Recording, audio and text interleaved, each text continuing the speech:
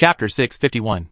The gods' methods of dealing with the humans of Blue Star were quite crude and ruthless. Those who could offer faith were the lambs who had strayed and returned to the right path. Those who could not were enemies, heretics who needed to be purged.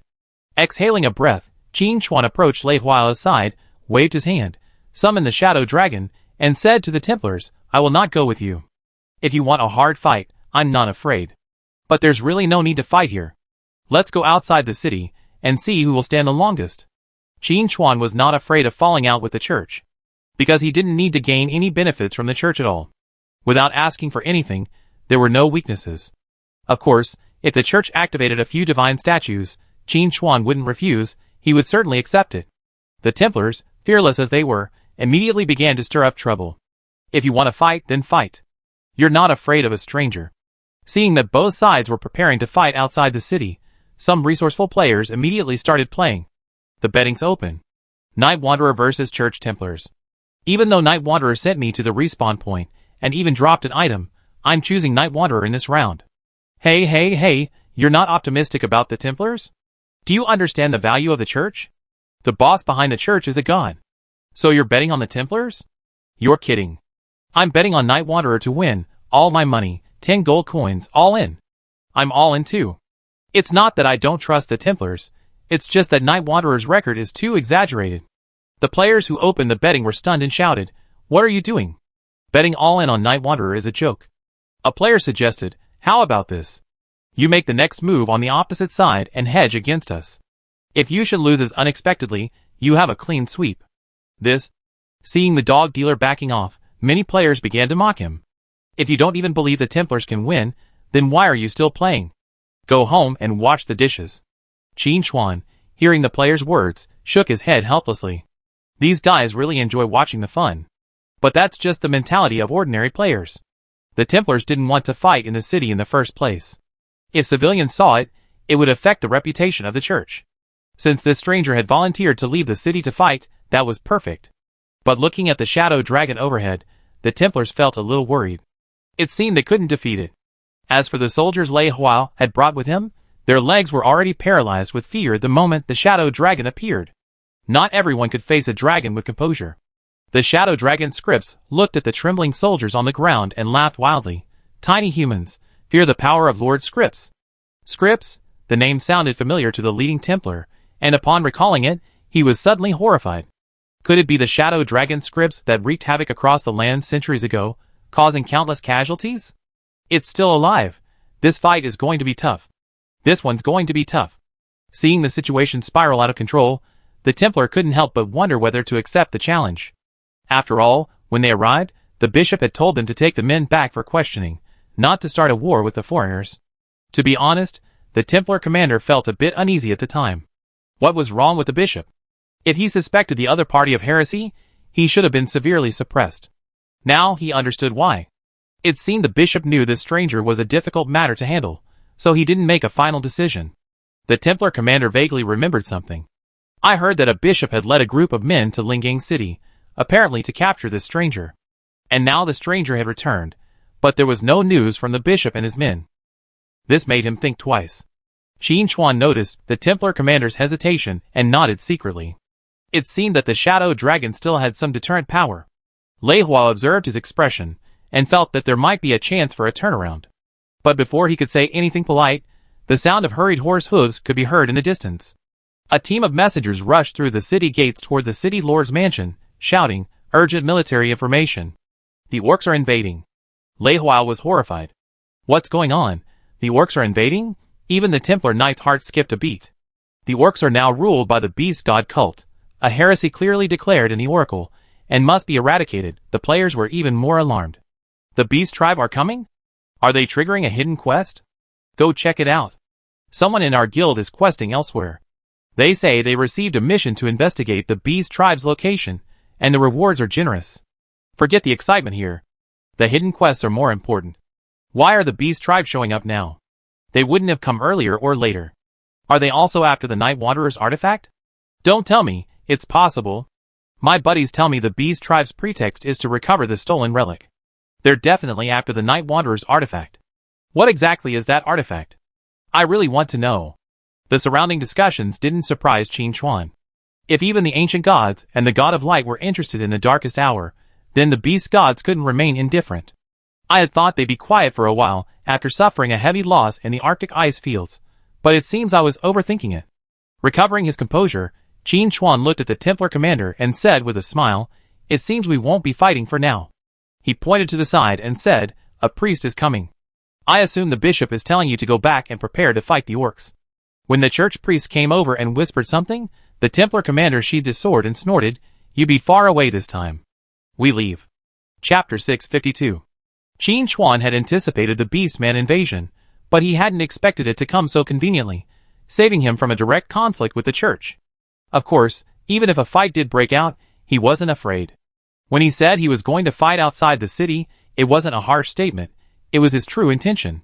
In any case, they were already at odds with the church.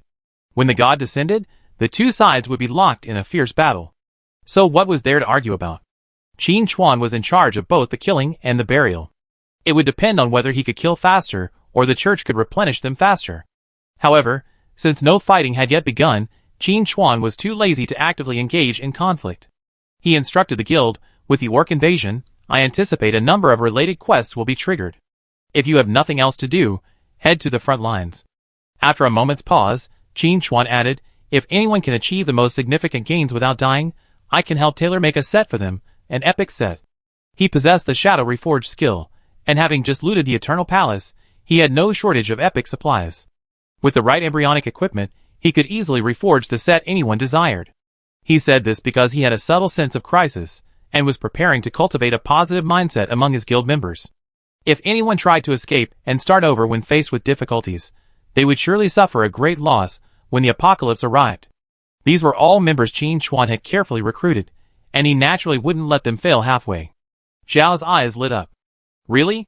Godfather?" Yinmi wasn't going to be humble this time. His tone was competitive. "If there's only one person among us at the top who can call the president Godfather, it's definitely me." The others were also eager to try. "An epic set. Whoever uses it will definitely know its effects." Yingluo looked at Qin Chuan and said hesitantly, "President, I have a flame dragon. Wouldn't it be unfair if I were to participate?" Ji Xing was unconvinced and said frankly, "Yingluo, don't feel guilty. If you have to compete, you should compete. I wanted to give you a surprise, but since the president has offered an epic set as a reward, I won't pretend anymore. I'm laying it on the table. My destroyer has been upgraded to epic level." Xiao jumped 2 meters high, shocked. "Sister Ji, when did this happen?" Jing said, thoughtfully, "The epic destroyer's firepower and attack range are probably comparable to the epic flame dragon. The winner this time will probably be between Brother Yi and Sister Ji has appeared." Dijiaolingyu smiled proudly, flashing her newly acquired magic long sword. She took Jing's hand and said, "Don't be discouraged, Sister Jing. If the beastmen truly invade en masse, the battle line will be very long and deep. In such a situation, achieving victory requires more than just fighting ability. You also need excellent foresight to locate the beastmen's gathering points." Su Chongqing raised his hand and said, Anyone want to team up with me? I'm a purely support type right now, and I'm too slow at killing monsters." The swordsman in the snow's eyes lit up and said, "Uncle Su, let's team up.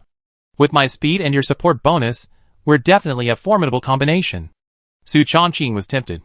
But Dijiaolingyu immediately made an offer he couldn't refuse. Dijiaolingyu looked at Su Chongqing and said slowly, "Su, come over here. I'll lend you a sports car later." Su Chongqing bowed to the swordsman in the snow. "Brother Shui, I'm sorry. It's not that I'm disloyal, but it's just that Sister D's offer was too much, and I couldn't refuse." The swordsman in the snow sighed to the heavens. "I never thought our friendship would withstand this test. I'm so sad." Then his expression straightened, and he asked Dijiaolingyu, "Sister D, are you still short of anyone on your team? My stealth and search skills are exceptional, and you could definitely use them." Dijiaolingyu waved her hand with great confidence. Come on.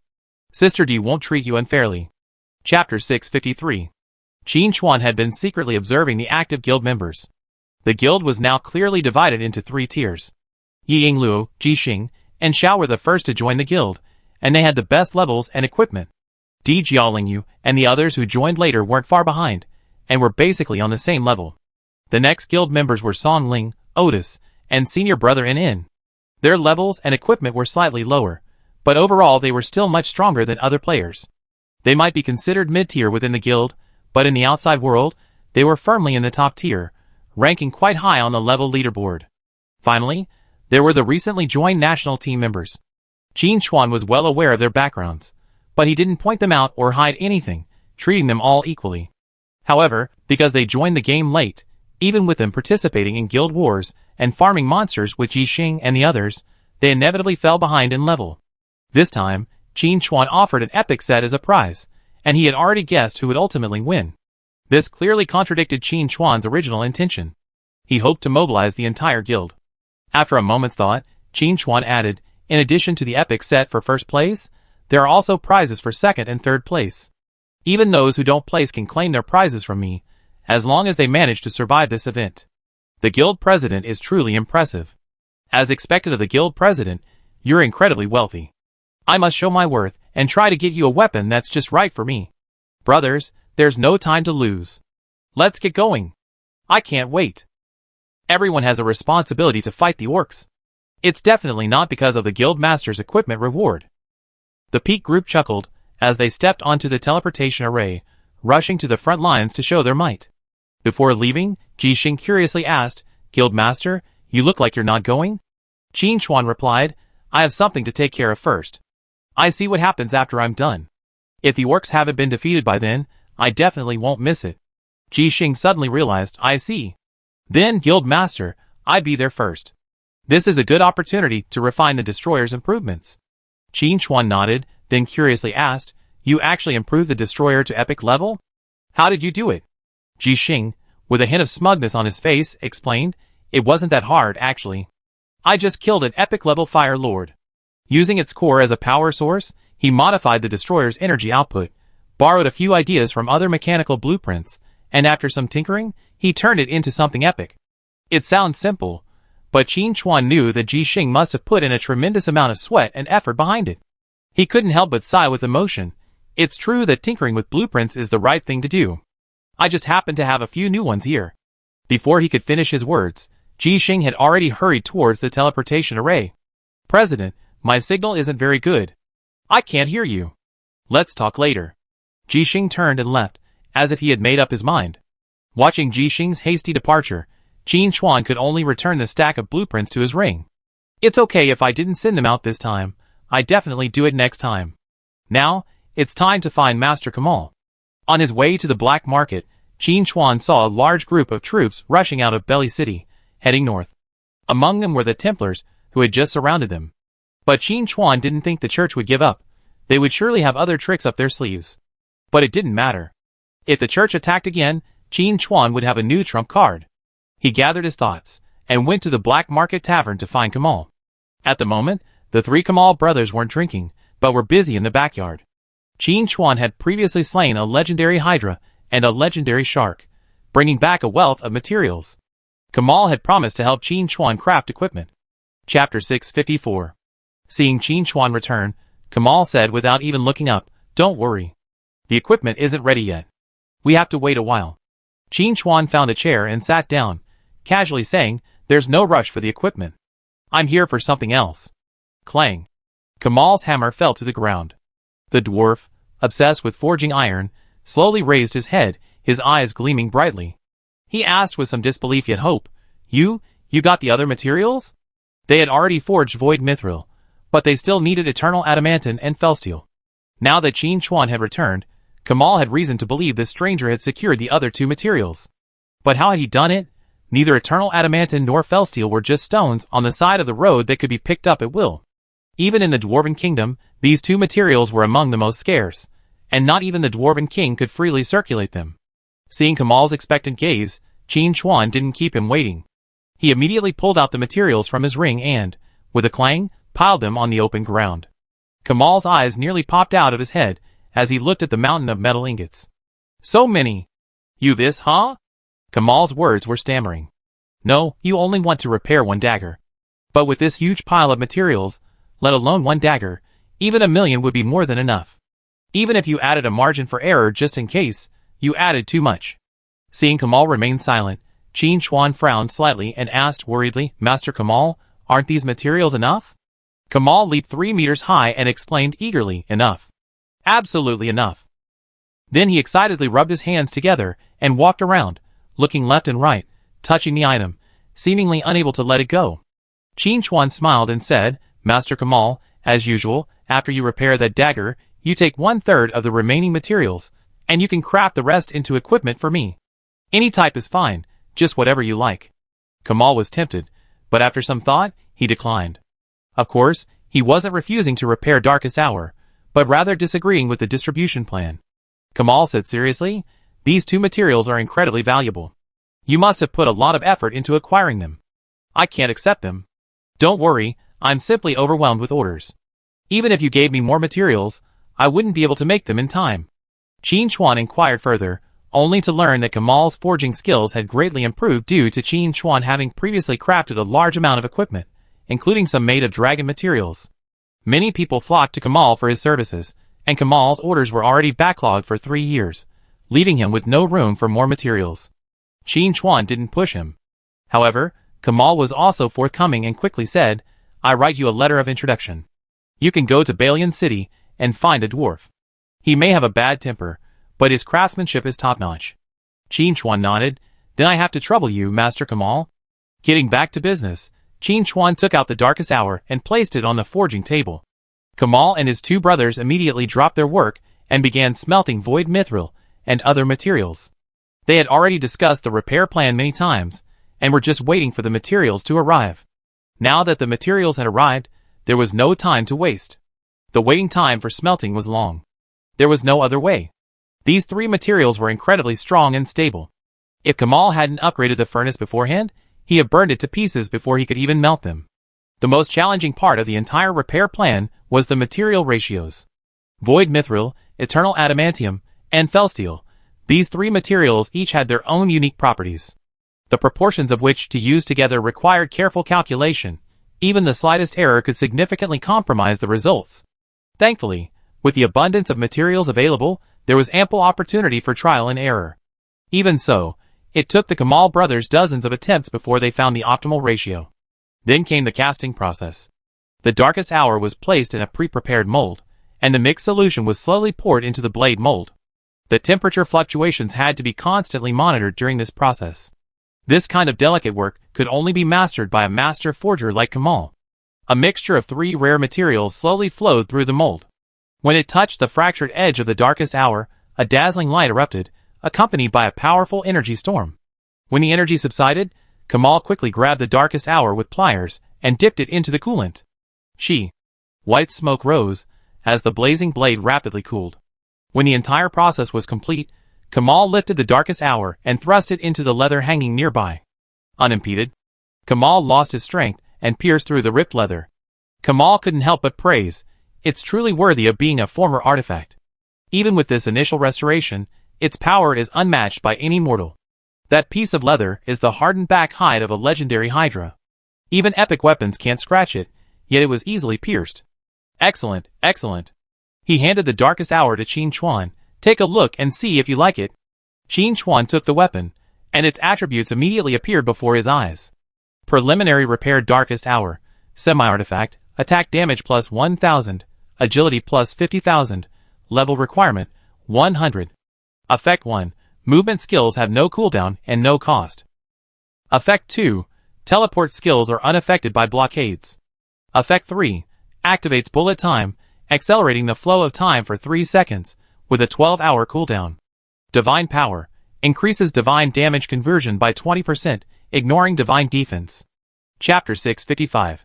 As predicted, without the core material, Divine Bone, even forging a blade with supplementary materials would not restore Darkest Hour to its full power. However, reaching the semi-artifact level had already met his expectations. Looking at the Darkest Hour in his hand, Qin Chuan's heart couldn't help but ripple.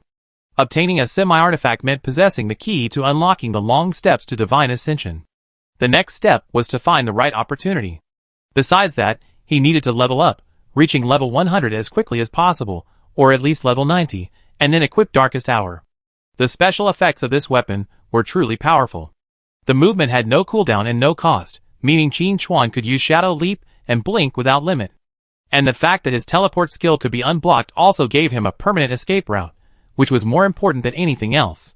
No more situations like being blocked by the Nada Queen. As for bullet time, which accelerated the flow of time, it was also a very powerful means of defeating the enemy in battle. This aligns with what Dismartin said. Darkest Hour is indeed related to time and space. But judging by its current effects, it's not strong enough to tempt the God of Light. Qin Chuan suspects it's because Darkest Hour hasn't been fully restored.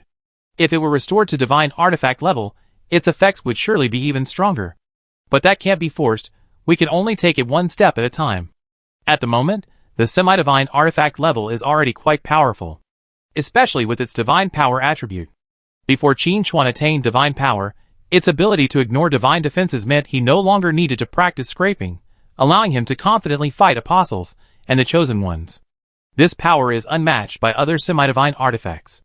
Even true divine artifacts rarely possess the divine power to ignore defense. Of course, once Qin Chuan ascends the steps to divinity, his own sniper talent will be the ultimate guarantee of victory. Looking at the divine power attribute, Qin Chuan pondered. It seems that the person who forged the Darkest Hour didn't have the talent to ignore defense, otherwise there would be no need to add such an attribute. You know, the cost of adding an effect to a divine artifact increases exponentially with each additional attribute. And even if the God of Light wanted to add the defense-ignoring effect, it would probably cost him half his life, and that might not even be possible. Qin Chuan couldn't help but speculate that perhaps the God of Light wanted the Darkest Hour because of the defense-ignoring attribute, hoping to use it to eliminate dissidents. As for the time and space abilities mentioned by Dismartin, Qin Chuan couldn't see any unique features at the moment. Recovering his composure, Qin Chuan put away the Darkest Hour and turned to Kamal, saying, "Master Kamal, thank you so much for this." Kamal wiped the sweat from his forehead. His voice was a little weak, but his eyes shone brightly as he excitedly said, "I should be thanking you. If it weren't for you, I probably wouldn't have had the chance to repair the artifact until my death. Now, I can say I die without regrets." Qin Chuan smiled, "Master Kamal, you can't die. This weapon is only undergoing preliminary repairs right now. Don't you want to see it fully restored?" Kamal immediately replied, "Of course I do." His expression grew somewhat helpless as he lowered his voice. "But you also know what the core material of this weapon is. Is that something we can obtain? Just because the gods don't show themselves doesn't mean they don't care." Qin Chuan naturally understood this principle. He knew even more. The gods didn't show themselves because they were being suppressed by Apocalypse, but this suppression would gradually weaken and eventually disappear completely. However, there was no need to discuss this with Camel. Qin Chuan chatted with Camel for a moment before making a new request. The Hydra and Shark materials from before would be used to create different sets of armor. Chapter 656. Kamal hesitated. Of course, it's possible, but then the quality can't be guaranteed. With my abilities, and the limited number of materials, my options are limited. Either one set of legendary or 3 sets of epic. You choose. Qin Chuan made his choice immediately. "Master Kamal, if we make a dark gold set, how many can we make?" Normal dark gold and epic equipment are readily available in the Peak Guild. The warehouse is full of them. But sets are rare. For the same 8 pieces of equipment, a set is over 40% more powerful than individual pieces. If the class and skills are well matched, the improvement can even be doubled. Qin Chuan plans to collect some sets, and keep them for later distribution as rewards. Kamal asked doubtfully, "If you need a unique gold set, there's no need to use the materials from the Hydra and Shark. Didn't you bring back plenty of eternal adamantium and felsteel? With just these 2 materials, you can easily craft 100 or so unique gold sets." Qin Chuan immediately followed up with, "Then I leave it to you, master." Kamal froze in place, his stone form. After a long moment, he realized what was happening, and sighed to the heavens, "The longest path I ever taken is yours." "Huh?" Qin Chuan, somewhat surprised, asked, "Master, who taught you that?" Kamal, still lost in his melancholy, casually replied, "It was the traveler I mentioned earlier. He taught me some proverbs from my hometown." Qin Chuan's curiosity about the traveler grew. He wouldn't believe a word of such witty remarks from anyone other than a player. But the problem was, had a player descended upon the apocalypse 100 years ago? Was it just him? Or were there a large number of players? But judging by Kamal's reaction, it didn't seem like a large number of players had appeared. Otherwise, he wouldn't have been so impressed by the traveler alone. Interesting. Qin Chuan secretly took this to heart and planned to find a time to visit the Dwarven Kingdom. Perhaps there would be more clues. But for now, it was better to go and play with the orcs. The Darkest Hour had been initially repaired, but without more materials, further repairs would be difficult. There was little point in staying here. So Qin Chuan immediately stood up and said goodbye. Kamal didn't try to persuade him to stay. Dwarves are straightforward and don't waste time on long-winded talk. Besides, he had just been tricked by Qin Chuan and had already received a large equipment order. He didn't have time to swing his hammer, so how could he have the energy to say goodbye? Gripping the hammer in his hand, Kamal even wanted to give Qin Chuan a blow. This guy's tricks were too deep. But Kamal was just thinking about it and didn't put it into action. As Qin Chuan was about to leave, Kamal quickly stopped him and said, "I heard the beast tribe is invading." Qin Chuan smiled. "Master, you're crafting equipment here, so you're well informed." Kamal pointed to the tavern ahead. "Edith told me." "That's not important. What's important is, do you want to further improve that artifact?" Kamal's words intrigued Qin Chuan. He stopped dead in his tracks and turned around to ask, "Master Kamal, do you have any suggestions?" "Not really suggestions, just ideas." Kamal was humble, then quickly added, "The beast tribe is backed by the beast god cult, and the beast god is backed by the beast god. If you can kill one of them and remove his bones, wouldn't we be able to continue repairing the artifact?" Qin Chuan fell into deep thought. After a long moment, he slowly spoke, "Master Kamal, if you want me dead, just say it." "Goodness. He's fighting the beast god? Is this true?" "Fighting the apostles, and the chosen ones would be fine. At least there's some way to maneuver." Challenging even the weakest of the beast gods at this point would easily defeat Qin Chuan. If Qin Chuan hadn't spent so much time with Kamal, he would have suspected Kamal was deliberately harming him. Kamal knew his suggestion was a bit unreliable, but he explained, "This is a half measure. Besides those beings in the north, where else can you get divine bones? The bones of the apostles and the chosen ones aren't quite up to par." Chapter 657. Qin Chuan was also considering this question. Looking across the entirety of Apocalypse, there are actually many god-level beings. But none of them are formidable. Qin Chuan said helplessly, "Master, let's discuss this later. Let me think of a solution." To prevent Kamal from making further shocking statements, Qin Chuan decisively fled, leaving the black market and summoning the shadow dragon, heading directly north. The full-scale invasion of the orcs was no small matter, and this excitement must not be missed. Furthermore, Qin Chuan had reason to believe that the orcs had come for the darkest hour, and perhaps some of the chosen ones would be accompanying the army. If they could be defeated, the rewards would be significant. Oh my god! Did these orcs take a power pill? Why are they so fierce? Healing! Where is the healing? Help them! The NPCs are pressing forward. Quickly hide behind them, and take some time. Across the vast land, countless figures scattered like ants in every corner. Fighting raged everywhere, with orcs and human soldiers falling every second. Similarly, players were constantly being sent to respawn points. This full-scale orc invasion was a ferocious attack that exceeded everyone's expectations. And, for some unknown reason, these orcs showed no fear of death, determined to strike down their enemies even to their last breath. This frenzied action deeply shocked the players.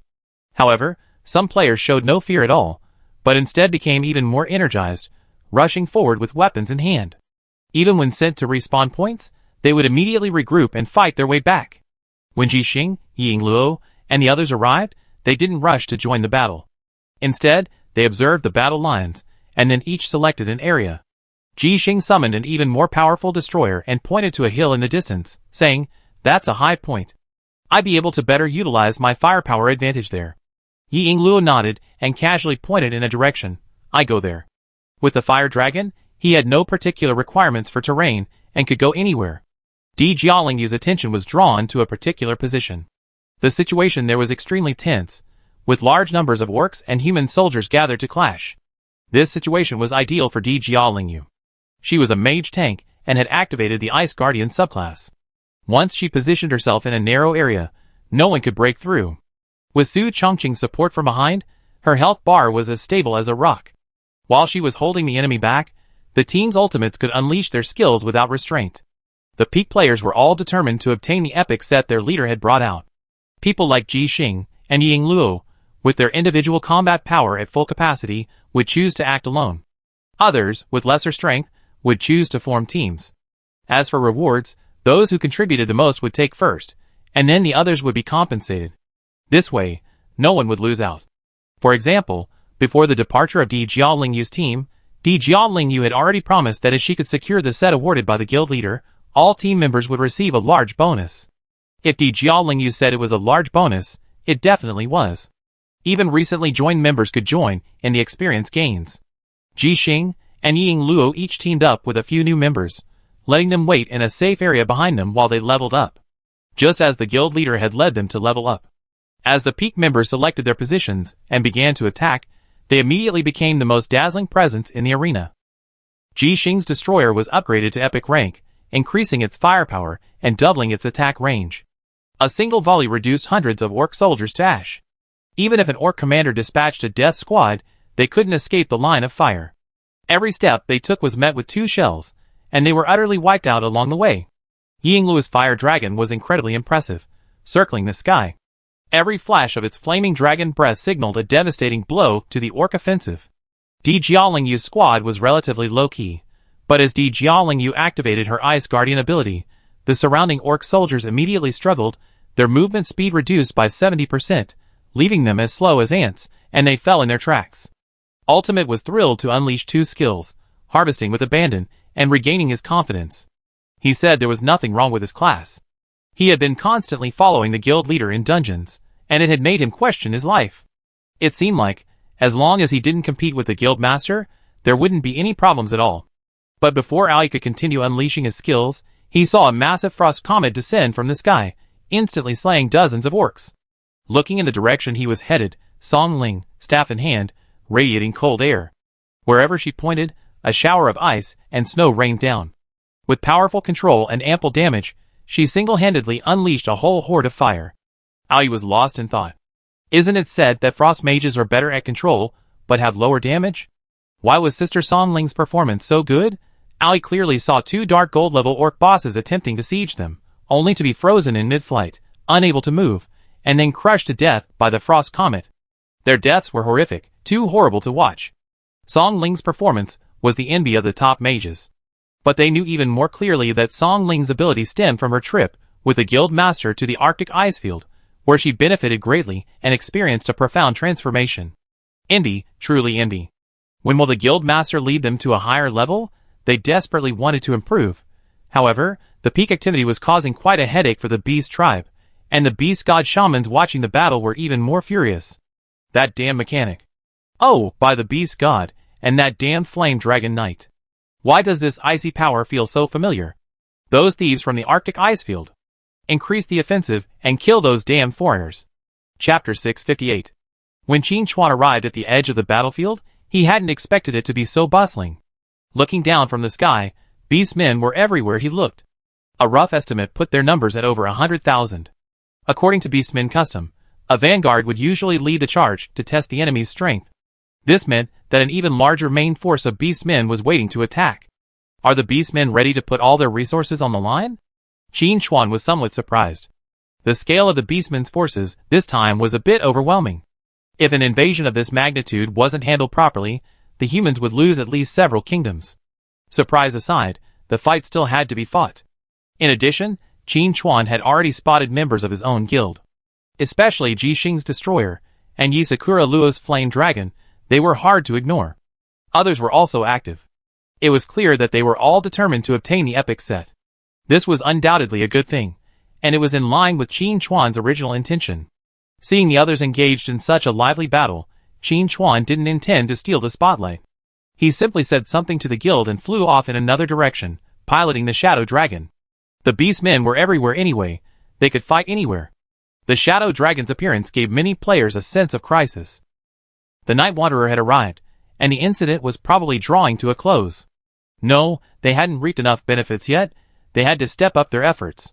To prevent the incident from ending prematurely, and thus failing to complete their missions, the players erupted in even greater enthusiasm, nearly overwhelming the beastmen. What was going on? Why were these strangers suddenly acting like crazy? The human commander was also bewildered and hurriedly called his adjutant to ask, had the reinforcements arrived? The adjutant, looking smoky and fuming, wiped the soot from his face, and quickly replied, no, they're on their way. The commander was even more perplexed. Without reinforcements, how could the Orcish offensive weaken? There were even signs of collapse on some fronts.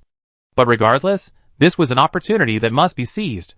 The commander immediately issued several orders, urging the soldiers to quickly build positions and keep the orcs out of the defenses.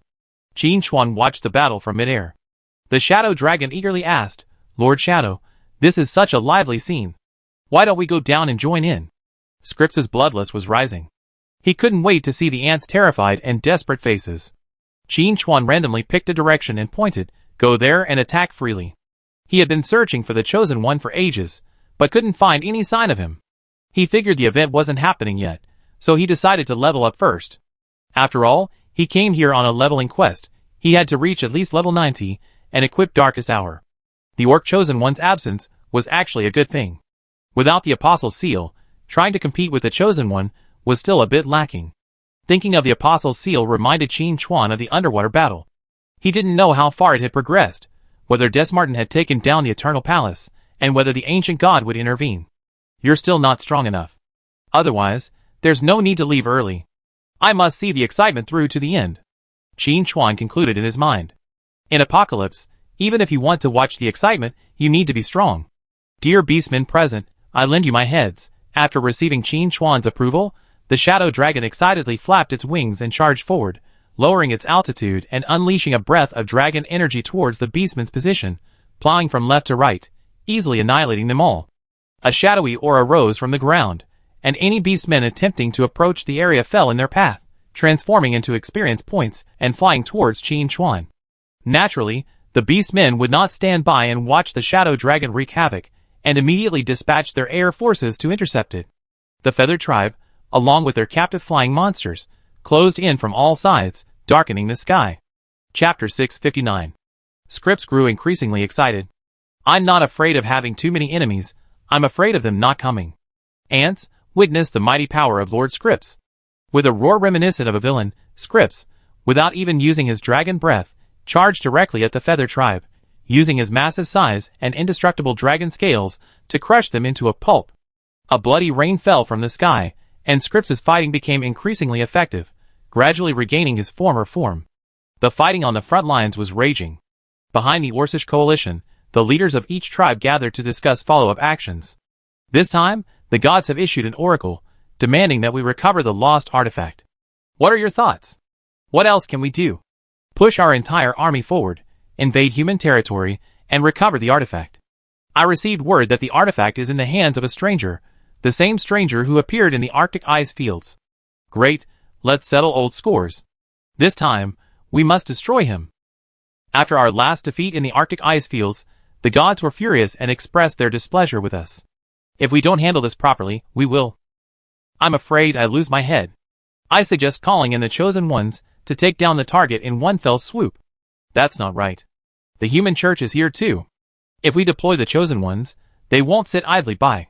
Hey, you guys from the Hand of the Dead, why don't you show some strength? You've been operating in the human kingdom for years, and have deployed many hidden forces. It's time to demonstrate your worth. That's right. We haven't settled the score with you for the last incident on the Arctic ice field. If there's no results this time, we have to reconsider our cooperation with you. Amidst a group of beastmen, several humans sitting in a corner looked awkward. They were the Hand of the Dead, who had previously fled to the beast tribe, hoping to make a comeback with the help of the beast god cult. Unexpectedly, a trip to the Arctic ice fields wiped out the beast tribe's elite, bringing heavy losses to the Hand of the Dead, with their deputy leader instantly defeated. Originally, they had a trump card. Their leader was engaged in a major undertaking. But after waiting for so long, there was no news, and instead, rumors circulated that the leader and his trusted followers had been completely annihilated. Now, within the beast tribe, the Hand of the Dead were caught in a dilemma. If they stayed, they didn't have much strength left. Simply relying on others, they would sooner or later be absorbed by the beast god cult. If they returned to the human kingdom, their previous arrangements were gone, and they wouldn't be able to cause any trouble. Being questioned by the beast god cult, they felt a sense of foreboding. Judging from the beastman's stance, they might be sending them to the front lines as filler. How could that be possible? They were the notorious Hands of the Dead. How could they be left like cannon fodder? But if these beastmen weren't given an explanation, the consequences wouldn't be any better. The surviving Hands of the Dead leaders hesitated for a long time before finally making up their minds to use one of their last trump cards to overcome the current predicament. They believed the leader's spirit wouldn't blame them. This was all for the survival of the organization. One of the Hands of the Dead stood up to smooth things over. Brothers of the beast god cult, don't panic. We are well prepared. He then pulled out an exquisitely shaped cup from beneath his cloak. This is the holy grail left by the leader. It can summon the messenger of death. If we make a wish to trap the stranger, and then let the chosen one take action, wouldn't the problem be solved? Seeing the hands of the dead produce the holy grail, the beastmen present cast fervent glances. If only we could capture this thing. Ahem. A beast god cult shaman coughed, signaling his fellow tribesmen to calm down. They couldn't commit murder or robbery, it would be disgraceful if word got out. The beast god cult could only look away with regret. The beast god cult shaman spoke eagerly. I knew the brothers of the hand of the dead wouldn't let us down. Hurry, inform the chosen one and prepare to seize the artifact. Chapter 660. At the shaman's command, the beastmen immediately set to work. Meanwhile, the members of the hand of the dead were filled with worry. The beast cult's pressure was intensifying. If this continued, they would soon have exhausted all their trump cards. Once they were no longer useful, their fate would likely be dire. But one must bow their heads under the eaves. All they saw were beastmen. What kind of waves could they possibly stir? I just hoped this operation could successfully recover the artifact, otherwise, disaster would be in store. Soon, a large force from the rear of the beastmen moved out, surrounding a towering figure and heading towards the front lines. At this moment, Qin Chuan was unaware of the massive scale the hand of the dead was planning, and he was frantically leveling up. Allowing the shadow dragon to move freely, Qin Chuan joined in, opening up a second battlefield and entrenching the beastmen. A single shadow flying knife shot out, and the poison blood plague could easily wipe out dozens of beastmen. If the beastmen got close, hundreds would be killed or injured. High enemy killing efficiency brings abundant experience points. In the Eternal Palace, Qin Chuan's main and secondary classes have reached level 75 out of 70. Now, the experience bar jumps rapidly, completing the leveling in the blink of an eye. This efficiency is baffling. It's said that the higher the level, the harder it is to level up, but for Qin Chuan, this rule completely fails to apply, and in fact, it's the other way around. The further you go, the easier it is to level up. The reason lies in Qin Chuan's terrifying damage output. Even Dark Gold level orc generals are instantly destroyed with a single strike, leaving no room for resistance.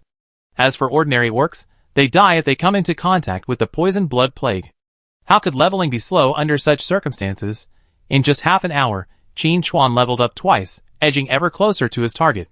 All the equipment that exploded during this period was stored in the ring, to be used later as supplies for shadow reforging. It could be said that this full-scale invasion of the orcs brought only benefits to Qin Chuan. Just crushing the orcs was certainly refreshing, but the absence of the chosen one left Qin Chuan feeling somewhat troubled. The drama wouldn't be complete without the main character. Thankfully, the orcs didn't keep Qin Chuan waiting for long. Just as he had plowed the battlefield, bringing the orcs to the brink of collapse, orc reinforcements arrived. Accompanied by the roaring sound of drums, the main orc force swept in from the horizon like a torrent of steel. Their numbers were innumerable, and behind the orcs, that towering figure, impossible to ignore, was undoubtedly the Chosen One. The Chosen One's appearance immediately sent the human side into a state of panic, and the commander rushed directly to the church's headquarters for assistance. Only the Chosen One could deal with the Chosen One. Of course, the church would not sit idly by. They came here to spread the teachings and let the lambs bear witness to God's power. How could they sit idly by and watch the Orcish Chosen rage? That would be a slap in the face of the church. Soon, the divine statue in the church's headquarters activated and headed for the front lines. This put Qin Chuan in a dilemma. Leaving out now seemed inappropriate. He would surely be surrounded by both the church and the orcs. He might as well just sit back and wait until both sides were equally ravaged before taking action. With this in mind, Qin Chuan decisively retracted the Shadow Dragon, activated Shadow Stealth, and vanished from the battlefield. In the orc camp, the Hand of the Dead hid behind the orc soldiers, using their towering bodies as cover as he secretly searched for the stranger. After searching for a long time, they found no one. Instead, they saw the church's divine statue charging forward, and suddenly they were in a state of panic. No, there was something wrong with the script.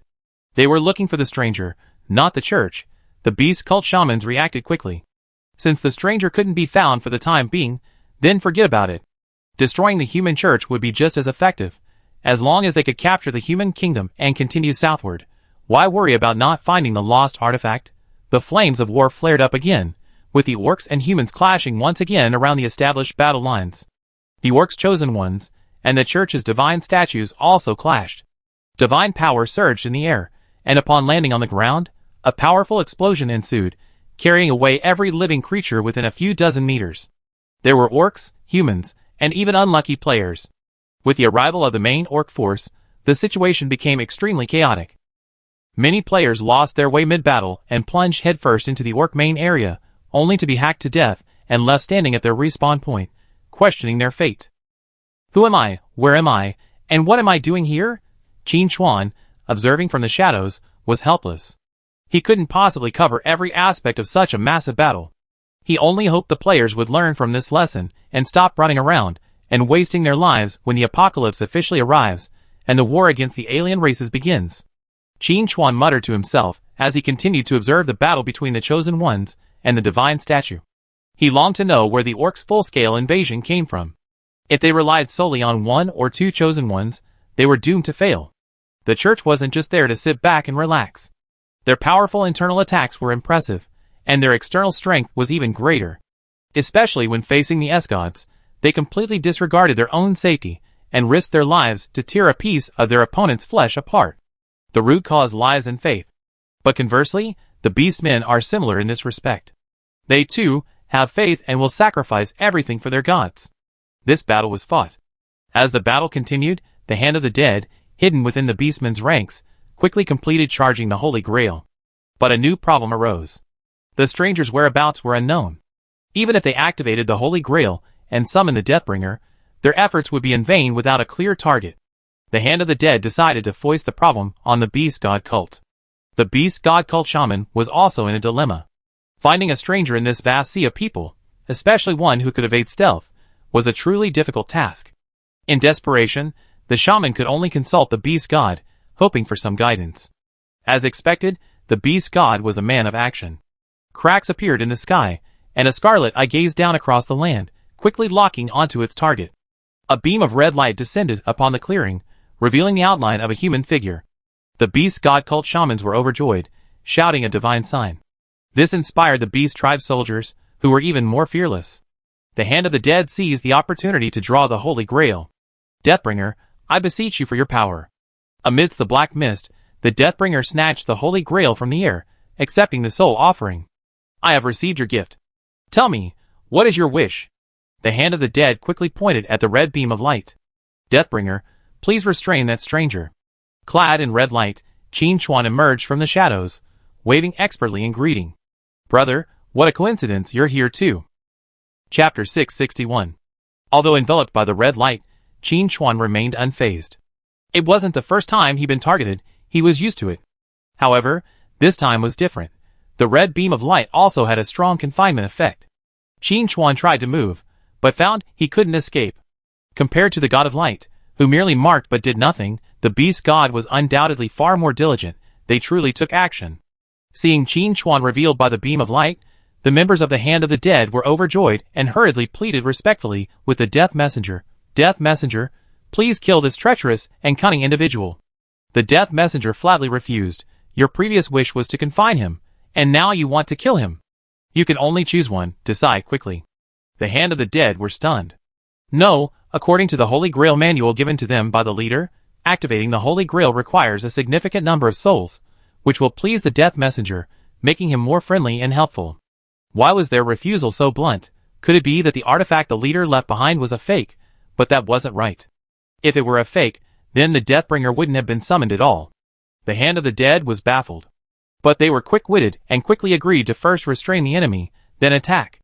Letting the Deathbringer kill the enemy would be convenient and satisfying. But the church was watching closely. Once the artifact fell, there would inevitably be a scramble for it. In the chaos of the battle, it was hard to say who would ultimately claim the artifact. First, they trapped the enemy, then pushed forward, and finally called in the Chosen One to take action. That would be a surefire way to secure the treasure. This was the tactic they had discussed before coming. The Hand of the Dead no longer hesitated, shouting, Death Messenger, please restrain this stranger where he is. The Death Messenger asked again, are you sure it's the target in the beam of light? There was something strange in his voice, making the Hand of the Dead feel uneasy. But after much thought, he couldn't find the problem. The Death Messenger urged him a few more times, and the Hand of the Dead gritted its teeth and replied, yes.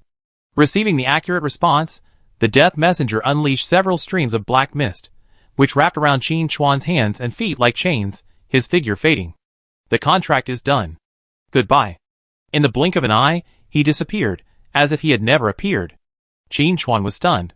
I'm not a buddy, but you actually did it when I asked you to. What about our close friendship? The beast god's red beam of light was already giving Qin Chuan a headache, and now, with the death messenger's chains, he couldn't move a step. The hand of the dead laughed wildly. Damn stranger, just wait for your death. Finally, a chance to vent their anger. The orcs were also jubilant, organizing their elite forces and charging towards Qin Chuan, preparing to seize the area he was in. But on the human side, the church had long known that the artifact was in Qin Chuan's possession. If it weren't for the orcs' invasion, they would still be attacking Qin Chuan. How could they sit idly by and watch the orcs seize the artifact? They immediately dispatched troops to meet them. Across the vast landscape, a red pillar of light stood abruptly. Surrounding it were the incessant clashes of orcs and humans, while within the pillar lay a bored Qin Chuan. The scene was bizarre in every way. One player, observing from a distance, tried to take advantage of the situation, but was killed by a hail of arrows before he could even take 2 steps. The attacks here were chaotic, with stray bullets and arrows flying everywhere, and countless spells and skills covering the bombardment. Anyone who approached the red pillar of light would end up with only one outcome, a complete destruction. In this situation, Qin Chuan found himself relatively safe. Both the red beam and the death chains possessed a protective effect, blocking all attacks. He didn't have to worry about sudden, unexplained death. But if things continued like this, once the orcs and the church had a decisive victory, his fate would be no better. Chapter 662. Night Wanderer, let's see how you escape this time. Raksha Yadayasan crouched in the valley, watching Qin Chuan, enveloped in a red beam of light, a sneer on his face. If Qin Chuan were here, he'd probably be surprised. Why are you here again instead of staying in the Eternal Palace? It wasn't that Raksha Yadayasan wanted to run around, but the battle in the Eternal Palace was no longer relevant to him. Wow, everywhere he looked were demons of level 70, 80, and even 100. Apostles and chosen level archdemons were everywhere.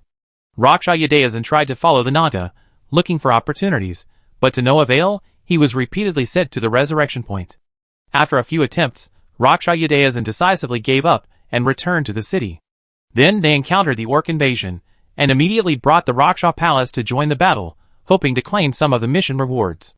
As the battle progressed, Raksha Yadayasan spotted the Night Wanderer. Adhering to the principle of I will not attack you if you don't attack me, Lusha Yadayasan chose to fight in a different location. It wasn't that he was cowardly. He simply didn't want to engage in a pointless argument. Later, Lusha Yadayasan discovered that Night Wanderer God was restrained by a red beam of light, and then locked by the death messenger. He was overjoyed. Night Wanderer God, your time has come. Watching the battle nearby, Lusha Quangxue sighed with regret, saying, artifacts like these belong to the virtuous. So far, it seems Night Wanderer God isn't that person. It's fair to say Lusha Quangxue was also furious. Previously, in the Arctic Icefield, he was first sent to the resurrection point by Night Wanderer God, and then punished by the Lord of the Frozen Hell. His equipment was completely destroyed, a devastating loss. Seeing Night Wanderer in such a predicament, he felt a sense of pride. Night Wanderer Guild Leader, you finally met your end.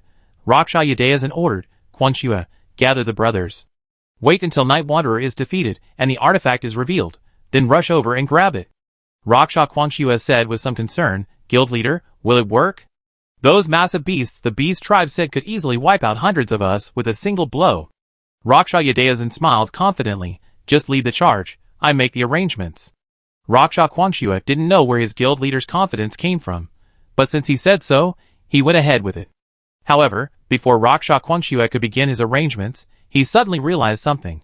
With a look of shock on his face, he tugged at Raksha Yadayasan's arm, Guild Leader, look at the level leaderboards. Night Wanderer's level is still rising. Raksha Yadayasan was a bit taken aback. Night Wanderer is leveling up. Isn't that perfectly normal? Leveling up for that guy is as easy as drinking water. But then something felt off. Night Wanderer was trapped in the beam of light. While he wouldn't be attacked, he couldn't attack the outside world either, so how could he gain experience points? Concerned, Lusha Yadayasan quickly opened the level leaderboard and was stunned. Number 1, Night Wanderer, level 80. And then, right before Lusha Yadayasan's eyes, his level went from 80 to 81. What the hell?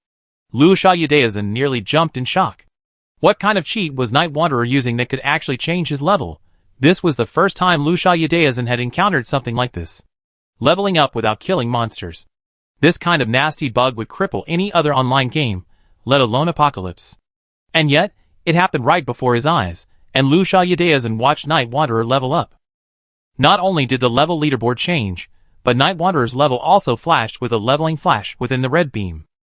Night Wanderer was indeed leveling up. How was he doing it? Xiaodaozhen quickly glanced around and warned, "See if anyone at the top level is here. They might be teaming up with Night Wanderer and sharing their experience points." Raksha Quangxue ran to a higher point for a closer look, then quickly returned. "President, I don't see any top-level players. The only way Night Wanderer can level up quickly is with Jixing and Yezakura Luo. But I haven't seen either the Destroyer or the Flame Dragon, so it's highly unlikely they're the ones." Chapter 663. This is strange. No one teams up with Night Wanderer and shares experience points with him. So how did he level up? Rakshasa One Sword Slash couldn't help but ask, "Quangxue, how's the job I asked you to do going? Can anyone make a cheat?" Rakshasa Quangxue said distressfully, "President, I contacted the Cheating Alliance, and they say they can't crack Apocalypse. Not to mention making a cheat, they haven't even found the Apocalypse data package to analyze." Rakshasa One Sword Slash fell into deep thought. The members of the Peak were also lost in thought. After discovering their leader was trapped, they immediately prepared to come to support him, but were stopped by Qin Chuan. Qin Chuan sent a message to the guild, "Don't come, I'm fine." "Shao, Godfather, I see you're trapped here, so don't be so stubborn. Just wait patiently, I'll be right over." "Jing, guild leader, I see if I can teleport you away." "Yi Ying Luo, everyone, prepare to rescue the leader." Seeing everyone gathering, Qin Chuan reiterated, "I'm truly fine. You all continue with your tasks. By the way, stay away from the orc chosen to avoid accidental injury. If anyone is accidentally sent to the resurrection point, you lose your epic armor." "Ji Xing, guild leader, it's already this late, and you're still talking about armor? Rescuing you is the most important thing." "Qin Chuan, I'm not being stubborn. If you don't believe me, just look at the level leaderboard. Have I leveled up? How can I level up if I'm truly helpless?" The others then realized that, while they were talking, their guild leader had actually leveled up again. "Yinmi, Godfather, what kind of cheat is this? It allows you to manually adjust your levels? Why do you have to increase them one level at a time? Can't you just max them out?" "Snow Swordsman, guild leader, a friend of mine wants to know where he bought this cheat." "Dejaling you, don't speculate. Apocalypse doesn't have cheats. But I can't figure out how you leveled up, guild leader, so I share." "Songling, I think the guild leader might not be trapped." This statement startled the members of Peak. The fact that their own guild leader was trapped was visible to everyone. Players were live-streaming the incident on the forums, even expressing shock. Apocalypse's #1 would die like this. Such a headline received an explosion of views, and the comments and replies were all over it. And that red beam of light shot straight into the sky, so conspicuous it couldn't be faked. Qin Chuan praised, "Songling smart. I'm indeed not trapped. Shao, Godfather, let me think this through. You're inside the light column, yet you claim you're not trapped. Assuming that's true, who's inside? Do you have a twin brother? Yinmi, will I have another second uncle? Su Chongqing, if one guild leader is killing people indiscriminately, wouldn't another be invincible?" Seeing his speculations grow increasingly outrageous, Qin Chuan said helplessly, "You can think of it as a clone trapped in the light column, while I'm leveling up outside." "That's even possible?" Everyone at the Peak was stunned. What kind of operation was this? This operation wasn't difficult for Qin Chuan. He could just create a fraudulent clone. Even before, when he was being plotted against by the God of Light, Qin Chuan had discovered that the god seemed to have a unique way of detecting the aura of the darkest hour, able to pinpoint its location. This made Qin Chuan wary. After the Beast tribe dispatched the Chosen One, he immediately activated his deceptive clone to take on his own appearance, while he himself used disguise to change his appearance. To ensure the performance was convincing, Qin Chuan even gave the darkest hour to the clone. Since his shadow remained with the clone, he could switch back at any time, without having to worry about losing the darkest hour. This tactic proved highly effective, successfully allowing Qin Chuan to escape disaster. But it was only temporary. Once the Beast tribe and the church were victorious, the victor would attack his clone. If a countermeasure was not found before then, the darkest hour would be lost.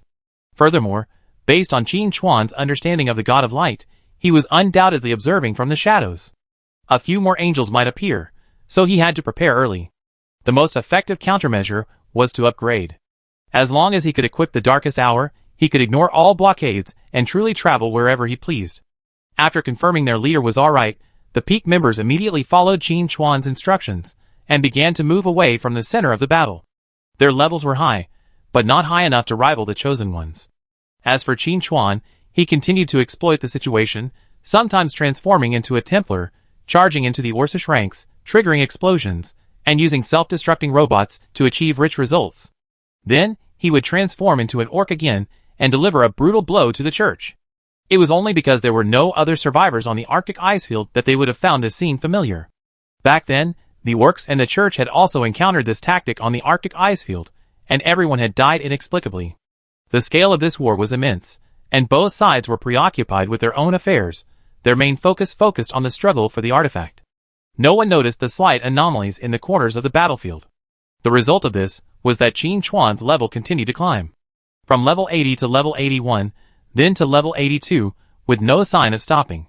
Soon, more players noticed something was wrong. This was truly bizarre.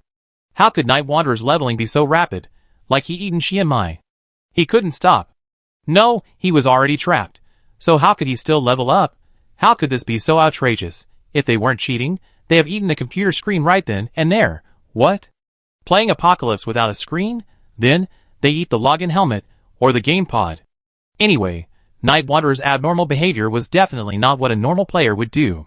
Chapter 664. The Hand of the Dead would never have dreamed that the object they had gone to so much trouble to trap was actually just Qin Chuan's deceptive clone. This was largely due to a misconception. After all, the beast god had already sent down a pillar of light to mark the enemy's location, so how could the Hand of the Dead have imagined that it was marking the artifact, not its bearer? Not only did the Hand of the Dead fail to anticipate this, but even the beast god cult failed to grasp the problem and continued their fierce battle with the church. From time to time, seeing the towering red pillar of light brought a sense of security. It felt good to be watched by the gods. Today, humanity must demonstrate their strength. Similarly, the human church would not yield an inch. If the beast tribe won this war and seized the artifact, how would they face the gods they believed in? They might as well find a remote corner and hang themselves. The main forces of both sides, locked in a fierce battle around the Pillar of Light, naturally had no time to worry about the situation at the edges. As long as the overall battle line didn't collapse, they were focused. This also gave Qin Chuan a little pleasure. His level had reached 84, just 6 levels away from reaching Darkest Hour in terms of equipment. After annihilating the Orcish team once again, Qin Chuan glanced at the situation in the distance. The focus was on the battle between the Orcish Chosen and the Church's idols. The two sides were still evenly matched. The Chosen had the advantage of being flexible, while the idols were slightly weaker, but more numerous. Until the Orcs dispatched new Chosen, or the Church activated more idols, the outcome would be unclear for a while. However, Qin Chuan estimated that time wouldn't be too far off. If the stalemate dragged on, both sides would escalate the situation until the other side, or they themselves, could no longer withstand it. What the hell is going on? Long Tongue Tion's face was filled with deep thought. Like the other players, he was wondering why Night Wanderer was able to level up even while trapped, and at such a rapid rate. Wow, Night Wanderer was only about level 77 when he arrived, and in just a short while, he already reached over level 80. Looking at their team, since they've been working together since the server's launch, their levels were remarkably consistent, all at level 27, barely enough for Night Wanderer to defeat single-handedly. But even so, the Long Tongue team was already a top-tier player, a reputable name on the rankings.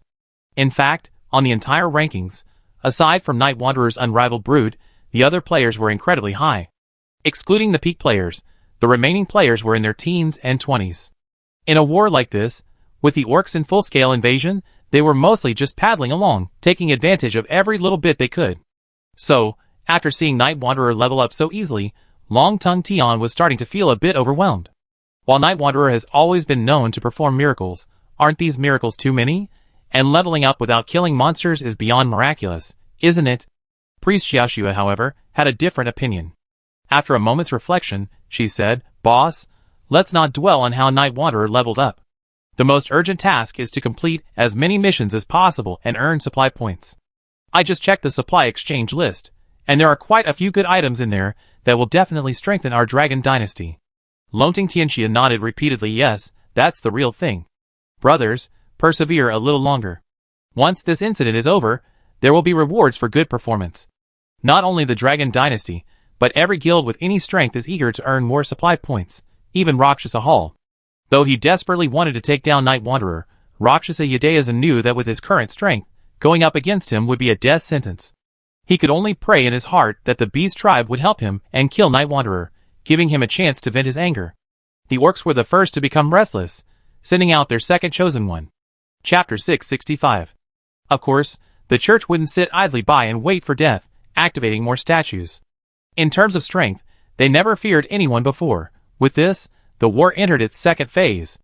The regular troops began to play second fiddle, and the real battle shifted to the chosen ones and the statues. However, according to Qin Chuan's calculations, this full-scale invasion by the orcs would definitely involve more than just 2 chosen ones. It's a pity the Apostle Seal is gone, and Dismartin is also engaged in a fierce battle on the seabed. Otherwise, calling him over would definitely be even more exciting. Qin Chuan felt a sense of regret, then tightened his cloak. At this point, Qin Chuan had transformed into the Hand of the Dead, infiltrating the orcs' rear. As the saying goes, courtesy is reciprocity. The Hand of the Dead had crafted a holy grail, and asked the Deathbringer to intervene, so he had to show some appreciation. The leader of the Hand of the Dead had been slain, and it was time for this organization to fade from history. You look unfamiliar. Who are you with? Qin Chuan lurked all the way to the back, where a clever member of the Dead Hand finally noticed something was wrong. At this point, there were only a limited number of dead hands remaining in the beast tribe.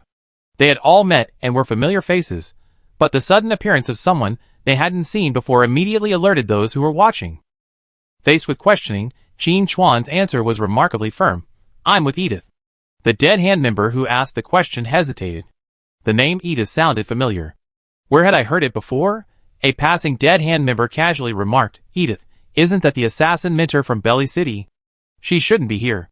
The 2 dead hands exchanged glances, a feeling that something was amiss. The next second, both men blacked out and died on the spot. Qin Chuan gently lifted their bodies and dragged them to a corner, posing them leaning against each other, before continuing his exploration. Since the Hand of the Dead could produce something like the Holy Grail, there must be more treasures out there, and they couldn't miss them. But the result was a huge disappointment for Qin Chuan. He approached several Hand of the Dead members, and asked them kindly, but they insisted that they had nothing good. This was clearly a lack of respect. Desperate, Qin Chuan could only leave a small gift for the Hand of the Dead, and then reluctantly depart. Soon after, the beast god cult shaman, who was dispatching troops, received news that the Hand of the Dead's experiment had apparently failed, and the entire camp had been blown to the sky. The shaman fell into deep thought. What was the Hand of the Dead doing? But with everyone dead, there was no one to ask. Besides, their chosen ones had already gained the upper hand, and their entire battle line had advanced. It wouldn't be long before they captured the area where the light pillar was located and reclaimed the artifact. That was the most important matter.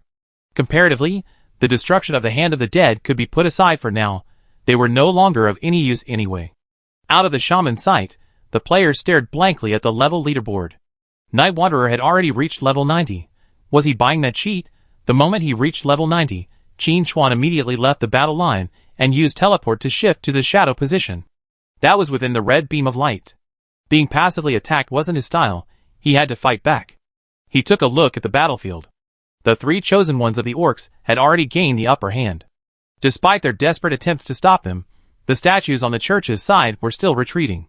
Qin Chuan suspected the church hadn't anticipated the orcs' all-out offensive so quickly and wasn't fully prepared. Judging from the current situation, barring any unexpected events, the orcs would likely win this time. But since he had already reached level 90, surprises were bound to come. Reaching out to take out Darkest Hour, Qin Chuan immediately received a notification. Please note, the weapon you are equipping may introduce uncertainties. Please consider carefully. Qin Chuan hadn't expected Tianqi to issue such a notification. Chapter 666. It would be fine if it were the fully formed Darkest Hour, but it's interesting that even this initially repaired semi-artifact can trigger a risk warning. But the more so, the more important it is to equip it. Besides, Qin Chuan is currently inside the light column. If he doesn't utilize the Darkest Hour's properties to break through the restrictions, he will undoubtedly be at a disadvantage, which will be detrimental to the subsequent battle.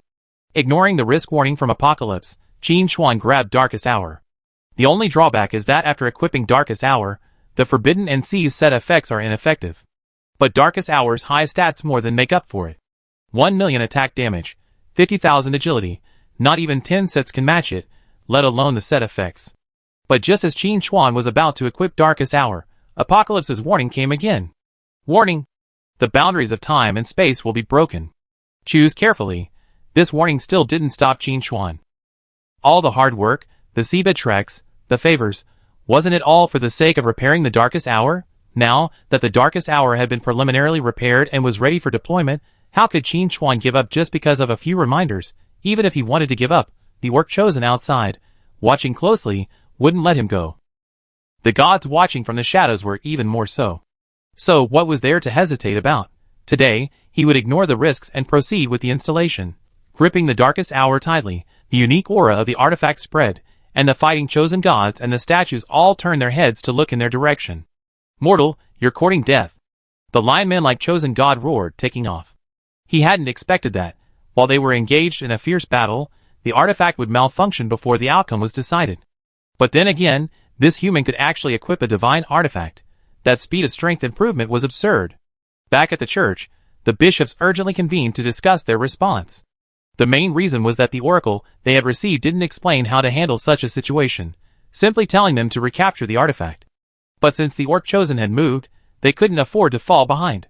They immediately ordered the statues to charge towards the Pillar of Light. Even if they couldn't seize the artifact, they couldn't let it fall into the hands of the orcs. Facing the attacking chosen and the statues, Qin Chuan waved his sword lightly. Darkest Hour slashed through the air, easily shattering the Pillar of Light, instantly negating its seal. The Beast God Shaman gasped. That was a miracle bestowed by the Beast God, and yet it was so easily shattered. After the shot, the Beast God Shaman was filled with immense excitement. If the Beast God cult could obtain this artifact, the orcs' advance would be unstoppable. Then, the entire continent would be their domain, and the glory of the Beast God would illuminate every corner. Bravo, orc warriors, charge for the glory of God. The Beast God cult shamans issued a call to arms. Amidst the deafening blast of horns, hundreds of thousands of orcs descended like a black tide, rapidly engulfing everything in their path. Human soldiers and players alike were instantly annihilated, unable to resist. The orcs, following the chosen ones, prepared to win this battle in a single blow. The church also ordered the coalition of human kingdoms to launch an urgent counterattack. In the center of the battlefield, after breaking the barrier's light column, Qin Chuan, armed with Darkest Hour, retreated over 1,000 meters in an instant. Darkest Hour's infinite displacement allowed him to leap dozens of times in a single second, his speed comparable to teleportation. The Lion Tribe's chosen one immediately attacked. Though shocked by Qin Chuan's rapid movement, he remained unfazed. The opponent's leaps were merely fast, not far, suggesting his inherent strength was limited. He likely relied on a divine artifact to achieve infinite movement. Conversely, if he, as a chosen one, were granted access to a divine artifact, he would undoubtedly be able to achieve even greater success.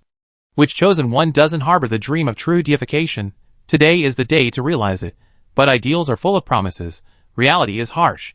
The Lion Tribe's chosen one had barely raised his fist, before his divine power could fully arrive, when he felt himself struck dozens of times in an instant, his life hanging by a thread.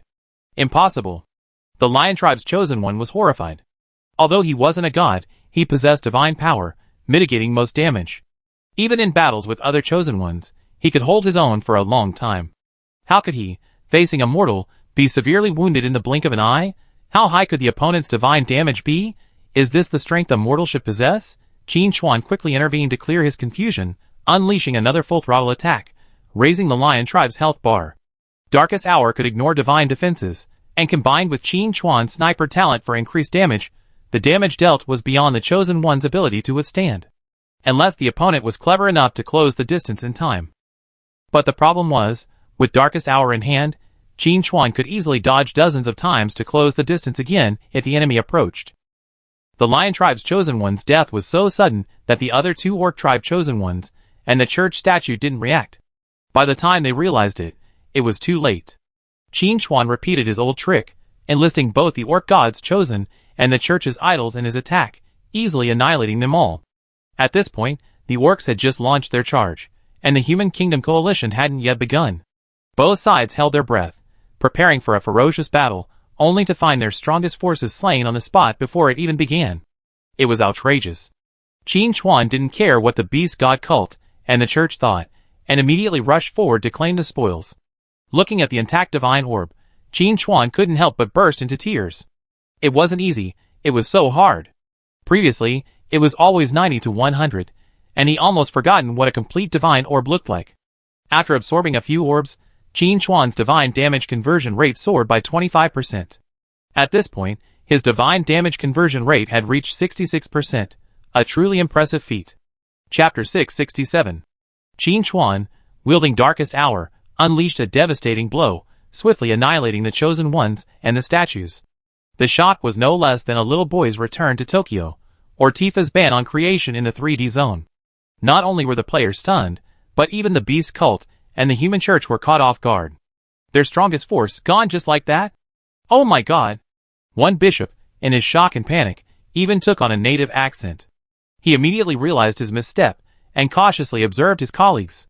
But his colleagues, accustomed to taking advantage of his misfortune, didn't criticize his blunder at all. Instead, they seemed to find a sympathetic understanding, exclaiming in amazement. The scene was truly incredible. Even the beast cult shaman, his hair-covered beastly face, held a deeply human expression of deep thought. What on earth was going on? A high-ranking Leon clan leader wept bitterly. Lord Rex has fallen. Rex was the chosen one in Lion Man form, and the first casualty of this battle. The Lion clan howled, and the other two Beastmen branches that had lost their chosen ones also howled. You must know that the chosen ones participating in this battle were also promoted through special means. For this, the Lion clan paid a huge price, expending most of their accumulated resources over the years just to show their prowess, to impress the beast god, and thus enhance their influence within the Beastmen. The result was that they had backfired. The resources were invested, and the chosen one was gone. If they had died fighting to break through the human kingdom's defenses, it would have been fine. Everyone would have praised them for not losing any points. But their death was so abrupt and unforeseen. Being slain like a stranger, their souls now in the kingdom of God, how would they face the beast god? However, they didn't have to consider these questions for now. Now lay another dilemma. Should they continue the fight? Without the chosen one and lacking cutting-edge combat power, breaking through the human kingdom's defenses would be difficult. On the other hand, the statues of the human church had also been destroyed, effectively putting both sides back on the same starting line. This battle could be fought. The beast god cult shaman wiped away his tears and sorrow, grabbed the nearby horn, and blew it vigorously. The desolate, heavy horn sound echoed across the battlefield.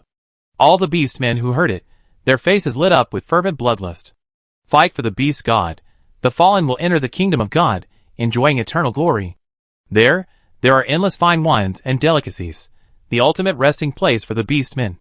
Without hesitation, the beastmen launched a general attack, pressing forward on all fronts. The human kingdom coalition reacted a bit slower, but they also organized a defense. However, the orcs' offensive was too fierce, and their defenses were gradually crumbling, threatening complete collapse at any moment. Qin Chuan did not join the battle. He sensed several gazes fixed on him. They were gazes from the endless void. They were the gazes of gods. In a trance, Qin Chuan heard whispers swirling in his ears. The boundary has been broken? So quickly. A brand new pasture, great. The apocalypse's seal hasn't completely worn off, so it can't descend directly for the time being. No problem, just proceed according to plan. The weak lambs will naturally seek our protection. Hurry up, that thing is catching up again. The series of whispers, ethereal and traceless, seemed only hallucinations, but Qin Chuan was certain they were real, because he recognized several of those voices. Those were the voices of the gods who descended upon Blue Planet during the divine descent phase of his previous life. Crucially, from those whispers, Qin Chuan gained a crucial insight. The darkest hour, which breaks the boundaries of time and space, appears to be causing the divine descent phase to arrive earlier than planned. Thankfully, the gods' whispers also indicate they are unable to descend directly for the time being. It's likely that, as in his previous life, ordinary monsters and bosses will descend upon Blue Planet first, and then the situation will gradually advance. Chapter 668. It's just that the overall time frame has shifted forward. After all, in my previous life, reports of monsters appearing on Blue Star weren't until 3 years after the Apocalypse server launched. And now, let alone 3 years, nothing has appeared in 3 weeks. This is definitely not good news. For a moment, Qin Chuan was a bit flustered. Repairing the darkest hour would actually lead to such consequences. It was indeed somewhat unexpected.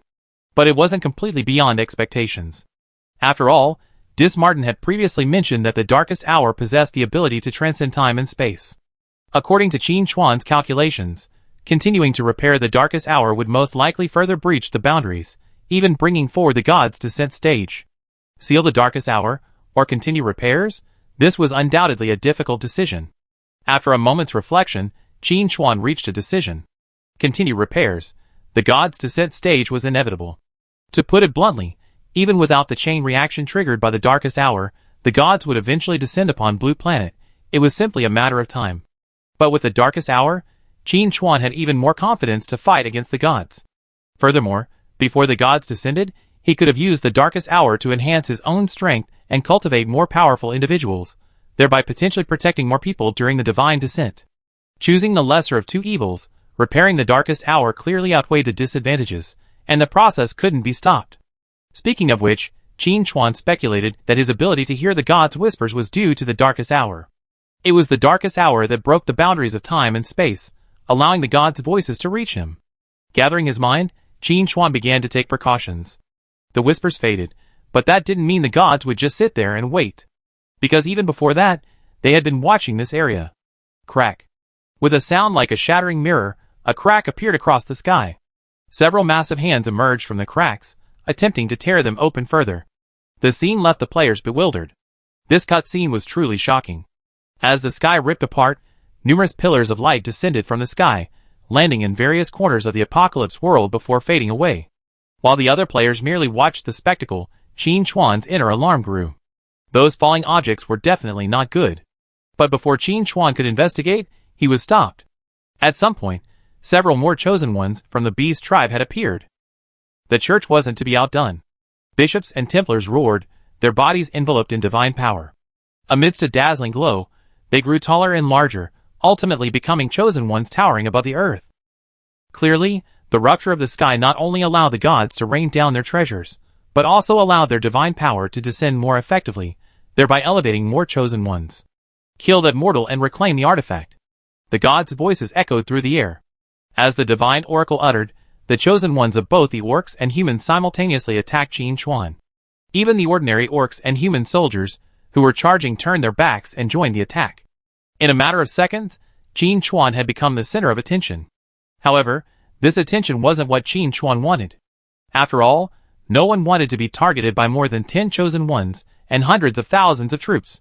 Seeing this, all the top members grew anxious and wanted to come to their aid, but were persuaded by Qin Chuan. In a battle of this magnitude, no matter how powerful an epic destroyer or epic fire dragon, they couldn't withstand a single blow from the chosen one. But they could still easily defeat ordinary soldiers.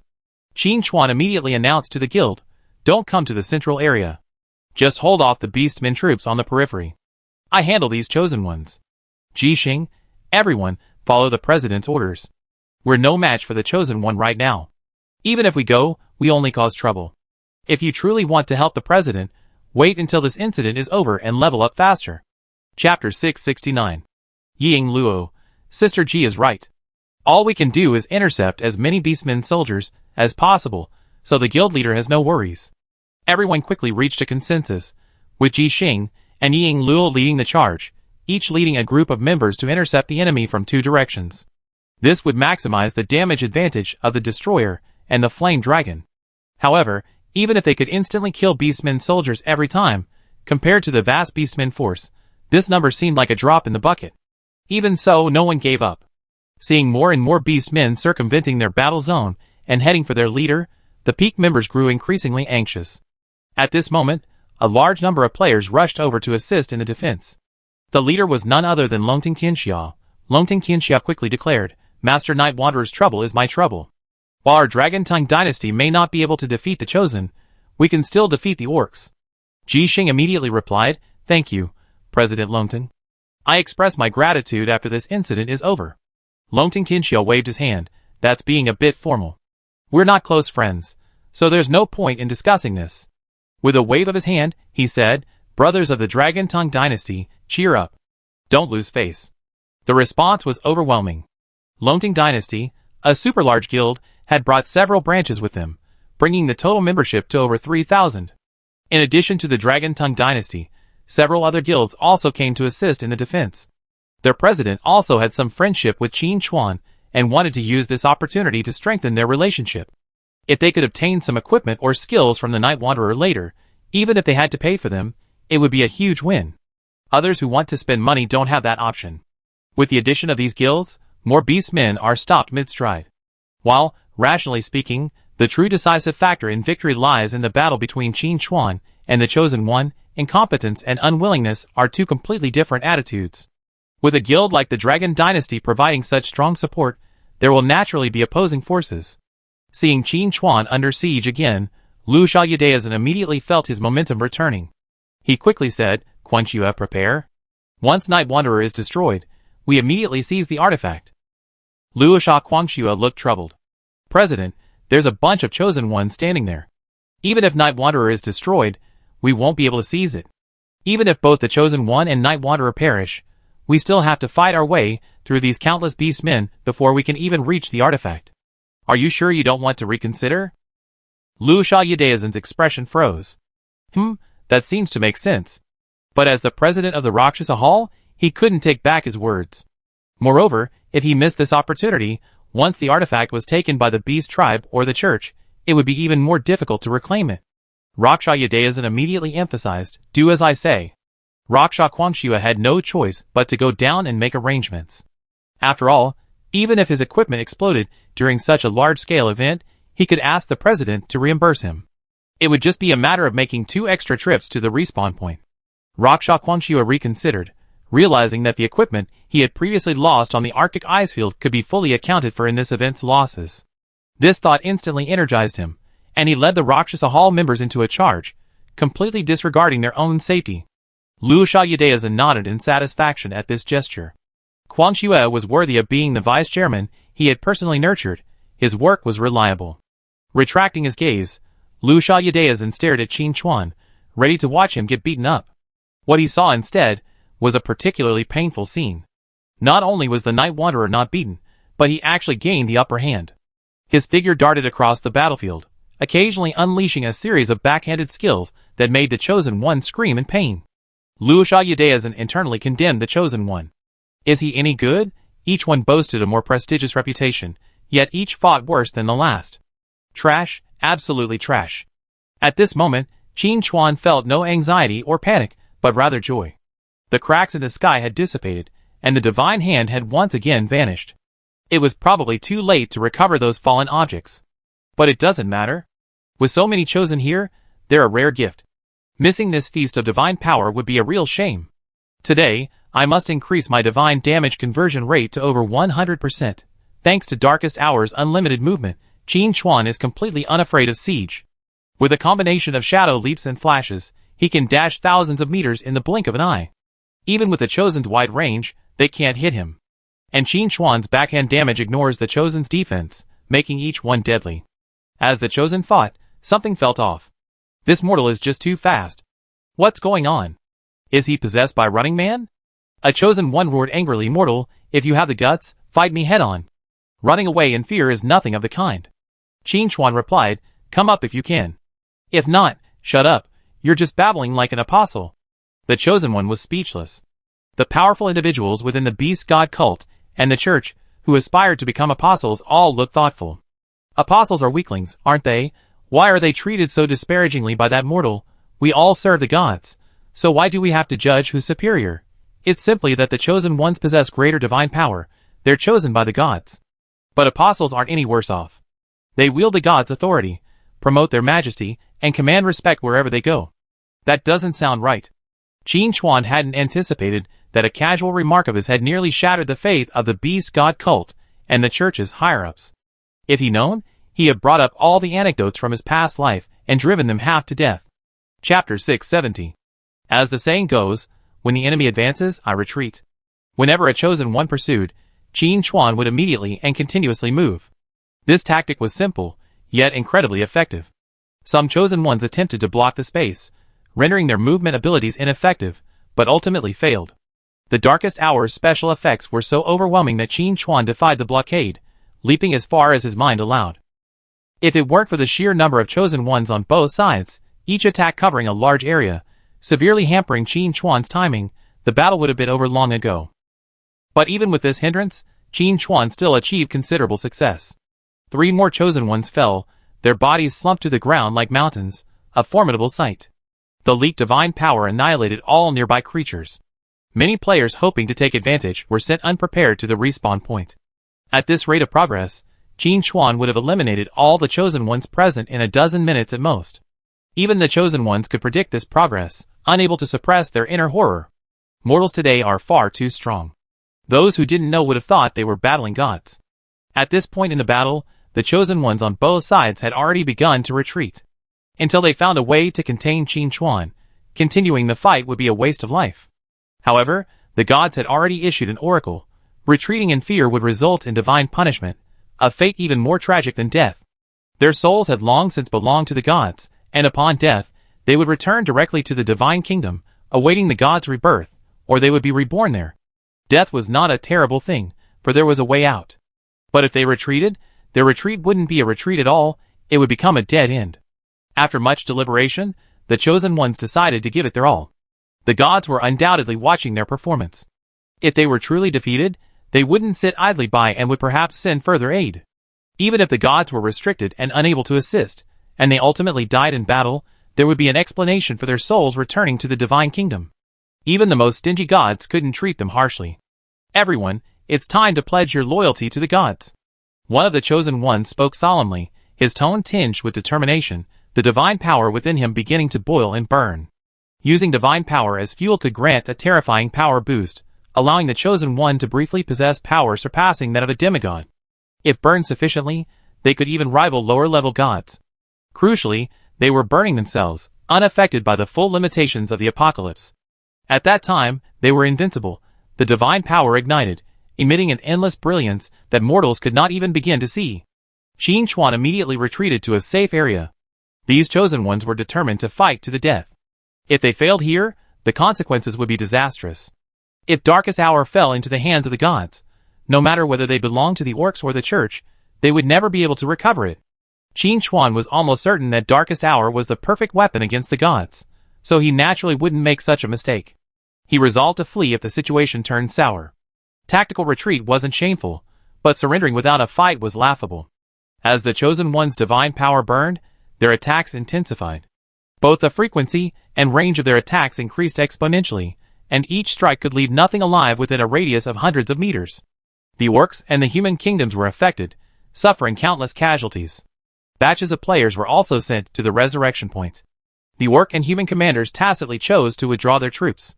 The current situation was beyond the reach of mortals. Further advances would only lead to their deaths. It would be better to retreat and wait for an opportunity. This battle was also being watched closely by many, including high-ranking officials from various countries, who had not yet entered the game. Chapter 671. As early as the first update of Apocalypse, all nations received emails from the no-returner, including Yin Nation. This led to the national team's early entry and application to join the peak. And now, the top brass gathered again. The conference room screen broadcast the war between the Beast Men and the Human Kingdom. Naturally, it also included the battle scenes between Qin Chuan and the Chosen One. According to the no-returners, what we're witnessing now is very likely to happen again on our land in the future. Whether it's the orcs or the apocalypse humans, they possess innate magical powers, and their attributes are far superior to ours. A head-on confrontation would likely be very difficult.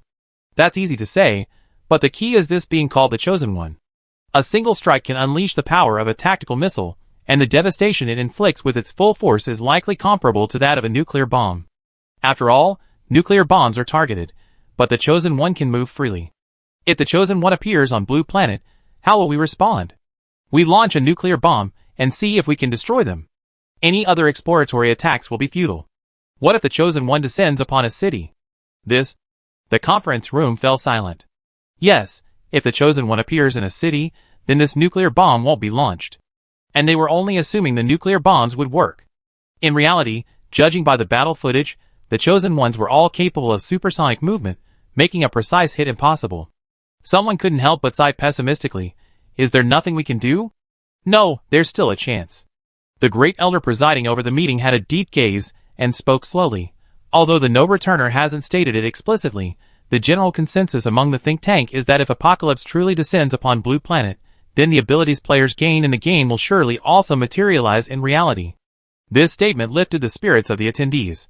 Someone immediately said, if that's the case, then we have the Night Wanderer God. Even if the Chosen One descends, we have nothing to fear. While this made sense, others expressed concerns. Even if the Night Wanderer God is willing to protect the civilians, he's alone. Facing so many Chosen Ones, he's probably powerless.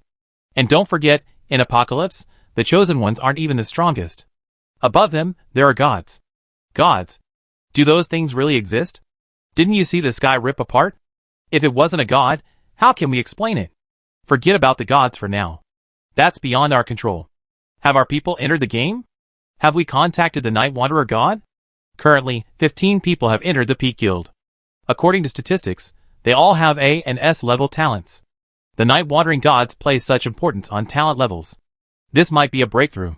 Recreating an account with low-level talents will ensure they have high-level talents. We tried it, but based on the physical examination results, deleting a character will cause irreversible damage to the body, shortening lifespan by approximately 1 to 3 years. Furthermore, since recreating an account requires a 7-day wait, it's unclear whether deleting characters multiple times will exacerbate the impact. Is there such a thing? Let's pause for now. We can't let our warriors die here. No, continue. These are all necessary sacrifices. Qin Chuan had no idea that his battle was being closely watched by the higher-ups, nor that they were already considering the feasibility of using nuclear bombs to strike the Chosen One. If he had known, Qin Chuan would have shared his conclusion. It was useless. This was the final result achieved by over a dozen countries at the cost of hundreds of cities. Only gods can fight against gods, and the same applies to the Chosen One. Seeing the Chosen One begin to burn his divine power and fight for his life, Qin Chuan's thoughts were suddenly pulled back to the time of war, and memories full of sadness and pain gradually emerged.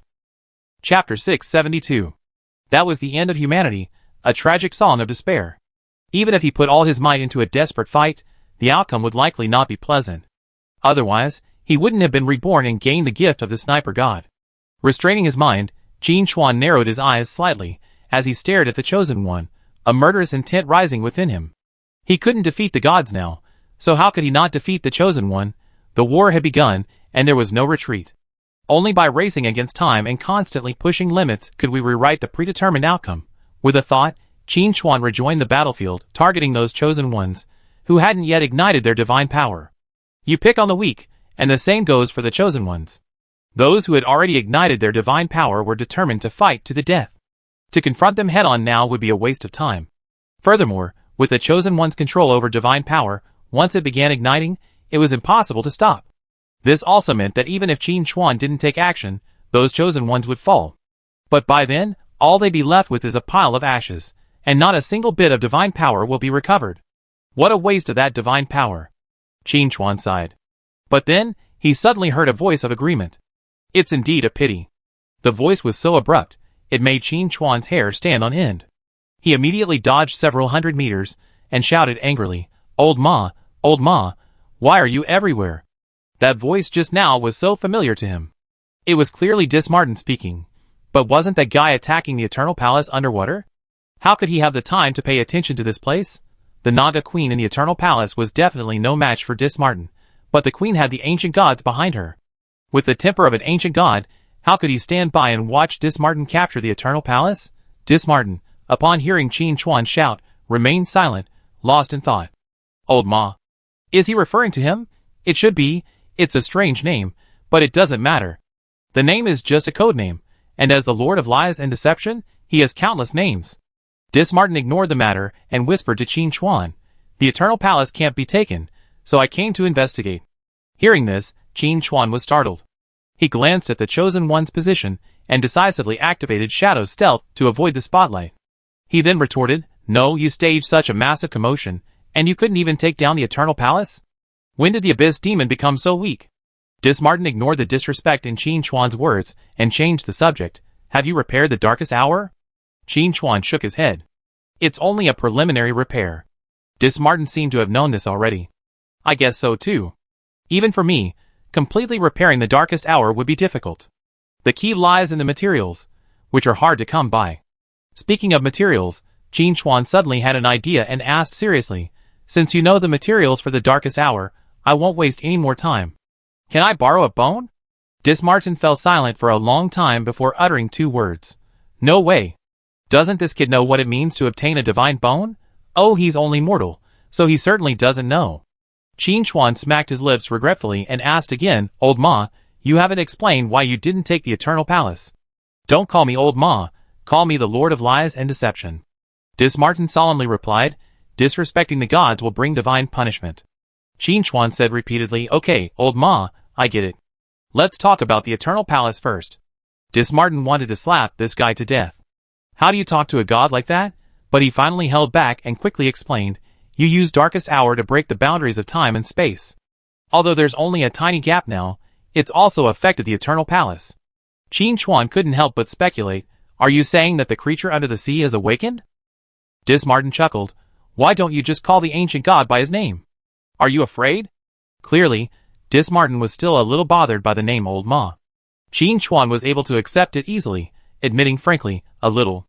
Then he suddenly became cautious, speaking with a hint of wariness, Old Ma, are you showing up this time to try to profit from it again?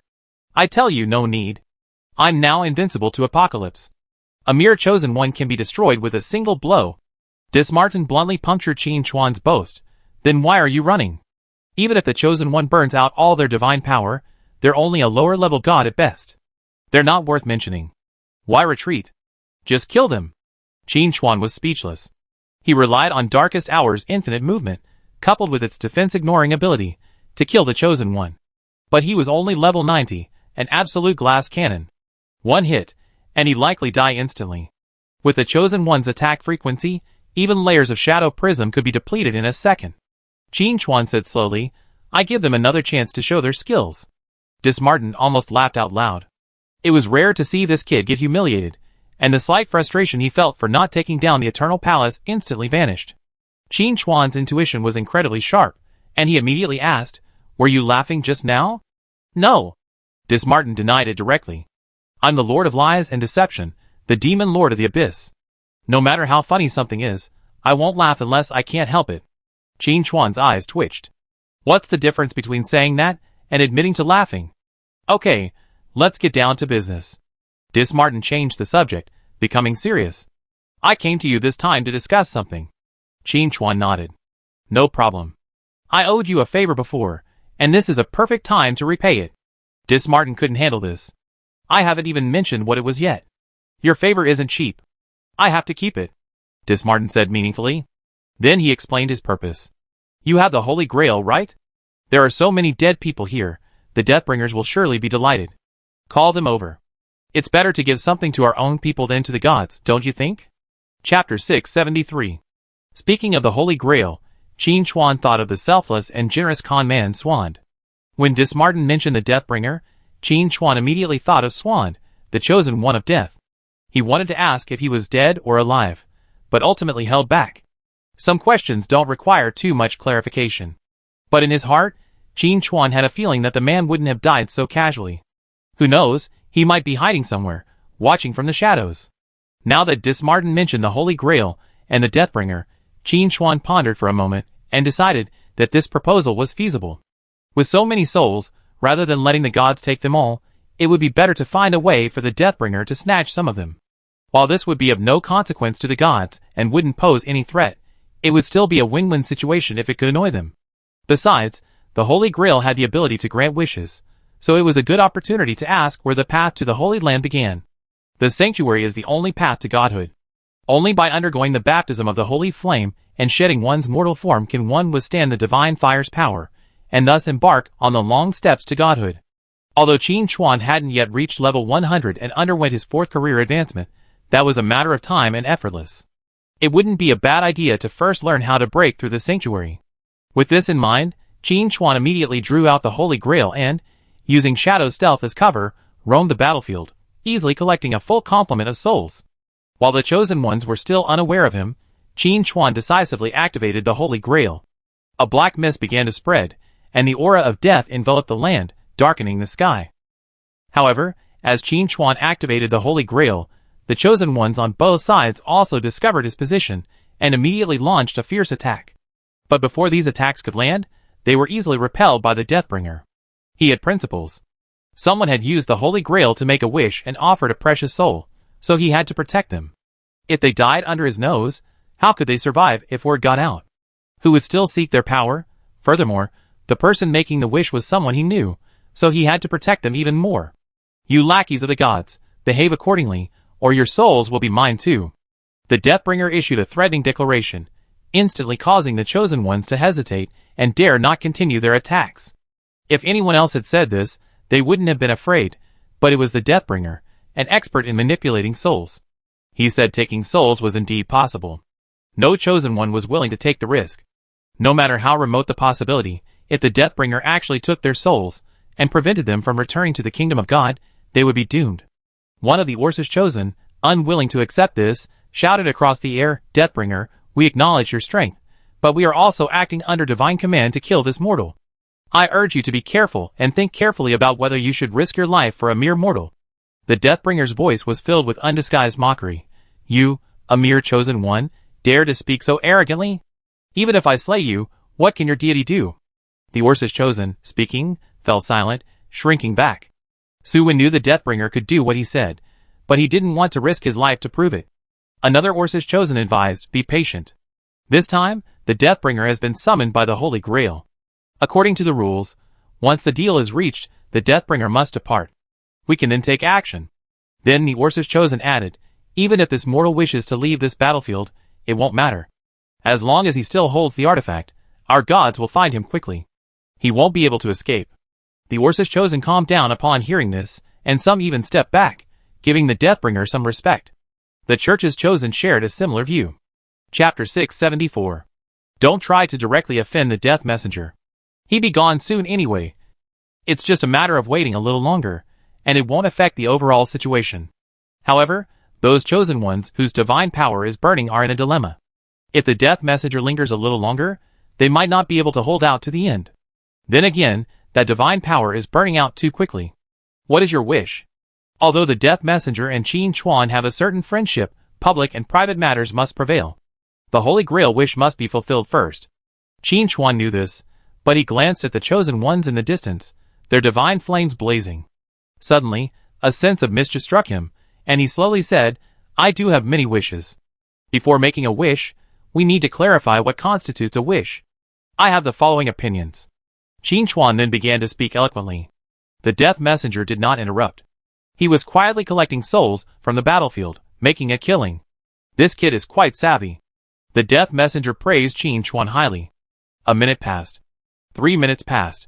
Seeing Qin Chuan continue to expound on his understanding of wishes, the chosen ones grew restless. Dude, you're not done yet? A few words would be fine, but you're so talkative. Can't you see someone on our side is about to break down? Several chosen ones, their divine power ablaze, were already fidgeting. If this continued, they would be completely annihilated by exhaustion. If they didn't die in battle, but instead burned themselves to death, that would be a real joke. Even if they returned to the divine kingdom, they would probably be mercilessly mocked. Immediately, a chosen one flew into a rage and shouted, Mortal, are you finished? It's just a wish. Why are you talking so much nonsense? Qin Chuan immediately turned around and cursed. The Death Messenger didn't say anything. Who the hell are you? Do you think you can reason with the Death Messenger? The chosen one was speechless. The Death Messenger was not one to reason. Luckily, a chosen one from the church noticed the Death Messenger stealing souls, and immediately shouted, Death Messenger, you are stealing the souls of believers. Are you trying to start a war between gods? The Death Messenger could only regretfully withdraw. It would have been fine if he hadn't been caught, but now that he'd been exposed, continuing to steal seemed unethical. He casually scooped up a handful of souls as a snack. The Death Messenger urged, Mortal, have you made up your mind about your wish? Tell me quickly. I'm on my way to the next battle. Qin Chuan thought to himself, how could he turn his back on someone after just a few bites? How could he possibly have the grace of a god? But time was indeed running out. If it dragged on any longer, those chosen ones would truly be consumed. Qin Chuan had gone to such great lengths not only to save his life, but also to gain more divine damage. If the chosen ones were consumed, what would he have to salvage? Ahem. Qin Chuan cleared his throat and said seriously, I want to know the starting point for breaking through the sanctuary. Normally, the starting point for a player's sanctuary breakthrough is relatively fixed, with related quest chains gradually unlocked as the story progresses. But the problem was that Qin Chuan's development was too rapid.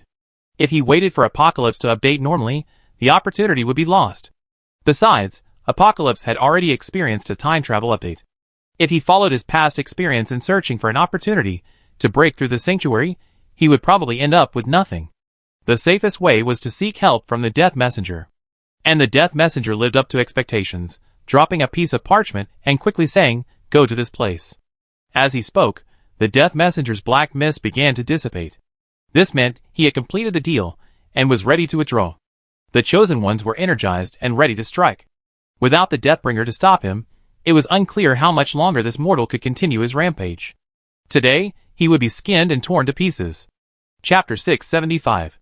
For this reason, even if the Death Messenger snatched up a handful of souls as he departed, the Chosen Ones pretended not to notice. The most urgent task was to send the Death Messenger away. Just a few souls, no big deal. As the black fog was about to dissipate, Qin Chuan spoke, "By the way, I have another question." The black fog filled the air again, and the Chosen One, holding their breath, couldn't help but burst into a tirade of curses. "What a joke. Can you finish your words right away?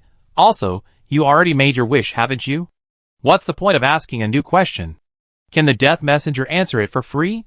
But to the Chosen One's surprise, the Death Messenger's black fog expanded again, and his majestic figure reappeared. "What's your question?" The Death Messenger's words completely stunned the Chosen One. Is this still the Death Messenger they knew? Could it be that the Death Messenger was in a good mood today, so he could ask a few questions for free? At this thought, one of the Chosen Ones bravely shouted, "Death Messenger, I have a question too." The Death Messenger, without even turning back, cursed, "Get lost." After receiving such a harsh scolding, the Chosen One began to question his life.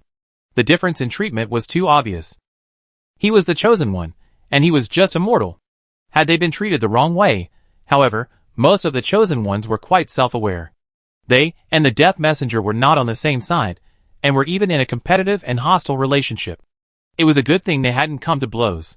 Still, thinking of asking questions was simply wishful thinking. Besides, if they had any questions, couldn't they just go directly to their respective deities? Why would they need to go to the Death Messenger? Qin Chuan hadn't expected his casual remark to actually stop the Death Messenger. But the problem was, he hadn't figured out what the problem was right then. If he had to, there were plenty of questions, but none of them were relevant right now. After much deliberation, Qin Chuan could only tentatively ask, "Have you eaten?" If the Death Messenger hadn't been there, the Chosen One swore they would have hung this mortal up and beaten for 3 days and 3 nights. Do you call that a problem? Besides, did the Death Messenger need to eat? The Death Messenger was also stunned for a moment, but still replied seriously, "I just ate a little." Qin Chuan went along with it. "Then why don't you eat more?" "That's fine." The Death Messenger wasn't one to be polite either, and he immediately grabbed 2 more handfuls of souls from the battlefield. The Chosen Ones, clearly seeing the large number of souls being captured by the Death Messenger, secretly decided to complain to their gods upon their return to the Divine Kingdom. This wasn't just bullying an honest person. Seeing another delay, Qin Chuan knew he couldn't afford to delay any longer. He waved to the Death Messenger cheerfully, "See you later." The Death Messenger said nothing, silently withdrawing the black mist and dissipating completely into the air. One of the Chosen Ones tentatively called out, "Death Messenger, are you still there?" After waiting for a few seconds without a response, they were sure the Death Messenger was truly gone. "Brothers, kill this mortal!" The Orc Chosen One roared, launching the first attack. Instantly, dozens of divine arrows flew out, covering the area where Qin Chuan was. Naturally, the other Chosen Ones, unwilling to be left behind, joined the attack. The most active were those who had burned their divine power. Time was running out for them. If they didn't achieve any results, they would face disaster even after returning to the Divine Kingdom. As the Chosen Ones launched their attacks, the orcs and human soldiers roared with renewed cheers. Seeing the scene, the players grabbed their weapons and joined in. Some rushed to the center of the battlefield, hoping to snag a bargain. What if the Night Wanderer was destroyed and an artifact landed right next to them? What a bonanza!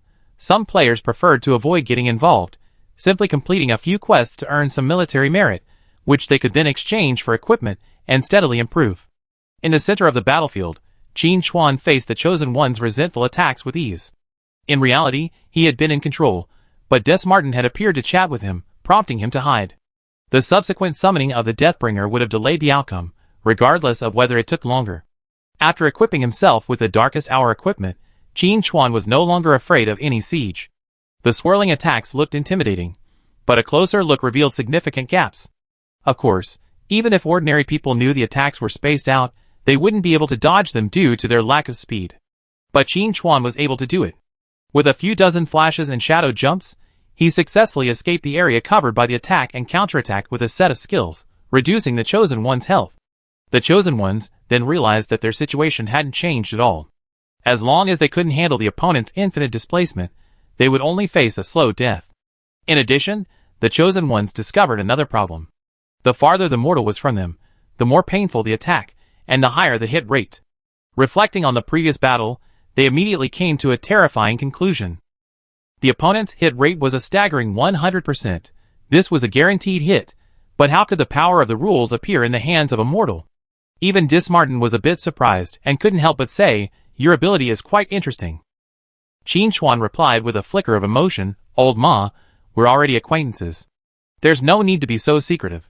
Is this really just a little interesting?" Dismartin said frankly, Okay, that's what you said. I admit, guaranteed hit is a very difficult ability to deal with. Even I have to be careful. Are you satisfied?" Qin Chuan waved his hand modestly, "Old Ma, you're flattering. It's not really that impressive." "Really?" Dismartin directly pierced Qin Chuan's pretense and said bluntly, "Then why can't you suppress the corners of your mouth?" Chapter 676. Qin Chuan and Dismartin's business dealings were quite effective. At least Dismartin was already seriously considering slapping the guy to death. But the most urgent task was to deal with the Chosen One. Dismartin eagerly asked, "Would you like to lend me some power? I'm taking a loss this time, so let's split it 70/30ths. 70% is enough for me." Qin Chuan confidently replied, dodging the Chosen One's attacks, "Old Ma, I didn't have a choice before, but now I want to have it all to myself." Before the Dark Hour, he could only borrow Dismartin's power to fight the Chosen One. Now that the Dark Hour had arrived, he still had to borrow power. Wouldn't that mean the Dark Hour had been repaired in vain? Even if Dismartin took 70%, let alone 70%, he would never agree to it. Dismartin wasn't angry at being rejected, but rather said with a hint of regret, "Are you sure you don't want it? The price won't be the same after a while." This made Qin Chuan alert. Could Dismartin have noticed something and rushed over to warn him? Qin Chuan's gaze swept across the battlefield, his mind racing, and he finally discovered the problem. In a battle of this magnitude, the combined forces of both sides would likely be in the millions. A few Chosen Ones alone wouldn't be enough to control the situation. Even if the gods couldn't personally intervene, they would at least send demigods to oversee it. Since the battle began, both sides have been battling bloody battles, and even several Chosen Ones have perished. Yet, the gods remain indifferent, showing no intention of taking action. Take the God of Light, for example. He had previously dispatched 6-winged angels, but in such a large-scale event, there was no response. It was unreasonable. When the sky was ripped apart earlier, the gods took the opportunity to drop something down, clearly capable of intervening on this battlefield, but they didn't. Can't, or don't want to? Qin Chuan felt the latter was more likely. Compared to intervening in the battle here, dropping that something was more important. What exactly the gods had dropped was a question that concerned Qin Chuan, and he was eager to investigate immediately. But the Chosen Ones present couldn't miss it either. The gods dropped something was probably no longer in its original location. They certainly wouldn't have simply dropped it, they would have arranged for personnel to assist. The gods couldn't possibly overlook something that could be resolved with a single oracle. With this in mind, Qin Chuan calmed down and decided to win the current battle first. As for Dismartin's advice, he decided to hold off for now. With the Dark Hour still around, even if a tough guy showed up later, the worst that could happen was just running away. If he couldn't avoid it, he would ask Dismartin for help. Having made up his mind, Qin Chuan immediately abandoned his full firepower and singled out those Chosen Ones who had ignited the divine flame. If these Chosen Ones weren't killed, they would all be consumed. Seeing Qin Chuan's actions, Dismartin said nothing, simply watching the battle silently. Soon, the first victim appeared. It was a Chosen One from the Church of the Harvest. Not skilled in combat to begin with, and having burned through divine power, he was already at the end of his strength. Qin Chuan carried him away with a single burst of force, then flashed over to snatch up a fragment of divine power, and instantly refined it, happily gaining 3% divine damage. One was followed by another, and the Chosen Ones began to fall one after another, their bodies slumping to the ground like a mountain range. Whether within the beast god cult or the human church, Members were all in tears. This loss was devastating. Most importantly, they seemed to witness the collapse of faith and the disappearance of the gods. Heretics, heretics. One bishop wailed in agony, his entire being abruptly emaciated, looking a dozen years older in an instant. Another bishop gazed heavenward, calling for divine attention. Heretics were rampant here, so why didn't the gods bring down divine punishment and eliminate them? Chapter 677. Even the beast god cult was quite surprised. Before they arrived, the beast god had sent down an oracle, urging them to fight with all their might and strive for victory. But now that they were here, the beast god was silent. This didn't make sense. The beast god loved to send down an oracle whenever he had the chance, so why was he so quiet now? Qin Chuan didn't care how sad and melancholy the church and the beast god cult might be, he was now completely unstoppable in his killing spree. After killing a few of the chosen ones, the pressure eased considerably. With only a few remaining, they couldn't even offer effective attack coverage. Qin Chuan could easily dodge their attacks and deliver a fatal counterattack. Woo! The sound of a horn echoed across the battlefield. This was the signal to retreat, and both the beast tribe and the humans were sending the signal simultaneously. They saw that something was amiss. The loss of their chosen ones was too great. Thankfully, the opposing chosen ones had also been decimated, making it somewhat bearable. However, without the chosen one, it's impossible to defeat the enemy. They're an army of hundreds of thousands. Even if they were just a few 100,000 pigs, they'd be bruised by the blade. For now, the only option is to stay out of the spotlight and wait for the bishop to consult the oracle to see what's going on, and then make plans. Furthermore, for the humans, they were already on the defensive this time. The orc setback and retreat to regroup are undoubtedly good news, allowing them to bolster their defenses. From this perspective, the chosen one's sacrifice was worth it. To embellish the battle report, it's a great victory on the front lines. The lambs in the rear will surely be deeply inspired, offering even purer faith and greater wealth. After realizing this, the bishops stopped wailing and returned to their work. Their majestic presence and high spirits inspired the missionaries and Templars, filling them with strength. As for the chosen one, it wasn't that they wanted to sit idly by, but they simply lacked the strength to help. I believe the chosen one would understand. We're all working for the gods, so there's no need to be so discriminating. Watching both armies retreat and prepare to regroup, Qin Chuan glanced at the few remaining chosen ones and said with a smile, "It seems your teammates have abandoned you." Although the chosen ones were beaten somewhat, they held their pride high. They snorted coldly, "You mere mortals are not worthy of being compared to us." Qin Chuan nodded repeatedly, "I admire your arrogance. You still don't repent even when facing death." The two sides were at odds, and without further ado, they simply opened fire. "Mortal, I will show you the difference between you and us." Fiercely furious, the chosen one launched his final attack. And then nothing happened. Even when all of them were still alive, they hadn't been able to do anything to Qin Chuan, let alone now that only a few were dead. The outcome was completely foreseeable. Qin Chuan joyfully accepted the last few blasts of divine power, absorbing them completely. In this battle, he gained a total of 25% divine damage conversion, bringing the total to 91%, a truly bountiful harvest. And the immense experience gained from killing the chosen one allowed Qin Chuan to quietly reach level 100. You have reached level 100. Please complete your 4th class advancement as soon as possible. As the system notification sounded, Qin Chuan sighed with emotion. I can't believe it's so soon before my 4th class advancement. Once this advancement is complete, I can begin searching for the starting point for the sanctuary breakthrough. Thankfully, he had already received the coordinates from the death messenger, so he didn't have to worry about being lost. Scanning the battlefield, the chosen ones were completely annihilated. Without the support of divine power, their bodies began to wither and crumble, losing the grandeur they once possessed. As for the orcs, they were retreating in a somewhat disastrous manner.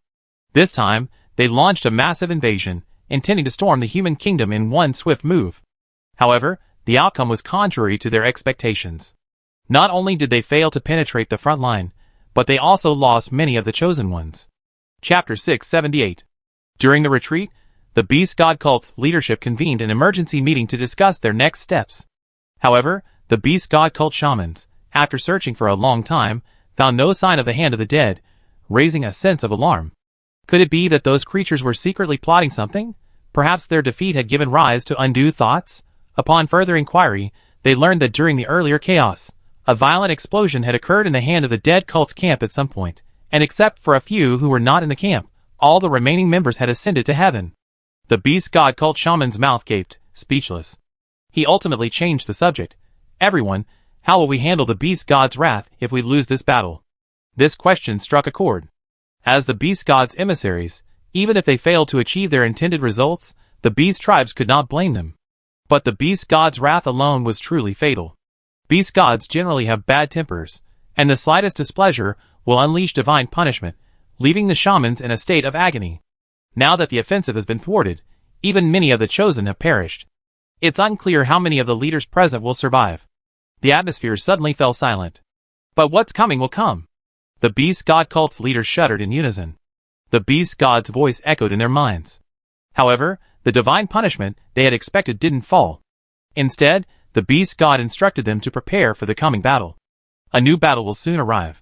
Be absolutely prepared. After the beast god's words, there was no further movement.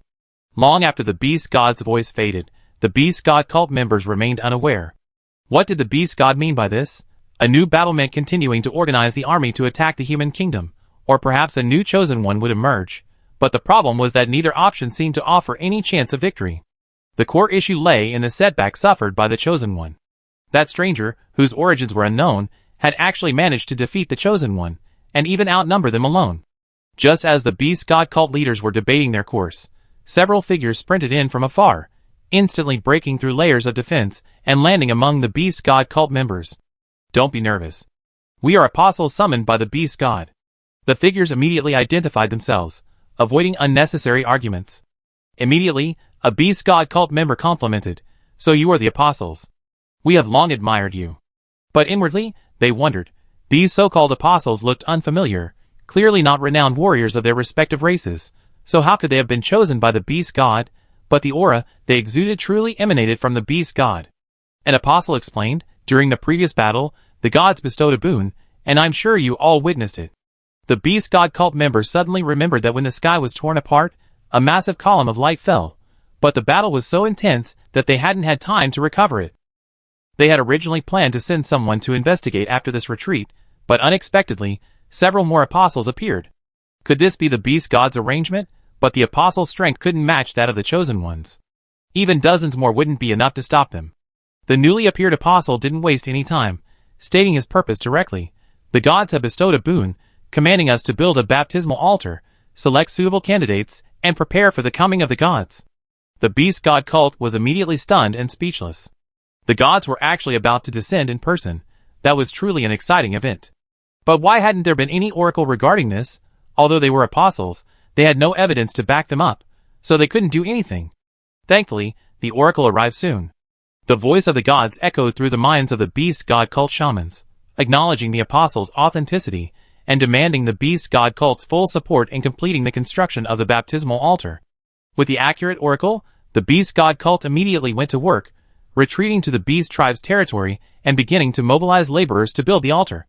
At the same time, elite troops were dispatched to accompany the apostles to recover the items sent down by the gods. At the same time, apostles from the human church also appeared, bearing the gods' instructions. The church immediately ordered all human nations to recruit farmers and begin building the altar, while also strengthening their defenses to prevent the beast tribe from receiving the news and sabotaging them. But this time, the church's concerns were overblown. The beast men were also busy repairing the altar, leaving them no time for further attacks. A rare truce between the two sides. But both sides knew that once the baptismal altar was completed and the gods descended, a new war would begin. The war would then be far more brutal, far more than the petty skirmishes of the present. The players were less clear on this point. They only knew that the war could not continue, and they could no longer complete their quests, so they could only leave with regret. There was no more excitement to watch, so they just had to get on with their business. Qin Chuan had been wary of the gods' backup plans. After all, he had already sent so many chosen ones, there was no reason to abandon the fight halfway. However, even after the beast men retreated back into their territory, no new enemies appeared, which was quite disappointing. He had been hoping for a few more chosen ones to increase the conversion rate of divine damage to 100%. For now, he had no choice but to give up. At the same time, he didn't forget to taunt Dismartin. "Old Ma, the battle's over, and there's no point in needing you. Looks like you miscalculated this time." Dismartin's voice was tinged with sarcasm. "Really? We see. Don't blame me for not warning you." Next time you ask me for help, it'd be a 90-10 split. He hesitated, muttering to himself. Looks like even a 90-10 split is a loss. So next time you ask me for help, I can save your life, but you have to give me darkest hour. Qin Chuan suddenly became alert. Dismartin wouldn't say that for no reason. Could it be that something difficult would arise later? But with his current damage output, even the Chosen One couldn't withstand a burst, and with darkest hour's unlimited movement, he wasn't afraid of being surrounded. What other situation could possibly cost him his life? Suddenly, a terrifying thought surfaced in his mind. God descends. Chapter 679. Old Ma. Don't call me Old Ma, call me the Lord of Deception. Okay, Old Ma, I just wanted to ask if the gods are about to descend. I don't quite understand your question. What does it mean for the gods to descend? Aren't they always there? After this brief exchange, Qin Chuan was furious. This fellow, Desmartin, didn't speak the truth, so expecting the answer he wanted from him would be difficult. But from the few words he had heard earlier, Qin Chuan was 90% certain that the gods were indeed about to descend. What was uncertain now was which world they would descend to. Will it be Apocalypse or Blue Star? Blue Star was highly unlikely, because it wasn't easy for beings of the gods' caliber to descend. Even descending to Apocalypse required extensive preparation, let alone Blue Star. So it was almost certain that the gods would descend to Apocalypse first. This, in turn, led to a new question: will Apocalypse agree? Given the restrictions placed on the gods by Apocalypse, even if they descended, they couldn't fully unleash their divine power. Failure to fully unleash their divine power would weaken them, and if attacked by gods from a rival pantheon, they would likely perish. Even if they survived, they would suffer a setback. Given the cautious nature of the gods, they wouldn't be so reckless. Qin Chuan's mind raced, and he quickly arrived at a rough conclusion. The gods would descend to Apocalypse in some way, but definitely not in their true form. Having seen the gods' methods, Qin Chuan could even guess how they would appear. Son of God. Choose the body that best matches their characteristics, and after undergoing a special baptism, it will serve as a vessel for the divine descent. Qin Chuan had reason to believe that one of the most important functions of the items previously sent down by the gods was to select a container. That's a bit troublesome. Qin Chuan couldn't help but frown. The Son of God is different from the Chosen One. Blessed by the divine will, the Son of God can not only mobilize more divine power to participate in battle, but also control the corresponding laws and powers. His strength far exceeds that of the Chosen One. In his previous life, the Son of God appeared in the late game, after 12 version updates. But now, in just one update, and one that exceeded the normal progress, an enemy of the Son of God's caliber has appeared. It's difficult, 10 to 9 points difficult. But Qin Chuan won't give up. As long as he remains within the Apocalypse, the Son of God is not invincible. Even if he descends into reality later, Qin Chuan is not afraid. If he can defeat him once, he can defeat him a second time. Moreover, before the gods descended, he could easily complete his 4th career advancement, and then seek opportunities in the sanctuary. He also had equipment and skills, and there was still considerable room for improvement. It's no exaggeration to say that when the Son of God appeared, they would face a Qin Chuan even more powerful than he was today. His fate might even be even more tragic than that of the Chosen One today. While he was pondering, Dismartin's voice rang out again. I need to get ready too. Qin Chuan was about to ask, what are you preparing for? Suddenly, he remembered that Dismartin was also a god-level being. If the gods could descend, there was no reason why he couldn't. Qin Chuan immediately said angrily, you still say it's not a divine descent. Dismartin neither confirmed nor denied, simply responding calmly, what's bound to come will come. Even if you knew, what's the use of it? Can you stop it? Qin Chuan pondered, and it seemed he really couldn't stop it. Dismartin added, speaking of which, if the darkest hour hadn't broken the boundaries of time and space, it wouldn't have been so easy for the gods to enter Apocalypse. Honestly, they should thank you. Qin Chuan waved his hand modestly, forget it. Given the gods' pettiness, I killed so many Chosen Ones. They surely want to devour me alive. I don't need this thank you. That's not up to you. Dismartin's voice grew distant and ethereal. Chapter 680. It was clear that he had had enough of the excitement, and was ready to leave. Or perhaps, he was preparing for the arrival of the Apocalypse. At this point, the entire incident had come to a temporary end. But it was only temporary. The orcs would not give up their invasion just because of this failed attack. Once they completed their divine descent, aided by the Son of God, they would inevitably ignite a new war. The same was true for the human side. The Church's duty was to promote the majesty of the gods, and gain more followers for them. What better way to spread this propaganda than by defeating the orcs?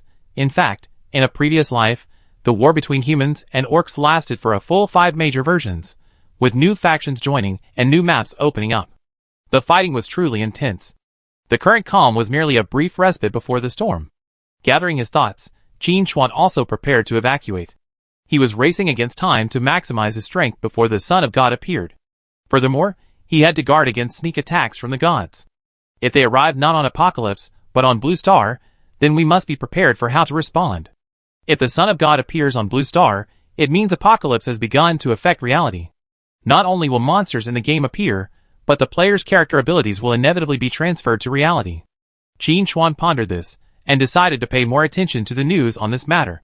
And speaking of news, there was a ready-made helper. Qin Chuan sent a direct message to Di Jiaolingyu.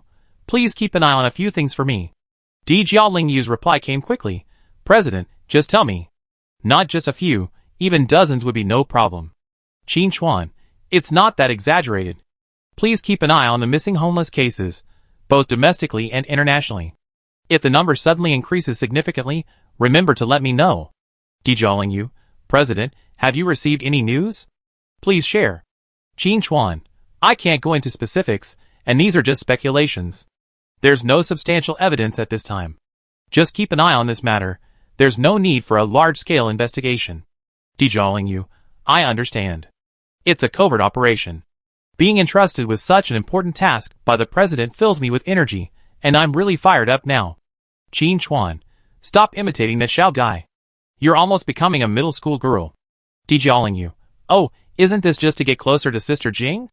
Okay, President, I do what you asked. Is there anything else you're interested in? Qin Chuan, since we're on this topic, I'd like to ask you a couple more questions. Has there been any unusual activity recently? This question was clearly a bit out of scope, and Di Jiaolingyu took a full half-minute to respond. President, you're putting me in a difficult position. Qin Chuan, half a set of epic equipment. Di Jiaolingyu, why half a set? Qin Chuan, I give you the other half when I think of a new question. Di Jiaolingyu, Sister Ji is right, President, you're a master of empty promises, deliberately playing tricks on ignorant girls like us. Qin Chuan steadfastly denied Di Jiaolingyu's accusations. What does an expert at empty promises mean? Is he that kind of person? This is slander. He chatted with Di Jiaolingyu for a few more minutes, asking her to tell Ji Xing and Yi Luo that they couldn't fight here for the time being, and that they should just return with the rest of the guild. As for the epic equipment set, he promised he'd deliver it once he was done. As for who would win the competition, the guild members would discuss and decide, and then they could contact him directly. Di Jiaolingyu immediately agreed.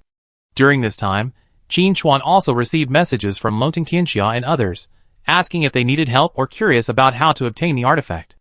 Qin Chuan didn't hide the fact, admitting that obtaining the artifact required a bit of luck, and that he had only obtained it by chance. This was the truth. Before Qin Chuan went to the Shadow Labyrinth, he hadn't imagined that a weapon like the Darkest Hour was there. Chapter 681. I had no idea the Darkest Hour had such incredible properties. Even with just the initial repairs, it had already reached the level of a semi-artifact. And the unlimited displacement and immunity to blockades allowed Qin Chuan to roam freely, unrestricted. As for whether this answer would convince the others, Qin Chuan was unsure. Thankfully, Lonting Tianxia and the others knew their limits, and didn't ask any further questions. Instead, they praised Qin Chuan profusely, saying he was a truly powerful figure, willing to share such important information. In reality, Lonting Tianxia knew that even if he were given a divine weapon, he probably wouldn't be able to keep it. He had watched the entire battle. My goodness! Facing a siege by a dozen chosen ones, if it were him, he would have been instantly crushed, unable to hold out for even half a second. But Night Wanderer not only held on, but even killed the chosen ones. They couldn't even imagine such a feat. If only one player in Apocalypse could possess a divine artifact, it would definitely be Night Wanderer. However, not all players felt the same way. Raksha Yudaizan was quite dissatisfied. He had previously asked Raksha Quangxue to organize a group to try and snag a bargain. After several attempts, they all came back empty-handed. Instead, guild members were sent to the resurrection point one after another, their equipment destroyed. Raksha Quangxue's equipment was destroyed, and by the end, he was left with only his underwear. His situation was truly tragic. Raksha Yudaizan couldn't bear to watch his brothers bleed and cry. With a wave of his hand, he declared that any equipment destroyed in battle would be fully reimbursed. Naturally, this matter was left to Raksha Quangxue. Even looking at the final list, Raksha Yadayasan felt something was amiss. Quangxue, are you saying that our 500 brothers lost 800 pieces of armor, 700 pairs of pants, 900 hats, and 1200 weapons? Rakshasa Yadayasan's expression was slightly shocked. Rakshasa Quangxue remained calm and nodded firmly. Yes, that's the data the brothers reported. Then he lowered his voice and advised, Guild leader, the brothers have been to the resurrection point several times, and there's bound to be some disappointment and resentment. Some of them are undoubtedly over-reporting, but our Rakshasa Hall is a major guild, and we can't be too critical and upset the brothers. Rakshasa Yadayasan pondered for a moment, then nodded, that's true. I approve this order. You can go to finance for the reconciliation. Rakshasa Quangxue beamed, we are truly blessed to have a guild leader like you. Rakshasa Yadayasan waved his hand modestly, indicating that this was all he should do. Luosha Quangxue glanced at his guild leader's expression and asked curiously, Guild leader, you seem in a good mood. Is there something good? Lusha Yadayasan casually replied, a little, but it's nothing serious. It just means I can continue my quest chain. When Dismartin attacked the Eternal Palace, Lusha Yadayasan was there, but was pursued and attacked by demons. Had he not collected his equipment in time, he would have been utterly defeated. Later, he was teleported away mid-battle, and thought the hidden camp he had finally found was lost. Unexpectedly, a surprising turn of events allowed the Eternal Palace to be saved. Lusha Yadayasan was overjoyed. If it weren't for the full-scale invasion of the orcs, he would have explored the seabed and attempted to trigger more quests. But it wasn't too late now. The orcs wouldn't attack for now, and the Night Wanderer hadn't been destroyed. With nothing better to do, he decided to go to the Eternal Palace again. Qin Chuan immediately used the teleporter chain to return to Belly City, then quietly left the city and headed for the black market. He didn't want to be blocked by the church again. While he wasn't afraid, he didn't want to waste time either. Once he finished his work, he had plenty of time to deal with the church. When they arrived at the Black Market Tavern, Edith was there. Seeing Qin Chuan, she was surprised. Is the fighting on the front line over? Qin Chuan shook his head and nodded, explaining, we fought a battle, and there were casualties on both sides. We can't fight again for the time being. Edith didn't ask any more questions. She was more concerned with Qin Chuan's level than the battle ahead. It had only been so long, and he was already level 100? It had taken her a long time to reach level 100. This man had truly shocked her. So you came back from the front lines to advance your class, right? Edith asked bluntly. Qin Chuan nodded, thank you, Master Edith. As the assassin master of Belly City, issuing class advancement quests for players is part of his job. Edith's expression immediately straightened, and he said slowly, your performance has always exceeded my expectations. If it were you, perhaps you could take on the legendary advancement quest. What do you think? Are you interested? Edith continued, but let me make it clear in advance. This quest is extremely difficult. If you fail, not only will your attributes be permanently reduced by half, but you will also be unable to accept new advancement quests, effectively ruining your life. Qin Chuan said without hesitation, this is it. The more difficult the quest, the greater the reward. It's like the saying goes, the bigger the storm, the more valuable the fish. Qin Chuan had always chosen the most difficult class advancement quests before, so there was no reason to back down this time. Besides, he had Darkest Hour in his hands, making him even more fearless. A look of understanding flashed in Edith's eyes. I knew you make this choice. As he spoke, a scroll of aged-looking parchment appeared in Edith's hand. A touch of regret lingered in his voice. I got this from my mentor. I originally thought I'd never use it, and it would be passed down to the next assassin mentor. But your appearance has given me hope. Edith handed the parchment over. The moment Qin Chuan touched it, a message from Tianqi rang in his ears. You have automatically accepted the unique class advancement quest. Quest requirements, travel to the Eternal Night Continent. Chapter 682. Qin Chuan thought he misheard. The requirement for this single-level class advancement quest actually required him to go to the Evernight Continent. Information about that place was strictly sealed. If it weren't for the previous trial with the Lady of Night, Qin Chuan wouldn't have known it existed. It seems another change brought about by the Darkest Hour. Qin Chuan pondered secretly. Dismartin had pointed out many times that the Darkest Hour could break the boundaries of time and space. Perhaps this was the reason why the existence of the Evernight Continent was only slightly revealed. Looking back at the dozens of version updates in the previous life, there had been no mention of the Evernight Continent, which shows how hidden that place was. But this time, it appeared unexpectedly early. It really was a case of either not appearing or appearing immediately. Collecting his thoughts, Qin Chuan thought of another question. Edith had just said that this scroll was passed down to her by her mentor, and if Edith couldn't use it, it would be passed on to the next assassin mentor. Based on this, working backwards, it's crucial to determine when this quest scroll actually appeared. Qin Chuan immediately asked, "Teacher Edith, do you know the origins of this item?" Edith understood Qin Chuan's meaning and, after a moment's reflection, replied, "My teacher didn't say much at the time. He simply told me to keep it safe and wait for the right person to present it to him." Qin Chuan asked curiously, "Then how do we determine the right person?" The question of suitability is highly subjective. Edith smiled and explained, "It's not us who chooses the person, it's the scroll that chooses the person. Just now, when you appeared, the scroll moved, so I presented it to you." Qin Chuan suddenly understood. That made sense. Indeed, if this scroll was related to the Eternal Night Continent, then whoever had left it would have undoubtedly arranged some measures to prevent any unexpected situations. For example, if a certain assassin mentor, driven by curiosity, forcibly used the scroll despite lacking sufficient strength, that would be a disaster. Thinking of this, Qin Chuan thought of another thing. Could this scroll have been left by Alessa, the Lady of the Night? It was only a possibility. But in the previous trial footage, Qin Chuan hadn't seen Alessa do anything related to it. Of course, that footage only gave a rough overview of the situation, and perhaps some details were hidden that Qin Chuan hadn't noticed. But regardless, once he reached the Eternal Night Continent, many questions would surely be answered. But he immediately returned to the original question, how to get to the Eternal Night Continent. At the end of the video, Qin Chuan saw the relationship between the Eternal Night Continent and the Apocalypse Continent, one on the bright side of the world, the other on the dark side. Furthermore, the Eternal Night Continent was encircled by a massive barrier, making it impossible to enter. Barrier. Qin Chuan's heart stirred, and he calmly asked, "Teacher Edith, is this the only scroll your mentor passed down? Nothing else? Like a teleportation rune or something?" Edith gave Qin Chuan a deep look. "It seems the scroll was the right choice. You are indeed the most suitable, or perhaps the only, candidate." Qin Chuan immediately knew he had guessed correctly. While this scroll pointed to the Eternal Night Continent, it was encircled by a barrier, making it impossible to enter normally. But with the Darkest Hour, that would be different. One of the special effects of the Darkest Hour is that teleport skills are unaffected by the blockade barrier. If there were a rune skill that could teleport to the Eternal Night Continent, Qin Chuan could easily teleport there. Edith's reaction confirmed Qin Chuan's suspicion. Qin Chuan remained silent, waiting for further information. Edith said slowly, "Let me tell you a story." Qin Chuan was speechless. But he didn't hesitate, because what Edith was about to tell would inevitably touch upon deeper secrets. With a hint of nostalgia in her eyes, Edith began to recount her experiences with her mentor. Chapter 683.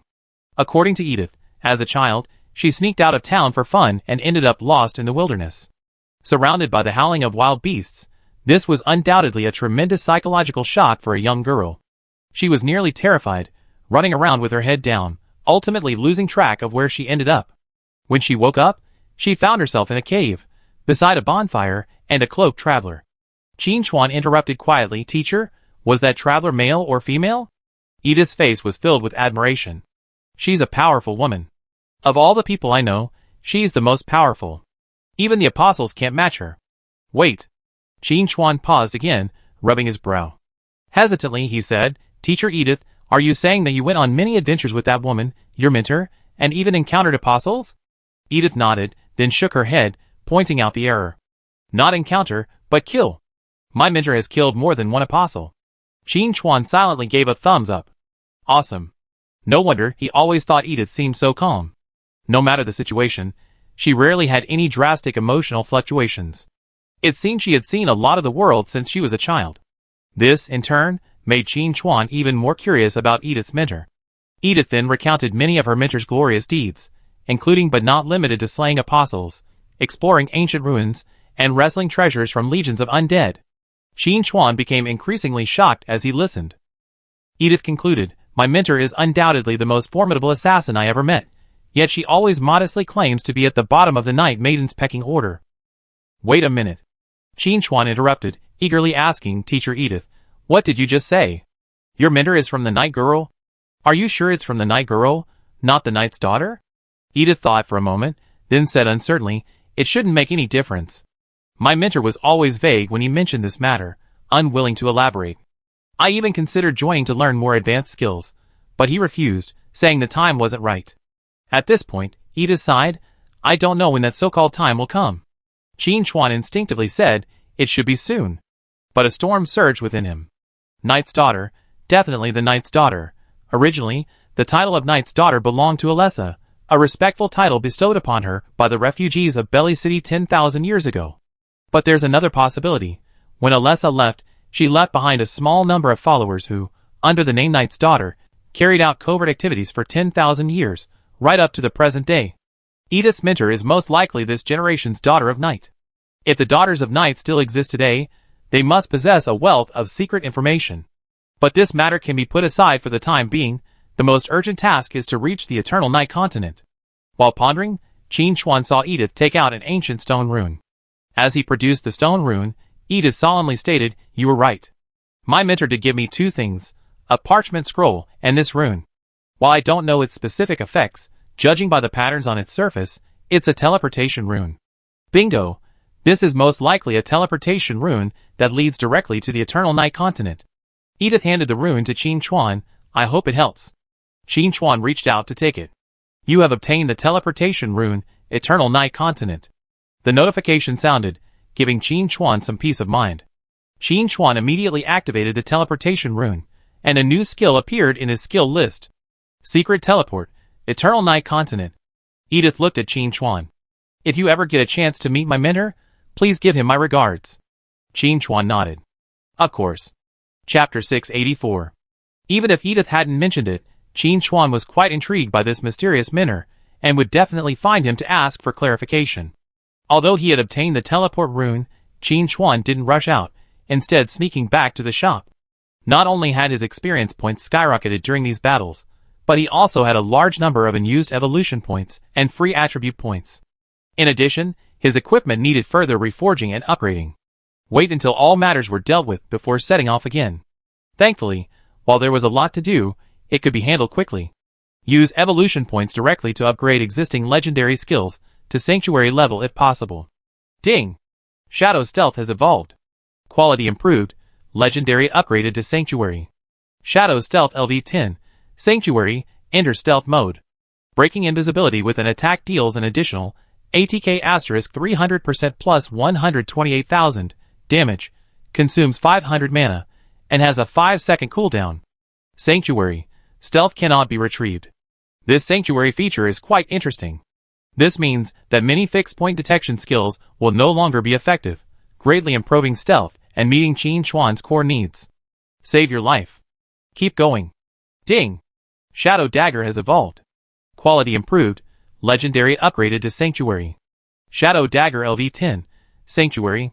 Uses shadow energy to create energy knives, dealing ATK asterisk 350% damage, consumes 1000 mana, and has a cooldown of 3 seconds. Sanctuary, mark enemies are invisible. Previously, the Shadow Dagger's ability to evolve to legendary level permanently mark enemies it hit. Previously, I hadn't paid much attention to this legendary ability because Qin Chuan's battles were all over in a very short time, with enemies killed on the spot, so there was no need to track them. But it is not certain in the future, especially since Qin Chuan guessed that the god's descent might come earlier. Facing the Son of God, he may not be able to kill him directly.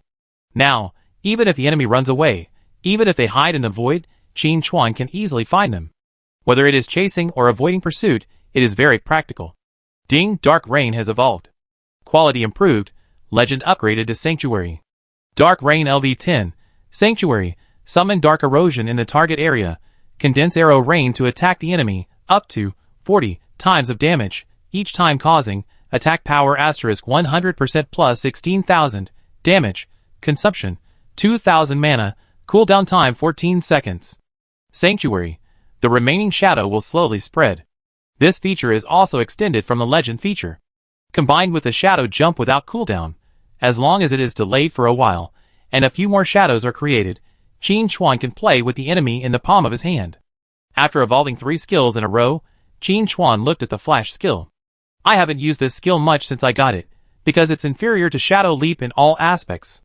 But now Qin Chuan has Darkest Hour, which allows for unlimited movement, so having more options is always a good thing. And he has so many evolution points that he has enough to evolve one more skill, so he can directly upgrade it to Sanctuary level. Ding, Blink has evolved. Quality improved, from bronze to silver to gold to Sanctuary. Blink, Sanctuary, blinks towards the target, maximum distance, 500 meters, consumes 1500 mana, and has a cooldown of 30 seconds. Trait, gain a negative shield after moving, lasting up to 2 seconds. Epic trait, doubles the flash range. Legendary trait, after flashing, you can recast within 3 seconds. Sanctuary, reduces cooldown by half. With these 4 traits combined, Blink becomes a powerful movement skill. The epic and legendary traits allow players to flash up to 2,000 meters in one go. The Sanctuary trait, which reduces the cooldown by half, is even more powerful. However, Qin Chuan has a dark hour, so the Sanctuary trait is somewhat wasted. But it's not a big deal, and overall it's still a huge win. Ding, Shadow Prism has evolved. Quality improved, legendary upgraded to Sanctuary. Shadow Prism, Sanctuary. Shadow power flows through the body, automatically creating a prism upon attack, deflecting all types of damage. Cooldown, 15 seconds. Sanctuary. Shattering the prism leaves behind a disturbing phantom that lasts for 5 seconds. The legendary trait of Shadow Prism is to reduce the cooldown by 10 seconds, which means that this skill only has 5 seconds to recharge, giving it a much wider range of operation. The Sanctuary trait directly fills this 5-second gap. The Interference Phantom can disrupt the enemy's lock-on skills, which is equivalent to blocking an extra attack and can save lives at critical moments. Ding, Shadow Jump has evolved. Quality improved, legendary upgraded to Sanctuary. Shadow Jump, Sanctuary, remove restrictions and jump into the target's shadow, maximum distance, 800 meters, consumes 1000 mana, cooldown time 10 seconds. Sanctuary, leaves a mark on the area you jump to, and you can choose to jump to the mark. Wow, it has directly changed from a displacement skill to a teleport skill. This means that Qin Chuan can confidently recast the teleporter's chain. And compared to the teleporter's chain, the teleportation effect of Shadow Jump is more suitable for the darkest hour, making it a very practical Sanctuary trait. The only drawback is that Qin Chuan found that there is currently no mark point to jump to. This also meant he couldn't go to places he'd been before. For example, the location of the no-returner. But this was to be expected. After all, the Sanctuary trait was newly acquired and couldn't be traced back to a previous time. He gathered his thoughts and continued investing evolution points. Ding, Wonderful Hands has evolved. Quality improved, legendary upgraded to Sanctuary. Wonderful Hands, Sanctuary. Use it on a boss corpse for a 100% chance to receive an additional loot, and a 30% chance to receive a second loot. Sanctuary. Attacks have a chance to steal from the target. This trait. Qin Chuan couldn't help but fall into deep thought. Theoretically, if he attacked frequently enough, he could completely rob his target. But the problem was, his damage was too high. One strike would kill instantly. Even with a 100% chance of triggering the Sanctuary trait, he could only steal once. Where could he find an enemy that could withstand that much damage? Qin Chuan's eyes lit up as he thought about it. Son of God. Chapter 685. Before acquiring the Sanctuary trait of the Miraculous Hand, Qin Chuan had intended to carry off the Son of God with one blow. But now, he changed his mind. He needed to fight slowly, extracting all the valuable items from the Son of God, and then send them back home. Except for the resilient Son of God, others who were instantly destroyed were no problem. As long as there were enough of them, it would definitely trigger the attack, making it a bonus that shouldn't be wasted. Furthermore, Qin Chuan speculated that Miraculous Hand could steal more than just equipment items. If it could directly steal attributes or skills, that would be perfect. As for its specific effectiveness, it would depend on actual combat. Gathering his thoughts, Qin Chuan turned his attention to the next skill, concentrating on the sniper. This skill dealt decent damage, but the required charge bar wasn't enough to keep up with Qin Chuan's current combat pace. I hope this evolution will improve it. Ding, Concentrated Sniper has evolved. Quality upgrade, upgraded from Dark Gold to Epic to Legendary to Sanctuary. Concentrated Sniper, Sanctuary, launches a charged attack, causing attack power asterisk 300% damage. Each additional second of charging time, the damage increases by 30%. The maximum charge time is 3 seconds. The cooldown time is 15 seconds. Features. Charging will not break stealth or disguise. Epic feature. Full charge will definitely cause a critical hit, causing 1.5 times the damage. Legendary feature, can charge while moving. Sanctuary, can store 2 in advance to launch a full charge attack. Qin Chuan calculated that when fully charged, concentrated sniper's damage multiplier reached a terrifying 855%. For his panel attack of over 1 million after equipping the Darkest Hour, without the invisibility breaking attack and other damage, he can still deal more than 8 million damage. Triggering the Sniper God's effects casually can deal damage in the billions. The key is the Sanctuary trait, which allows you to pre-store attacks. Upon contact, you can unleash 2 fully charged, focused sniper shots. What enemy can withstand this? I'm guessing most enemies won't even realize how they died until they're instantly destroyed. Additionally, the legendary trait, which allows you to charge while moving, allows this skill to be added back into the damage queue, effectively reconnecting after winning the resurrection match. Ding! Darkness of Fate has evolved. Quality improved, legendary upgraded to Sanctuary. Darkness of Fate. Sanctuary, you can sense the dark side of fate and avoid danger in advance. Sanctuary, you are favored by fate. This trait made Qin Chuan extremely satisfied. I'm about to leave for the Eternal Night continent, and I'm not sure what's happening there yet. Having fate's favor is undoubtedly a huge boost. Ding! Nonsense has evolved. Quality improved, legendary upgraded to Sanctuary. Nonsense. Sanctuary ensures the target's next 3 statements are lies. Cooldown, 8 hours. Sanctuary, you're immersed in a world of lies, making it easy to discern them. This feature is also very practical. You no longer have to worry about distinguishing between true and false. It can greatly avoid the adverse consequences caused by information errors. Although it does not have direct combat capabilities, the effect is not bad at all. Ding! Shadow Reforge has evolved. Quality improved, legend upgraded to Sanctuary. Shadow Reforge. Sanctuary, use the power of Shadow to reforge equipment, improve the level and quality, and require additional equipment or materials. Sanctuary, legendary feature cooldown reduced by 1 day. The legendary feature of Shadow Reforge allows Qin Chuan to use the power of Shadow to upgrade the equipment level without consumption. The previous cooldown was 3 days, but now it is reduced to 2 days, which is a considerable improvement. Qin Chuan's heart moved. The legendary feature has a limitation. The upgraded equipment level cannot exceed the skill level. The skill was legendary before, so Qin Chuan got a lot of legendary equipment. But now the skill has become Sanctuary level.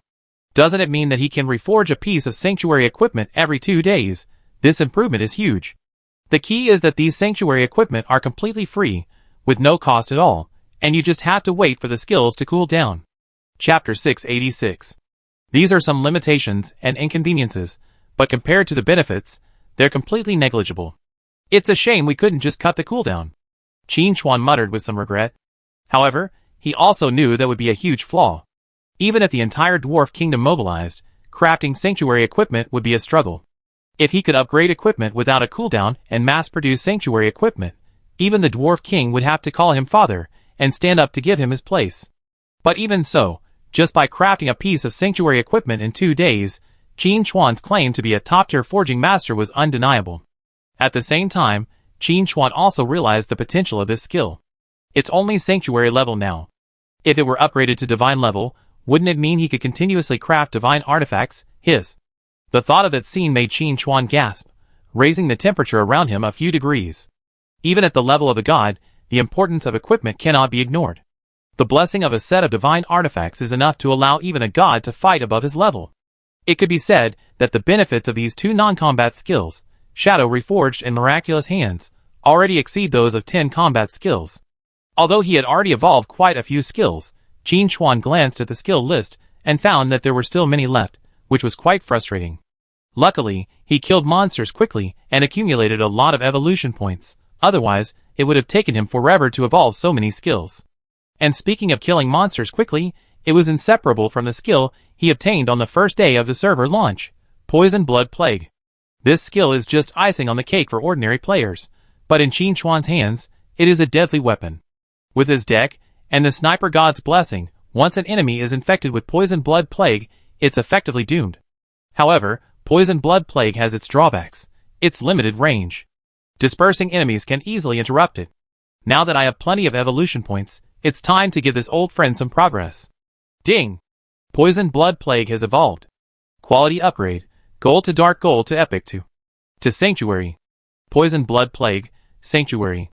Vicious blood corrodes enemy wounds, dealing attack/magic damage *80% plus 1600 damage per second for 8 seconds. If the target dies during this time, Poison Blood Plague spreads to all enemies within 20 meters. Trait, doubles the spread range. Epic trait, the poison weakens the target, increasing damage taken by 10%. Legendary trait, each application of the poison inflicts a random negative effect on the target. Sanctuary, the poison persists until the target dies. Qin Chuan was quite satisfied with the effects of the Poison Blood Plague. The Sanctuary trait, in particular, was unforgiving. Anyone afflicted was doomed. The key was the increased spread range, multiplying the Poison Blood Plague's potential many times over, eliminating the need to worry about being surrounded. The more enemies there were, the faster the Poison Blood Plague spread, and the fewer enemies there were. After the Poison Blood Plague evolved, even true vampires would call out Big Brother. Wow, none of them had mastered such an incredible ability, and yet a human mastered it. How could this be justified? Qin Chuan looked at the remaining skills. Aside from Shadow Prison, a Shadow Assassin skill, the rest were trickster skills, like False Face Disguise. Thankfully, he had enough evolution points, so he couldn't miss any, and maxed them all out. As for the skills you acquire later, don't worry. Just go kill some more monsters. Forget about anything else. The temporarily retreating beastmen alone have hundreds of thousands of troops.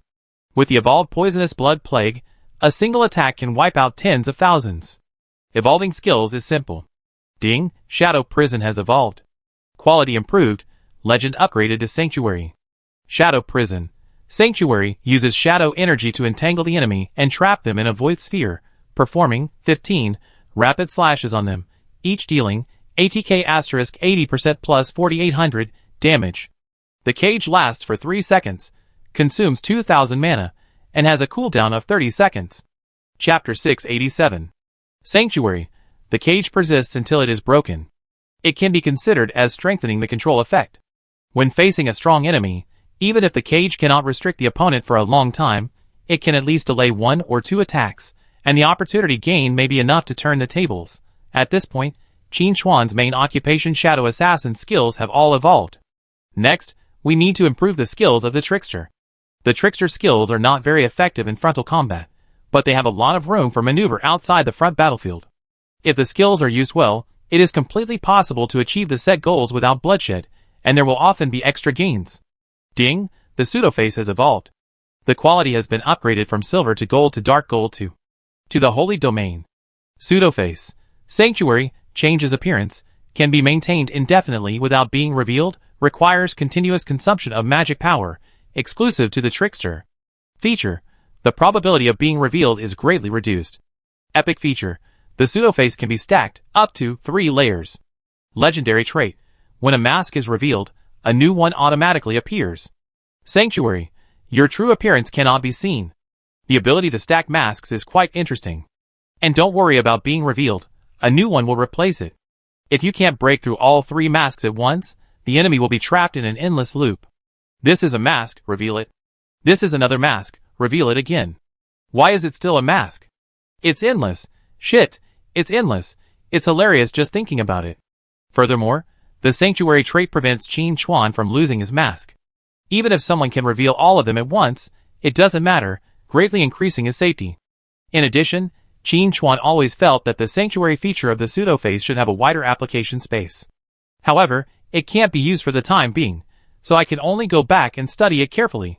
Ding, the disguise has evolved. The quality has been upgraded, from dark gold to epic to legendary to Sanctuary.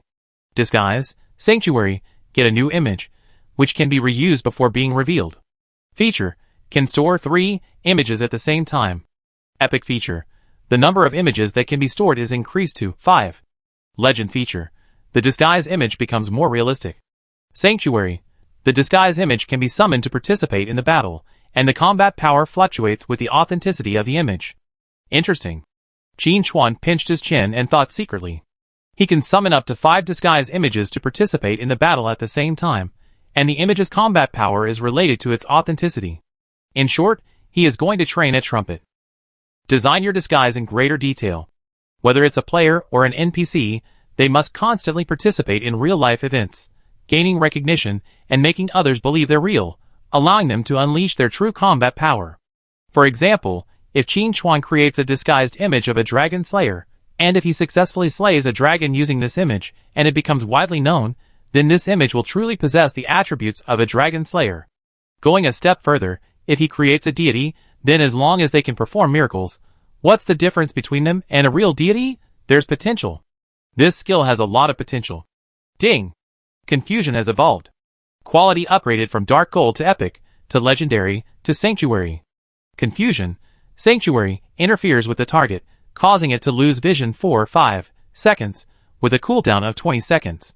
Features: loss of vision effect changed to disturb perception. Epic features: confused targets will attack allies.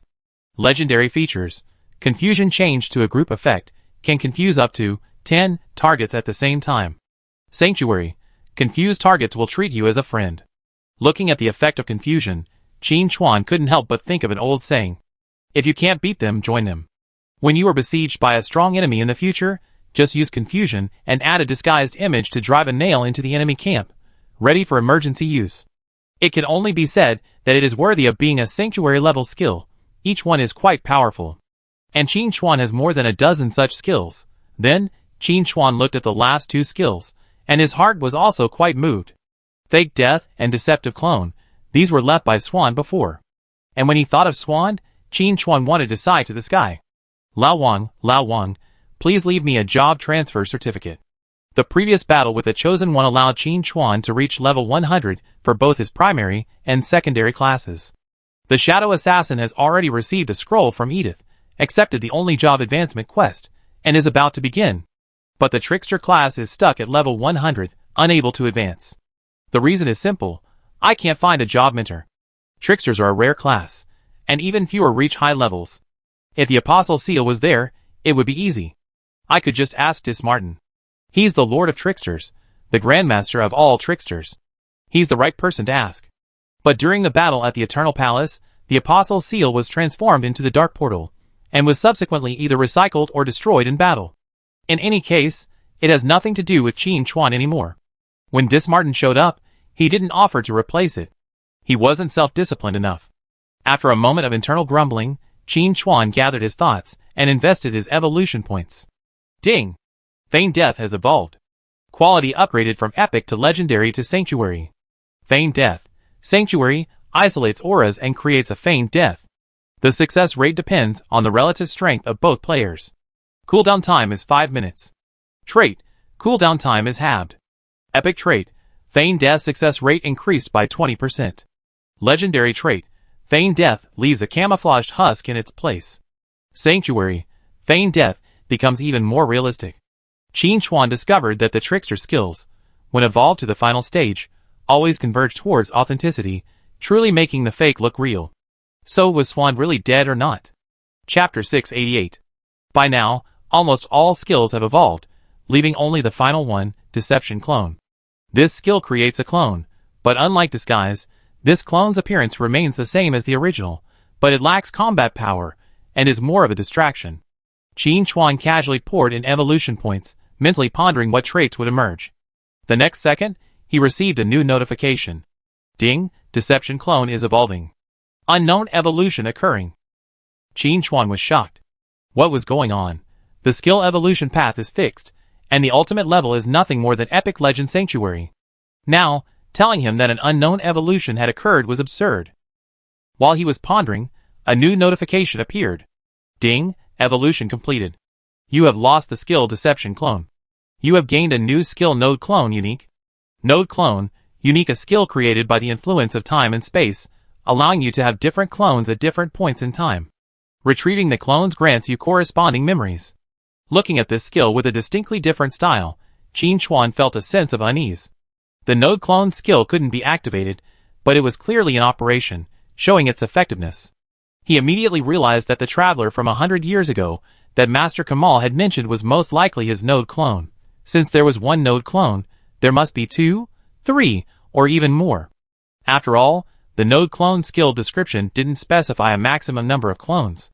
Thinking back to the scene of the Night Lady's trial, Qin Chuan had a sudden thought. Who had taught Alessa of the power of shadow 10,000 years ago? Now it seems, it's still him. Qin Chuan fell into deep thought.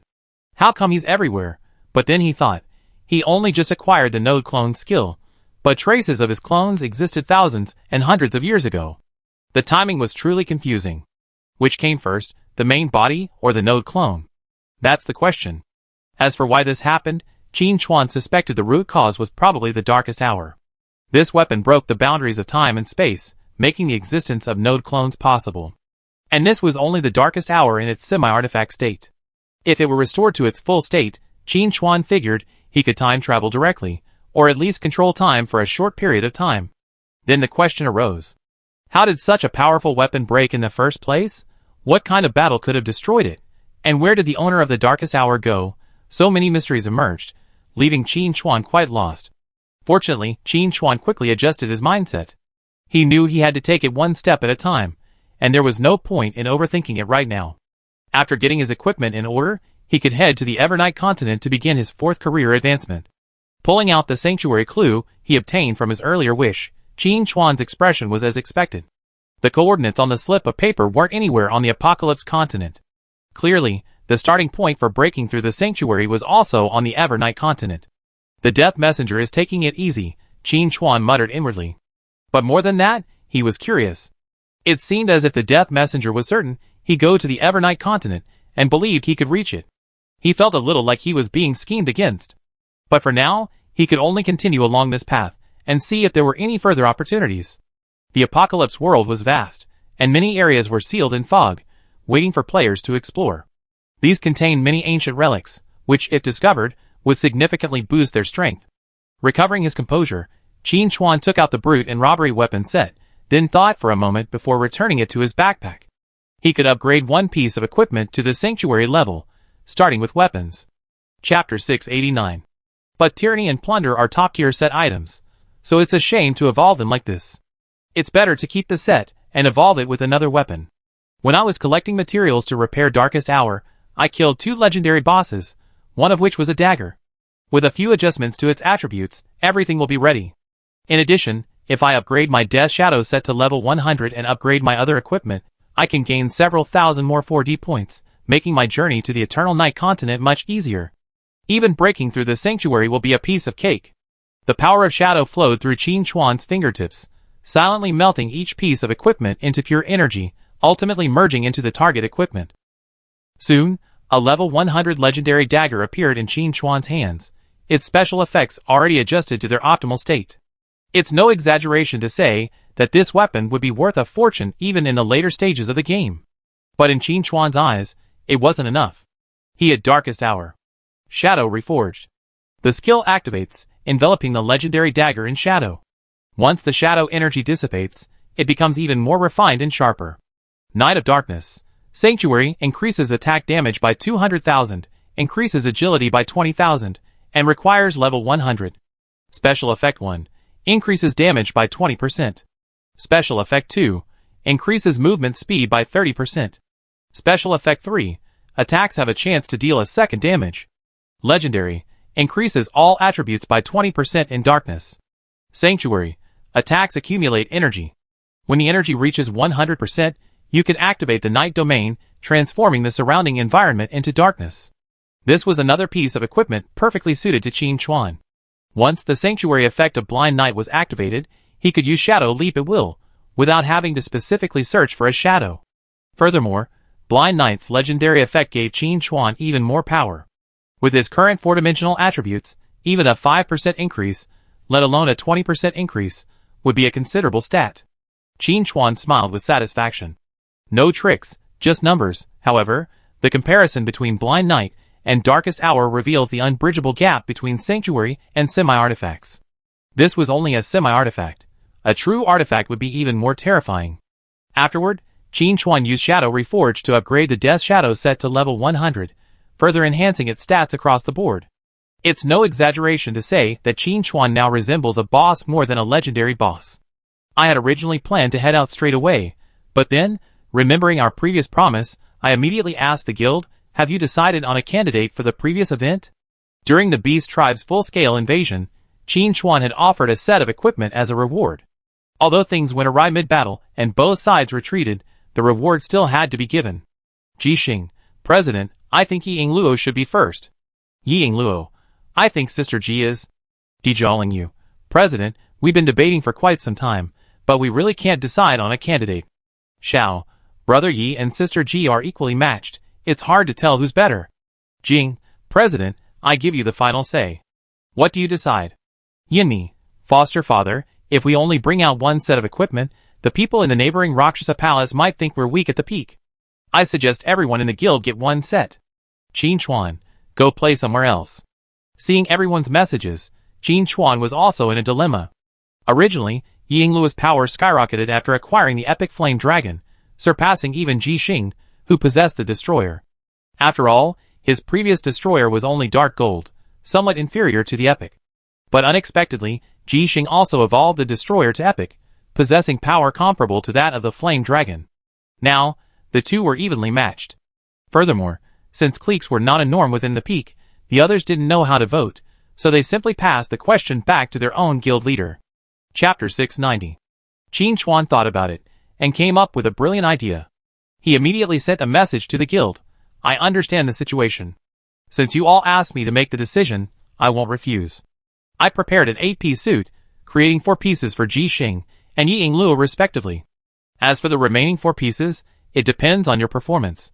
Qin Chuan felt that this plan was perfect and took care of everyone. But a familiar odor alerted Ji Xing, who bluntly asked, President, why do I feel like you're just making empty promises? Yi Luo, giving me 4 out of 8 pieces? That piqued my and Sister Ji's curiosity. It's just as Di Jiaolingyu said, the guild leader is a master of making empty promises. Di Jiaolingyu, I'm not saying I don't have any. You have to believe me, guild leader. Amidst the chatter, Qin Chuan made the final decision. It's settled. You two come to Belly City now. Qin Chuan had a pile of equipment on hand, and the guild warehouse was nearly full. He selected a suitable set, and directly performed shadow reforging, upgrading it to a level 50 epic set. This equipment level was the minimum requirement for an epic set, but it was still beyond the level of Yi Luo and Ji Xing. But it wasn't a big deal. They could level up. They had the Flame Dragon and the Destroyer, so leveling up wasn't difficult at all. And with an epic set, their motivation to level up would definitely be even greater. Yi Luo is a Divine Light Knight, equipped with plate armor. Qin Chuan specially selected several holy buffs to further elevate Yi Luo's power. Ji Xing is a mechanic, and depending on his style, he can equip cloth, leather, or light armor. Finally, a set of light armor was chosen. Qin Chuan selected the corresponding items from the materials and equipment, increasing the speed of machine manufacturing and giving him a chance to produce more finished products, as well as understanding more blueprint designs. Qin Chuan patted Ji Xing on the shoulder and said earnestly, Ji Xing, don't let everyone down. Upgrade your equipment quickly to increase your output. The guild warehouse isn't full yet, so you must keep working hard. Ji Xing was so moved that he was speechless. After a long pause, he said with trembling lips, President, thank you. Qin Chuan waved his hand modestly. It's all my duty. Ji Xing's eyes were dull, as if he could see himself locked in a dark room, working day and night on blueprints. The scene was truly heartbreaking and moving. But after some joking, Ji Xing graciously expressed her gratitude. This set of epic equipment was exactly what she wanted. Yi Luo felt the same way. Looking at the equipment in her backpack, she felt a surge of determination, determined to help the president even more in the future. The others in the guild curiously inquired about the relevant attributes. The two of them posted their equipment in the guild, immediately sparking waves of envy. Those who didn't receive the equipment secretly resolved to work their socks off the next time there was such an event, to get it from the guild leader. After receiving their equipment, Ji Xing and Yi Luo eagerly went to level up. Qin Chuan stopped them and warned, I'm going to advance my class next, so I might be out of reach for a while. I leave the guild affairs to you. Ji Xing said confidently, President, go with confidence. We take care of it. Qin Chuan, that sounds a bit questionable. Ji Xing, how could that be? President, you're overthinking it. Yi Luo, we be more careful. After everything was settled, Qin Chuan quietly left Bailey City and arrived in an open area, using his newly acquired rune teleportation skill. Magic energy traced the lines of a teleportation array, and a mysterious and distant aura began to spread. In a trance, Qin Chuan saw a continent shrouded in darkness. Then, his vision blurred, and his figure vanished. Ding! You have reached an unexplored area. Please proceed with caution. The Tianqi notification sounded briefly, then fell silent. Qin Chuan squinted his eyes, adjusting to the slightly dimming light. Contrary to his imagination, the Evernight continent wasn't completely pitch black, there was still some faint light. Looking up, the night sky was pitch black, not a single star in sight. Equally, there was no barrier in sight. Qin Chuan averted his gaze. The most urgent task now was to determine their position, and ascertain the true nature of this eternal night continent. After 10,000 years, were there still humans, or rather living creatures, here? While pondering, Qin Chuan heard soft footsteps ahead, and immediately activated Shadow's stealth. 2 torches approached from afar, their light illuminating 2 humans, one tall and one short, approaching. Their features bore a striking resemblance to the humans of Apocalypse, with a hint of caution. The taller man, about 40 years old, looked a little nervous. He said, "Detection indicates unusual energy fluctuations here. Be careful. If it's a beast, it could be troublesome." The shorter man, with a somewhat childish face, no more than his early 20s, was excited at the words. "I joined the Night's Watch to fight beasts. Finally, I have a chance." The taller man scolded, "Shut up. Do you think beasts are so easy to kill? If we really encounter one, it's doubtful whether we can escape." The young man was clearly unconvinced, but he didn't object. Qin Chuan observed from the side, intrigued by the young man's mention of the Night's Watch. According to Qin Chuan's observations, the 2 humans weren't very strong. The tall man was level 35, and the young man was level 20. They were likely mid to lower level members of the Night's Watch, similar to scouts. Since the situation was unclear, Qin Chuan hesitated to reveal himself, preferring to continue observing. The tall man and the young man wandered around the area, but found no valuable clues. After discussing, they decided to return. Neither of them noticed their shadows flickering twice. Chapter 691. After seeing the 2 night watchmen, Qin Chuan felt a little relieved. It was good news that there were still people alive on the Evernight continent. However, I didn't know the original purpose of this organization called the Night Watchmen, and what the strange beasts they were talking about were. He checked his friend list and, as expected, it was blocked, unable to contact the outside world, including the guild chat. Clearly, the barrier of the Evernight continent was still in effect, and it was extremely strong. If Qin Chuan hadn't experienced his darkest hour, he wouldn't have been able to reach here. Thankfully, the logout button was still there, so he wasn't trapped in the game. Since the situation was unclear, Qin Chuan didn't rush around, let alone summon a shadow dragon to fly around the world. He simply followed the 2 night watchmen. If he could reach their base, he might be able to gather more clues. Along the way, the 2 night watchmen were not idle, chatting constantly. The tall man was mainly sharing his experience and tips, so that the young man could better adapt to the mission. As Qin Chuan listened, he noticed something. The man's description of the so-called alien beasts was extremely difficult to kill. When investigators encountered an alien beast, their first priority was to stay alive and delay the attack, while sending flares to alert nearby fighters, who would then eliminate it. Whether they would wait for reinforcements or be eliminated by the beast first depended on luck. The young man asked curiously, "Uncle Hans, we're also night watchmen, so why can't we kill the alien beasts?" The tall man named Hans said earnestly, "I used to think so too, until I nearly died at the hands of an alien beast. Killing an alien beast is possible, but it requires special powers. Only fighters blessed by the night can completely eliminate it. We can't." Blessing of the night? Qin Chuan silently memorized this statement. This should be some kind of buff, and judging by the name, it's very likely related to the Lady of Night. Then, Qin Chuan thought, normal means can't kill the alien beasts, only the blessing of the night can completely eliminate them. Why does this characteristic sound so similar to the black monsters created by the Black Death? Although he hadn't seen the so-called alien beasts yet, Qin Chuan had a feeling it was related to the Black Death. Could it be that in these 10,000 years, the Black Death still hadn't been completely eradicated, but had ravaged the Eternal Night continent for another 10,000 years? Is this the Black Death, or just a dreadful plaster? No matter how you try to get rid of it, it won't go away. If this is true, then the core of the blessing of the night must be the power of shadow. Alessa was also chosen by the power of shadow to kill the black monsters. However, the power of shadow is definitely not a commonplace item, and widespread adoption is even more absurd. How did Alessa solve this problem, and come up with something like the blessing of the night? The more Qin Chuan listened, the more curious he became. He longed to show up and force the 2 night watchmen back to their base. How about creating a disguised clone? Qin Chuan pondered the feasibility. But in the darkness, a stranger suddenly appeared from the corner. The two night watchmen's first reaction would likely be shock rather than surprise, so Qin Chuan had to abandon the idea for the time being. As he pondered, Qin Chuan's ears twitched. He heard subtle footsteps, somewhat chaotic, accompanied by a low, deliberately suppressed roar that didn't sound human. Most importantly, a scent carried on the wind that repelled him intensely. The Black Death. Meanwhile, the two night watchmen were still walking and chatting, completely unaware of the impending danger. Qin Chuan thought, if the two men couldn't find the enemy, he would do it for them. He had finally encountered two people who knew the way, and he couldn't let them die halfway. Fortunately, as the enemy in the dark gradually approached, tall Hans finally smelled the stench of decay and evil. His face turned pale, and he quickly drew the long sword from his waist. Trying to maintain his composure, he said, "Be careful. The strange beast is coming." Chapter 692.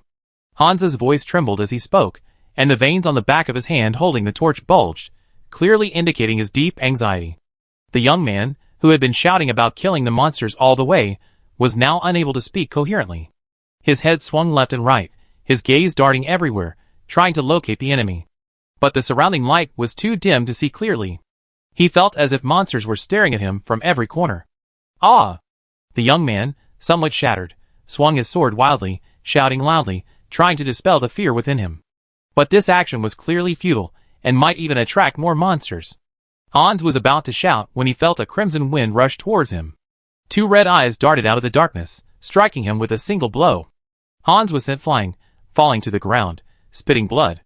The young man stood there, stunned, at a loss for words. Qin Chuan secretly observed and confirmed that the so-called strange beast was indeed the Black Death monster. However, the current situation was not the time to lament the Black Death's tenacity.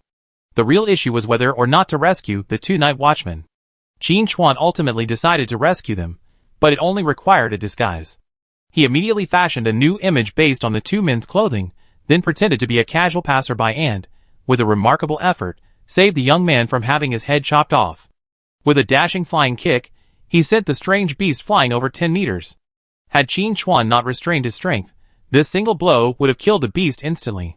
However, according to Hans, destroying the strange beast required combatants blessed by the night, so he had to proceed with caution to avoid exposing any weaknesses. Hans, who had been sent flying earlier, had almost given up hope and was ready for death when he suddenly saw a stranger running over from a distance.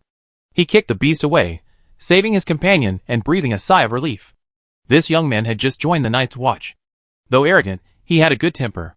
He would definitely feel bad if he died on his first mission. After his elation faded, Hans quickly shouted, "Hold on, friend. I call for help." Suppressing the pain, he pulled a flare from his arms, ignited it, and launched it. The orange-yellow firework exploded in the air, illuminating the surrounding area.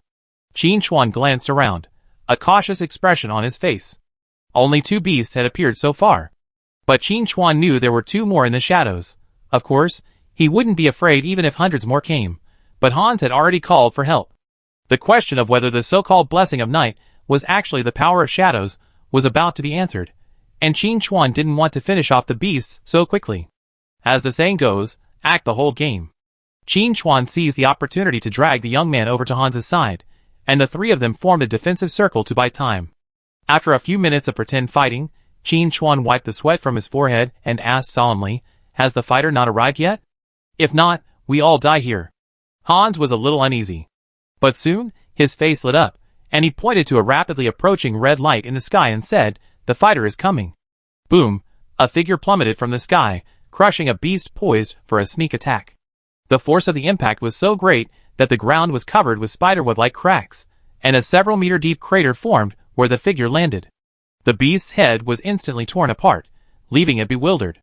Even so, its body struggled desperately, its dislodged head writhing on the ground, showing signs of reuniting. Qin Chuan was even a little surprised. The Black Death monster was surprisingly harder to kill than it had been 10,000 years ago. The monsters back then didn't have such strong vitality. Although they could revive after being shattered, it took time, unlike the instant resurrection they can now. But if you think about it, if there had been no progress in 10,000 years, the Black Death would have been completely eradicated long ago. How could it have survived until now? Chapter 693. As for the figure that just appeared, it was probably the combatant Hans had mentioned.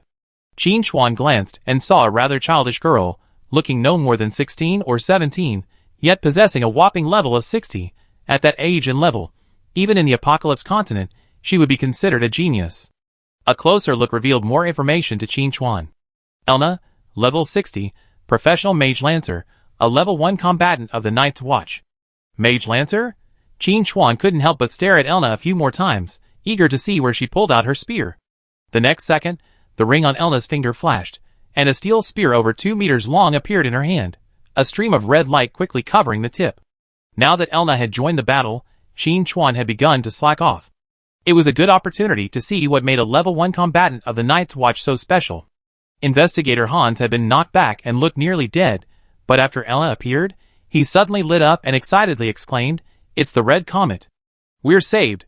Qin Chuan's mouth twitched. That name. Seriously? He glanced at Elna's head and saw no red horns, secretly breathing a sigh of relief. That's good, that's good. Qin Chuan, with a humble attitude, asked curiously, "Hey, who's this woman? She looks so frail. Can she defeat a monster?" What the hell? Hans, as if deeply insulted, didn't care that Qin Chuan had saved him. He stiffened his neck and shouted, "Elna is our branch's most formidable fighter. She's killed hundreds of monsters, and you actually doubt her ability." Qin Chuan bowed. "It's Elna. I heard so much about you." Elna glanced over, then quickly looked away. For her, the most urgent task was to kill the beast. As for the stranger's origins, they would investigate later. Hans, now regaining his composure, looked at Qin Chuan warily and asked, "Friend, don't you know Elna? Where are you from?" Qin Chuan casually replied, "I'm just a casual traveler passing through." Although he was skeptical of Qin Chuan's identity, Hans, knowing that he had saved his life, didn't ask too many questions. He simply warned, "Wait until Lady Elna has eliminated the beast, and then leave immediately. The aura of the beast's death will attract more beasts. If you don't leave, it will be too late." Qin Chuan hesitated. "I just traveled here, and I'm unfamiliar with the area. If you ask me to leave, I don't know where to go." Hans was also in a dilemma. He couldn't bring a stranger into their base. What if he was a spy? Just as Hans was feeling torn, a clear female voice rang out from the side. "You saved Uncle Hans? Thank you. Since you have nowhere else to go right now, why don't you come with us?" Looking in the direction of the voice, he saw Elna. As for the alien beasts, they had already fallen to the ground, motionless. Hans immediately praised, "Lady Elna, you are truly amazing." Elna waved her hand. It was just a small favor. She then turned to Qin Chuan and repeated the old words, "You saved Hans and Jern. It's only right that we express our gratitude. Besides, you just fought the alien beasts, and you're stained with their aura. They find you. Why don't you come with us? Our branch has a magic circle that blocks auras, so the alien beasts can't detect you." Qin Chuan had been waiting for these words, nodding immediately and saying, "Since you're so sincere, I won't hold back." Hans, standing beside her, cast a worried look at Elna. Elna quietly waved her hand, signaling that there was nothing to worry about, saying everything was under control. Qin Chuan observed these subtle movements, but didn't point them out. He could guess Elna's motive, simply to confirm his identity and purpose. And because of his own formidable strength, he wasn't afraid of any tricks. The previous battle had been brief, but Qin Chuan had witnessed Elna's fighting prowess. She dispatched the alien beast like a child, one shot at a time.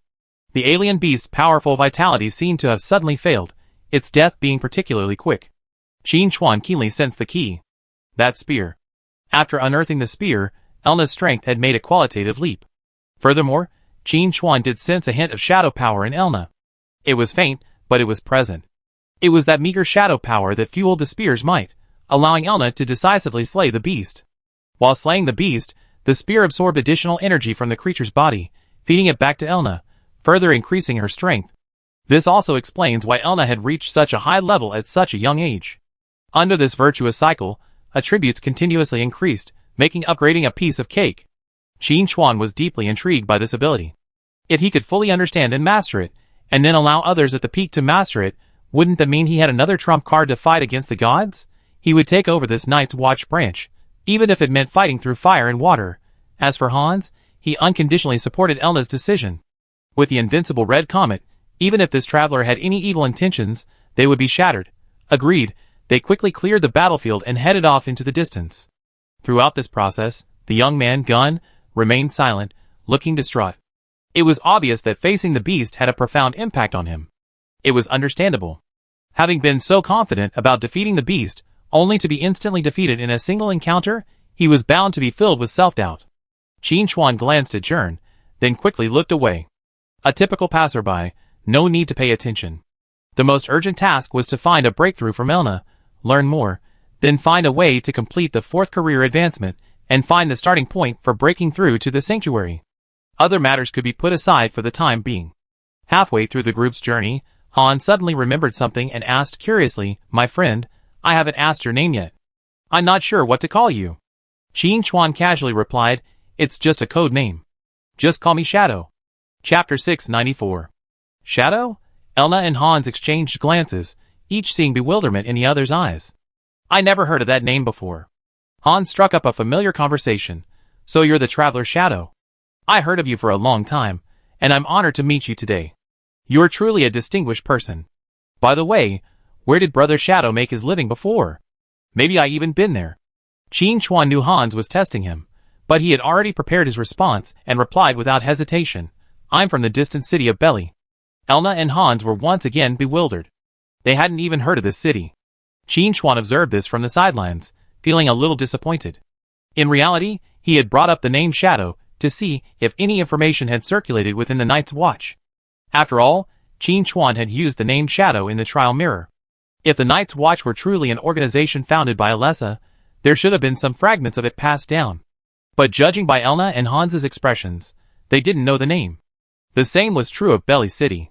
No information about this city, located outside the Eternal Night continent, had been passed down.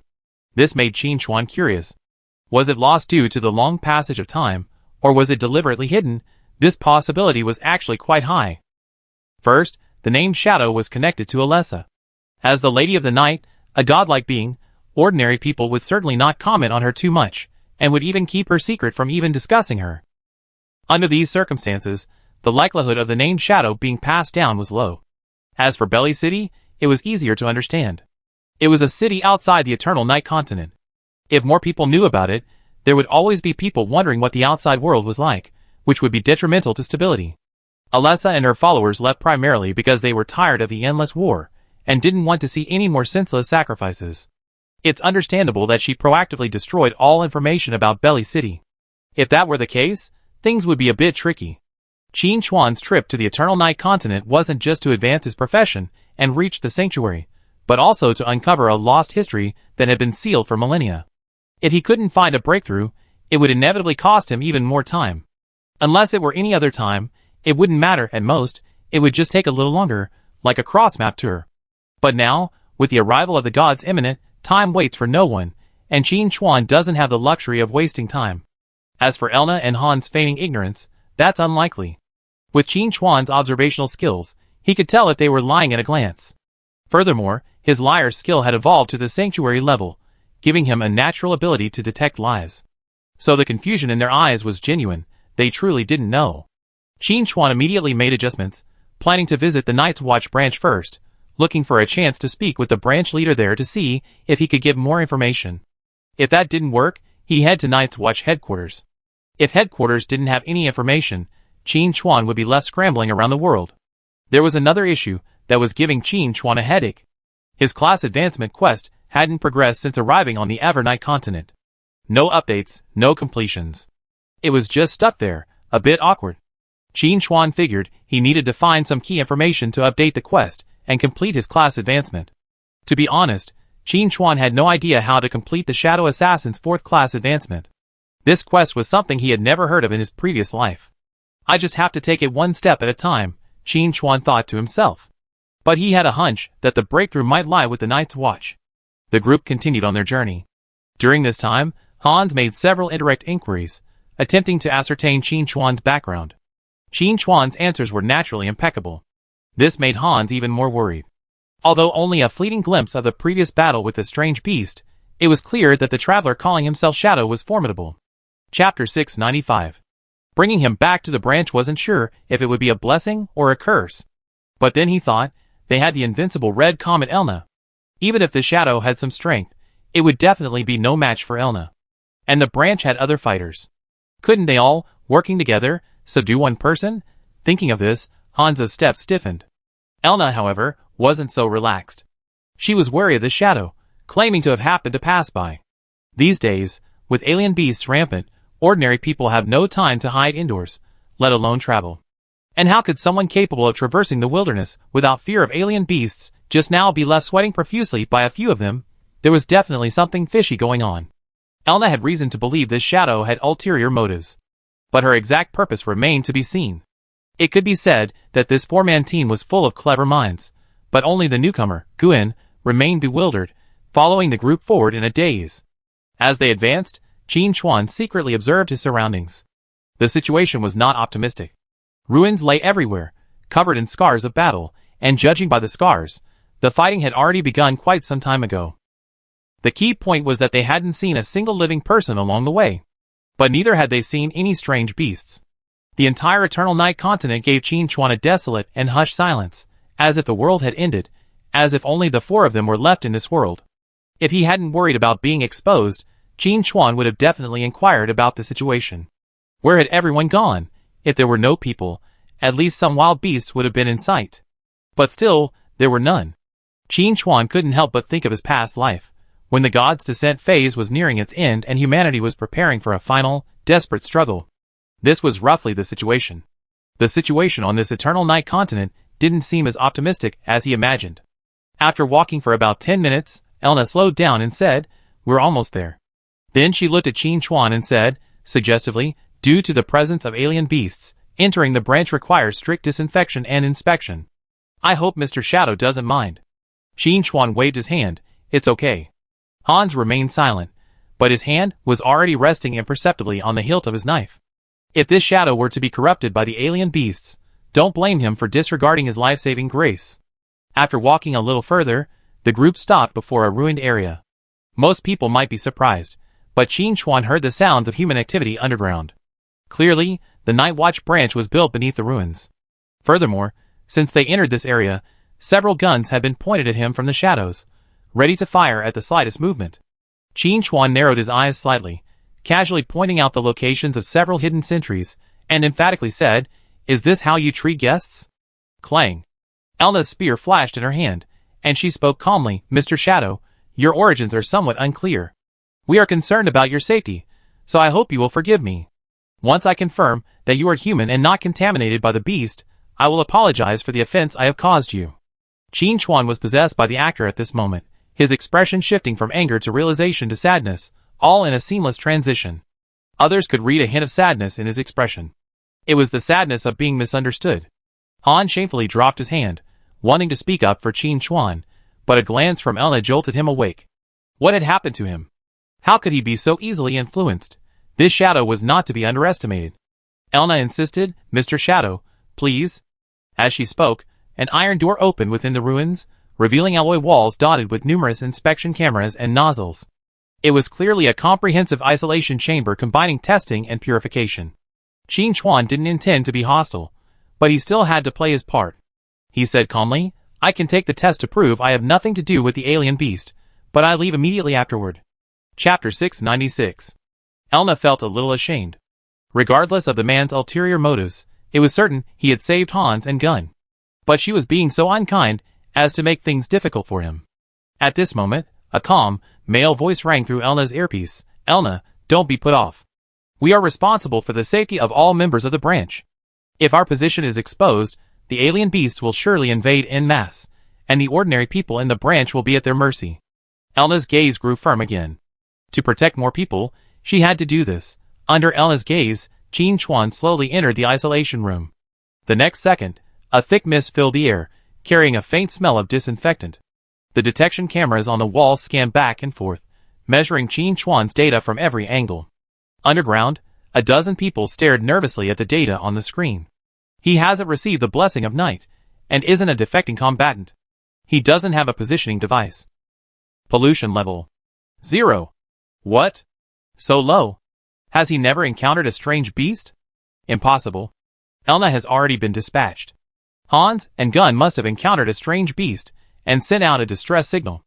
Hans has always been cautious, and would certainly not rashly accept strangers. It's likely that they encountered it during combat. Could this be his first encounter with a strange beast? That shouldn't be the case. Unless he's been living in a closed space before, anytime he goes out exploring, he'd pick up some of its presence, even if he doesn't encounter a strange beast. At this moment, a man who looked like a commander said in a deep voice, "Check Elna's data." The operator nearby, though somewhat puzzled, complied and quickly replied, "Contamination level 2.1, extremely mild." The commander's eyes showed a pensive expression. Even Elna, blessed by the night, had a contamination level of 2.1, yet this new face had a 0. Does this make sense? It doesn't. After a moment's thought, the commander continued, "Test the blood purity of this new face." Someone immediately asked curiously, "Branch Chief, do you think he's not human?" The branch chief, looking at the data on the screen, said meaningfully, "He should be human, but perhaps not in the sense we understand human." This tongue-twisting response left everyone looking at each other in bewilderment. As expected of the branch chief, his words were philosophical and completely incomprehensible. Soon, the test results came in, and one analyst, surprised, said, "Branch Chief, the data shows this guy is indeed human, but—" The branch chief took over, "But there are some differences from us, right?" The analyst scratched his head. "That's what the data says. It doesn't make sense. If they're all human, why would there be differences? They can't be from another world, right?" Another person nearby suddenly had a sudden thought. Could it be a messenger sent by the goddess of night? The analyst bluntly retorted, "He hasn't even received the blessing of night, and he doesn't have any of the relevant attributes. How could he be a messenger of the goddess?" Everyone debated the matter, but couldn't come to a definitive conclusion. The branch chief pondered for a moment, then gave the order, "Open the door. I go meet this guy myself." Everyone was shocked and hurried to dissuade him. "You're kidding. Who knows if that guy is friend or foe? If he attacks someone, or even takes the branch chief hostage, it'd be a disaster." But the branch chief had made up his mind. He had a premonition that missing this stranger would be his greatest regret. Finally, the branch chief defied the crowd's advice and, escorted by 2 plainclothes fighters, took the elevator to the surface. Meanwhile, Qin Chuan had also completed the test and emerged from the isolation room with a calm expression. He said to Elna, "I didn't do anything, so it seems I am indeed human. Okay, I should be leaving now. See you later." Elna was in a dilemma. Let Shadow go. After all, he saved Hans and Gun, so he had to show some appreciation. Besides, Shadow knew the branch's location, and letting him leave rashly could lead to hidden dangers. But if he wasn't allowed to leave, what excuse could he use? Fortunately, the branch chief appeared just in time. With a somewhat apologetic look on his face, he looked at Qin Chuan and said, "Friend, you come from afar, so why rush to leave? Let me introduce myself. I'm Bruno, the branch chief here. What's your name?" Qin Chuan replied expressionlessly, "Shadow." Bruno didn't care for Qin Chuan's attitude. After all, if he were in his place, he'd be resentful to be held at gunpoint and subjected to a barrage of tests for no apparent reason. Bruno bowed and said, "It's Shadow, I heard of you." Then he changed the subject. "Guests are welcome. Why don't you rest here for a couple of days before leaving? It's a relief to have guests here, and the rest of the base will be happy too. After all, it's hard to even see a living person these days." Qin Chuan had been waiting for these words, but he still had to make a gesture. After a round of back and forth, Qin Chuan and Bruno chatted enthusiastically, like old friends who hadn't seen each other in years, practically sworn brothers on the spot. The rapidity of the situation left Elna stunned. Is this still the stern branch chief she remembered? How come he's a completely different person after not seeing him for 2 days? Elna suddenly became alert. Could it be that the branch chief has also been infected by the strange beast? Bruno seemed to see Elna's confusion and said unhappily, "Elna, don't just stand there. Return to the branch office immediately. Staying outside for too long will easily attract strange beasts." Elna thought again, the branch chief must have his own ideas. All she had to do was avoid unnecessary complications. If this shadowy figure truly harbored evil intentions, it wouldn't be too late to act then. Thinking of this, Elna immediately sheathed her spear and followed the crowd back underground. After descending several dozen meters in the elevator, a vast underground space appeared before Qin Chuan's eyes. Chapter 697. Qin Chuan had originally thought that this branch would be a good size with around 100 people, but upon descending underground, he realized he was completely wrong. Looking around, the entire underground space was filled with thick pillars, supporting the rock dome overhead. The space before him alone was at least the size of 10 football fields, not counting the hollow passages extending outward from the surrounding areas. Qin Chuan had reason to believe that all the surviving humans in the vicinity had fled here to live, which would explain the absence of anyone above ground. If everyone was living underground, who would still be wandering around above ground? As for whether the people here would have difficulty adapting, that was actually the least of the concerns. The Evernight continent never sees sunlight year-round, and the environment is not much different from underground. Losing sight of the sun wouldn't cause anyone to feel emotionally drained. Breno, the branch leader, secretly observed Qin Chuan's expression, hoping to detect any clues. But he was disappointed. He could see nothing. The man who called himself Shadow didn't even show the slightest change in expression, as if the scene before him was familiar. This surprised Bruno. Could he have guessed wrong? This man wasn't an outsider, but rather came from another underground city. Bruno didn't know that Qin Chuan's expression didn't change because he was using a disguise. He could maintain his expression with a single thought. Even if Bruno observed him with a microscope, he wouldn't have noticed a single change. Bruno suppressed his surprise and smiled, saying, "Mr. Shadow, what do you think of our place?" Qin Chuan thought for a moment and replied seriously, "Very lively." This wasn't a polite remark. Qin Chuan noticed that in this underground space, many children were playing and frolicking on the streets, and the adults passing by seemed relatively calm, lacking the sense of existential crisis shrouded by death. This showed that this branch hadn't experienced much war. Bruno's achievements were commendable for being able to achieve this despite the rampant monsters. Bruno smiled smugly. Building this branch into its current state had consumed the vast majority of his efforts. He had also encountered many doubts and misunderstandings along the way, but he had overcome them all, leading to his current peaceful life. But Bruno sighed again. I wonder how long this peace will last. Qin Chuan had no answer. He was new here, barely aware of his location, so he naturally didn't want to offer any opinions. Having successfully infiltrated the Night Watch branch was part of his goal. The next step was to gather intelligence on the Night's blessing. Thinking of this, Qin Chuan changed the subject, saying, "Speaking of which, I really have to thank Elna this time. If she hadn't saved us in time, Hans, Gun, and I would have perished at the hands of the monster. I was already despairing when I saw the fighter Hans was talking about was a little girl, thinking we were doomed. I didn't expect Elna to be so capable. It's truly eye-opening. There's an old saying in my hometown, women are as good as men. Elna will definitely achieve great things in the future." Elna blushed slightly at the praise, pinching the corner of her clothes. A little embarrassed, he said, "It's not that great. Mr. Shadow is exaggerating." Bruno took over with a touch of pride. "Elna is the youngest first-class fighter in our branch. She definitely has a bright future." Hans chimed in. "Although I'm just a small investigator, I say Elna is the most talented fighter I ever met." The others chatted back and forth. Elna, blushing brightly, had never seen such a scene before. She lowered her head and trotted off. After Elna left, Bruno said solemnly, "Mr. Shadow, how about we meet in my office?" Chapter 698. Qin Chuan smiled. "That's exactly what I meant." Hans took his leave at the right moment. "Branch Chief, I take Jern down to rest. This young man is frightened after encountering a strange beast for the first time." Bruno nodded. "Thank you for your hard work on this expedition."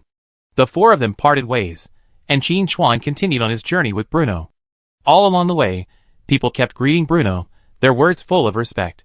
This genuine respect was enough to prove that Bruno was deeply loved by the people here and clearly a man of action. Qin Chuan praised, "Minister Bruno has devoted himself to the cause. I admire him." Bruno replied calmly, "Since I'm in this position, I naturally have to shoulder my responsibilities. Otherwise, I'd rather be gone. Also, I'm only the branch chief, not the head of the department."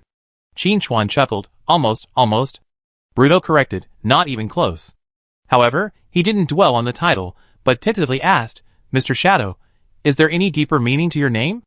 Qin Chuan was unsure of Bruno's exact meaning. Hans and Elna's lack of reaction to the name before suggested they were unaware of the history going back 10,000 years. But as branch chief, Bruno surely had access to more confidential information. His question about the name Shadow was definitely more than mere curiosity.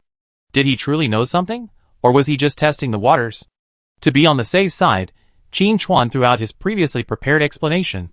"I once found a travelogue while traveling. It recorded the story of a traveler who called himself Shadow. I thought it was interesting, so I took it for granted. Could it be that Minister Bruno knows about Shadow? You might as well tell me about it, so as to avoid any jokes." Bruno wasn't one to be fooled so easily. He remained noncommittal, saying, "Mr. Shadow, you're overthinking it. It's just my personal curiosity, nothing special." The two exchanged glances, then quickly averted their gazes, silently judging each other. He's full of nonsense, untrustworthy. As they spoke, they arrived at a rather shabby office. Bruno, looking a little embarrassed, coughed and said, "Things are a little tough right now." "I'm sorry to have embarrassed you, Mr. Shadow." Qin Chuan casually said, "That's okay. Besides, there's an old saying in my hometown, this humble room, yet my virtue is fragrant. Compared to this office, I admire Minister Bruno's noble character even more. This humble room, yet my virtue is fragrant." Bruno muttered, his eyes sparkling, and he praised, "That's well said. I'm really becoming more and more interested in Mr. Shadow's hometown." Qin Chuan smiled and said, "I go see it when I get a chance."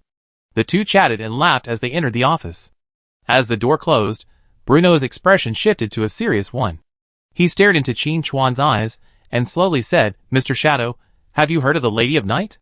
Bruno's question seemed a bit redundant. This was the Eternal Night continent. How could anyone not know about the Lady of Night? But Qin Chuan immediately grasped the key point. He had previously learned about the night blessing from Hans, and there was a key point. Hans had addressed her as the goddess of night, not lady. One word made a world of difference. Qin Chuan couldn't be 100% sure, though, whether this was just a customary term or a genuine distinction. It was a 50-50 chance either way, so he slowly said, "Ms. Night? You mean the night goddess?" Bruno slapped his head and said apologetically, "Look at my memory. Yes, it's the night goddess." Qin Chuan smiled, "Minister Bruno, take care of yourself. The night watch will still depend on you to lead them." Bruno repeatedly declined, "Brother Shadow, you're too kind. I'm not worthy of being the head of headquarters. You must never say such nonsense in front of outsiders. That is, privately." Qin Chuan made a mental note. He had always felt that this branch chief was worthy of attention. It wasn't because he was kind, taking in civilians in the underground branch, but because Bruno had a subtle aura, not exactly repulsive, but definitely not approachable either. Chapter 699. This was completely different from Hans, Gun, and even Elna. Qin Chuan felt a sense of familiarity towards Elna and the others. Erna, in particular, had received the blessing of night, granting her a certain amount of shadow power. While not much, she could still be considered half one of his own. But Bruno was different. He didn't possess the aura of shadow power. Thankfully, there was no aura of alien beasts either. The two continued their rambling conversation for a long time, seemingly animated, but revealing no useful information at all. Qin Chuan realized this wouldn't work. He was pressed for time, and had a heavy workload. He couldn't really stay in this branch for 10 days, or half a month. By the time he returned to Apocalypse Continent, the sons of God would likely be running around everywhere. As the saying goes, a risky move is a good one. Qin Chuan dropped the bombshell. "Minister Bruno, I'd like to receive the knight's blessing. I wonder if it's convenient for me." Bruno's expression was a little subtle. He carefully observed Qin Chuan's face, realizing he wasn't joking. His expression gradually grew serious, and after a moment's hesitation, he asked, "Do you know what the knight's blessing means to the night watchman?" Qin Chuan spread his hands and said truthfully, "I'm not entirely sure, but I suspect there are probably certain prerequisites before one can receive the knight's blessing and become a combatant." "You're right about that." Bruno nodded. "The knight's blessing is a gift bestowed upon us by the night goddess. It's our only means of combating the beasts. Only by swearing allegiance to the night goddess can we receive her response. Furthermore, we must pass the test of the Holy Stone before we can receive the blessing." "Holy Stone?" Qin Chuan keenly grasped the word and pressed on, "Can I see the Holy Stone?" Bruno shook his head. "It's not that I don't want to, it's that we don't have the Holy Stone. So, even if I agree to let you receive the blessing of night, you need to go to headquarters to verify it." Bruno's voice was filled with meaning. "Mr. Shadow, are you sure you want to go to headquarters?" Qin Chuan smiled. "Yes, why not? Rather than dithering, it would be better to go straight to the Night's Watch headquarters. If anyone knew the name Shadow, they would surely come to him. It would be better than Qin Chuan aimlessly searching for clues on his own." Bruno hadn't expected Mr. Shadow to be so resolute. Didn't he know that the Night's Watch headquarters was filled with powerful individuals? Anyone with extraneous ideas would die miserably. Just the thought of the name Shadow made Bruno waver. As the branch chief, Bruno knew far more information than Elna and the others. Coincidentally, that information included a piece of information about Shadow.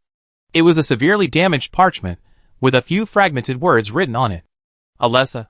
Shadow. Waiting. Thank you in person." Where is it? Bruder had originally found this parchment in a corner of the headquarters archives, and at first, he hadn't paid much attention to it, dismissing it as a mishandled document. Until Bruno learned that the Lady of Night's true name was Alessa, he immediately sought out the parchment and carefully preserved it. Over the years, Bruno had tried to repair the parchment, but with little success. It was so badly damaged that it was impossible to repair at all. Thankfully, through other parchments, he was able to piece together some useful information. 10,000 years ago, when the Lady of Night was active in the mortal world, a traveler, who called herself Shadow, aided her. Even Alessa's rise from an ordinary girl to the Lady of Night was inseparable from the Shadow's help. So, when Bruno heard Qin Chuan call himself Shadow, his heart was in turmoil. Is it a coincidence? It must be a coincidence. After all, Shadow was a traveler from 10,000 years ago. How could he possibly be alive today? If he could truly be alive today, he would surely be a god. And how could he freely walk the mortal world? But in his heart, Bruno also hoped that this Shadow before him was the Shadow in the records. If they were indeed the same person, could he replicate the miracles of the Lady of Night and become a new god? Through his thoughts, Bruno decided to go with the flow. Since this Shadow was interested in the Knight's blessing, he decided to take him to the Night's Watch headquarters. But he wondered if anyone at headquarters still knew about Shadow. I don't think so. For so many years, he's been operating in secret. Whenever he suspects someone is investigating the Shadow and the Lady of Night, he secretly finds an opportunity to eliminate them and ensure he keeps the secret to himself. Bruno gathered his scattered thoughts and feigned embarrassment, saying, "This isn't strictly necessary, but since Mr. Shadow mentioned it, I'm willing to guarantee it for you. But first, I can't guarantee it will pass headquarters verification. It all depends on luck." Qin Chuan nodded. "I understand. Even if it doesn't work out, it's just my bad luck. I won't blame Minister Bruno." As he spoke, Bruno seemed to have received a message and apologized. "I have something to attend to. If Mr. Shadow doesn't mind, I have someone take you to rest. I finish my work in 2 days at most, and then we go to headquarters." "How's that?" Although Qin Chuan wanted to leave immediately, he knew there was no rush, so he patiently said, "Thank you, Minister Bruno." Bruno called the guard over and told him to take Qin Chuan to rest. He then headed in another direction, his expression serious. Bruno, walking briskly, didn't notice that his shadow swayed twice. Qin Chuan multitasked, controlling his disguise to rest while he lurked in the shadows. He wanted to see what Bruno was up to.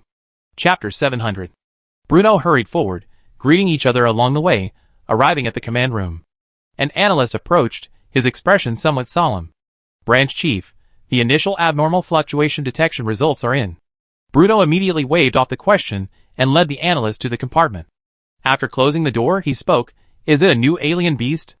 The analyst shook his head, spread out sheets of data on the table, and pointed to the final conclusion. The abnormal fluctuations Hans and Gunn investigated are not alien beasts. Based on the data feedback, it's the effect of the teleportation rune. Someone has teleported to our side. Bruno immediately thought of Shadow, the unfamiliar face that had suddenly appeared. If someone had teleported here, it was most likely him. Bruno pondered for a moment and asked, "How many people have teleported here? Also, can you confirm where they came from?" The analyst looked embarrassed. "At present, we can only confirm that the number of people is very small, no more than 2. As for where they came from, we haven't analyzed it yet. We can only tentatively confirm that it was an extremely long-distance teleportation." After a pause, the analyst lowered his voice and said, "Also, I found some interesting data in the frequency of the transmission. They seem to be coming from a region with sunlight. As far as I know, such a region does not exist in our Eternal Night continent." The analyst looked at Bruno and hesitantly asked, "Branch Chief, does another continent really exist?" Bruno did not answer directly, but asked an irrelevant question. "Does anyone else know this data?" The analyst was confused, but answered honestly, "We have all seen the data of the abnormal fluctuations, and it was only after unanimous discussion that we determined that someone teleported here." Bruno nodded. "So, your suspicion that they were from another continent was your own?" The analyst remained silent, acquiescing to this point. But he was a little puzzled. Why was the branch chief asking this? Bruno spoke slowly. "The Evernight continent is the sanctuary granted to us by the goddess of night. It's humanity's last home. There doesn't exist, and shouldn't exist, another continent. If your idea gets out, it would be very dangerous." The analyst, somewhat embarrassed, explained, "Branch Chief, I'm just speculating. I don't mean anything else, and I never questioned the goddess of night." Bruno's serious expression suddenly shifted to a relaxed one. He patted the analyst's shoulder and said with a smile, I didn't mean anything else. I just wanted to remind you that with the alien beasts rampaging right now, everyone is under tremendous pressure. If anything goes wrong, our branch would be in danger. We are responsible for their safety. The analyst quickly continued. Don't worry, branch chief. I won't say anything. The information is here, and it won't be leaked. Bruno waved his hand, signaling the analyst to go back to his work. He then picked up the document on the table. He began to read the paper, muttering to himself, what's so good about the other continent? It's filled with oppression and war. Otherwise, Lady Knight wouldn't have come here. This is our home. Just as Bruno was concentrating on reviewing the data, there was a rapid knock on the door. Someone called out, Branch Head, Chashin has suddenly fallen ill and has been sent to the emergency room. What? Bruno stood up quickly, walked over, and opened the door. Chashin was fine when he just reported the data to me. How could he suddenly fall ill? Give him your all. Don't be stingy with the medication. We must save him. Yes. After arranging everything, Bruno returned to his cubicle and destroyed all the data. He whispered, Chashin, don't blame me. This is all for the stability and continuation of the branch.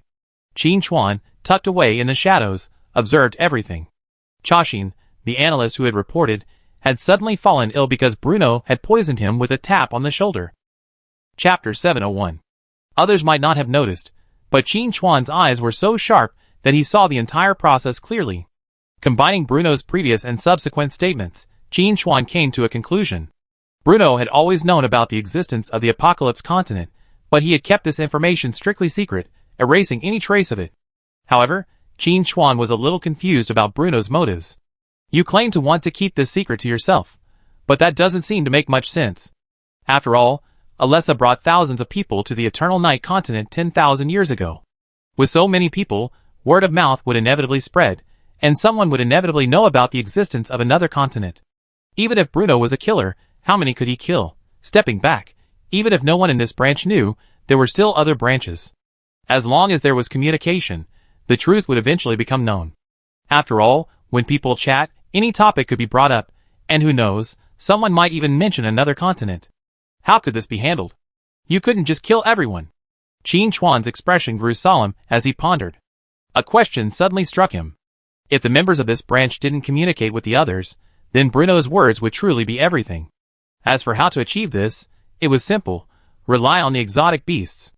Those exotic beasts roaming the world were the most formidable enemies, but they were also the most reliable guardians of secrets. Aside from the combatants, who else could venture out and explore? And the combatants had all been blessed by the night. Their loyalty to the night goddess was unquestionable. As long as the branch leader gave instructions, they would most likely obey. Besides, the combatants' life and death battles with the exotic beasts were already exhausting, and they probably had no time for anything else. Another continent? What does it have to do with them? If they have that much free time, they'd be better off killing a few more alien beasts. Besides, if any combatants truly wanted to get to the bottom of this, it would be easy to deal with. Combatants constantly battle alien beasts. There's no telling when something might happen, and no one would be able to find any flaws. Qin Chuan wanted to know if this behavior was unique to Bruno, or was it shared by the entire Night's Watch. If it was the former, it would be easy to explain, as it could be attributed to Bruno's mental state. But if it was the latter, things would be more complicated. What on earth were the Night's Watch doing? Do they believe in the Lady of Night, or not? Also, as the Lady of Night, a godlike being, wouldn't Alessa be aware of the Night's Watch's actions? Come to think of it, Qin Chuan hadn't heard Bruno and the others mention apostles and the chosen ones. Without apostles and the chosen ones active in the mortal world, how could the majesty of the gods be promoted? Qin Chuan discovered that the situation on the Eternal Night continent seemed even more complex than he had imagined. This continent, shrouded in darkness, held countless secrets waiting to be revealed. Bruno's unusual behavior made Qin Chuan realize that the situation on the Eternal Night continent was complex. As for how to break the impasse, he could only take it one step at a time, and first head to the Night Watch headquarters. As for the tragic death of Analyst Chasen, he could only observe a 3-second silence. If Bruno later attempted to attack Qin Chuan, it would be easy for Qin Chuan to avenge Chasen. Watching Bruno lost in thought in the cubicle, Qin Chuan didn't rush to leave, but continued to lurk in the shadows. After all, he had nothing else to do. Even then, his disguise had a visitor. Hans arrived with gun, bearing 2 apples. Hans placed the apples on the table, a simple smile on his weathered face. "Mr. Shadow, I'm grateful for your help. I have nothing to thank you for, so I can only give you 2 apples I grew myself. I hope you don't mind." Chapter 702. Qin Chuan took a bite of the apple and praised it. "Very sweet, thank you." Hans seemed delighted. After a brief chat, he stood up and said goodbye. "Mr. Shadow, Gun and I are going out. We talk later when we have time. By the way, you're a traveler, right? You must be very familiar with the situation outside. Can you tell me more when we get back?" Qin Chuan's heart skipped a beat. Hans, at this moment, looked like an old general on the stage, with flags hanging all over his back. Besides, Hans and Gun had just returned from a mission, and Gun was still listless. Wouldn't this pair of them just be offering the beasts a chance to die? Thinking of Chasen's tragedy, Qin Chuan had a feeling Bruno was at fault again. But as an outsider, it was inappropriate for him to make any comments. He could only gently remind them, "Okay, be careful. If you encounter a beast, run away." Hans nodded. "We understand. If you encounter a beast, you definitely ask the combatants for help." With that, Hans and Gun said goodbye and left. Qin Chuan thought for a moment, and sent Shadow over to accompany Hans and the others. If Bruno really wanted to attack Hans and the others, Shadow could help keep an eye on them. This is an important witness, he could call him to testify against Bruno later. Hans took Gun down the elevator to the ground. He carefully observed the surroundings, making sure there were no alien beasts. After confirming there were no alien beasts, he looked back at the still distraught Gun and couldn't help but scold him. "Jern, cheer up. Have you forgotten the oath you swore when you joined the Night's Watch?" Jern, recovering a little, said dejectedly, "So what if you haven't? Ordinary people like us are no match for alien beasts. There are more and more alien beasts out there now, and I haven't seen anyone else in months. What's the point of our investigation?" Hans was speechless for a moment, but then remembered something and said excitedly, "Have you forgotten Shadow? He's a traveler. If he can come to our side, surely others can too. Besides, we have Elna in our branch, and the surrounding monsters will be cleared out sooner or later. Our mission is to determine the monster's range and submit the coordinates to the combatants. How can it be said to be meaningless?" After Hans's encouragement, Jern finally gained some momentum. The 2 men, holding torches, slowly advanced through the ruins, oblivious to the monsters approaching from the shadows behind them. Qin Chuan's shadow had been nearby, so he could see clearly. Not only did he see the monster, but he saw it had been lured here. Judging from its size, it wasn't Bruno. This wasn't surprising. Bruno was the branch chief after all, and it was impossible for him to leave the Night Watch branch for long. Clearly, someone else would have handled this dirty work. Qin Chuan was curious about how the person who had lured the monsters here had managed to avoid being attacked by them. The alien beasts of 10,000 years ago were completely devoid of reason. Killing each other was commonplace, and as they fought, they would go into a frenzy, destroying everything in sight. Getting them to obey was incredibly difficult. Observing further, Qin Chuan discovered that although the man was heavily clothed, his hand and foot joints occasionally showed when he moved, and they were covered in black markings. A Black Death sufferer, that made sense. After all, in the eyes of the alien beasts, those infected with the Black Death were considered half their own kind. But then again, Bruno was actually connected to the infected. What was he trying to do? As he pondered, Hans also noticed the alien beasts around him, and his expression grew horrified. As for Jern, his performance was even worse. The courage he had finally mustered had long since vanished. He collapsed to the ground, his hands clutching his head as he trembled, muttering, "I'm dead." Thump, thump. The sound of heavy objects falling to the ground continued. Hans was shocked to find that with a reflexive swing of his sword, the alien beast before him was instantly killed, without even a resistance, its death remarkably quick. Hans stared blankly at the long sword in his hand. Could it be that he still had potential as a fighter? Jern also noticed this, and as if he had found a savior, he shouted, "Uncle Hans, kill all the alien beasts." Although somewhat surprised, the most important thing at the moment was to kill the alien beasts. Hans continued his attack, his sword whistling like the wind, hacking the alien beasts back step by step. Even though the infected in the dark continued to attract the alien beasts, they were unable to achieve any effective results. Soon, a fiery red light descended from the sky, and Elna reappeared. Those infected with the Black Death had no choice but to retreat. Elna's heart tightened at first as she looked at the corpses of the alien beasts scattered across the ground. Fortunately, she saw Hans and Gun, and breathed a sigh of relief. She had thought she was too late. But then, a sense of surprise seized her, and she couldn't help but ask, "Uncle Hans, were there any other fighters here?" Hans shook his head repeatedly, "No." At that moment, Gunn said, "Lady Elna, Uncle Hans killed all these alien beasts." "What?" Elna was shocked. It wasn't that she doubted Hans. It was simply that Hans was only an investigator. Without the blessing of night, he couldn't kill the alien beasts. But the evidence of the battle at the scene confirmed, as Gunn had said, that the wounds on the alien beasts were caused by Hans's long sword. This was Elna's first time encountering such a situation, and she couldn't quite put her finger on it. Hans asked curiously, "Lady Elna, weren't you resting at the branch? What brought you here?" The incident happened so suddenly that Hans didn't even have time to fire a signal flare. Elna casually said, "I was getting bored down there, so I came out for a walk. I noticed some strange beasts and came to investigate, and then I ran into you." Hans and Gunn suddenly realized what was going on. Elna studied Hans for a moment, curious. "Didn't you just finish your mission? Why are you out again?" Hans explained, "We're short-handed right now, and we weren't seriously injured before. We can't just sit there doing nothing. It's good to investigate. Confirming more of the monster's coordinates will make things easier for you later." Elna sighed, "Uncle Hans, you're really dedicated. By the way, you were able to kill the monster. We need to report this to the branch chief. Let's go back." Although Hans wanted to continue his investigation, he couldn't refuse Elna's request. Furthermore, Hans was curious about the changes in himself and needed to consult the knowledgeable branch chief. As for Gunn, he was naturally eager to return to the branch office. And so, the three of them retraced their steps, and after purification, they took the elevator back to the branch office.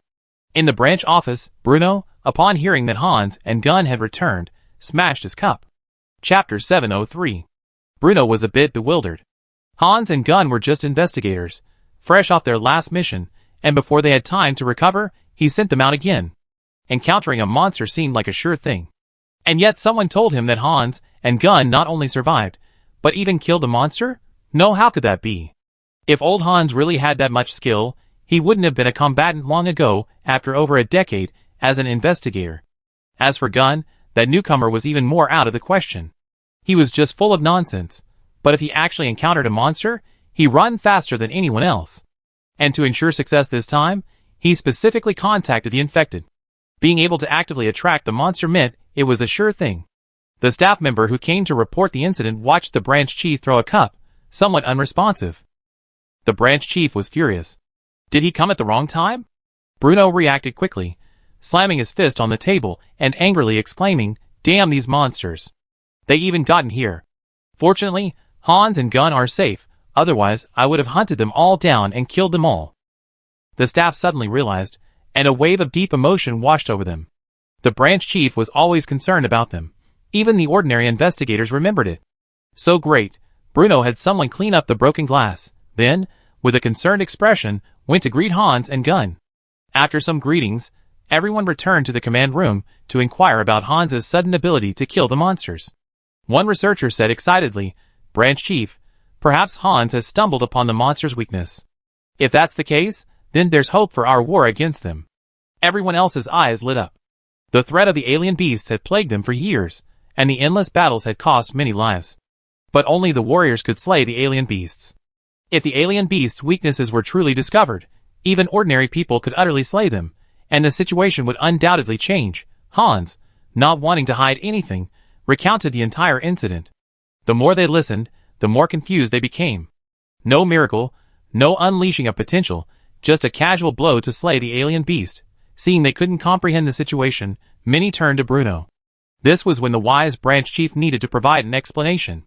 Bruno pondered for a moment, then looked at Elna, who had returned with him, and asked, "Elna, do you sense the aura of the knight's blessing in Hans?" The warrior's ability to slay the alien beasts stemmed from the knight's blessing. Blessed by the night goddess, they possessed the power to slay the alien beasts. Other methods, however, could only ultimately defeat the alien beasts, temporarily incapacitating them. But as time passes, the beast will eventually resurrect, making it impossible to completely destroy it. Hearing Bruno's question, Elna shook her head and replied, "No, the aura of Knight's blessing is unmistakable." "I won't be mistaken." Bruno's expression was also filled with confusion, and he rested his chin on his hand as he pondered the reason for this situation. He had to understand this. If Hans's change wasn't an isolated incident, then many of the previous plans would need to be promptly restructured. While thinking, Bruno caught sight of Shadow behind the crowd. An idea struck him, and he waved, "Mr. Shadow, this way." As Hans and the others returned to the branch, Qin Chuan retracted his shadow and returned to his disguise, leisurely exiting the room, pretending to be observing the fun. When Bruno called him over, Qin Chuan, with a look of surprise, greeted, "Minister Bruno, what a coincidence you're here too." Bruno thought, "I seen you hanging around 3 times. If I don't point it out, you probably just get in my face next." Chapter 704. However, Bruno remained polite, saying, "Something's going on here, so I came to check it out." He then added, "Mr. Shadow is a traveler, so he must be well informed." The story goes like this. Uncle Hans was out investigating and encountered a strange beast. He killed it himself before the combatants arrived. This is the first time we've seen such a situation. I wonder if Mr. Shadow has encountered this before. Qin Chuan certainly knew what was going on. He had controlled Shadow to follow Hans, and he had used Hans' attacks as cover to kill all the strange beasts. To an outsider, even if Elna had been watching the scene the entire time, she wouldn't have noticed any flaws, and would have simply assumed Hans had suddenly shown his power. But these words clearly couldn't be said openly. Qin Chuan thought for a moment, then slowly said, "Let me tell you a story." Qin Chuan could clearly see the corners of Bruno's mouth twitch. He had clearly not expected such a thing, and he couldn't help but feel extremely happy. He'd fallen into the same trap with Edith. He had to let everyone else experience it. However, compared to Bruno's frustration, Elna, Hans, and the others were quite interested. Mr. Shadow traveled extensively, and his stories were sure to be fascinating. Amidst the crowd's expectant gazes, Qin Chuan slowly began. Once upon a time, there was a mountain. On the mountain stood a temple. In the temple. By the time he finished the story of the monk carrying water, everyone was in a trance. It was a good story, but the problem was that it seemed completely irrelevant to the current situation. Bruno suppressed his displeasure and said, "Mr. Shadow, this story you're telling is more like bedtime reading." Qin Chuan smiled and said, "You found me. I did come from somewhere else." Bruno's anger intensified.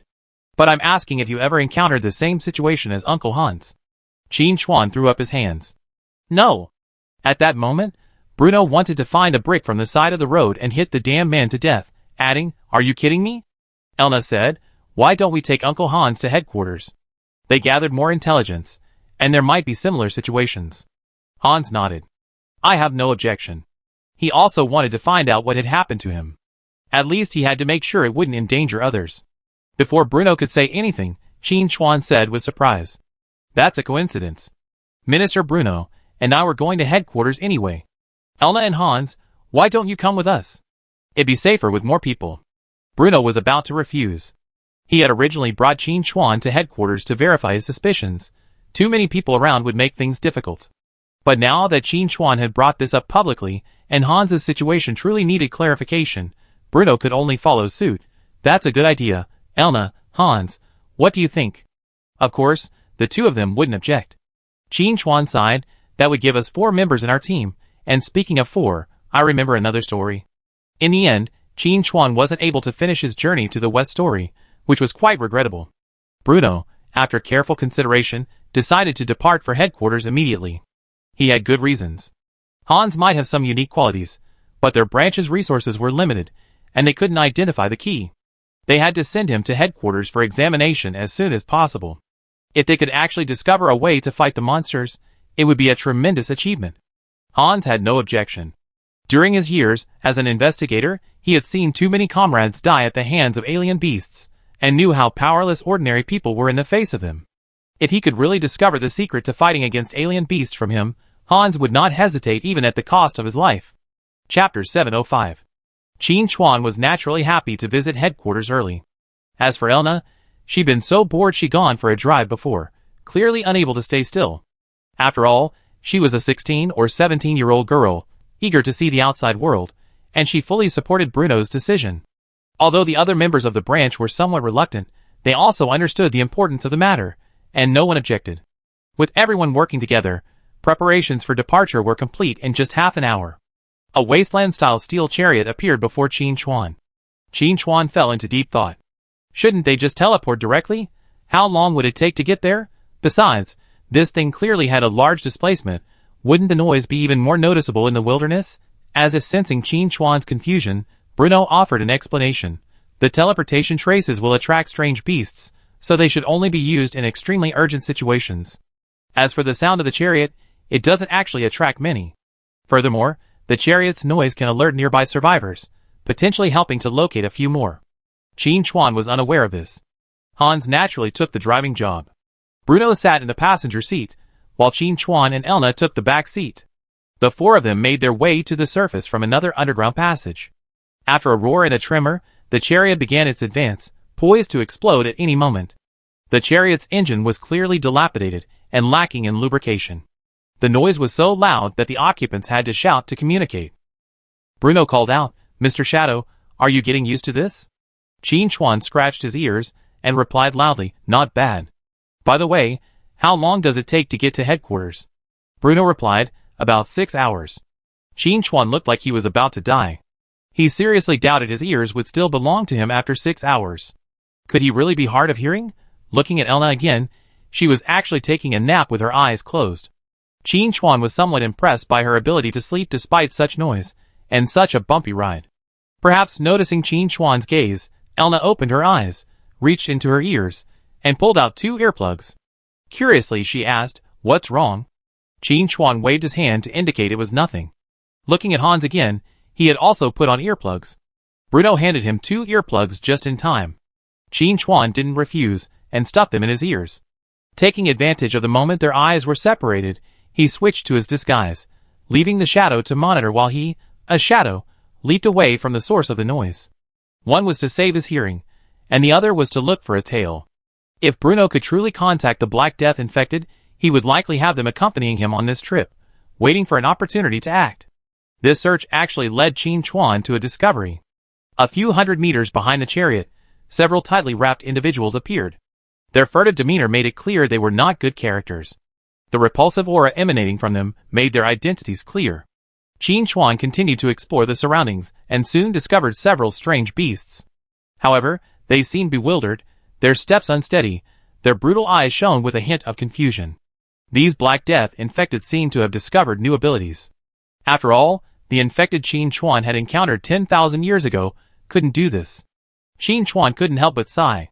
Times were truly advancing. The chariot's advance made a loud noise, but after driving for over half an hour, nothing unexpected happened. No strange beasts attacked, and no other survivors were encountered. As for wild beasts and monsters, like the goblins that plagued the Apocalypse continent, there was no trace of them. Such a desolate scene made Qin Chuan secretly smack his lips. How many living creatures were left in the entire Eternal Night continent? Too few. Bruno sighed. The Evernight continent was once vibrant. While life was hard, at least there was hope. Until about 3,000 years ago, the Night Goddess gradually stopped responding to the prayers of her followers, and then the situation began to collapse. "Mr. Shadow, I'm sure you're familiar with this history." Qin Chuan nodded yes. Bruno continued, "After the Night Goddess fell silent, strange beasts gradually appeared. These unkillable monsters brought endless destruction. The years ahead will only be filled with suffering. I don't know how much longer we can hold out. Mr. Shadow, do you think we can win?" Qin Chuan nodded again yes. Just as Bruno was about to speak again, Qin Chuan quickly pointed to the left and said, "The strange beast is coming." Elna immediately opened her eyes, her hand already on her ring, ready to summon her spear for battle. Qin Chuan clearly saw a flicker of surprise in Bruno's eyes. He clearly hadn't expected the strange beast to appear. This also made Qin Chuan almost certain that Bruno had a way to evade the alien beast's perception, or rather, to neutralize its hostility. Perhaps it was this method that allowed the underground branch to survive until now. Otherwise, with so many humans gathered together, no matter how cautious they were, they would inevitably be discovered by the alien beasts. And once discovered, the alien beasts would not stop until the underground branch was completely destroyed. Squeak! The sharp sound of brakes rang out, and Hans looked at Bruno. "Branch leader, shall we continue?" Bruno shook his head. "Since the alien beasts have discovered us, even at full speed, we won't be able to shake them off. We can only fight." Hans immediately volunteered. "Branch leader, let me try." Bruno pondered for a moment, then shook his head and declined. "No, your situation is unique. We can't take any risks. Elna, you go." Upon receiving the command, Elna leaped onto the roof of the car in a flash. The ring flashed, and a spear tinged with red flames was already in her hand. A red meteor streaked across the ground, reaching the beast in an instant. With a flick of his gun, he easily dispatched it. But before Hans could even cheer, he saw more beasts approaching from afar. Qin Chuan looked at Bruno and said urgently, "Wise Minister Bruno, please think of a solution." Chapter 706. Bruno had only been skeptical at first, but Qin Chuan confirmed for sure that these beasts had been lured here by the man calling himself Shadow. Despite his anxious shouting, his expression was remarkably calm. Look, Hans in the driver's seat is already trembling. After all, Hans had defeated beasts before, so he didn't think he could win. You're so calm and composed. If you could defeat the beasts, why would you have feigned incompetence when you first encountered Hans and Gun, and why would you have waited for Elna to rescue you? If you truly couldn't defeat the beasts, then what else is there to say? Just run away. Bruno said angrily, Mr. Shadow, you traveled for years. Don't you have any countermeasures for situations like this? Qin Chuan waved his hand. These are just petty, underhanded tactics. Since Minister Bruno is here, how can I steal your thunder? Minister, act now, or it will be too late. Seeing that Qin Chuan couldn't proactively expose his strength, Bruno wasn't annoyed. You want to see my cards? Are you questioning the strength of our branch's ace? Bruno pointed ahead and said with a smile, Don't bother. Elna can handle it. Elna was a god descending from the sky at this moment. Every strike with her spear yielded fruitful results, practically killing the beasts in a single blow with astonishing efficiency. After the beasts were slain, their energy was absorbed, making Elna more courageous with each blow. Hans's expression was filled with surprise. Lady Elna is truly remarkable. She truly deserves to be the youngest level 1 combatant. Qin Chuan had previously learned about the Night Watch's combatant system. Level 1 combatant was considered quite advanced. Even with the blessing of night, it would take years of hard work to achieve this. Elna, not even 17 years old, is already a first-class combatant. This talent is exceptional in the entire Night Watch. Speaking of Elna, Bruno was also proud of her, agreeing, Elna is highly compatible with Night's blessing.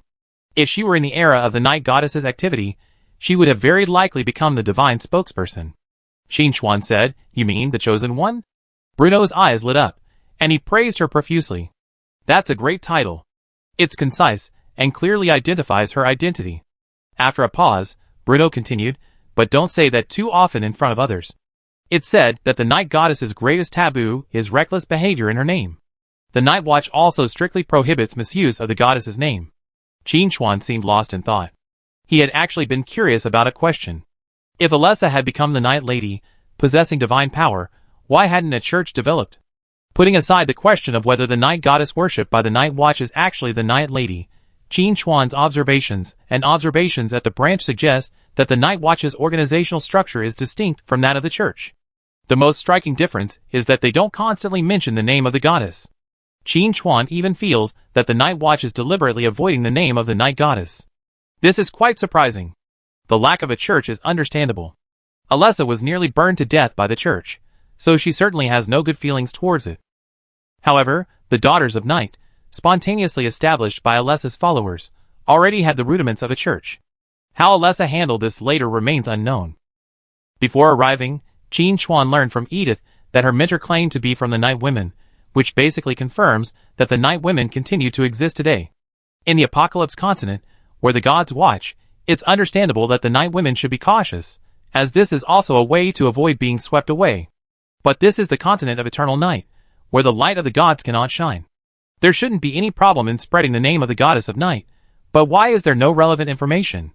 Chapter 707. Not even the name of the goddess of night was mentioned.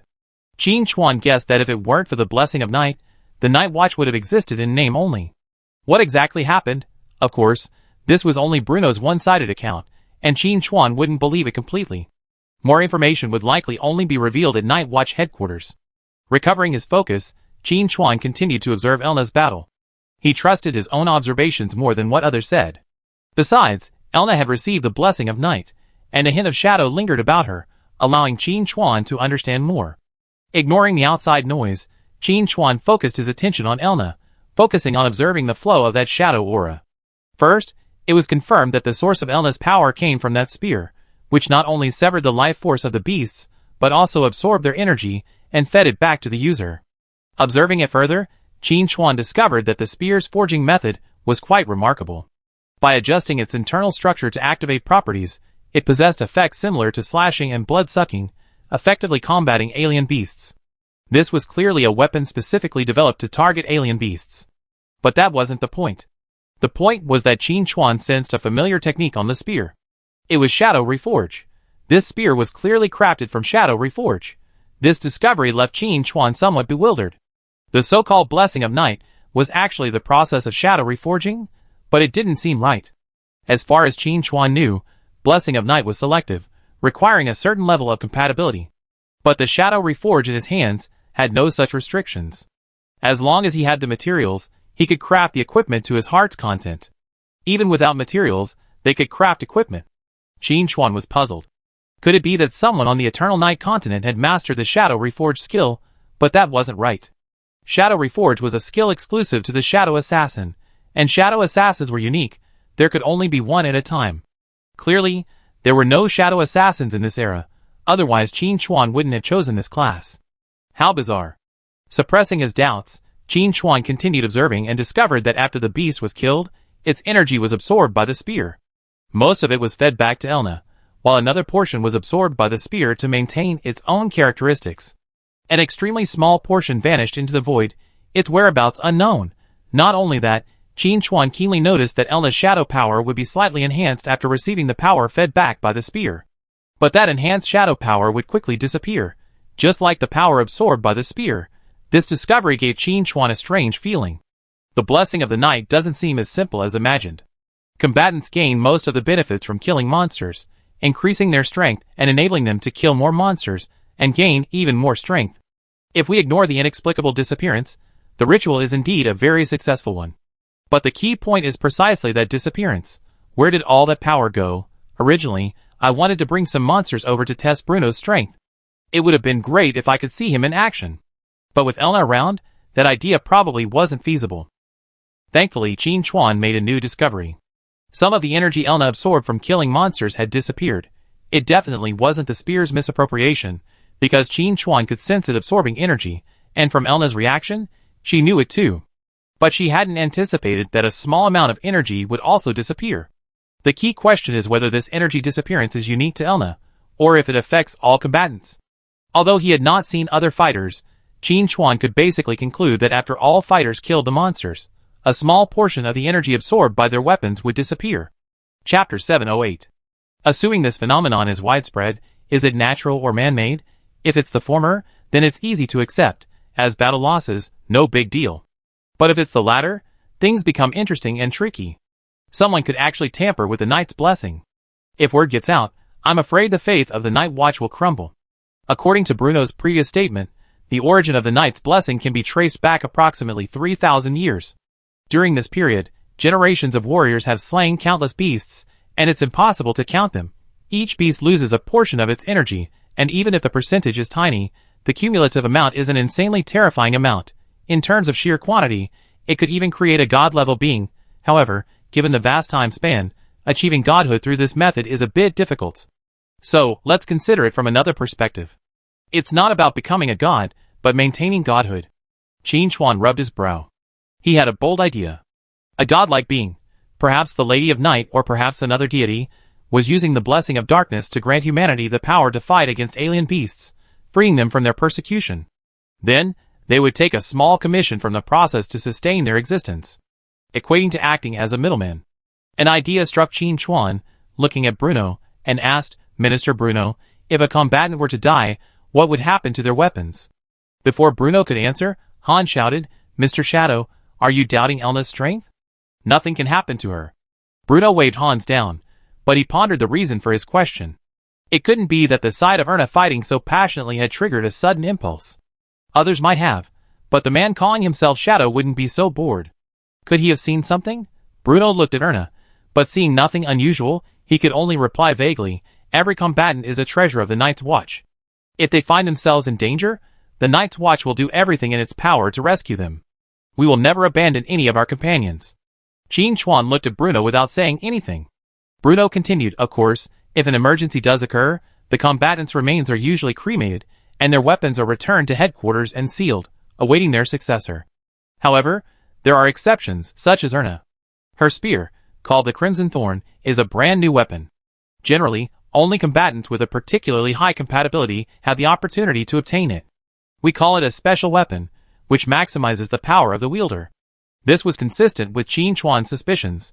If someone truly intended to exploit the blessing of the night, these special weapons would certainly not be discarded easily. But then again, Elna actually even had a special weapon. That's quite the treat. But on second thought, Elna, at only 16 or 17, already possesses this level of skill. Clearly, she's a highly compatible match, so giving her special treatment is reasonable. If Qin Chuan were to exploit the blessing of the night, he would also equip this potential talent with appropriate weapons, allowing them to slay more exotic beasts. Then, as the middleman, he could potentially accumulate even more energy. As he thought about it, Qin Chuan felt something was amiss. Why was this style of behavior so similar to his own? Could it be a node clone? Qin Chuan was startled by his own guess. But on closer inspection, it wasn't completely impossible. The node clone skill didn't clearly indicate the clone's strength or identity. Then, theoretically, the appearance of a god-level node clone seemed acceptable. If that were the case, then even if it meant tackling hell, a visit to this headquarters was a must. Bruno, observing from the side, noticed the Shadow's expression shifting wildly, wondering what he was thinking.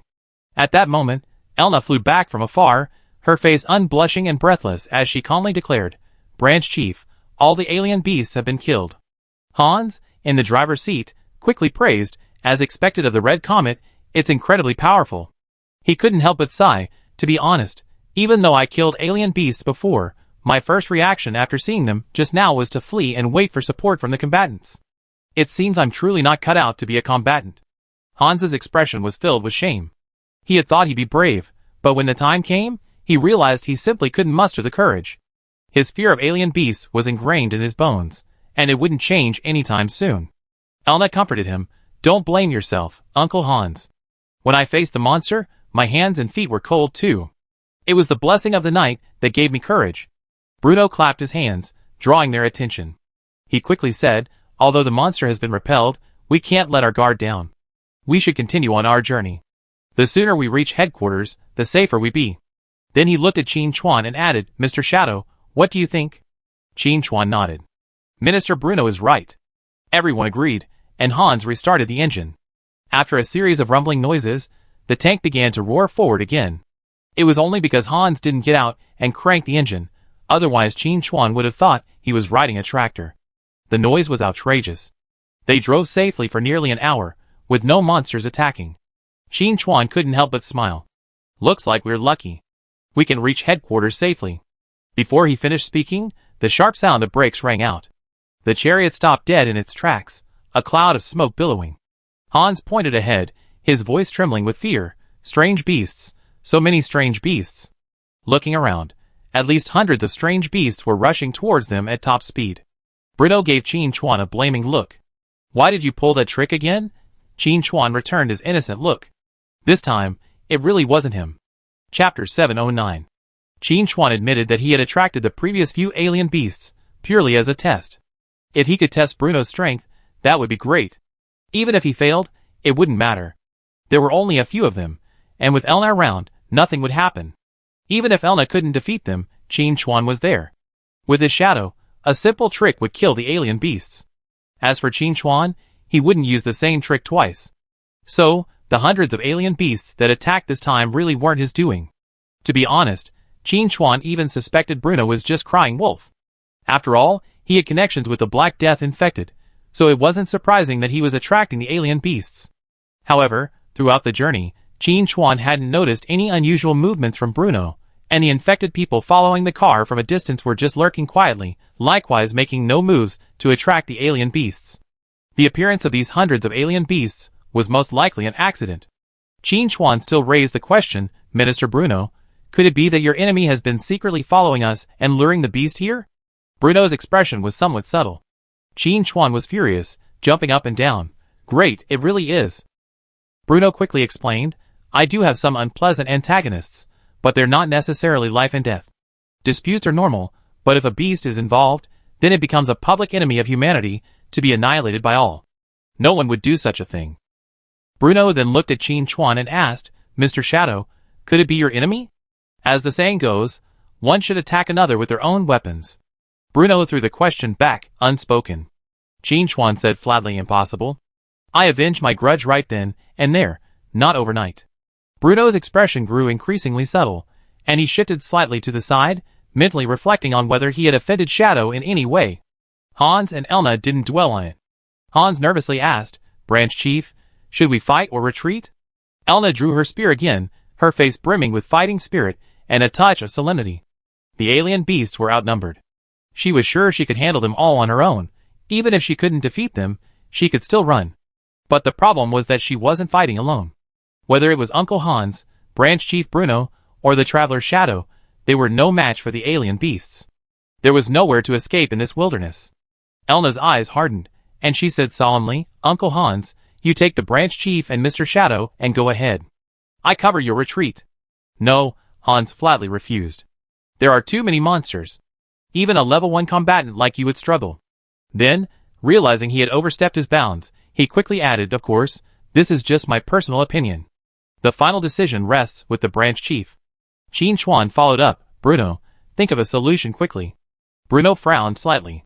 He had previously called him wise, but now he was calling him by his first name. He shuddered to imagine what he would call him in the future. But now wasn't the time to dwell on this. After a brief moment of reflection, Bruno declared decisively, "Fight. There's no escape. This car is much slower than the monsters. Hans, fire a signal flare and check for other fighters nearby. If I remember correctly, we're almost within the Leiwa branch's security zone. With so many monsters appearing, there's no reason for them to remain indifferent." Bruno looked at Qin Chuan and said apologetically, "Mr. Shadow, I'm truly sorry for this. If a fight breaks out soon, everyone's on their own. Even Elna, for all her strength, can't protect everyone." Qin Chuan's face was thoughtful. Minister Bruno is right. It's indeed a bit difficult for Elna to fight alone. How about this? Minister Bruno, you get out of the car and fight. Hans and I will stay in the car and stand by. If things go wrong, we just retreat. I think with Minister Bruno's abilities, he should be able to find a way to escape. Chapter 7:10. Bruno felt something was amiss with this and subconsciously asked, "Aren't you joining the fight?" "Me?" Qin Chuan's expression grew even more astonished.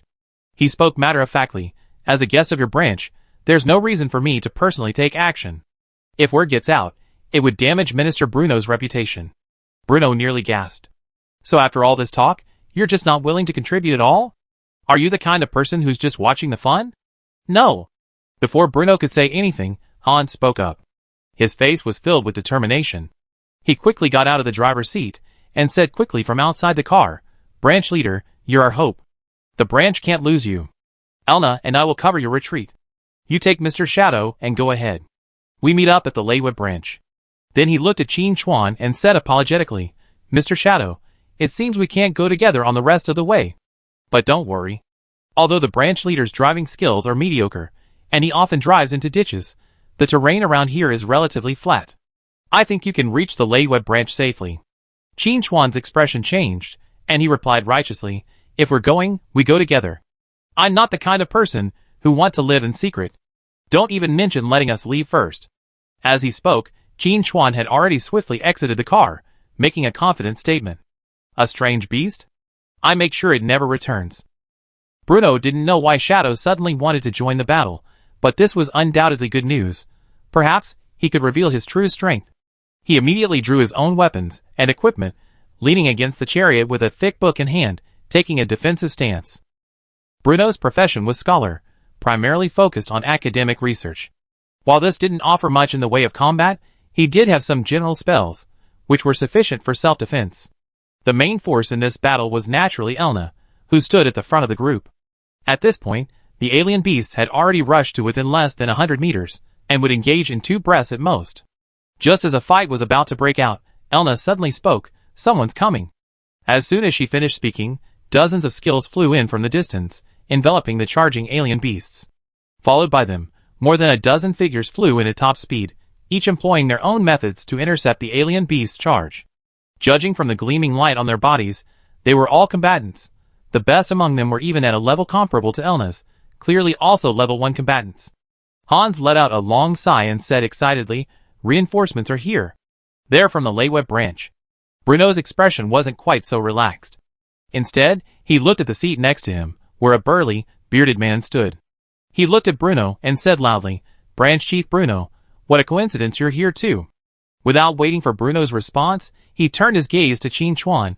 I assume this is Mr. Shadow, the traveler. Qin Chuan looked at Bruno with a hint of reproach. How could you have sold me out? Even the neighboring branch knew about him. Bruno's gaze returned with a clear look. It really wasn't him. Qin Chuan, fully displaying his outgoing personality, stepped forward and greeted him. I assume this is the famous branch chief Lei Yu. Bruno often mentions you. The bearded man's eye twitched, and he said calmly, Lei Yu is my father, and I'm Lei Ming. In honor of my father, the branch's name has never been changed. It's a bit of a rude mistake, Branch Chief Bruno. That's right. Qin Chuan immediately followed up with, Bruno, you're such a fool. You're so confused at such a young age. What will you do when you're old? Bruno's nose was crooked with anger. If he hadn't been unable to discern Qin Chuan's true intentions, and if there were outsiders present, he would have definitely taken action. I never seen such shamelessness. Ha ha ha. Mr. Shadow seems to be a wonderful person after all. Branch Chief Lei Ming laughed heartily. Chapter 711. He and Bruno had always been at odds, so seeing Bruno suffer a setback was naturally a welcome sight. Most importantly, from Shadow's words, it was clear that he and Bruno were unfamiliar. This was understandable, after all. According to the information he had received, this stranger had only been around for a few hours. How could they have become close? And this was his chance. Although he had no idea the origins of the man calling himself Shadow, deep down, Lei Ming felt he couldn't miss it. He had to consider whether this was his only chance. Based on his father Lei Yu's last words, the name Shadow held special significance. So, upon hearing that Bruno had left the branch with his men and was heading for headquarters, Lei Ming immediately took action. The simplest and most effective method was to attract a group of alien beasts, establish contact with them under the pretext of a battle, and then, naturally, invite them to his branch. To this end, Lei Ming had brought 30 combatants, 4 of whom were level 1 combatants. If a fight breaks out, even if Bruno's red comet Elna breaks her spear, how many people can she stop? But that's a matter for later. Right now, we have to kill the monster. Mr. Shadow, please be patient. We talk after we kill the monster. Lei Ming nodded at Qin Chuan, ignoring Bruno beside him and shouting, Men, move. Send these beasts back home. Yes. Just wait. I can't wait any longer. The fighters Lei Ming brought responded in unison, their faces filled with confidence and pride. 30 fighters dispatched together could easily handle not only these hundreds of monsters, but even 10 times that number. Seeing the monsters intercepted, Hans excitedly exclaimed, Branch Chief, we're saved.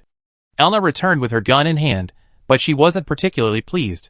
Instead, she spoke with a hint of concern, Branch Chief, the Leiwa branch has always been at odds with us.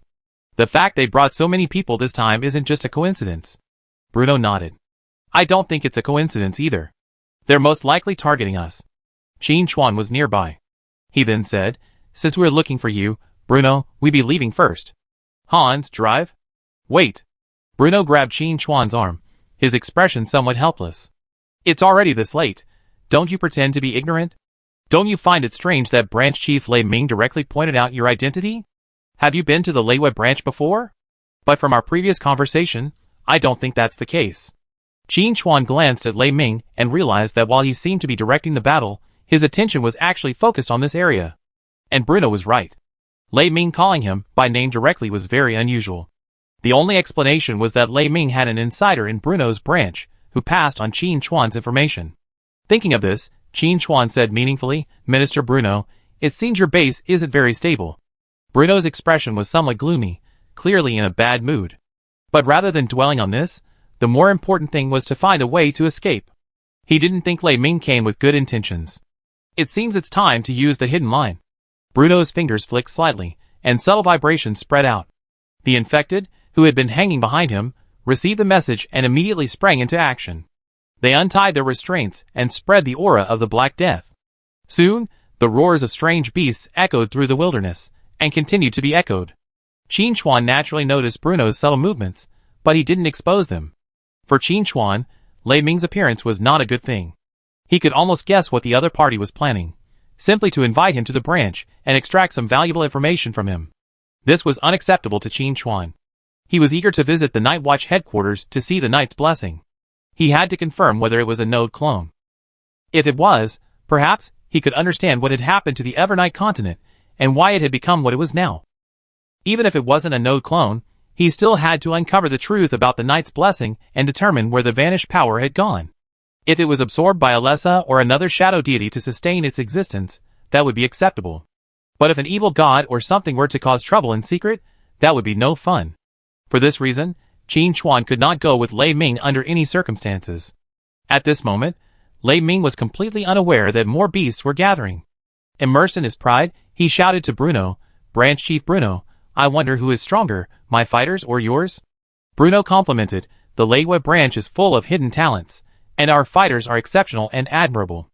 As for who is stronger, we are all night watchmen with a common goal of killing beasts.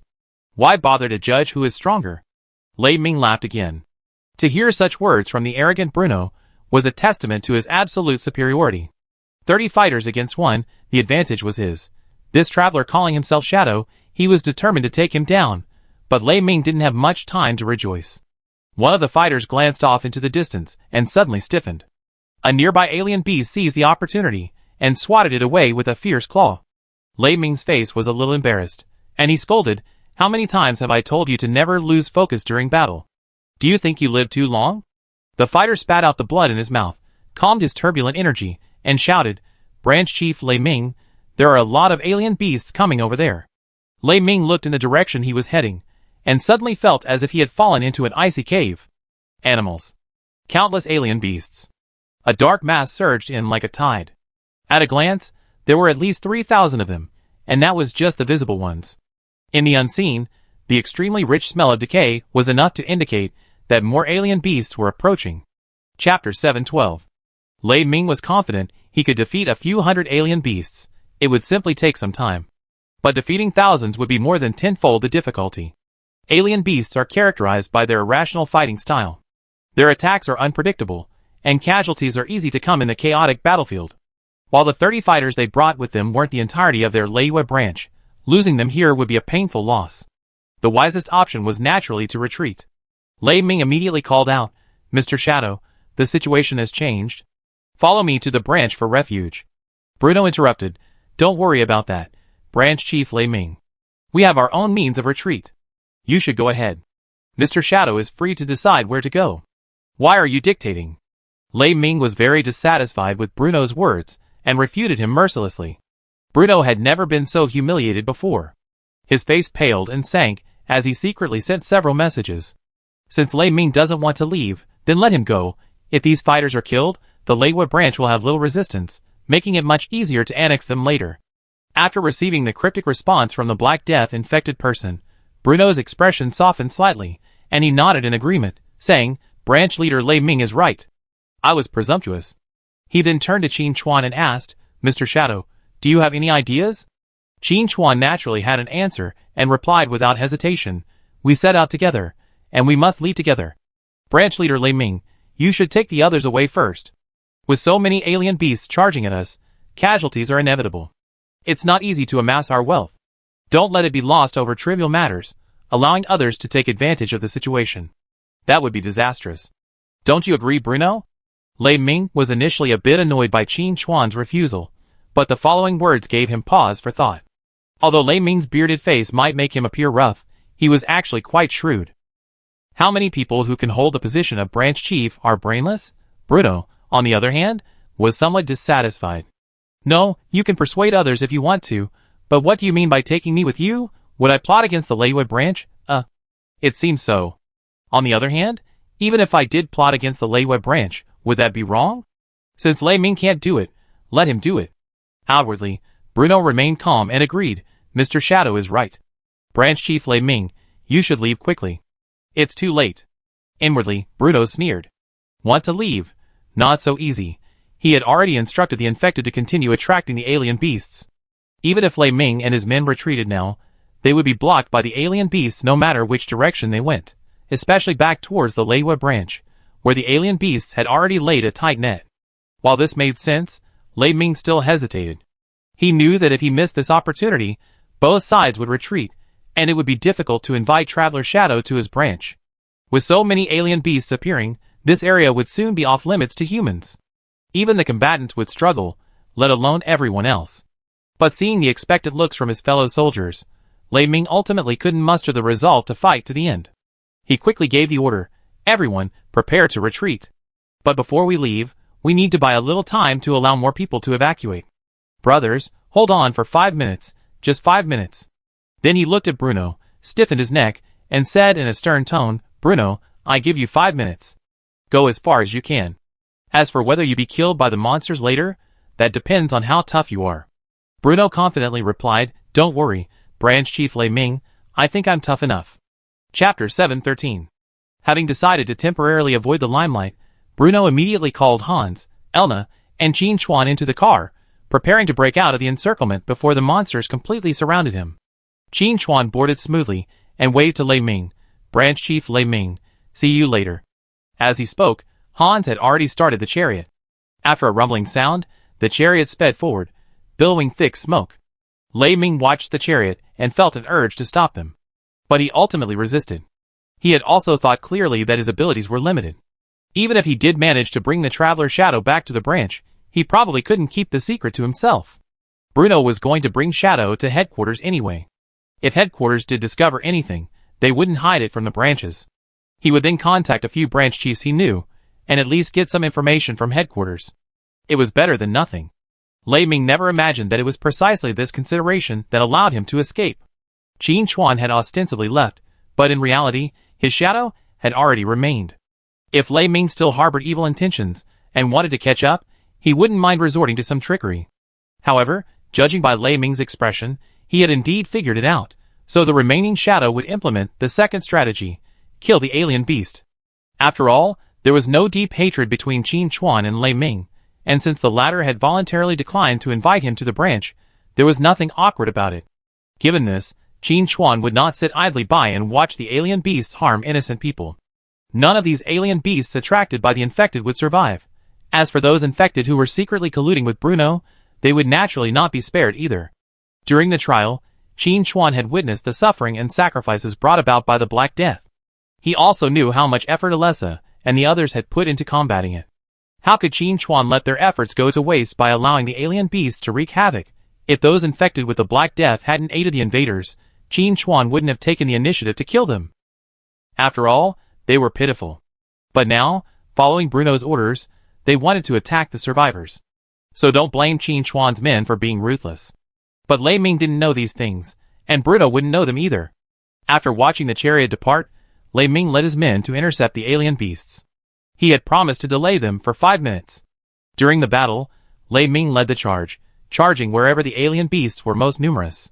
As the fighting progressed, Lei Ming was surprised to discover that his strength had skyrocketed. Often, a single skill would render dozens of alien beasts utterly incapable of resistance. Lei Ming's soldiers were stunned. When had their branch chief become so brave? My goodness! These monsters fell like leaks before him, one after another. In less than a minute, the first few hundred monsters had been slain by Lei Ming. And at that moment, the monsters gathering in the distance were still halfway along. Lei Ming smacked his lips with a hint of satisfaction and suggested, "Brothers, let's go take out those monsters too." In the chariot, Hans focused his attention on the road, trying to find a safe area. But his mind was always on Branch Chief Lei Ming and the soldiers. Could they hold off so many monsters? And to allow their chariot to travel further, Branch Chief Lei Ming even boasted that he would lead his men to hold off the enemy for 5 minutes. Could he really hold out for 5 minutes under the siege of so many monsters? Perhaps he should stay and fight along? But he was just an investigator. What could he do? As if sensing Hans's hesitation, Bruno, sitting in the passenger seat, spoke up, "Fighting alien beasts is brutal. Casualties are imminent. Our forces are limited, so all we can do is not hold them back. If we leave, Chief Lei Ming can evacuate quickly. They're fast, and as long as they choose the right direction, they'd definitely be able to leave safely." Chapter 714. Yes, that must be the case," Hans quickly continued. Elna also said, "Branch Chief, how about I go and help? I'm fast, and I definitely make it." She was known as the Red Comet, and her speed was her strength. She could easily go back and kill some monsters before flying back. Bruno shook his head. "Elna, I know you mean well, but have you ever thought about how we would fight off monsters if we encountered them here? You're the only one in this car who can kill them. Isn't that right, Mr. Shadow?" Qin Chuan nodded seriously. "Bruno is right, Elna, you should just stay put.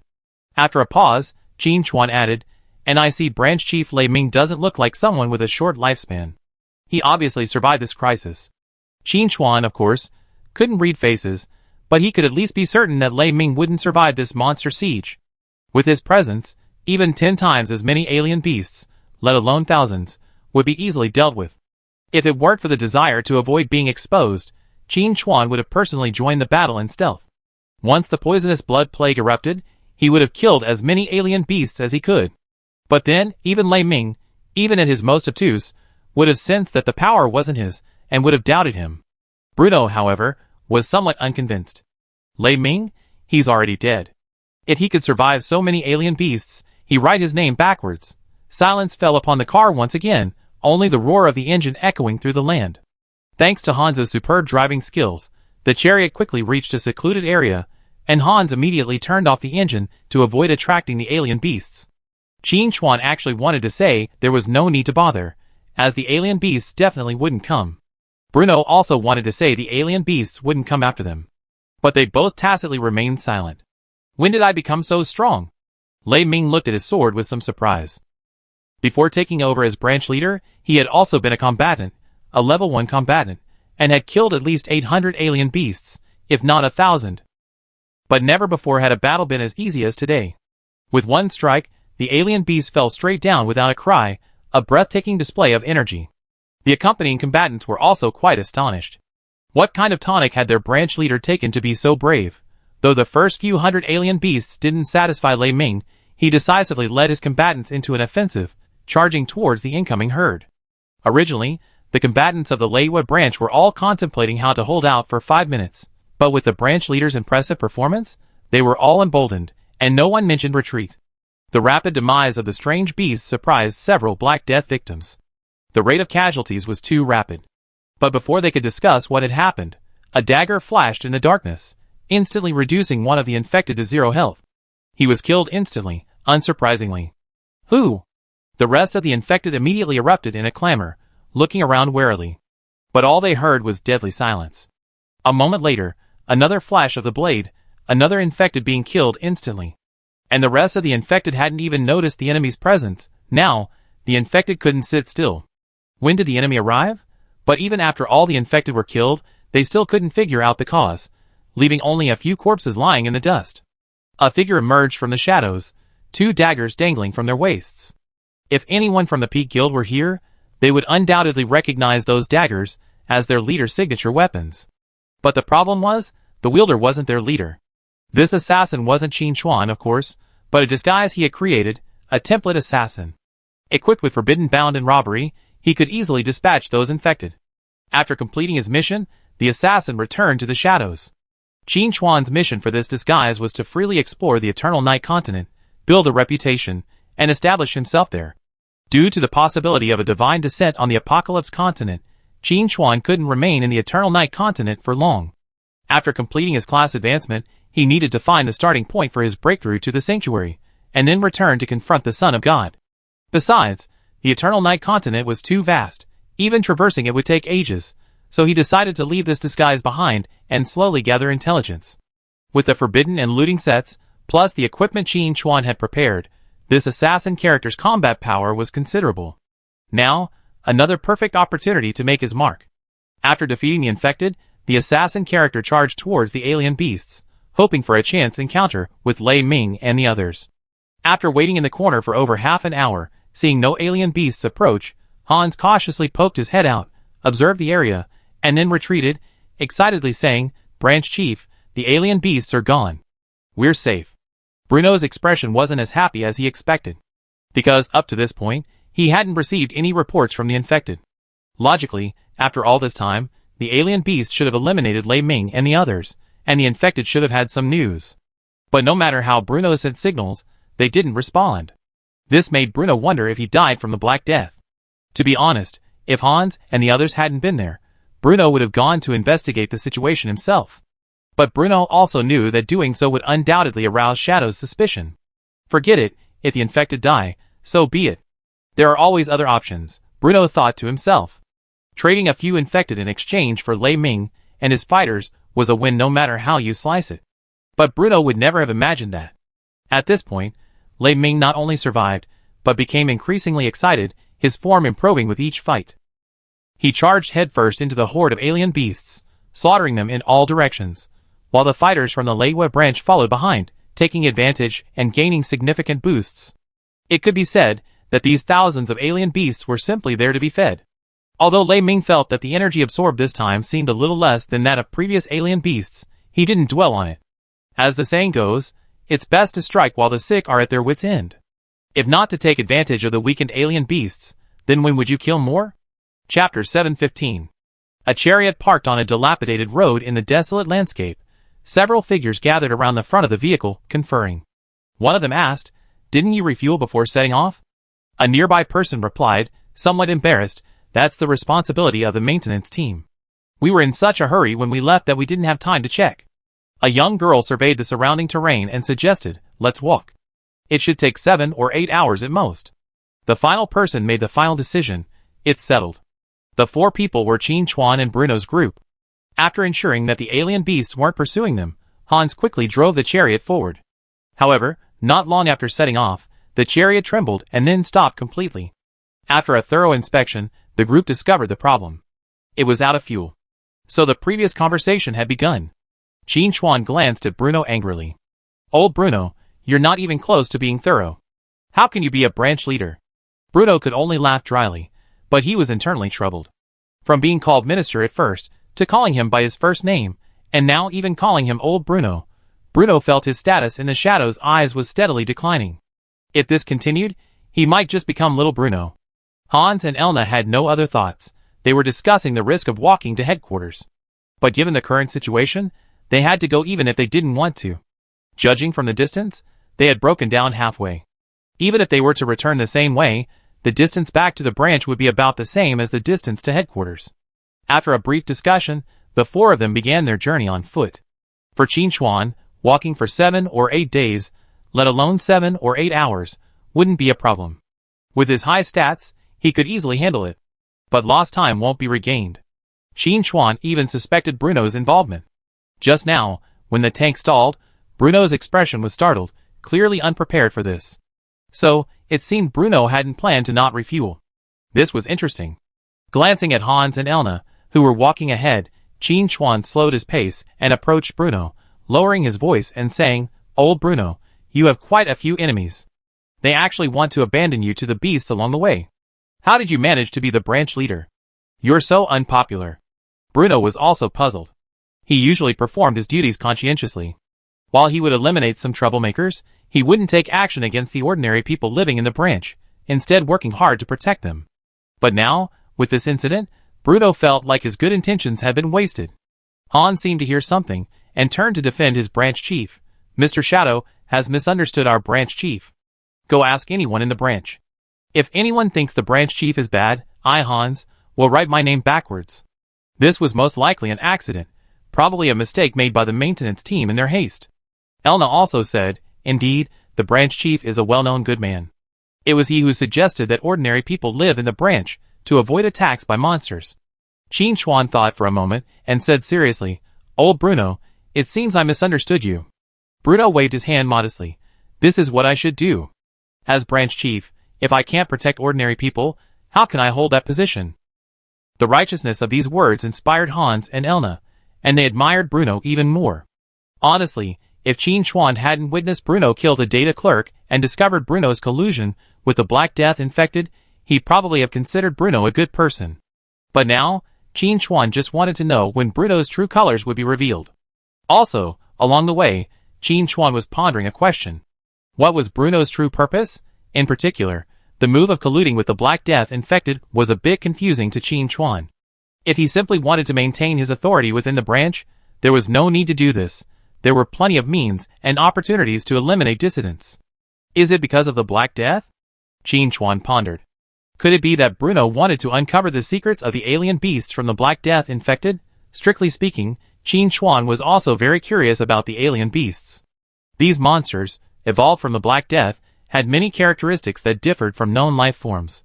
Add to that the aura that made Qin Chuan feel extremely repulsive. Qin Chuan had reason to believe that the power represented by the Black Death and the power of Shadow were in a hostile relationship, perhaps even a mortal enemy. However, the current intelligence was too limited to draw a definitive conclusion, and Qin Chuan would not jump to conclusions, intending to continue observing. Traveling was tedious, but fortunately, they were traveling together, so they could chat when bored, and time flew by. It didn't feel like they had walked far before the sky began to darken. Although the entire Eternal Night continent was dimly lit, the difference was still palpable. It was roughly the difference from being able to see your hand in front of you to being completely dark. Qin Chuan and the others had no choice but to light torches. This was undoubtedly extremely risky. If there were any strange beasts in the darkness, they would inevitably be attracted to the flames, potentially leading to a war of attrition. With only Elna in the open, it would be difficult to protect everyone against a large number of strange beasts. Bruno was also a little anxious. He hadn't been able to contact the Black Death victims yet. If some strange beasts appeared, Elna would be the only one left. As for Shadow, he certainly couldn't be relied upon. This guy was clearly determined to hide his strength. It would be more reliable to rely on a passing combatant than on him to come to the rescue. As the saying goes, what you fear will come to you. Elna, at the front of the group, stopped and said in a low voice, "There are strange beasts." As she spoke, a flash of light appeared, and a spear was already in her hand. Hans also drew his sword, keeping watch. Qin Chuan, posing with his knife, looked at Bruno and said, "Old Bruno, think of a solution." Bruno nearly spat out blood and said angrily, "Mr. Shadow, as a traveler, don't you have any way to deal with strange beasts? You should think of a solution too. My method isn't something most people can learn." Qin Chuan replied seriously, "Usually, before encountering a strange beast, I take a detour to avoid getting caught in it." Han said, "Mistakes always happen. So how do you deal with them?" Qin Chuan's expression was unusually confident. "Impossible, absolutely impossible. I roamed the wilderness for hundreds of years, and never made a mistake." "Hundreds of years?" Elna turned around and laughed. "Mr. Shadow, you're such a boaster. How can a human live for hundreds of years? And I think you look no more than 30 years old. You're definitely talking nonsense." Qin Chuan smiled but said nothing. But Bruno, standing beside him, was concerned. If this shadow is indeed the one mentioned by Lady of Night Alessa, then it's entirely possible that he could live for hundreds of years. No, more than hundreds of years, at least 10,000. Chapter 716. After a few casual chats to relax, everyone turned their attention back to the approaching alien beasts. Elna observed for a moment and said, "There aren't many of them. If I act quickly enough, I can easily eliminate them before alerting more. Then, we can proceed cautiously and avoid a fight before reaching headquarters." Qin Chuan gave a thumbs up. "As expected of the Red Comet, you're very capable. Much better than that branch chief who was lagging behind." Bruno angrily said, "Who are you calling lagging behind?" Qin Chuan bluntly retorted, "How do you explain running out of gas?" Bruno's expression froze. Strictly speaking, it was indeed his dereliction of duty. Although this was the responsibility of the maintenance squad, he was the branch chief, and that was his duty. This was undeniable. Bruno immediately changed the subject. "Elna, let's do as you wish. If we can avoid a fight, that would be all the better." Elna took the order and left, only to return in the blink of an eye. "Branch chief, the monster has been dealt with. And we haven't alerted any more monsters. We can continue on our way." Everyone immediately set off. This cycle repeated several times. Under Elna's thunderous attack, the wandering monsters had no chance to fight back and died very quickly. Qin Chuan and the others also advanced considerably. According to Bruno's calculations, if they continued at this pace, they would reach headquarters in 3 hours at most. This was undoubtedly good news. Hans even said with a smile, "Maybe we even be able to catch a midnight snack by the time we get to headquarters." Qin Chuan's heart skipped a beat. "Brother Hans, why are you setting another flag?" If Qin Chuan hadn't been so cautious as to send his shadow to follow Hans and secretly kill the monster, Hans would have been dead by now. Hans, of course, was unaware of this and felt no sense of burden. Bruno also smiled. "Hans, you're making me hungry." Elna also wore a nostalgic expression and wiped her lips. "Auntie Nina at headquarters makes the best pies I ever had. I must eat more on this trip to headquarters." Qin Chuan's heart grew heavier. No, Hans raising the flag was fine, but why were Bruno and Elna here too? 3 of the 4 people in a team raising the flag. This doesn't look good. Qin Chuan vaguely felt the shadow of death looming over him. As the saying goes, what you fear will come true. Before they could finish their words, the roars of monsters echoed in the distance, coming from many directions, and in quite a few numbers. Elna quickly gained altitude to survey the situation. After landing, her expression was somewhat serious. Branch Chief, there are a lot of alien beasts. Fortunately, judging by their trajectory, they're not heading for us. Hans breathed a sigh of relief. But Elna's next words made his heart leap again. The alien beasts are heading in the same direction as us. I'm afraid they're heading for headquarters. Elna stated her speculation. Bruno's expression changed. He quickly pulled out a delicate instrument, fiddled with it for a moment, and then sighed. You're right. The alien beasts are indeed heading for headquarters. Headquarters has issued a support order for all branches. After a pause, Bruno added, according to headquarters estimates, the number of alien beasts this time has reached over 10,000. The possibility of a Lord-level alien beast present cannot be ruled out. Hans gasped, his voice trembling slightly. Lord-level beast? Pain and sorrow flashed in Hans' eyes. How many more people will die this time? Elna, somewhat confused, asked curiously, Uncle Hans, what does a Lord-level beast mean? Are they powerful individuals among the beasts? Bruno quickly explained, Lord-level beasts are indeed powerful individuals, but they are vastly different from ordinary beasts.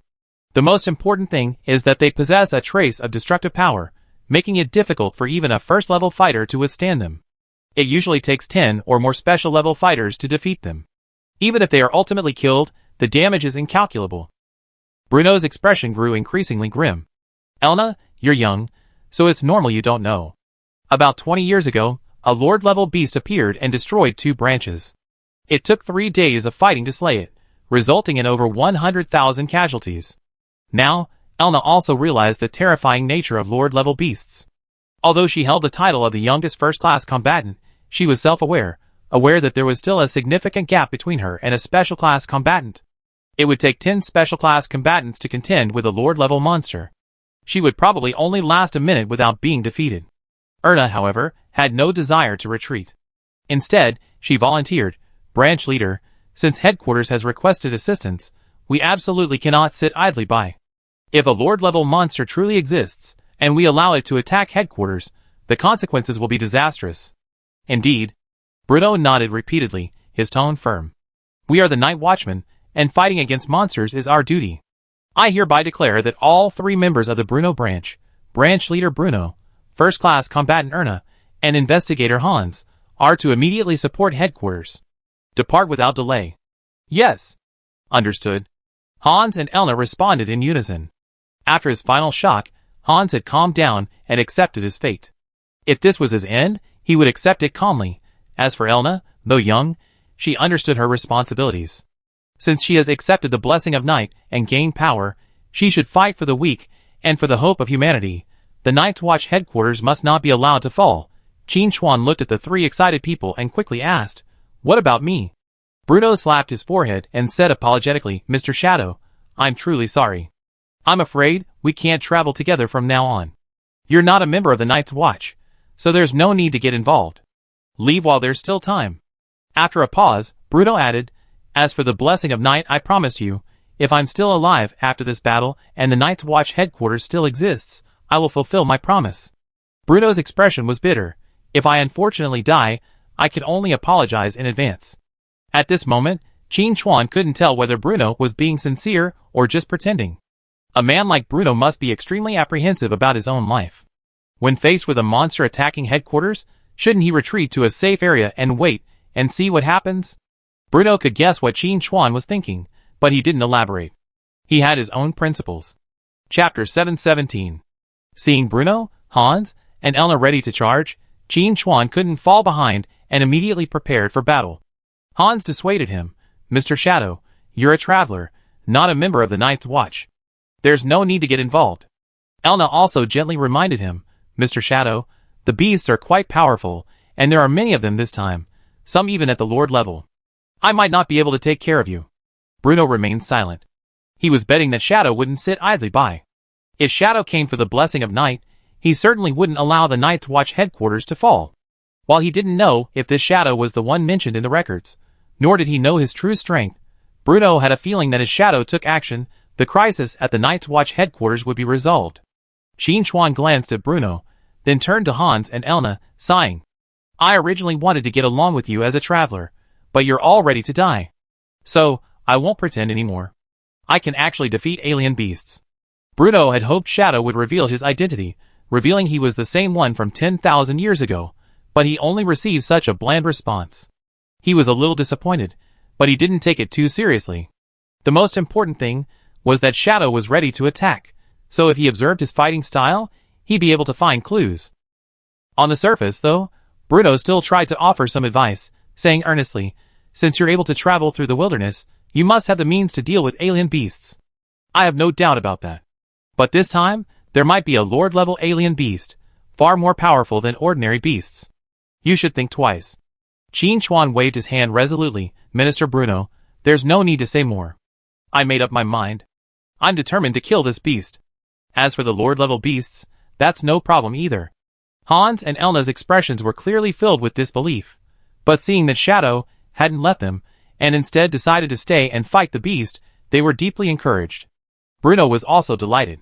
If Shadow was willing to take action, the three of them would definitely have a significantly higher chance of survival, and they could also learn more about Shadow.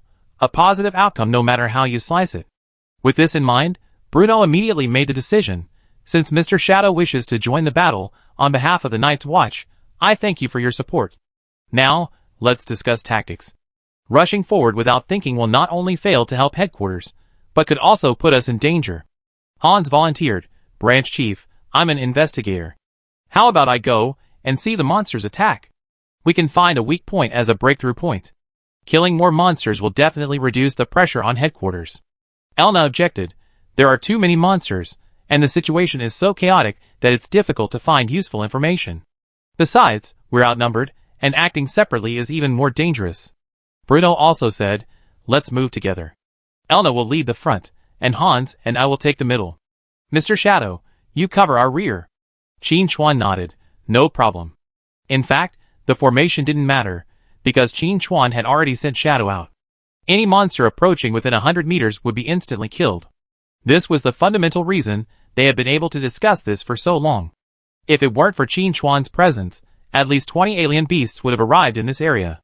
The four-man team advanced several hundred meters, but could only see the corpses of alien beasts lying on the roadside. Hans asked with some confusion, "Strange. Why are all the alien beasts on our path dead? Could another team be heading this way to support headquarters?" Bruno gave Qin Chuan a deep look, realizing that he must have been behind this move.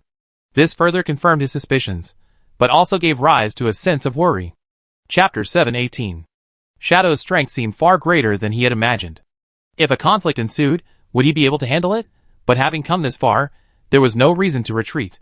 Bruno refused to believe that with so many powerful men at headquarters, they couldn't suppress a single Shadow. As for Elna, she didn't think much of it. She wasn't afraid of the beasts herself, but Uncle Hans and the branch chief weren't very strong. Although Mr. Shadow had said he wanted to join the battle, he didn't know their strength. In this situation, avoiding a fight was always a good thing. And then a magical scene unfolded. Looking across the entire area, beasts roared everywhere, and the figures of numerous combatants could be seen rising and falling in the darkness. But Qin Chuan's four-man team advanced unimpeded, encountering no serious battles at all. This situation continued until they reached the defenses set up by headquarters. Hans looked stunned. What's going on? They already crossed the battle zone and reached the defense line. The Night's Watch soldiers, standing by nervously, were briefly surprised. Someone quickly recognized Bruno and said respectfully, "Branch Chief Bruno, your support is incredibly fast." "Isn't it fast? The Bruno branch isn't very close to headquarters.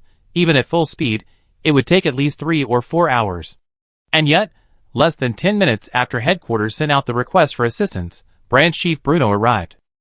How efficient. Bruno's loyalty to the Night's Watch is undoubtedly the highest of any branch. Bruno explained, "We were just on our way to headquarters when we received the message, so we arrived incredibly quickly." The sergeant on the other side realized that Bruno's group consisted of only 4 men, completely lacking the reinforcements they'd been expecting. A look of dismay crossed his face. There were too many monsters, and other lines of defense were gradually failing. Without more troops, problems would arise sooner or later. But every bit of extra strength was a plus, and the sergeant immediately dispatched someone to bring Bruno and his men to headquarters. Bruno was the branch chief, and his subsequent actions were determined by those above him. Led by the soldiers, Qin Chuan followed Bruno through several gates and finally entered the Night Watch headquarters. The headquarters was now in a state of panic and noise. filled with hurried staff and the constant clamor of reports. 500 new alien beasts have appeared in Area A. We need first-level combatants to handle them, said Nahila's team. No Lord-level alien beasts have been found in Area C. No Lord-level alien beasts have been found in Area D. The entire combat team in Area G has been wiped out. This is a Lord-level beast. Emergency alert. A Lord-level alien beast has appeared. I repeat, a Lord-level alien beast has appeared. Located in Area G. Nearby combat units immediately retreat and await the arrival of special-level combatants. The soldier leading the way shuddered upon hearing of the appearance of a Lord-level alien beast. He turned and saluted, quickly saying, "Branch Chief Bruno, you've been to headquarters many times, so you definitely recognize it. I won't be accompanying you any further. I need to return to defend my position." Bruno returned the salute, nodded, and said, "Take care." The soldier hurried away. Bruno said, "Now that we discovered the traces of a Lord-level beast, the next step is a major battle. Wait here for a moment. I go see the commander to learn about the situation, and see if there's any suitable location for us." With that, Bruno turned and left. Qin Chuan followed Hans and Elna to a corner to wait, but in reality, he was controlling Shadow to kill the beasts outside. Qin Chuan was particularly curious about the strength of Lord-level beasts. Although he didn't know where Area G was, he could determine it by observing the movement of the night watchman. Plus, Shadow was incredibly fast, and in less than 2 minutes, Qin Chuan had spotted the so-called Lord-level beast. The creature's overall shape differed somewhat from that of a beast. It had thick, long arms that dragged on the ground, and a head that was somewhat misshapen, making it difficult to see its facial features. Only a single, large eyeball flickered around. Chapter 719. The biggest difference lies in size. Ordinary alien beasts are only 2 or 3 meters tall, with a few reaching over 4 meters. But this Lord-level alien beast is over 20 meters tall, standing tall on the ground. It resembles a small mountain, a formidable sight. When Qin Chuan's Shadow discovered the Lord-level alien beast, he also ascertained its strength. It's roughly at the level of an apostle. If you take into account the alien beast's immortality, its actual combat capability rivals that of the Chosen One. No wonder this creature caused heavy casualties at the Night Watch headquarters, even costing the lives of special combatants. Because this creature is not something ordinary people can deal with. Only combatants who have received the blessing of the night possess the ability to kill alien beasts, otherwise, no amount of human lives would be enough. But for Qin Chuan, an apostle-level alien beast is a piece of cake. Looking down from the sky, a large number of Night Watch troops were retreating, centered around the Lord-level beasts. However, they weren't in a rout, but rather in a staggered retreat. At the same time, many fighters relied on their speed to contain the Lord-level beasts. But from time to time, some fighters would be killed. Facing the apostle-level beasts, even the first-level fighters seemed powerless. Thankfully, with the arrival of special-level fighters, the situation was finally stabilized. But it was only stable. There was still a long way to go before a Lord-level beast could be slain. Most importantly, a Lord-level beast didn't act alone. The number of beasts surrounding it was like an endless ocean, impossible to slay. Even if dozens or hundreds of beasts fell every second, more would immediately arrive to replenish them. On the other hand, the Night Watch's troops were steadily decreasing, and their defensive firepower was becoming increasingly sparse. If this trend continued, their defenses would collapse before the Lord-level beasts were defeated. At that point, the ordinary people at headquarters would be doomed. Qin Chuan observed the situation for a moment with his shadowy perspective, quickly finding his opportunity to strike. A stealthy flying knife, mingling with a hail of bullets, inconspicuously struck the Lord-level beast. Ah! The beast lord howled in agony, its voice so high that it blinded the surrounding special-class combatants, nearly causing them to fall from the sky. This sudden change of events caused the special-class combatants to instinctively assume a defensive stance. Then, they watched as the beast lord, like a deflated ball, collapsed to the ground, its mountain-like body tumbling straight down. Boom! The ground trembled, and many soldiers, unable to stand, collapsed to the ground, their expressions utterly lost. What's going on? Is there an earthquake? The nearest special-class combatants felt it more clearly and intuitively. Even though the dust was flying, making it difficult to see the beast lord's condition, some rushed forward regardless of the danger, then cried out in surprise. Dead. The beast lord is dead. The special-class combatants present all looked at each other in bewilderment, asking their friends. Did you kill him? No, I wouldn't be able to do that. It wasn't you. Do you think I could do it? Not really. So how did the beast lord die? Who knows? Maybe he fell to his death. Never mind how he died. Let's clear out the Beast Lord now. That's right, brothers, get moving. While it wasn't clear how the Beast Lord suddenly died, the most important thing was to repel the beasts. Leaving 2 special level fighters on guard to prevent the Beast Lord from resurrecting, the remaining fighters dispersed and began rapidly killing ordinary beasts. Unnoticed, a shadow quietly merged beneath the Beast Lord's corpse. At Night Watch headquarters, while Hans and Elna were not paying attention, Qin Chuan teleported to the shadow's position and unleashed a magical move. No fragments of divine power erupted, only a pulsing mass of flesh and blood. The source of filth? One could only see the name, but not much else. However, the name alone revealed some of the beast's origins. The source of filth, that was quite consistent with the characteristics of the beast. Putting the mass of flesh and blood into his ring, Qin Chuan returned to headquarters. Just then, Bruno returned and quickly said, I just met with the commander. He said, there are only 4 of us, and we should find opportunities to join the battle on our own. As for whether we survive, it all depends on luck. Hans and Elna immediately prepared for battle. Before they even set out, enthusiastic cheers erupted from all around. Some staff members burst into tears of joy, hugging their colleagues and repeatedly shouting, Dead, dead, the Beast Lord is dead. This left Bruno and the others somewhat bewildered. After understanding the situation, the 3 of them looked at each other in bewilderment. A minute ago, the atmosphere at headquarters was filled with anxiety, everyone panicking over the appearance of a Lord-level beast, unsure of what to do. And now, just a minute later, you're telling me the Lord-level beast is dead? Hans couldn't help but sigh, as expected of the headquarters, as expected of a special-level fighter. They took down the Beast Lord so easily. Amazing. Elna's face was filled with longing. When would she become a special-class fighter? Bruno alone sensed something was amiss.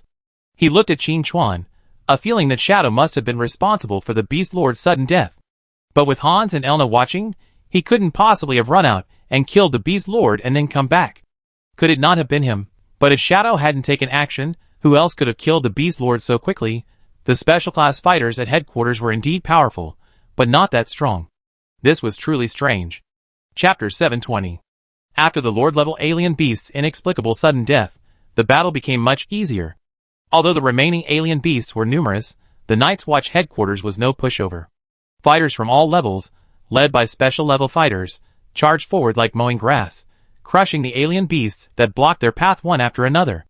Additionally, with the arrival of reinforcements from other branches, the balance of victory began to tilt towards the humans. In the headquarters, Qin Chuan looked at Bruno and asked, Old Bruno, I heard the alien beast lord fell to his death. Do you think we still need to go out and join the battle? Bruno still couldn't figure out how a lord-level alien beast could suddenly die. It wasn't that he was hoping for the headquarters' destruction, but based on his understanding of lord-level alien beasts, every appearance of this level of beast would cause immeasurable damage. But this time, it arrived with great fanfare, accompanied by countless alien beast minions, as if it was determined to completely wipe out the Night's Watch. And yet, it suddenly died within 3 minutes of its appearance. Playing. Out of nowhere, a bold guess suddenly occurred to Bruno. Shadow. It was definitely Shadow who killed the Beast Lord, and this only further confirmed that he was the Shadow mentioned by the Night Lady Alessa. Bruno felt closer to the truth. As for Hans and Elna, although they still didn't understand how the Beast Lord died, this was undoubtedly good news. From a situation that was once certain death to a situation where victory was in sight, how could they not be excited? But without Bruno's order, they couldn't just rush out to fight. After a moment's reflection, Bruno quickly said, although the Beast Lord is dead, the other beasts are still here. Now that we're here, we can't just stand by and watch. Let's go out and deal with the beasts. There's one more thing to remember. Don't let the Beast Lord's death make you careless. We fought the beasts for so many years, and you all know how formidable they are. After a pause, Bruno added, and the possibility of more Lord-level monsters cannot be ruled out. Don't push too far. Led by Bruno, several men left headquarters and joined the main force to intercept the monster attack. Elna continued to lead the battle, with Qin Chuan and his men providing support. As news of the monster lord's death spread, the Night's Watch troops were deeply emboldened and unleashed a formidable display of strength. Often, if Qin Chuan and his men had been slower, the monsters would have been hacked to pieces before they even reached their target. Elna felt a pang of regret. She had wanted to fight to her heart's content, but in the current situation, it made little difference whether she was there or not. Hans, on the other hand, was more open-minded. They were few in number, weak in combat, and limited in what they could do. They could only provide cover. If they truly wanted to resolve this monster crisis, they would have to rely on the main force at headquarters. Bruno and Qin Chuan walked side by side at the back of the group. Bruno lowered his voice and said startlingly, "You killed the Beast Lord, didn't you?" Qin Chuan replied angrily, "Old Bruno, what are you talking about? Do I have the ability to do that?" Bruno retorted, "No. I never thought you'd think I had such power." "I'm truly touched."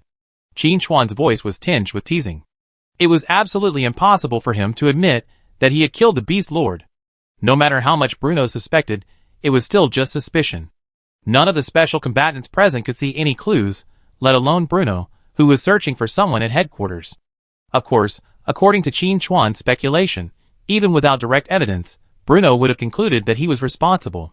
The reason was simple.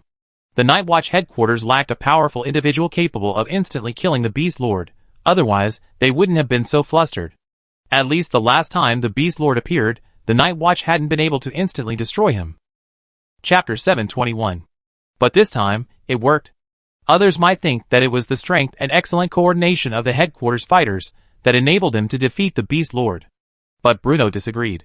The difference between this time and the last time was the presence of one more person. A traveler who called himself Shadow. No other factor could have caused such a significant deviation in the results. As for Shadow's denial, Bruno didn't care. As long as he firmly believed in this, that was enough. But there was no need to dwell on it right now. Bruno quickly changed the subject and talked about the Knight's Blessing. They had come to headquarters specifically for the Knight's Blessing. Now that the Beast's offensive was visibly retreating, the next step was to find the headquarters director and apply. Qin Chuan was also very happy.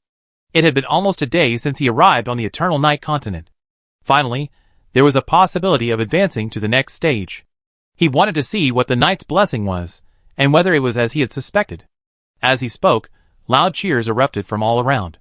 New reinforcements had arrived, and the alien beasts, seeing no chance, had chosen to retreat. This meant the crisis at headquarters was completely resolved. Qin Chuan remained calm, though a hint of curiosity lingered. Given the nature of alien beasts, they knew no fear. Even after the leader of the alien beasts perished, the remaining beasts remained unfazed, instead killing with even greater fervor. But now, they had chosen to retreat. Was it because reinforcements from other branches had arrived? It was possible, but it was very small, negligible. Qin Chuan was more inclined to believe someone was secretly directing these beasts. Most likely, they were infected with the Black Death. However, this time, it wasn't Bruno's doing. The few infected with the Black Death he could have contacted had already been eliminated by Qin Chuan's disguise, and the new contact hadn't arrived yet. This meant there were others who could connect with the infected. Or perhaps Bruno had accomplices. Compared to the others' optimism, Qin Chuan felt the crisis at headquarters wasn't completely resolved. Once the hidden enemy prepared, they would surely strike again. Glancing at Bruno, Qin Chuan saw that he wasn't overly excited. Instead, his brow furrowed slightly, clearly sensing something. Bruno, observing the cheering crowd around him, remained silent about his suspicions, so as not to spoil the fun. Watching the beasts retreat, Elna also turned back. Bruno, the branch chief and nominal leader of the team, pondered for a moment and said, "We don't need to take any action to clean up the battlefield. Let's return to headquarters first. Once things are mostly settled, we go see the headmaster. Mr. Shadow, what do you think?" Qin Chuan nodded. "We're already at headquarters. This night blessing isn't going anywhere. It doesn't matter if we go earlier or later." The final stages of the battle lasted nearly 3 hours. Qin Chuan waited until the flowers nearly wilted, and the others were quite bored. To liven up the atmosphere, Qin Chuan immediately began telling a story, which quickly captivated Elna and Hans. At first, Bruno dismissed it as nothing special, but after listening for a while, he obediently found a bench and sat down. From Tang Sanzang's story at the Snow Mountain Temple to Lin Daiyu uprooting a weeping willow, Qin Chuan successfully exported the 4 great classics. Elna and Hans, hearing such a story for the first time, gasped in amazement. Bruno felt something was amiss, but he couldn't put his finger on it, so he simply put his thoughts aside and listened. If they could uncover the origins of the shadow, that would be fantastic. After 3 hours of uninterrupted talk, Qin Chuan had finally reached the end of his story. Chapter 722. And just like that, the 4 masters and apprentices have achieved the unification of Wei, Shu, and Wu. This is truly a cause for celebration. Truly a cause for celebration. Elna was the first to applaud, her face brimming with admiration as she explained, "Mr. Shadow, your story is truly magnificent." Hans also sighed. Mr. Shadow is truly a knowledgeable traveler. He knows such a thrilling and heart-wrenching story. Hearing it makes me want to be a traveler myself. Bruno rubbed his brow, feeling his temples throbbing. No, with such a deeply disjointed story, don't you two see anything wrong with it? Although it was his first time hearing these stories, Bruno could tell they were a complete mishmash, Shadow having simply mashed together several stories. This guy, from beginning to end, was simply spouting nonsense. He was no less skilled at lying than he was a formidable opponent. Bruno muttered to himself, "You can tell such an outrageous story, and yet, you claim it wasn't you who killed the Beast Lord." Glancing at the surroundings, Bruno stood up and said, "Now that we finished the story, let's go find the director." Before leaving, Bruno warned Qin Chuan, "You must not lose your composure when you meet the director." "Understand?" Qin Chuan asked curiously, "Is the director not human?" Bruno was also surprised. "Why would you have such a doubt?" Qin Chuan spread his hands. "If he is human, why would I lose my composure?" Bruno was speechless, but he was thinking about staying away from Shadow later to avoid getting covered in blood. Although this monster siege caused considerable damage, the Night's Watch headquarters was clearly accustomed to such incidents. They recovered quickly after the battle, and all operations were back on track. They continued toward the central area. With Bruno present, they encountered no interrogation. From time to time, people exchanged greetings with Elna. Soon, they arrived at the core area of the headquarters, where security was noticeably tighter. After explaining the situation, someone went to report. After waiting for about 2 minutes, word came back that the head of headquarters was waiting for them in the conference room. All the while, Qin Chuan observed the situation at Night's Watch headquarters. Overall, it was a more advanced branch, also located underground. That wasn't the main point. The main point was that Qin Chuan felt a certain attraction and calling here, and his shadow power had become much more active. This indicated that something related to shadow power existed within Night's Watch headquarters. Most likely, it was the blessing of night. As long as he could observe the night blessing up close, Qin Chuan was certain to learn its secrets. As for the possibility that the director disagreed, Qin Chuan had a backup plan. Since he knew where the headquarters was, the worst that could happen was a surprise attack, sneaking in using shadows, and slowly studying it. Arriving at the conference room, the guard at the door gave a simple salute and pushed open the heavy wooden door. The conference room was dimly lit. Qin Chuan glanced towards the main seat, but didn't see anyone at first.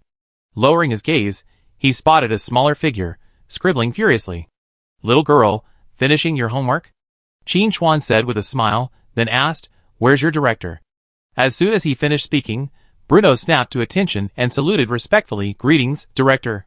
Elna also saluted, her tone less serious. "Hello, director." Qin Chuan glanced at Bruno and whispered, "This little girl is the director? Are you sure?" Bruno returned his gaze with a resolute look, clearly indicating that this was indeed the director. Qin Chuan was startled. Recalling Bruno's words earlier, he understood why he had specifically warned him not to lose his composure. Goodness, the director of the Night Watch is actually a little girl. Who would have thought? The little girl raised her head and glanced at the others calmly. Her gaze lingered on Qin Chuan for a moment, finally settling on Bruno. "Bruno, didn't you tell me about this stranger?" The little girl's voice was crisp, but it was clear that she wasn't as young as she looked. Bruno looked a little embarrassed and explained, "I mentioned it before, but Mr. Shadow is used to being on his own, so I hope the commander will forgive me." "Shadow?" The commander looked at Qin Chuan, then at Elna. "Elna, take Hans downstairs to rest. I call you later." Elna knew there was something important to discuss, so she nodded and said, "Yes, commander." After Elna and Hans left, the commander rose from his chair and slowly walked over to Qin Chuan. Qin Chuan estimated him. The commander was about 1.5 meters tall. "Let me introduce myself. My name is Lola, the current commander-in-chief of the Night's Watch." Lola's voice was calm. "Bruno has already briefly briefed you on your situation. You said your name is Shadow?" Qin Chuan nodded. "Yes, it's me." Snap. Lola flicked her wrist, and a scroll appeared in her hand, depicting a man's face. Lola spoke slowly. This was painted by the Lady of Night herself, supposedly in memory of a traveler named Shadow. "Look again, is that you?" The man in the scroll was clearly Qin Chuan. But he was the real person, not his disguised image. Qin Chuan hadn't expected Alessa to be so skilled, capturing his appearance so accurately. After all, This scroll had been passed down for thousands of years, if not 10,000, and yet it was still so perfectly preserved. As if sensing Qin Chuan's confusion, Laura explained, this scroll was painted by the Lady of Night herself. It's a sacred relic, so it's not surprising that it survived until now. Qin Chuan exclaimed, as expected of the Lady of Night, she's truly formidable. The Lady of Night possesses supreme power. Laura nodded in agreement. Then, changing the subject, she lifted the scroll a little higher. So, this traveler who calls himself Shadow, is the person in this painting you? It's clearly not me, Qin Chuan replied solemnly. I don't think it's you either. It's clearly not the same person, Lola said, carefully putting the scroll away. Come on, take this impostor out and execute him. Chapter 723. Wait! The first person to object wasn't Qin Chuan, who was about to be killed, but Bruno. Even when headquarters director Lola produced the scroll, Bruno had been gripped by self-doubt. It turned out he wasn't the only one who knew about Alessa and Shadow. The headquarters director also knew. Furthermore, if he was right, the scroll was likely passed down through generations, meaning every headquarters director knew of Shadow's existence. But these branch directors had never heard of him. They were truly tight-lipped. We're all night watchmen, why make such distinctions? What's wrong with sharing information? Bruno himself had stumbled upon some information about the Lady of Night, and after years of covert research, he finally discovered the name Shadow. At first, he hadn't paid much attention to it. After all, the Lady of Night was a deity, active 10,000 years ago. Shadow, who lived at the same time as her, must have died of old age or become a deity together with her. But when they detected strange spatial fluctuations, and Hans reported the appearance of a traveler calling himself Shadow, Bruno had a different thought. The Shadow mentioned by Lady of the Night might still be alive, but Bruno had never seen the portrait, so naturally, he didn't know what Shadow looked like. So, until now, he hadn't truly considered Qin Chuan to be Shadow, but had been testing him, with limited success. Now Bruno knew what Shadow looked like. But the Shadow in the portrait, and the Shadow before him were completely different people. In a normal situation like this, one's first reaction would be the same as the headmaster, to kill the imposter. But for some strange reason, Bruno shouted his objection. Lola looked over, a hint of surprise in her eyes, but she didn't react too strongly. Instead, she asked, Branch Chief Bruno, do you have any objections? Qin Chuan also asked, yes, old Bruno, if you have any ideas, speak up. Lola gave Qin Chuan a sidelong glance. Fake. If you say another word, I call the guards. Qin Chuan readily followed her lead, acting like a quiet, handsome man. Inwardly, he was pondering Laura's motives. Since the portrait had been passed down, the Night Watch, as an organization dedicated to the Lady of Night, should have tried to find him. Forget plastering posters everywhere, at least they should have informed the branch chiefs. But whether it was Bruno or Lei Ming, whom they had met along the way, these branch chiefs seemed unaware of the Shadow's existence. Bruno probably knew something, but Qin Chuan suspected he had figured it out himself. This meant the Night's Watch chief knew of the Shadow's existence, but instead of looking for him, he actually suppressed the news. That was quite remarkable. To be on the safe side, Qin Chuan decided to observe for a moment, just in time to see what Bruno had to say. Old bull, please say something useful, don't be such a jerk. Being stared at by Laura and Qin Chuan, Bruno felt a little regretful. Why raise such an objection? But Bruno hadn't figured out the mystery for so many years, so how could he just sit back and watch Qin Chuan get slashed by the chief? Coming to his senses, Bruno quickly said, Chief, although this Shadow looks different from the man in the portrait, what if he's disguised? We in the Night's Watch are a place of reason. Killing someone over a disagreement would be disgraceful if it got out. I hope you think twice. Qin Chuan mentally gave Bruno a thumbs up. Old bull, your guess is pretty accurate. Laura pondered for a moment, then looked at Qin Chuan and asked, Are you pretending? Such a blunt question left Qin Chuan at a loss for words. No, sister, as the head of the Night's Watch, can't you be a little more sophisticated and ask more tactfully? Shouldn't the procedure be to test each other with subtle words, and then everyone gains something? Chapter 724. Despite secretly complaining, Qin Chuan firmly replied, No. Lola observed for a moment, then nodded, That's the truth. This was definitely the truth, because Laura was asking about Qin Chuan's disguise. He looked the same when he was being molded, and he looked the same now. He hadn't been disguised. If she had asked Qin Chuan himself, he would have undoubtedly been disguised. But Laura didn't ask. Unconvinced, Bruno reached out and pinched Qin Chuan's face, but Qin Chuan slapped him away and said angrily, Old Bruno, Talk nicely if you have something to say. Don't touch me. Bruno fell into deep thought. It wasn't a disguise? How could it not be a disguise? Why not a disguise? What exactly was the problem? Just as Bruno was secretly pondering the situation, Laura made another startling statement. Fake Shadow, you killed the Beast Lord outside, didn't you? Qin Chuan immediately shook his head. No, I don't have that kind of power. Lola then took out a black crystal ball and placed it on the table. Qin Chuan praised, such a pure black, this crystal ball must be quite valuable. Lola ignored Qin Chuan's joking and began to introduce it. This is also a sacred object left by the Lady of the Night, and it comes with the portrait. This crystal ball is normally transparent, but it only turns black when certain energy fluctuations occur around it. Lola looked at Qin Chuan. Since the founding of the Night Watch, this crystal ball has never changed color, but it did today, and the change occurred at the moment the Beast Lord was killed. After showing the crystal ball, Laura carefully put it away. After all, this is a sacred object left by the Lady of the Night, a treasure belonging to the Night Watch. Nothing can go wrong with it. Laura's expression was somewhat questioning. Sir, do you have anything else to say? Qin Chuan replied calmly. This demonstrates the unique methods of the Lady of Night. I have always admired this legendary figure. But as to why the crystal ball changed color, I think we need to consider multiple factors and not make subjective assumptions. Perhaps it's because this Beast Lord is unique, right? Admitting it was impossible. Especially when he wasn't sure whether Laura was friend or foe. Since Qin Chuan arrived on the Evernight continent, his experiences had been vastly different from his expectations. If he were to admit now that he was the Shadow Alessa mentioned, why would he have gone to all the trouble of creating a disguise? Seeing Qin Chuan's refusal to admit it, Laura's expression was filled with regret. It seems you're not Shadow. Qin Chuan nodded repeatedly. Yes, I told you from the beginning that I wasn't. It's you, Director General, who misunderstood. I didn't understand. Sorry. Lola admitted frankly, then picked up a nearby water cup and slammed it to the ground. Bang. The cup exploded. Amidst the rumbling footsteps, 100 or so fighters burst through the door, shouting in unison, Director General, who are you going to kill this time? Wait! Watching 100 or so burly men burst into the conference room, eager to attack, Qin Chuan wisely called a timeout. Looking at Laura, he said sincerely, Director General, I think we can discuss this further. Are you sure? Lola's expression was calm. I didn't force you. Qin Chuan nodded. No one forced me. I did this voluntarily. Snap, snap. Laura clapped her hands, making a crisp sound. The fighters who had rushed inside in unison and left the meeting room with deep regret.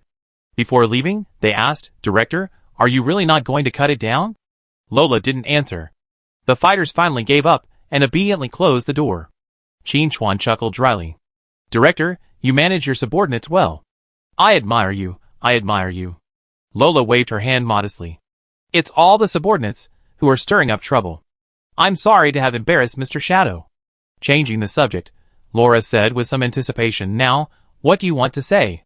Qin Chuan thought for a moment and said seriously, I can't admit it directly, but if you insist on guessing, I can't help you. As for whether it's true or not, God will know. Chapter 725. It was as if these words had been said without a word, but Laura had already received the answer she was looking for. 3 parts shock, 4 parts anticipation, and 5 parts relief filled her eyes, giving Qin Chuan a glimpse into the true meaning of eyes that speak. Mr. Shadow, please allow me to reintroduce myself. Lola coughed softly, then, holding the hem of her skirt with both hands, bowed slightly. Her tone and expression were exceptionally solemn. I am the 76th Commander-in-Chief of the Night's Watch, Laura Astra. Qin Chuan nodded in agreement. You can call me Shadow. With this, the two of them officially concluded their meeting. Bruno said you want to receive the blessing of night? Lola's expression was a bit puzzled. I don't understand. Has Mr. Shadow never seen the blessing of night? No, Qin Chuan answered truthfully. I've been away from the Evernight continent for too long. Just treat me as a newcomer. The explanation wasn't particularly subtle, but judging by Laura and Bruno's expressions, they believed it. Qin Chuan glanced at Bruno and asked in confusion, Old Bruno, why are you still here? Bruno slowly typed a question mark. No, where else could I be if I weren't here? The next second, Laura also said with a hint of confusion, Yes, Branch Chief Bruno, why are you still here? Bruno felt heartbroken. It was he who had found Shadow first, and it was he who had brought Shadow to headquarters, so why were these two people excluding him? Couldn't he hear what was about to be said? But the headquarters chief had already spoken, so Bruno could only stand and take his leave. Headquarters chief, I wait outside. Call me if you need anything. Laura said calmly. I believe Mr. Shadow wouldn't do anything unwise. Bruno kept looking back, hoping someone would ask him to stay, but no one spoke until he reached the door. Watching the conference room door close, Qin Chuan said with some concern, Director, why don't you try to keep him? What if old Bruno gets upset and goes crazy? That would be troublesome. Lola countered, then why didn't you try to keep him? Qin Chuan chuckled. Bruno is the branch chief of your night watch. I'm an outsider, so how can I make the decision? Lola's eyes were full of meaning. Mr. Shadow, can't you see that branch chief Bruno cares deeply about you? Qin Chuan quickly clarified his position. I'm straightforward. That's not what I meant. Lola was stunned at first, but then her face flushed slightly. She said helplessly, Mr. Shadow, can't we stop beating around the bush and just speak frankly? No problem. Qin Chuan readily agreed and immediately asked, Director, what exactly happened on the Evernight continent? Why is it so different from what I remembered? Although Qin Chuan had never been to the Evernight continent before, bluffing was his forte. Besides, Laura had already determined that he was the Shadow from 10,000 years ago, so there was nothing wrong with saying that. Lola thought so too. This Mr. Shadow was a figure active 10,000 years ago. The Eternal Night continent he experienced must have been very different from the Eternal Night continent of today. After a moment's thought, Laura slowly said, I don't know what the differences Mr. Shadow is talking about. I can only tell you what I know. Qin Chuan remained silent, nodding his head in agreement. After gathering her thoughts, Laura began to describe the changes in the Evernight continent. According to the Night Watchman, 10,000 years ago, Lady Alessa, the Night Lady, brought her followers to this continent and quickly established a peaceful territory, which gradually evolved into a kingdom. As her followers' lives returned to normal, filled with vitality and energy, Lady Alessa began to show signs of worry. According to records, Lady Alessa often stared blankly in a certain direction. When her followers questioned her, she never gave a direct answer. Over 1,000 years passed, and under Lady Alessa's protection, the kingdom prospered, but Lady Alessa's mood grew increasingly depressed. However, before anyone in the kingdom could find a way to cheer Lady Alessa up, a sudden plague swept across the northern part of the kingdom, displacing millions of her subjects. Laura paused, her expression growing serious. Although the data is severely lost, based on the few fragments we have, we can infer that the plague was the calamity the Lady of Night called the Black Death. However, thanks to the Lady of Night's intervention, the plague was quickly suppressed. Everyone thought it was over, but then strange events began to occur one after another. Nearly 1,000 years later, the kingdom completely collapsed, and the survivors scattered across the Eternal Night continent, relying on the Lady of Night's protection to continue their lives. Until the Lady of Night stopped responding to her followers' prayers. Hearing this, Qin Chuan asked the crucial question, when? Lola replied, probably 6,000 years ago. Qin Chuan was puzzled. But I heard from Bruno that the Lady of Night. The Knights didn't respond 3,000 years ago, and then you, the Night's Watch, were established. That's quite a long time gap. Lola explained, the Night's Watch was indeed established 3,000 years ago, but the Lady of Night disappeared 6,000 years ago. During the intervening 3,000 years, the Daughters of Night, followers of the Lady of Night, led the survivors in the fight. Mr. Shadow must have known that the Black Death would transform humans into beasts. In the fight against the beasts, the Daughters of Night were nearly annihilated, leading to the creation of the Night's Watch. And now, 3,000 years later, the Night's Watch is facing decline. Lola's expression was bitter. Today, the Night's Watch is less than 1/10 of its size when it was first established. Qin Chuan hadn't expected the situation on the Evernight continent to be so dire. Even the Night's Watch had shrunk so much, let alone ordinary people. After a moment's hesitation, Qin Chuan asked, the Night's Watch is considered the successor of the Night's Daughter. So, their first commander also came from the Night's Daughter? Laura's expression shifted slightly at this. No, the first commander of the Night's Watch was a traveler. Lola slowly raised her head, and spoke slowly. He called himself Shadow. Chapter 726. As she spoke, Laura kept observing the man who called himself Shadow, hoping to discern some subtle flaw in his expression, thereby confirming his true identity. But Laura failed. She could not discern any useful information. Even after she mentioned Shadow, he remained unmoved. Such a powerful ability to control his expression, this man is no ordinary person. Lola's mind was rapidly pondering. She was considering his motives. If he was truly the Shadow mentioned by Lady of Night Alessa, Then his actual age must be frighteningly old. To have lived that long, even if he wasn't a god, he was not far off. This was extremely valuable combat power. If he were willing to help the Night Watch, he could definitely inflict a devastating blow on the alien beasts, buying enough breathing space for the remaining humans on this continent. Completely annihilating the alien beasts was probably impossible. Lady of Night hadn't succeeded, so how could Shadow possibly do the same? But if he could buy a little time, that would be enough. The intervals between Lord-level beasts appearing are becoming shorter and shorter, while the number of Night's Watch fighters remains stagnant, and is even decreasing year by year. It takes time for them to accumulate strength. We must win this man over. Lola made a decision. Gathering her thoughts, she continued, Mr. Shadow, did you found the Night's Watch 3,000 years ago? How should Qin Chuan answer this question? If he answered yes, then if there were any holes left to fill, wouldn't he be setting himself up for failure? If he said no, then he would be a fake Shadow, and Laura would probably have to slam the cup as a signal to call in 100 or so strong men. But this didn't faze Qin Chuan. Qin Chuan replied calmly, I can be, and I can't be. Whether he was, or wasn't was up to Laura. From their brief encounter, Laura had noticed that the man before her was extremely cautious, and it was difficult to get a definitive answer from him. Lola was like peach gum soaked in water, slippery and impossible to gauge. Still unwilling to give up, Laura decided to ask from a different angle, Mr. Shadow, what are your thoughts on the current development of the Night's Watch? Do you think it's on the right track compared to your initial expectations? Qin Chuan replied, you, the director, should know this better than I do. After 2 consecutive questions yielded no results, Laura glanced at the water glass beside her. Why not just chop this guy up? He's so infuriating. But Laura eventually gave up the idea. Since she couldn't get any information out of him, she decided to try a different approach. Laura asked, Mr. Shadow, when are you free so I can help you prepare the Night's Blessing? At this, Qin Chuan's sleepiness faded, and he perked up quickly, saying, right now. Qin Chuan truly wanted to see the Night's Blessing in its true form. 3,000 years ago, a man calling himself Shadow founded the Night Watch. And that's when the Night's Blessing appeared. Qin Chuan had reason to believe that Shadow was his node clone, and that the Night's Blessing was likely created by the node clone using Shadow's power. According to the node clone's skill description, simply retrieving the clone would grant access to the corresponding memories. This would greatly aid Qin Chuan's deeper understanding of Shadow's power. If he could develop a skill similar to Night's Blessing, he would have greater confidence and more trump cards to fight against the gods. Since Mr. Shadow has requested so, I certainly can't let you down. Lola nodded calmly, and pressed the intercom button on the desk. Bruno, come in. Whoa. A figure suddenly entered the conference room, with a rustling of wind. Bruno quickly approached, his eyes filled with anticipation. Could it be that Shadow has finally acknowledged his identity as Shadow? That would be fantastic. I wonder if the director has found any more valuable information, and if he's willing to share it. Chapter 727. If nothing else works, I have to be the headquarters director. Bruno thought to himself.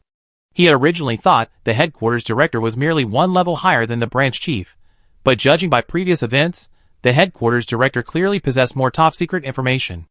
The thought that the information he had painstakingly gathered might be worthless made Bruno feel unsatisfied with his role as branch chief. To fulfill his obsession and pursuit, Bruno didn't mind resorting to unconventional means. But now was not the time to completely tear himself apart. Lola said briefly, Bruno, go prepare and activate the Night's Blessing immediately. Night's Blessing. Bruno's heart skipped a beat. The Shadow's primary target was the Night's Blessing, and now that the headquarters director had agreed, it seemed that the Night's Blessing was indeed crucial. He thought he might uncover something valuable. Bruno immediately replied, yes, headquarters director. With that, he turned and quickly left the meeting room. After Bruno left, Laura gestured for him to come. Mr. Shadow, let's talk while we walk. I tell you the story of our first commander. Qin Chuan naturally didn't object and said with a smile, Director, please. The two of them walked out of the conference room side by side. The burly men in the hallway outside hid their axes behind their backs, and put on friendly smiles. Qin Chuan's eyes twitched. You guys are so skilled. You must have done this kind of thing often before. Hello, Director. The men greeted loudly. Lola waved her hand. Dismiss. Stop standing around. Clearly, Laura's words were working. The men dispersed without saying anything more. The two continued down the corridor. Qin Chuan asked, Director, is there a portrait of the Shadow you mentioned, the first commander? Lola nodded, and then shook her head. There is a portrait, But the first commander always wore a cloak and a mask, so no one knows what he looked like. Qin Chuan nodded, but didn't respond. Lola continued, not much information is available about the first commander, as he was a very low-key person. Apart from leading the Night's Watch to hunt monsters, he spent the rest of his time staring blankly at the sky. In the little time he had left, he would lock himself in a secret room. When he emerged, he would bring out a large amount of equipment to help the Night's Watch better defeat the monsters. The first commander's tenure was brief, only 10 years at most. Furthermore, his departure was so quiet that no one knew about it. He left behind only a note. As she spoke, Laura pulled out a piece of paper carefully framed in crystal. It contained a few short words. I'm leaving now. You can make your own way from now on. But don't worry, I got a trick up my sleeve. Qin Chuan longed to know what else was in Laura's ring. She pulled out some new gadgets from time to time. Recovering his composure, Qin Chuan glanced at the note in the crystal again and discovered that the handwriting wasn't his. This was understandable. After all, a node clone wasn't just a clone, it was more like an independent entity at a different point in time, so it was natural for the handwriting to differ. Furthermore, Qin Chuan was even more concerned about the trick mentioned on the note. Perhaps it was the core of Knight's blessing. Furthermore, Laura's previous account of the first commander secluding himself in a secret room to forge equipment only reinforced Qin Chuan's certainty that the combatants' weapons were shadow reforged.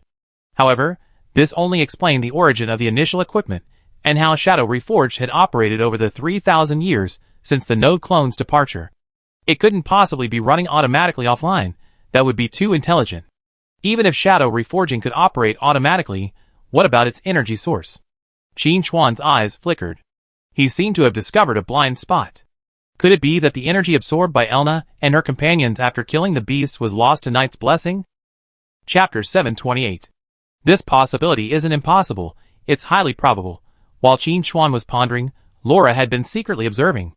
To be honest, even now, Laura still felt a sense of surrealism. Had she really encountered Shadow?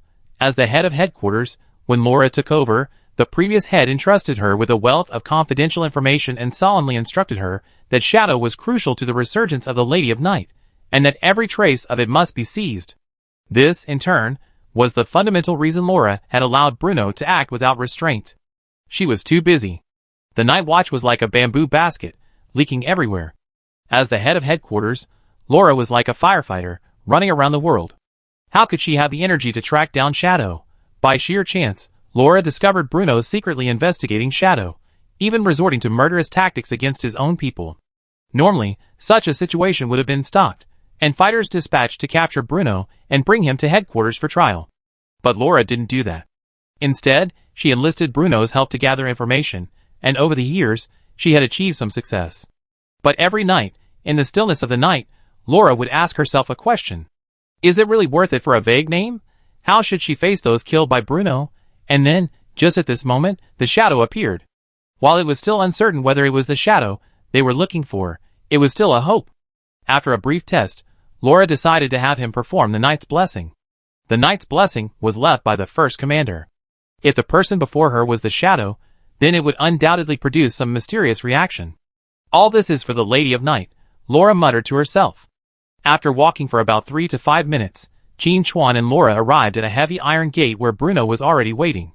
Director. Bruno stepped forward to greet her, his expression somewhat conflicted. Finally he asked, when Mr. Shadow receives the blessing of night later, could I observe? Bruno had already prepared his explanation, but Laura unexpectedly agreed so readily. Sure. This left Bruno a little confused. When had the director become so easygoing? But that wasn't the point. The point was that he finally had the chance to see Shadow's true form. If he could gain valuable intelligence from this blessing of night, he would be better able to catch up with the Lady of Night. Perhaps due to their close proximity, Qin Chuan could sense the restlessness of the shadow power within him. Something behind the door was calling him.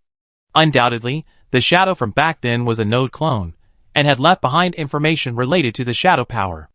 At Laura's signal, the iron gate slowly opened. Peering inside from the doorway, the place where the night blessing took place was a simple little room, about 3 meters long and wide. Aside from a standard black rectangular stone in the center, there was nothing else. Lola explained, the night blessing is simple. Simply stand before the blessing pillar. If the conditions are met, the pillar will bestow a blessing. As she spoke, Laura sensed something was amiss. Why is Mr. Shadow so quiet?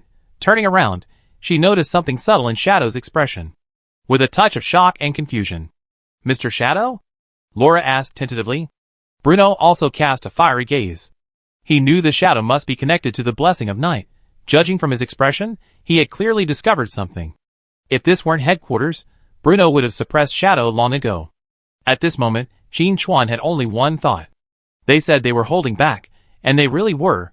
In Qin Chuan's field of vision, he could easily see through the black stone pillar, the pillar of blessing Laura had mentioned. Beneath the hard stone shell lay a hand, a bone hand devoid of flesh and blood, radiating a golden sheen. It had a complete palm and a severed forearm bone. As if sensing Qin Chuan's arrival, the skeletal hand, which had been lying prone, began to stir, making a series of hand gestures, then even gesturing in midair. Qin Chuan's sharp eyes saw that the strokes formed a line of text.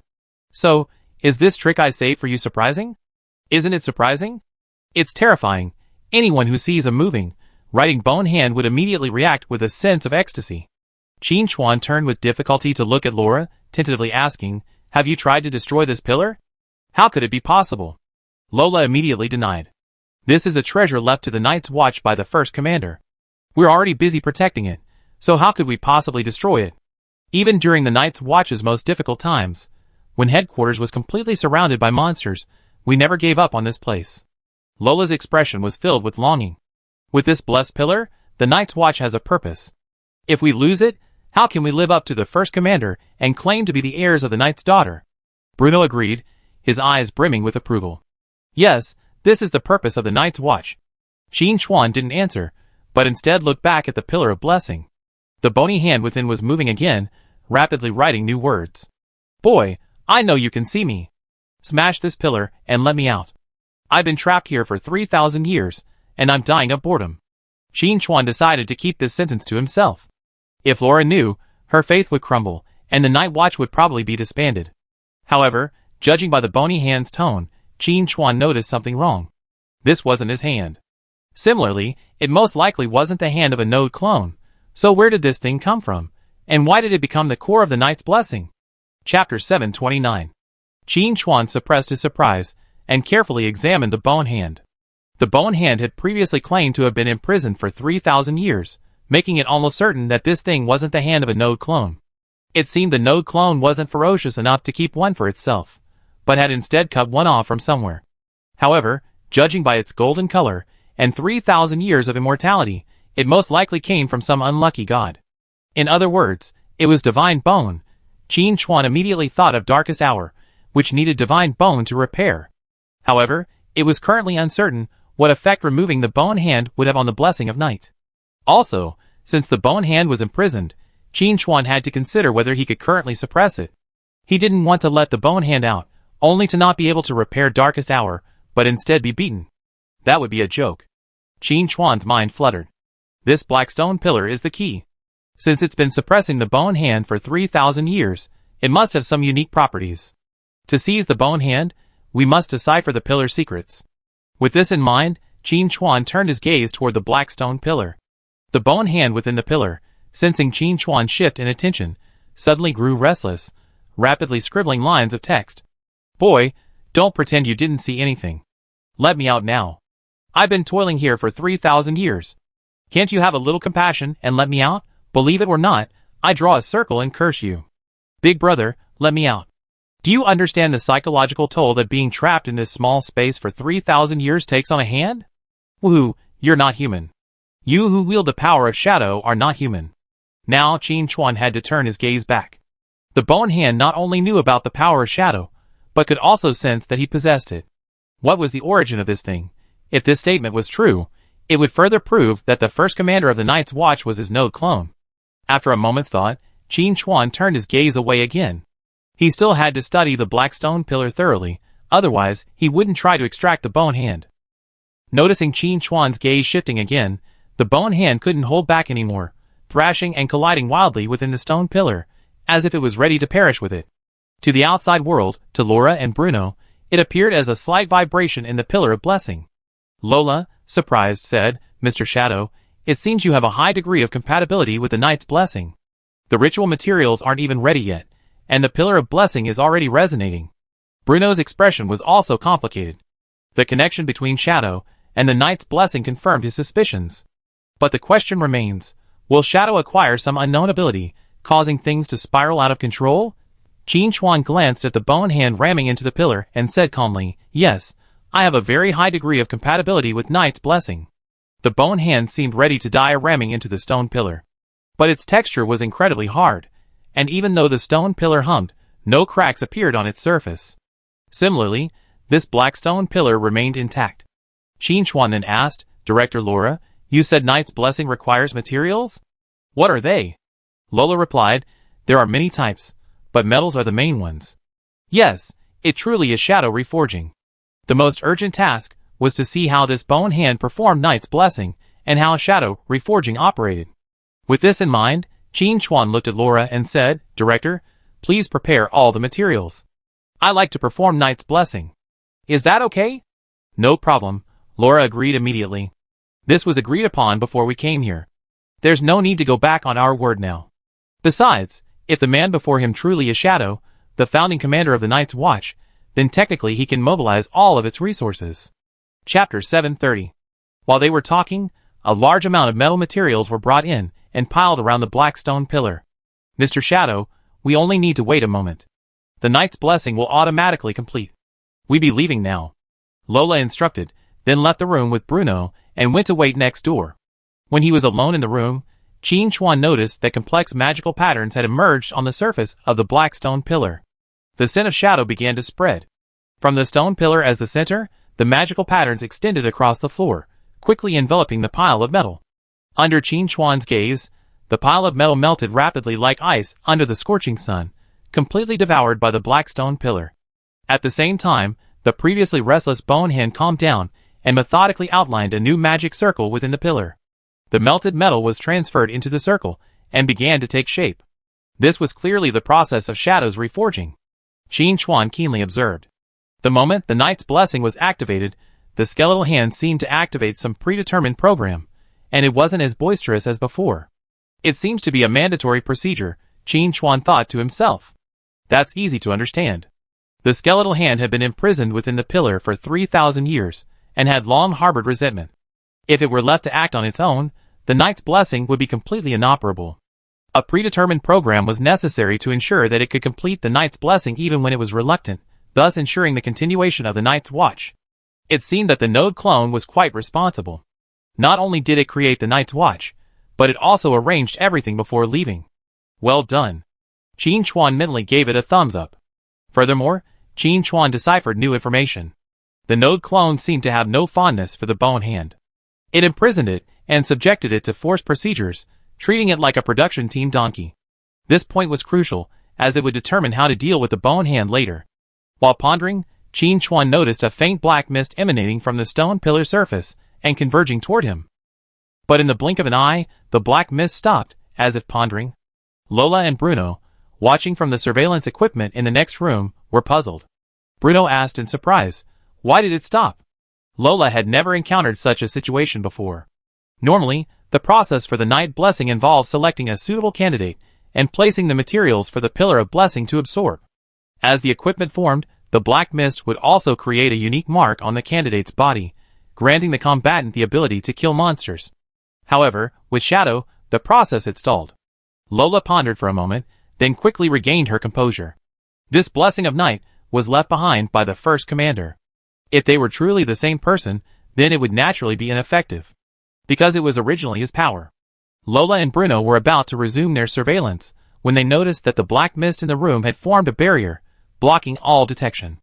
In the room, Qin Chuan also noticed this, but he didn't rush into action, waiting quietly. Soon, the skeletal hand within the pillar completed its weapon, delivering a long sword to the ground in front of the stone pillar. Then, the skeletal hand flipped over, palm facing upward, radiating a brilliant light, and finally condensed into a translucent figure, dressed in a cloak and mask. It was the first commander described by Laura, the traveler who called himself Shadow 3,000 years ago. After appearing, the translucent figure quickly turned towards Qin Chuan and let out a long sigh. Shadow Assassin, should I call you the original body, or the node clone? The illusory image's words shook Qin Chuan's heart. Is he the original body, or the node clone? This question carries a tremendous amount of information. Chapter 731. Since he knew about the node clone, it meant he also had this skill, or at least knew about it. Qin Chuan quickly calmed his mind. The node clone skill was unique. Since it was in his hands right now, he was the one and only true body, and the others were all node clone. But one could also think of it from another perspective. At other points in time, those clones were the true body, and those at other points in time were all clones. From the perspective of the Shadow 3,000 years ago, it seemed that he was the true body, and Qin Chuan 3,000 years later was the clone. After a moment's thought, Qin Chuan said, "You should call me the true body." He wasn't sure if the figure before him was a pre-recorded video, possessed some intelligence, or was a dimensional projection capable of real-time communication. Whatever the case, let's talk about it first. Perhaps we can gain something different. Phantom immediately continued, "I knew you'd say that. Congratulations, you're right. No matter how many timelines there are, the one with the node clone skill is the true self. That's undeniable.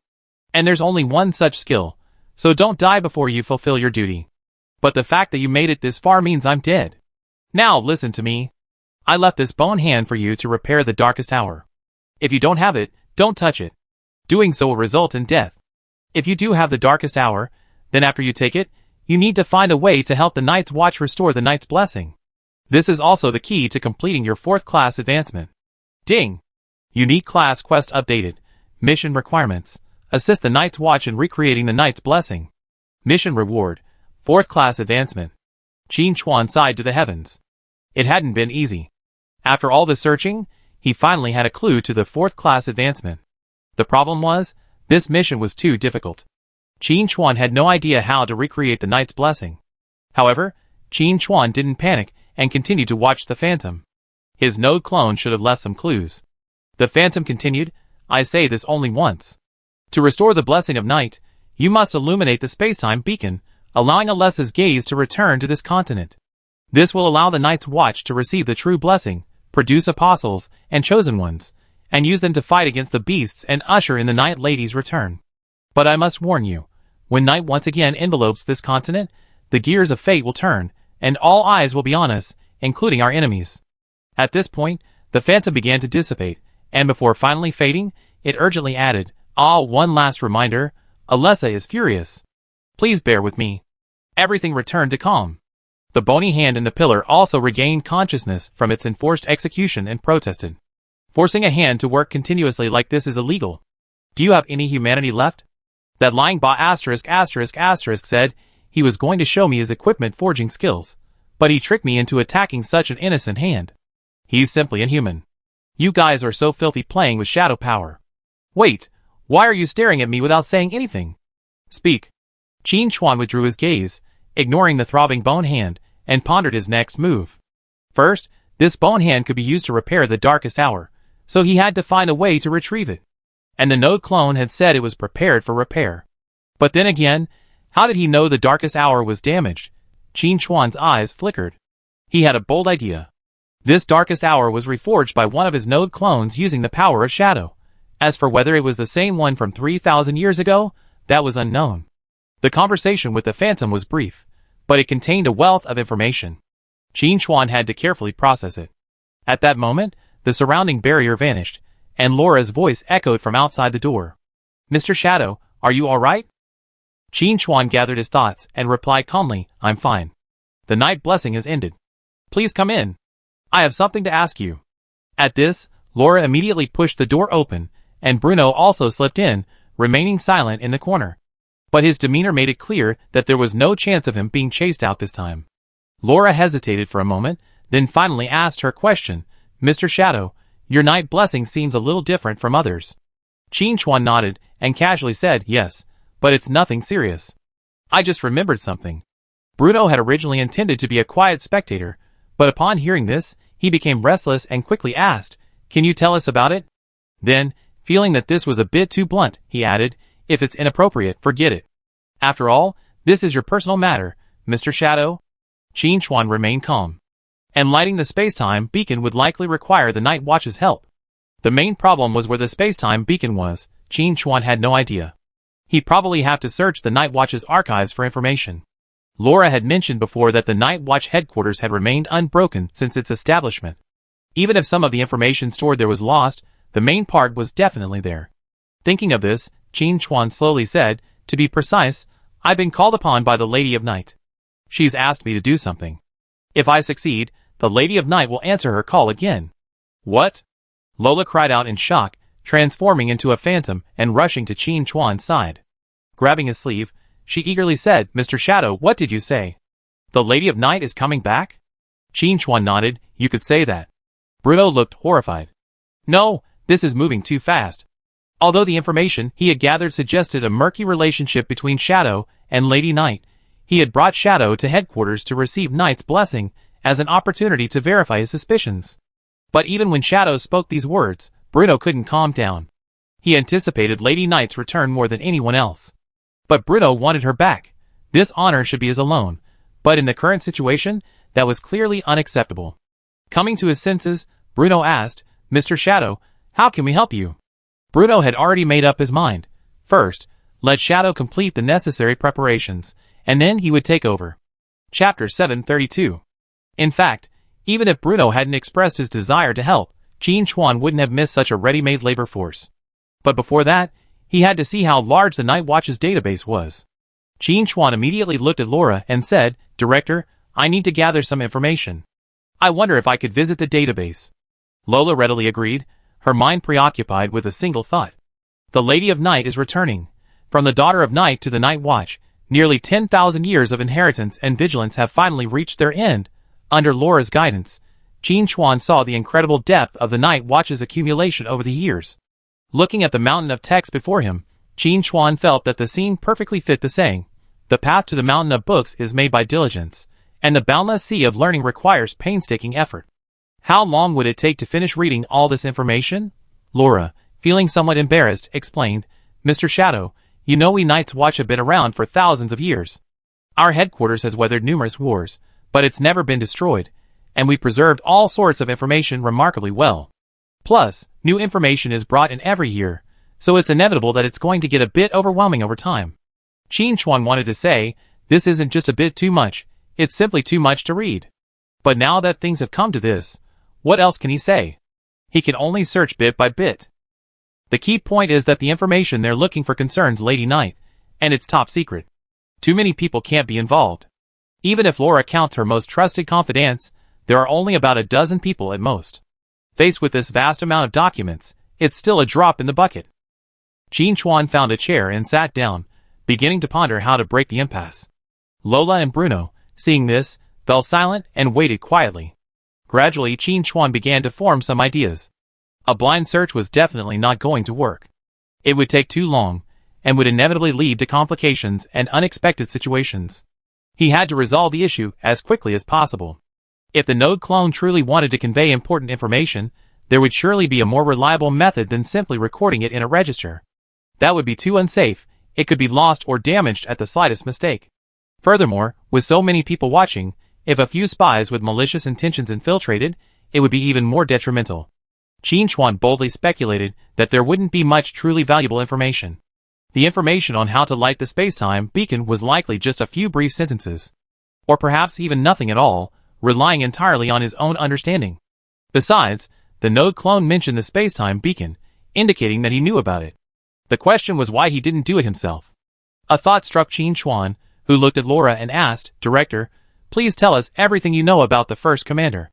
Lola quickly recounted the details, but she didn't know much. It wasn't that she was intentionally hiding anything, but rather that there was so little information left. Qin Chuan pondered for a moment and asked, is there any record of his weapons? Weapons. Lola was a little surprised, but didn't ask further. Instead, she frowned and pondered for a moment, then said uncertainly, there's a rumor that the first commander specialized in firearms, especially revolvers. He's seen to occasionally mutter things like, wandering the world. As to whether this is true or not, it's hard to verify. Qin Chuan pressed on, didn't he use a dagger? Lola thought for a moment, then shook her head and replied, probably not. At this point, Qin Chuan was almost certain why the node clone had asked him to light the space-time beacon. The reason lies in the darkest hour. The darkest hour can break the boundaries of time and space, and the space-time beacon is clearly connected to these two forces. Thinking of this, Qin Chuan's thoughts suddenly opened up. Back then, for unknown reasons, Lady of Night Alessa ceased to respond. The humans of the Eternal Night continent were steadily defeated by the attacks of the alien beasts, and even the Daughters of Night were nearly wiped out. The Node clones were tasked with gathering the survivors in times of crisis to form the Night Watch to protect the last hope. Chapter 733. Qin Chuan speculated that Alessa's lack of response was most likely due to her being trapped or having her perception disrupted, preventing her from finding her way back. Like a ship sailing the sea, without a lighthouse, even if land is within reach, it will miss it. The Node clone realized this, but without the darkest hour, he couldn't illuminate the space-time beacon to guide Alessa back. Therefore, he could only pass on the flame of hope. That was the Bone Hand. Before Qin Chuan appeared, the Bone Hand was the core component of the Knight's Blessing, capable of training fighters for the Night's Watch and ensuring its survival. With Qin Chuan's arrival, the Bone Hand became the material needed to repair the darkest hour, and then illuminate the space-time beacon to guide Alessa back. Once Alessa's gaze was fixed on the Eternal Night continent again, she would project her power, sending down apostles and chosen ones to the Night's Watch. At that time, the Bone Hand would no longer matter, for the true Knight's Blessing would descend. The core of the entire plan lies in Darkest Hour. This weapon truly holds so many secrets. But Qin Chuan wanted to complain. Such an incredible weapon would appear in a humble dungeon like Shadow Labyrinth, and without a single word of it. If he hadn't taken his guild members to the dungeon, he wouldn't have had the chance to obtain it. That's the problem. Darkest Hour is crucial. Its ability to break the boundaries of time and space speaks volumes about its power. Yet, even the gods and ruthless individuals haven't taken the initiative to seize such a powerful weapon. Even the God of Light only placed an angel in Shadow Labyrinth. Since the God of Light had already set an angel there, why not take it? Qin Chuan suddenly realized he seemed to have encountered a new mystery. What exactly was the God of Light planning? Could he have used him to achieve some purpose through the dark hour? Qin Chuan hesitated. But even if he could guess what the God of Light was planning, the dark hour must be used, and repairs couldn't be stopped. It had to be restored to its strongest state. Of course, one possibility couldn't be ruled out. The God of Light couldn't take the dark hour away. Or perhaps it wasn't because the God of Light discovered the dark hour and sent an angel there, but because an angel was there, the dark hour appeared there. This is what's called the darkest part of the lamp. Looking back, obtaining the dark hour was pure luck, an accident.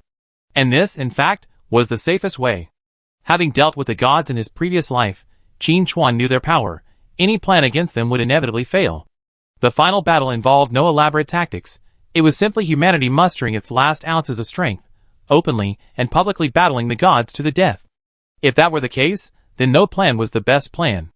If the darkest hour was the best weapon against the gods, then discarding it would actually allow it to evade their pursuit. Based on this deduction, Qin Chuan came up with a method for illuminating the space-time beacon. It didn't require extensive steps or preparation, nor did he bother searching for relevant information, as none existed.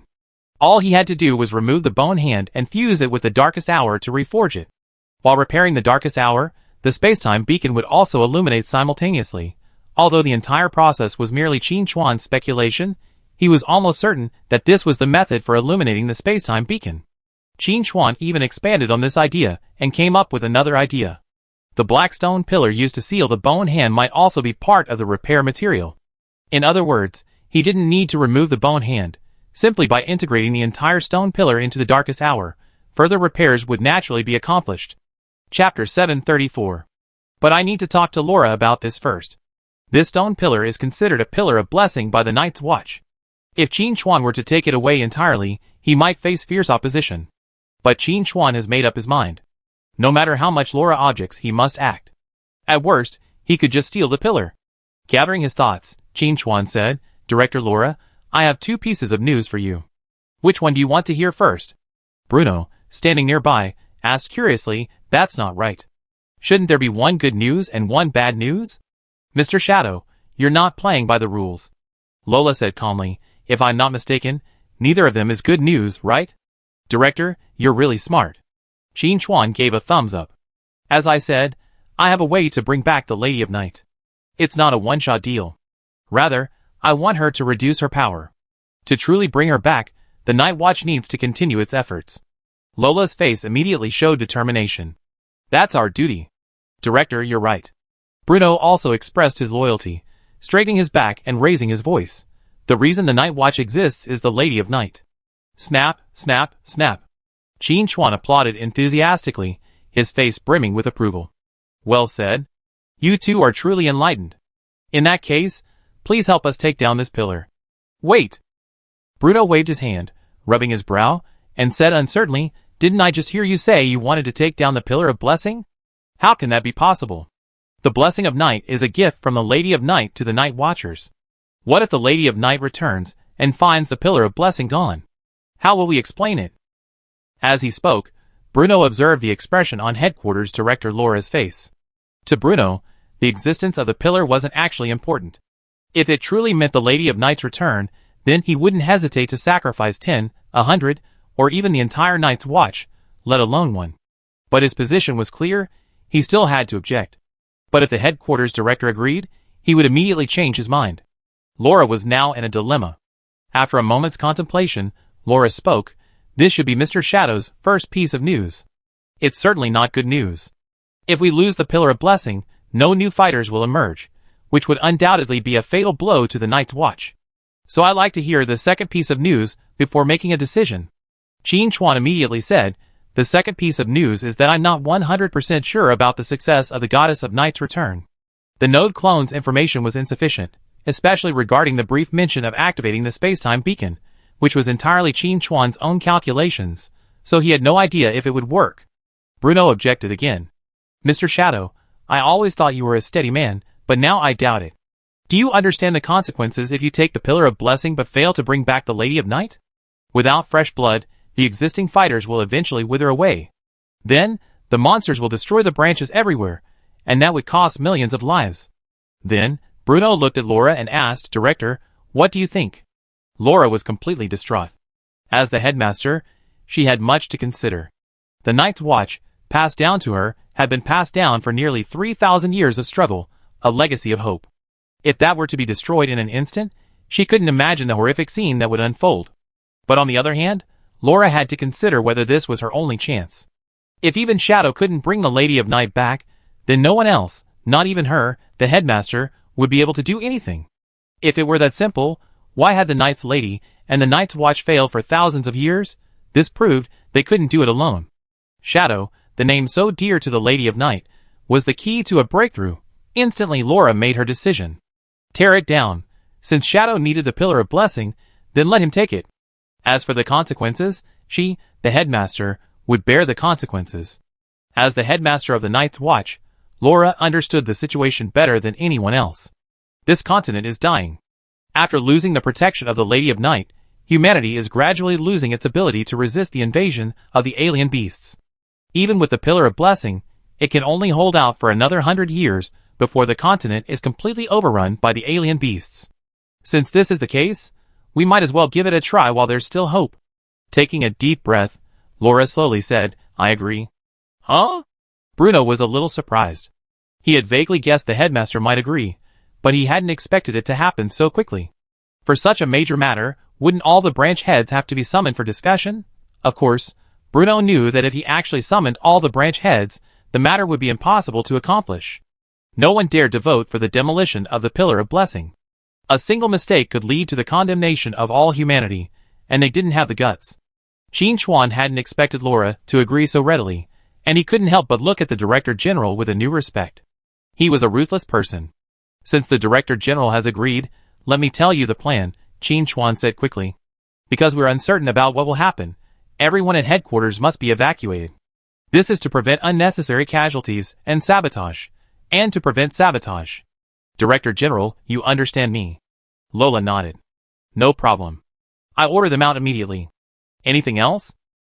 Qin Chuan thought for a moment and added, "If I succeed, the Lady of Night will once again gaze upon this continent, and her power will be projected down here.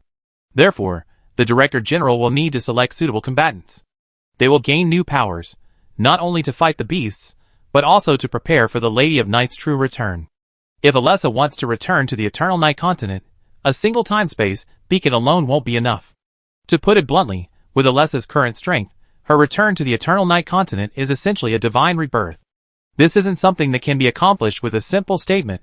It requires extensive preparation and requires the help of apostles and the chosen ones. And the combatants are ready-made candidates." Chapter 735.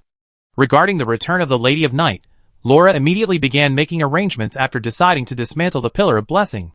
After the order to evacuate headquarters was passed down, the night watch, though somewhat surprised, followed the commander's orders, dropping their tasks and marching out in an orderly manner. The only concern was the wounded, especially the more seriously injured. Their evacuation required extreme caution, and maintaining their vital signs required considerable resources. Lola, naturally, would not abandon any of the wounded and immediately ordered the mobilization of reserve supplies. As long as the Lady of Night could return, the Night Watch's strength would be significantly enhanced. The current expenditure would be recouped tenfold and 100-fold in the future. On the other hand, if the status quo remained, the Night Watch would eventually perish, and even if they preserved more supplies, it would only last a few decades at most. Assuming she had taken over as commander, Laura's character and judgment were unquestionable. Having decided to trust Shadow, she would trust him to the end. Although some personnel expressed doubts, they didn't directly object. At most, they would wait until the matter was over and then seek an explanation from the head of headquarters at a regular meeting to discuss whether it was appropriate. While the others were evacuating in an orderly manner, Laura also gathered the fighters, including those from the branch who had arrived at headquarters after receiving the distress signal. Based on various factors, including past performance and potential, 50 suitable personnel were selected, including Elna. Qin Chuan even saw Hans on the list. Lola looked as if she had seen through everything. Mr. Shadow, I read Bruno's report on Investigator Hans. You were the one who took action, right? At this point, both sides were on the same side, so Qin Chuan didn't hide it, nodding and saying, "It's me." That's right. Lola's lips curled with a smile. For Mr. Shadow's sake, if Lady Night bestows her power, it's hard to say what will happen to others, but Hans will definitely receive the blessing. For the Night Watch, this is a guarantee. Honestly, we, the Night Watch, owe you, Mr. Shadow, a debt of gratitude. Qin Chuan hadn't expected Laura to see the situation so uniquely. But upon closer inspection, it made some sense. His Shadow had previously helped Hans slay the beast, suggesting some connection to Shadow. If Alessa were to revisit the Eternal Night Continent, she would surely see Hans. Of course, Qin Chuan had to politely decline. The director is exaggerating. How can I possibly deserve Lady Night's favor? Lola smiled mysteriously, and said no more. As the headquarters director, she knew some of the secrets, and was looking forward to the lively scene. Bruno, as the branch director, naturally wasn't as free as Laura. He had to assist in the evacuation of headquarters. But from time to time, he would find an opportunity to approach and ask about the situation. Qin Chuan answered fluently, easily fooling Bruno. Watching Bruno come and go again, Qin Chuan paused for a moment and said, "Director, what are your plans for old Bruno?" Lola sighed and said slowly, "Branch Director Bruno is incredibly talented. I once had high hopes for him, and even considered him taking over as headquarters director. Unfortunately, he went the wrong way. Ultimately, it's my fault too. I allowed Bruno to conduct secret investigations, and even ignored his actions against our own people. I can say to myself that this was all for the greater good, and those sacrifices were necessary. But every life is precious. If I had allowed Bruno to act as he pleased, I would have been acting like a beast." Laura's mood was a little subdued. Qin Chuan didn't know what to say about this. Because in the past, they had made many decisions that went against their conscience in order to fight against the gods. Chapter 736. From a grand perspective, that's true. But for an individual, it's a burden too heavy to bear. The two of them fell silent for a moment, and then Laura spoke. "When this is over and the Lady of Night returns, I will reckon with my mistakes, resign as headquarters, and journey into the wilderness to atone for my past sins. Perhaps, dying in battle against the beasts would be my best fate." Qin Chuan thought for a moment, then said meaningfully, "The position of headquarters isn't something you can just come and go as you please. At worst, after lighting the space-time beacon and contacting Alessa, he could shamelessly ask Alessa to issue an oracle or something, naming Laura and retaining her position as headquarters. No matter how stubborn Laura was, could she really disobey the Lady of Night's will? It wasn't that Qin Chuan didn't want to let them go, but the node clone had said that once the space-time beacon was lit, the Lady of Night would certainly return, but the enemy's attention would also be focused there, and the struggle would surely become even more ferocious. Under these circumstances, the Night's Watch needed an experienced headquarters commander to lead them through this period. Even if Laura truly wanted to leave, she had to wait until the dust had settled. As they talked, the Night's Watch headquarters grew empty and desolate. Laura gazed into the deserted hallway, her expression a mixture of anticipation and trepidation. "Mr. Shadow, please." Lola bowed to Qin Chuan, her expression solemn and serious. Qin Chuan nodded. Leave it to me. Just then, Bruno hurried over. Are we ready to begin? Bruno had been waiting for his chance. He wanted to show the Lady of Night that Shadow wasn't worth the wait. This is the perfect opportunity. He must orchestrate the return of the Lady of Night. But just as Bruno finished his words, a dark shadow flashed before his eyes. Then, everything went black, and he lost consciousness. Lola lifted the unconscious Bruno onto her shoulders, glanced at Qin Chuan one last time, and sped away. Qin Chuan couldn't help but worry for old Bruno. Lola's slashing blow could have bent the steel pipe. Hopefully, old Bruno will wake up. Mumbling a few words to himself, Qin Chuan returned to the room blessed by night, and stared at the black stone pillar before him. The bony hand within the pillar seemed to sense something and banged frantically against it in protest. I shed blood for the Night's Watch, and I trained so many fighters for them. You can't do this to me. Let me out. I want to see the commander. Damn it. My true form has revived. If you dare attack me, he finds you. I'm so stupid. Seriously? I knew from the beginning that coveting the power of Shadow wouldn't end well, but I still clung to it. I deserve this fate. For my 3,000 years of uncomplaining service, could you please let me go? Don't worry, I won't tell anyone about what happened here. Seeing the bony hand still frantically gesturing to save itself, Qin Chuan's lips curled with a smile. He looked at the stone pillar and said slowly, although I haven't yet guessed your true identity, one thing is certain, your entire spiritual consciousness is sealed within this palm. Letting you go would be like letting a tiger return to its nest, so forget it. The bony hand froze in place. After a moment, it became active again, but not with the frenzied energy it had before. Instead, it slowly wrote a line of words. How did you know? Even the person who had chopped it off hadn't noticed their spirit had hidden within the palm, so how could this mortal see through it? Qin Chuan smiled but said nothing. He wasn't sure who had chopped off the bony hand. Perhaps it was the node clone from before, or perhaps someone else. But whatever the case, the one who could accomplish this was no ordinary person. He was undoubtedly a god-level powerhouse. How could such a being allow the opponent's spirit to lurk in the dark, seeking an opportunity to reappear? He must have sensed something. Chapter 737. In addition, according to Qin Chuan's speculation, the node clone likely left this bone hand because it sensed that a complete divine soul lay within it, and decided to exploit its tactic and use it as part of the repair materials. The saying that divine artifacts possess spirits is not an empty statement. Even the stone pillar that imprisoned this bone hand is made of extremely rare materials. Using these materials to reforge and repair the Darkest Hour would surely grant it terrifying power, perhaps even surpassing the original Darkest Hour. Perhaps this was the true purpose. The Darkest Hour was damaged, indicating that it still had flaws. Even if restored to its original state, it still couldn't be considered invincible. Therefore, it was better to destroy it, and then rebuild it, reforging and repairing it. Recovering his mind, Qin Chuan looked at the bone hand and said calmly, I hope you're an enemy I know. That would make me very happy. As he spoke, Qin Chuan placed his palm on the stone pillar and immediately felt the power within resonate with his Shadow Reforge skill. The Shadow Reforge has been sublimated, its power increased. Its quality has been enhanced, and it is now at the divine level. You obtained a god-level skill, triggering the hidden quest, Godlike Steps. Please break through the sanctuary as soon as possible to continue the quest. A series of messages appeared. Qin Chuan, however, remained unfazed. He simply glanced at the description of Shadow Reforge, focusing on the key word, Divine Power. Shadow Reforge, God level. Your skills are so extraordinary that you can be called a god of forging. You can harness the power of Shadow to reforge equipment, increasing its level and quality while reducing the amount of equipment or materials required. Divine Power. Reforge everything at will. Qin Chuan's eyes shone with emotion.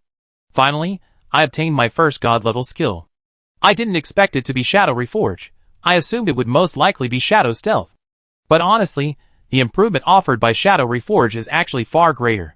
Not only does it strengthen Qin Chuan himself, but it also grants equipment to his teammates, truly a divine skill.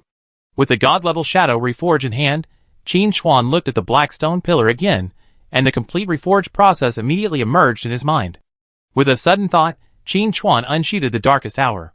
The skeletal hand within the pillar immediately leaped up, its panic unconcealed. Qin Chuan smiled. You seem to recognize this weapon. Why is this thing in your hands? The skeletal hand gestured rapidly. It was because it couldn't speak, otherwise it would have questioned him long ago. Impossible. It shouldn't be. Darkest Hour was destroyed by us, thrown into the turbulent space-time. How did you get it? I understand. You imprisoned me here to repair Darkest Hour. What a cruel heart. I won't let you have your way. The skeletal hand suddenly leaped up and slammed frantically against the stone pillar, clearly intending to destroy itself. But its texture was incredibly solid, and so was the stone pillar. Aside from a shower of sparks, neither side suffered any damage when they collided. Bone Hand was stunned. It had once prided itself on its toughness, but it hadn't expected it to suffer at a critical moment, unable to even commit suicide. Although Qin Chuan had many questions to ask, he knew the Bone Hand wouldn't answer honestly, so he immediately enveloped the stone pillar with the power of shadow reforging. Inside the stone pillar, the Bone Hand lay resigned to its fate, looking like it was about to give up. But Qin Chuan knew it was definitely seeking a chance to escape, and the most likely scenario was the moment the stone pillar dissolved. If it had been before, perhaps it would have succeeded. But now, with the god-level shadow reforged in hand, Qin Chuan completely controlled the space around his hands, and his skeletal hand couldn't stir a ripple. The stone pillar transformed into a black liquid, drifting toward the Darkest Hour. The blade, previously repaired with materials like void mithril, melted, revealing a golden fracture. The Pillar of Blessing was quite large, but the liquid it transformed into was able to flow entirely into the Darkest Hour. This little thing is quite capable. The moment the stone pillar completely dissolved, the skeletal hand launched into flight, flying towards Qin Chuan's head, laughing wildly. Without this cage, I wonder how you can resist. So you can talk. Qin Chuan remained calm. You know, too late. Bone Hand's voice grew increasingly frantic, tinged with irritation. I never said I was mute. That pillar is soundproof. It was truly tragic. It was once a supreme being, yet trapped in a dark pillar, forced to do hard labor for 3,000 years. Now free, it must scorn the endless slaughter, or else how could it possibly endure this? None of those damn Night's Watch should live. Even passing dogs must die. But before Bone Hand could indulge in its wanton slaughter, a massive hand pierced through the obstacles and grasped it with precision. What the hell? Bone Hand was startled to find itself captured by a mortal, completely defenseless. What the hell was this? Qin Chuan was also a little stunned. So this is another foreign deity? But now is clearly not the time to investigate its origins. After all, this thing is a divine bone, and it still contains a complete divine soul. The slightest mistake could lead to disaster. A quick and decisive battle is necessary. Get in! Qin Chuan roared, unleashing the full force of shadow reforging. The shadowy force completely enveloped the Bone Hand, dissolving and absorbing it with overwhelming force. Damn it! Damn it! This shouldn't be my end. The spirit within the Bone Hand roared furiously, attempting a last-ditch effort. But facing the divine power of shadow reforging, its efforts were doomed to failure. As the golden light and shadow collided, the Bone Hand began to dissolve at a visible speed, merging into the blade along the fractured section of the Darkest Hour.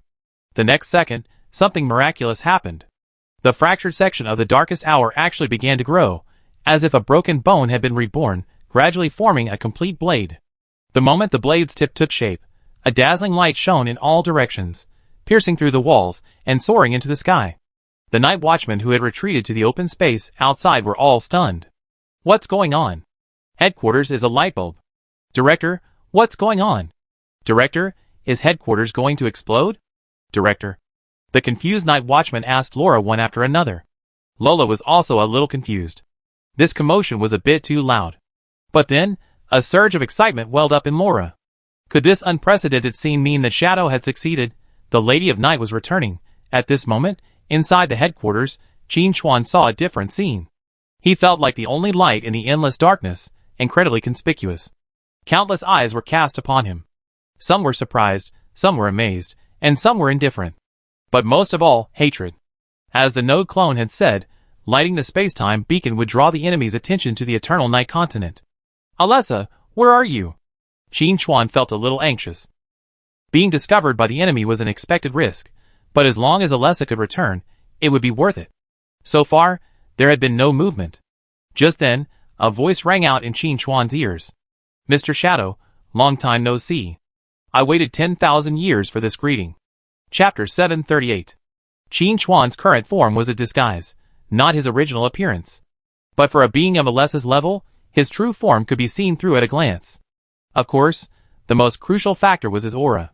They had all come into contact with the power of shadow.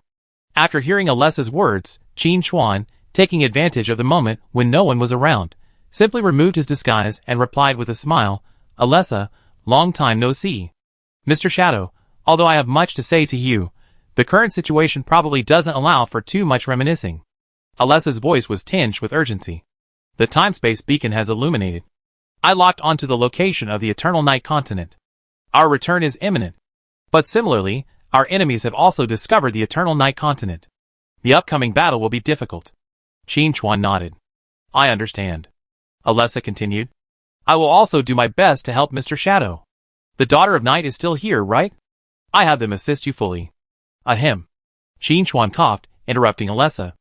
"Alessa, your information is outdated. The situation on the Eternal Night continent is completely different now. The Daughters of Night have been nearly wiped out, and now it's the era of the Night Watch. How could this happen?" Alessa was a little distracted, her mood growing depressed. "It's all my fault.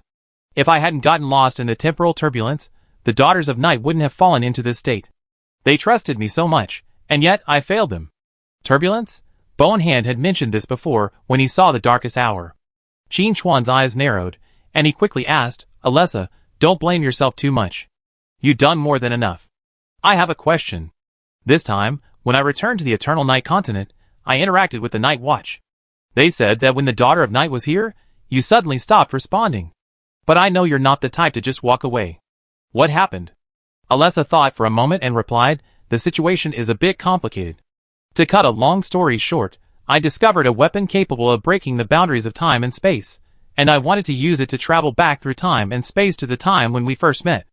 I did later find traces of the weapon, but while trying to retrieve it from the turbulent space-time flow, I was caught in the turbulence and completely lost my way.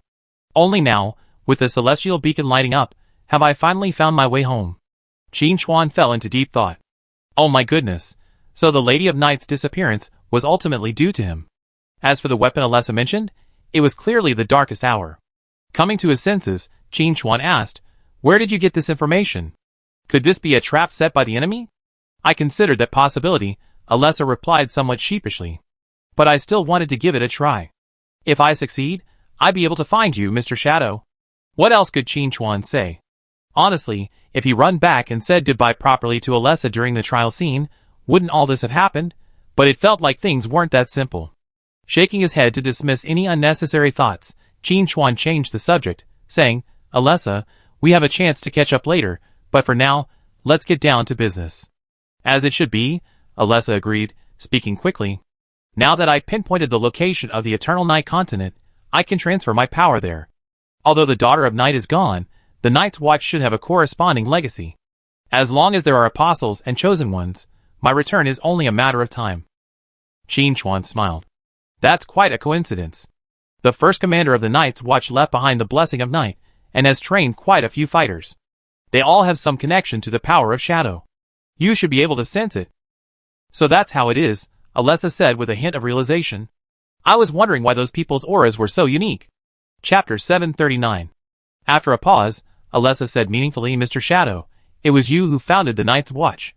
"It was me," Qin Chuan admitted frankly. Although the Node clone was responsible, wasn't he still the Node clone? Alessa's voice was tinged with grievance. "Then why didn't you show up earlier, Mr. Shadow? If you had, I would still be in the Evernight continent." Qin Chuan chuckled, "It was just a little accident." Alessa was also understanding, and didn't dwell on it too much. She let bygones be bygones. Now that she had found her way back to the Evernight continent, it was only a matter of time before she met Mr. Shadow again. After waiting 10,000 years, why would she care about waiting a little longer? The most urgent priority was to ensure the safety of the Evernight continent. "Oh right, the Black Death," Alessa hurriedly asked, "Mr. Shadow, is the Black Death still there?" "Yes." Qin Chuan's voice grew serious. "Not only is the Black Death still there, it's getting worse. The number of survivors on the Evernight continent has plummeted. If no intervention is taken, the entire continent will likely fall. It's all my fault.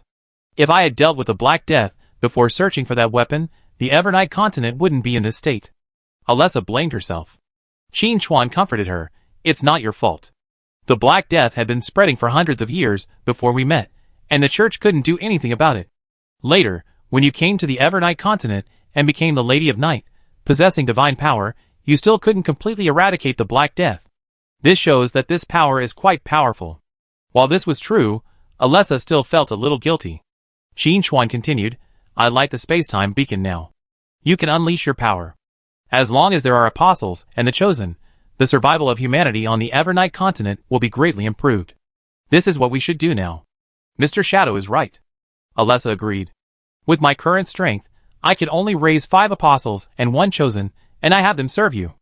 Mr. Shadow, I leave the Evernight continent in your care until I return. No problem. Qin Chuan agreed without hesitation. Let alone 5 apostles and 1 chosen, even a single apostle would be enough to multiply the strength of the current Night Watchman several times over.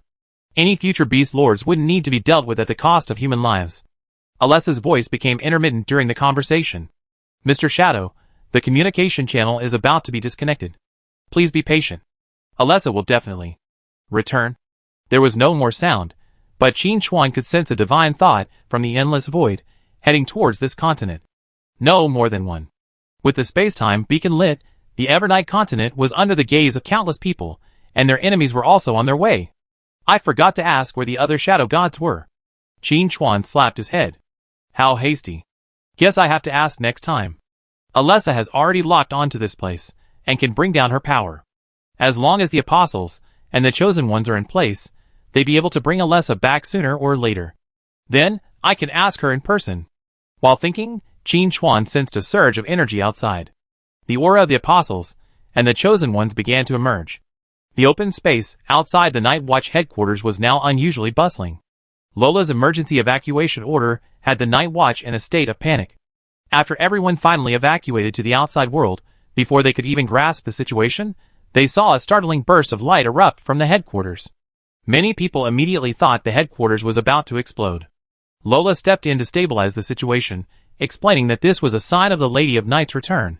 Now, the Night Watch couldn't sit still. Whether combatants, investigators, or just ordinary members, all were overjoyed, craning their necks to gaze at the beam of light from headquarters. So magnificent. It must be the Lady of Night. Chapter 740. We're saved. The Lady of Night has returned. It's time to launch a counterattack against the alien beasts and drive them from our home. After thousands of years, we can finally listen to the Lady of Night's teachings again. It's truly remarkable. Father, do you see? That's our faith. Compared to the others, who were all agitated, Bruno, in the corner, was dazed. He rubbed his aching neck, trying to recall what had happened. Wasn't he talking to Shadow? Why was he lying here? And why was his neck so painful? Headmaster. Bruno immediately realized that the headmaster must have knocked him unconscious and dragged him out. Damn it! Bruno was a little annoyed. The distant beam of light reminded him that the Lady of Night's return had begun. But he wasn't the one presiding over the ceremony. Why was he deprived of this opportunity for honor? You're awake. Lola's voice rang out nearby. Bruno was startled, but quickly suppressed his emotions, replacing them with a puzzled expression.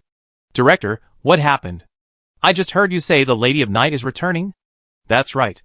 Lola nodded in acknowledgement, then sighed deeply. Bruno, now that the Lady of Night is about to return, the Night's Watch will enter a new chapter. What should I do with you? Hearing this, Bruno immediately knew that his actions hadn't been hidden from the director. What should I do? Bruno smiled faintly. What have I done wrong? Everything I do is for the Lady of Night, for the Night's Watch. Could anyone else do a better job than me? Impossible. Director, what justification do you have for punishing me? Laura calmly shook her head. No, you're not. You simply covet the power of the Lady of Night. Bruno, I truly have no right to punish you, for I condoned your crimes. If you look closely, we're accomplices. Wow, you two seem to be enjoying your conversation. A voice suddenly interrupted. Qin Chuan stepped between Laura and Bruno, smiling. Director, we fulfilled our mission. The Lady of Night is returning. Lola calmly removed her hand from the hilt and said gratefully, Thank you for troubling us, Mr. Shadow. Without you, we alone would never have been able to bring the goddess back. Bruno also dropped his combat stance, looked Qin Chuan up and down, and then assumed his normal demeanor. Mr. Shadow, I wonder if the Lady of Night has given you any instructions. Qin Chuan pointed to several gradually solidifying beams of light. The Lady of Night has unleashed her power. Those are the ones she has chosen. When the presence of the apostles and the chosen ones emerged, Qin Chuan immediately went to the outer world to find Laura. Then, Laura saw her preparing to eliminate the enemy. Qin Chuan immediately stepped forward to stop her. It wasn't that he wanted to shield Bruno, but they were about to engage in battle, and any extra strength was a plus. Even if Bruno was to die, it should be on the battlefield. Laura also sensed Shadow's intention and chose to withdraw. Besides, compared to eliminating Bruno, the goddess's choice was clearly more important. Still, Laura felt a sense of regret. She didn't feel the increase in power, which meant that the Lady of Night hadn't chosen her. But that was also true. She had allowed Bruno to act, harming her fellow night watchman. How could she possibly be worthy of the goddess's power? Bruno also realized this. But compared to Laura's calmness, Bruno found it difficult to accept. Why hadn't the Lady of Night chosen him? Everything he did was for the Lady of Night. Qin Chuan patted Bruno's shoulder. Old Bruno, relax. There are so many people here, and the Lady of Night only chose 6. It's normal that she didn't choose. Bruno forced a smile. Mr. Shadow is right. It's normal that she didn't choose. He wasn't ready to break up just yet. Although he hadn't been able to preside over the ceremony for the Lady of Night's return, there would still be a chance later. Bruno had read in ancient texts that as long as the Green Mountains remain, there will be no shortage of firewood. He felt it made perfect sense, and was very applicable to the current situation. There would definitely be a chance to replace Shadow in the future. As the three spoke, the 6 beams of light completely solidified, with 5 thinner beams guarding the center. Qin Chuan glanced around, somewhat surprised. He didn't recognize most of the 5 apostles. This was perfectly normal. After all, Qin Chuan could only count the number of people he knew in the entire night watch on his hands. But Qin Chuan did recognize one of the apostles. Hans. This unassuming investigator was now stunned, feeling the surge of power within him and the goddess's teaching surging through his mind. He had actually been chosen by the Lady of Night. Hans had never imagined that such an insignificant figure like him could actually capture the Lady of Night's attention. With so many powerful fighters, why had he been chosen? Hans was baffled. Laura also spotted Hans, the chosen apostle. She looked at Qin Chuan and said with a smile, Mr. Shadow, it seems I was right. Lady Night has granted Hans new powers out of your kindness. Qin Chuan waved his hand modestly. Director, you're joking. How can you say it's my kindness? It's clearly Hans's own hard work. These words stung Bruno's ears. Effort. Hans's efforts were nothing. And if we really want to talk about effort, aren't the thousands of people in the entire Night's Watch any better than Hans? Those fighters, battling monsters all day, aren't they working hard enough? It was only out of your kindness, Shadow, that Lady Night gave Hans a second look. Damn it, what on earth did Shadow do to deserve such special attention from Lady Night? Wow, Elna's the chosen one. Qin Chuan pointed at the central beam of light and sighed at Bruno. Old Bruno, the 4 of us came all the way to headquarters, and Hans and Elna were chosen by the Lady of Night, leaving us 2 lagging behind. You should know your shame. I know your A. Bruno finally lost his temper. He was clearly the Lady of Night's most devout follower, so why didn't he receive the goddess's gift? Chapter 741. Looking at the furious Bruno, Qin Chuan paid no attention to his cordial greeting, feeling rather regretful. His defenses were broken already, a bit of a letdown. As he spoke, Elna, Hans, and 4 other apostles arrived nearby, under the awe-inspiring gazes of the others. Headmaster. She greeted Laura first, then bowed to Qin Chuan. We obey the goddess will, and will fully assist Mr. Shadow. Qin Chuan waved his hand. No need to be so polite. We're all family. The 6 people before him exuded a familiar aura, though their power differed somewhat from Qin Chuan's own, leaning more towards the power wielded by Alessa. Not only was there Shadow, but there was also a touch of annihilation, a power attribute Alessa extracted from the Black Death. Furthermore, these apostles and chosen ones were favored by the night, capable of exerting even greater combat power in the darkness. They thrived in this eternal night continent. Not to mention 1 against 10, even 1 against 2 should be no problem. With their presence, the Night's Watch's strength will be significantly enhanced, greatly aiding the subsequent battles. While Qin Chuan observed the 6, they were also observing him. Elna, the leading chosen one, was experiencing a complex state of mind. She held a firm belief in the Lady of Night, and possessed considerable talent, earning her the esteemed status of many, who believed she would become a pillar of the Night's Watch.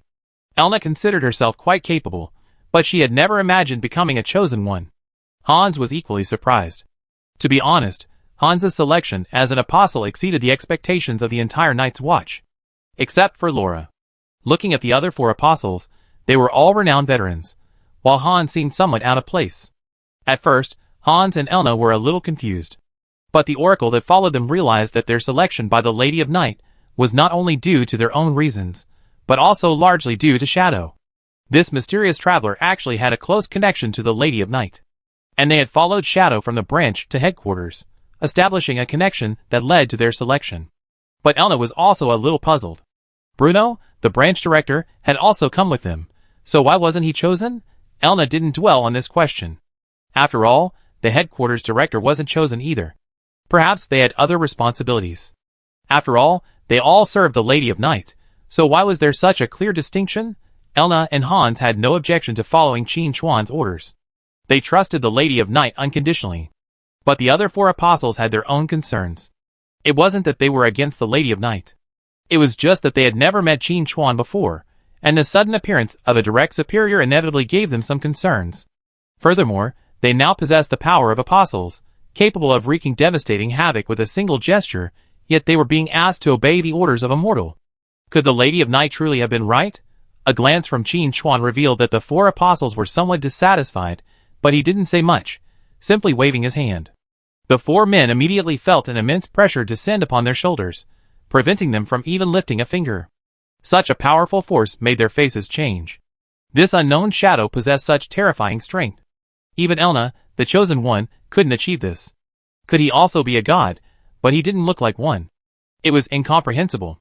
Qin Chuan observed their expressions, waved his hand, and released the restraint. He smiled and said, "You should familiarize yourself with the power first. The enemy will be arriving soon, and it will surely be a tough battle." "Yes." The men bowed and withdrew, their manners exceptionally respectful. Erna and Hans, though not previously restrained, could still sense the fluctuations of power. They felt Qin Chuan's unfathomable power even more, and so they followed him out. Chapter 742. This new power is too overwhelming, they need time to adapt. After Elna and the others left, Laura praised, as expected of Mr. Shadow. "His methods are so powerful and unfathomable, I completely cannot comprehend them." Bruno's expression shifted constantly. What was going on? Without even seeing how Shadow attacked, he had already pinned the 4 apostles to the ground. What kind of power is this?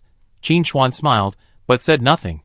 It wasn't because of his immense strength, but rather because Alessa had granted him permission, or rather, imposed a restriction on Elna and the others, forcing them to obey Shadow's power. Speaking of which, this was also the reason why Qin Chuan didn't want to follow the apostles' path and ignite the divine fire. Power comes from above, and inevitably it will be constrained. Recovering his composure, Qin Chuan changed the subject, saying, "Director, the task is complete. Now, let's send these people back to headquarters to continue their work. Also, urgently reinforce the defenses, the enemy is on their way." Lighting up the space-time beacon certainly helped Alessa find the direction, but it also attracted the enemy's attention. Alessa could transmit power, and so could they. Besides, with such intense energy fluctuations here, the alien beasts weren't blind, they would definitely come. The previous alien beast offensive, declared a failure with the death of the alien beast lord, didn't mean the alien beasts were defeated as a whole. Now that Alessa had bestowed power and raised apostles and chosen ones, the alien beasts couldn't remain indifferent. Even if they had to traverse the entire Eternal Night continent, they would come. Hearing Qin Chuan's words, Laura agreed and immediately began making arrangements. Bruno, as a readily available labor force, was drafted and assigned numerous tasks. At Laura's command, the Night Watch sprang into action. The clerks returned to headquarters to begin their work, while the combatants reinforced and expanded their positions, preparing for the ensuing battle. But this time, everyone was filled with confidence and high morale. The appearance of the apostles and the chosen ones meant they had regained the Lady of Night's attention, invigorating the Night Watch, feeling boundless energy. From time to time, several apostles would offer assistance, displaying extraordinary power and drawing cheers. Before the battle broke out, Qin Chuan found a quiet, deserted corner to study Darkest Hour. After fusing the bone hand and the black stone pillar, Darkest Hour was further repaired. Its power increased even further. With a glance, Darkest Hour's attributes were fully apparent. Refined Darkest Hour, mid-level artifact, attack damage plus 4 million, agility plus 200,000, level requirement, 100. Effect 1, movement skill with no cooldown and no cost. Effect 2, can be teleported at will. Effect 3, activate bullet time, accelerate the flow of time, lasts for 10 seconds, cools down for 1 hour, and has 3 charges. Divine Power. Divine Damage Conversion Rate plus 1000%, ignoring Divine Defense. Divine Power. Collect enough clues and go to the designated time and space. The panel has been improved several times, which is expected. But the improvement of Divine Power is huge. Qin Chuan looked at it a few more times to confirm that he was not mistaken. Divine damage increased by 1000%, a tenfold increase. The most important thing is that the new Divine Power effect can actually go to the designated time and space. This means that Qin Chuan has the ability to travel through time. That is something that even gods may not be able to do, but now it has been realized by the Darkest Hour. This weapon is really a bit too powerful. Just as Qin Chuan was thinking about where to go to collect enough clues, a frustrated word floated out from the Darkest Hour. Damn it! Let me out! Qin Chuan laughed immediately. Oh, isn't that the divine consciousness within the bone hand? It's still there. When he recast the stone pillar and the bone hand together into the Darkest Hour, Qin Chuan hadn't bothered about the fate of the divine consciousness within the bone hand. No matter what, he couldn't escape the Darkest Hour's confines. Chapter 743. The fact that this divine thought had survived, however, still impressed Qin Chuan. He's quite resilient, little guy. Qin Chuan wasn't planning on reforging Darkest Hour and completely erasing the divine thought, at least not yet. This thing witnessed the creation and development of the Night's Watch, a walking history book, and a wealth of valuable information could be obtained from it. Especially regarding the first commander, the node clone, Qin Chuan needed to gather enough clues to use Darkest Hour to travel back 3,000 years to find out what happened. Even if there weren't enough clues to activate time travel, knowing more information would still be useful. With this in mind, Qin Chuan whispered, "It's unrealistic to let you go, but I can let you out for some fresh air." "Boy, do you know who I am? How dare you speak to me like that?" Bone Hand's voice was tinged with brutality. "If you let me escape, you'd be dead." Qin Chuan laughed. "If you hadn't been in the Darkest Hour, I would have chopped you down, soul and weapon alike. So you should be grateful to me. If I hadn't shown mercy, you would have been completely annihilated, and you wouldn't have had the chance to show off your might here." Bone Hand's voice paused. It seemed that this was the truth. When Shadow had recast him into the Darkest Hour, Bone Hand had thought himself doomed, but he hadn't expected to survive. Hearing Qin Chuan's words, Bone Hand realized he should have been more polite. But it had once been invincible, and it felt a bit embarrassed to bow down to a mortal. Qin Chuan didn't point it out, but changed the subject and asked, "Come to think of it, I don't even know your name. Tell me, what is your background?" Bone Hand was about to proudly introduce himself, but he froze mid-sentence. Confusion followed. "Who am I? Why can't I remember it all of a sudden?" Qin Chuan said irritably, "Have you been locked up for 3,000 years and gone mad?" "Impossible." Bone Hand firmly objected. "My soul is intact. Even if I were locked up for another 3,000 years, I wouldn't become mad. But I just can't remember my name." Seeing this, Qin Chuan knew he couldn't get any further. Bone Hand was trapped in the Darkest Hour, so Qin Chuan could easily tell if it was lying. It had indeed forgotten its name. That was quite amazing. After a moment's thought, Qin Chuan shifted his focus and asked, "Then how did you end up locked in the pillar?" "I was tricked." Bone Hand, furious, said, "Someone came to me and said he had a special skill. Hey, you know what, I really envy that ability to reforge equipment. He said he'd teach me, but ended up locking me in the pillar. Now I remember he, like you, had the sin of Shadow. Damn it, I always say people who play with Shadow have filthy hearts." Qin Chuan asked curiously, "You know about Shadow Power?" Bone Hand immediately retorted, "Why shouldn't I know? I vaguely remember fighting a few battles with Shadow Power wielders." "Ugh, why can't I remember the details? Who wiped part of my memory? Boy, I seriously suspect it was Shadow Power. Tell me, was it you guys who did it?" "It wasn't me." Qin Chuan denied it immediately. Qin Chuan then waved his hand, creating a small curtain that enveloped him. He then returned to his original appearance and asked, "Does the person who captured you look like me?" "It was you." Bone Hand's voice became high-pitched and shrill, like a cat whose tail had been stepped on. "I remember this look even if it crumbles to dust. It was you who locked me up. Damn it, what will it take for you to let me out?" Qin Chuan switched back to his disguise, ignoring Bone Hand's protests. He put away Darkest Hour and pondered. What he needed to determine now was which node clone had captured Bone Hand. Was it the one who founded the Night's Watch, or even before that? After a moment's thought, Qin Chuan produced Darkest Hour and asked, "Were you captured 3,000 years ago?" "Why should I tell you?" Bone Hand, seemingly realizing something, began to toughen its stance, determined not to cooperate. It would not let its enemies have their way. Qin Chuan beckoned. If you cooperate, I let you out periodically for fresh air. You must understand that this isn't like being locked up in a pillar. Dark hour is in my hands. With a single thought, you won't have a chance to show yourself. Just wait in the darkness. No one will pay attention to you, even if you scream at the top of your lungs. No one will hear you. These weren't empty words, but facts. Dark hour had been recast and restored by Qin Chuan, and he had complete control over it. Bone Hand couldn't help but ponder. The situation was stronger than him, so he could only bow his head and admit defeat. Bone Hand said bitterly, I can answer your questions, but you must also keep your promise and let me out for fresh air. Happy cooperation. Qin Chuan's lips curled with a smile. He then repeated the previous question. Were you captured 3,000 years ago? This time, Bone Hand answered honestly, 3,000 years ago, but I want to make it clear, I wasn't captured, I was deceived. You, that despicable fellow, you deceived such a simple hand like mine. You're simply inhuman. One hand. Qin Chuan asked curiously.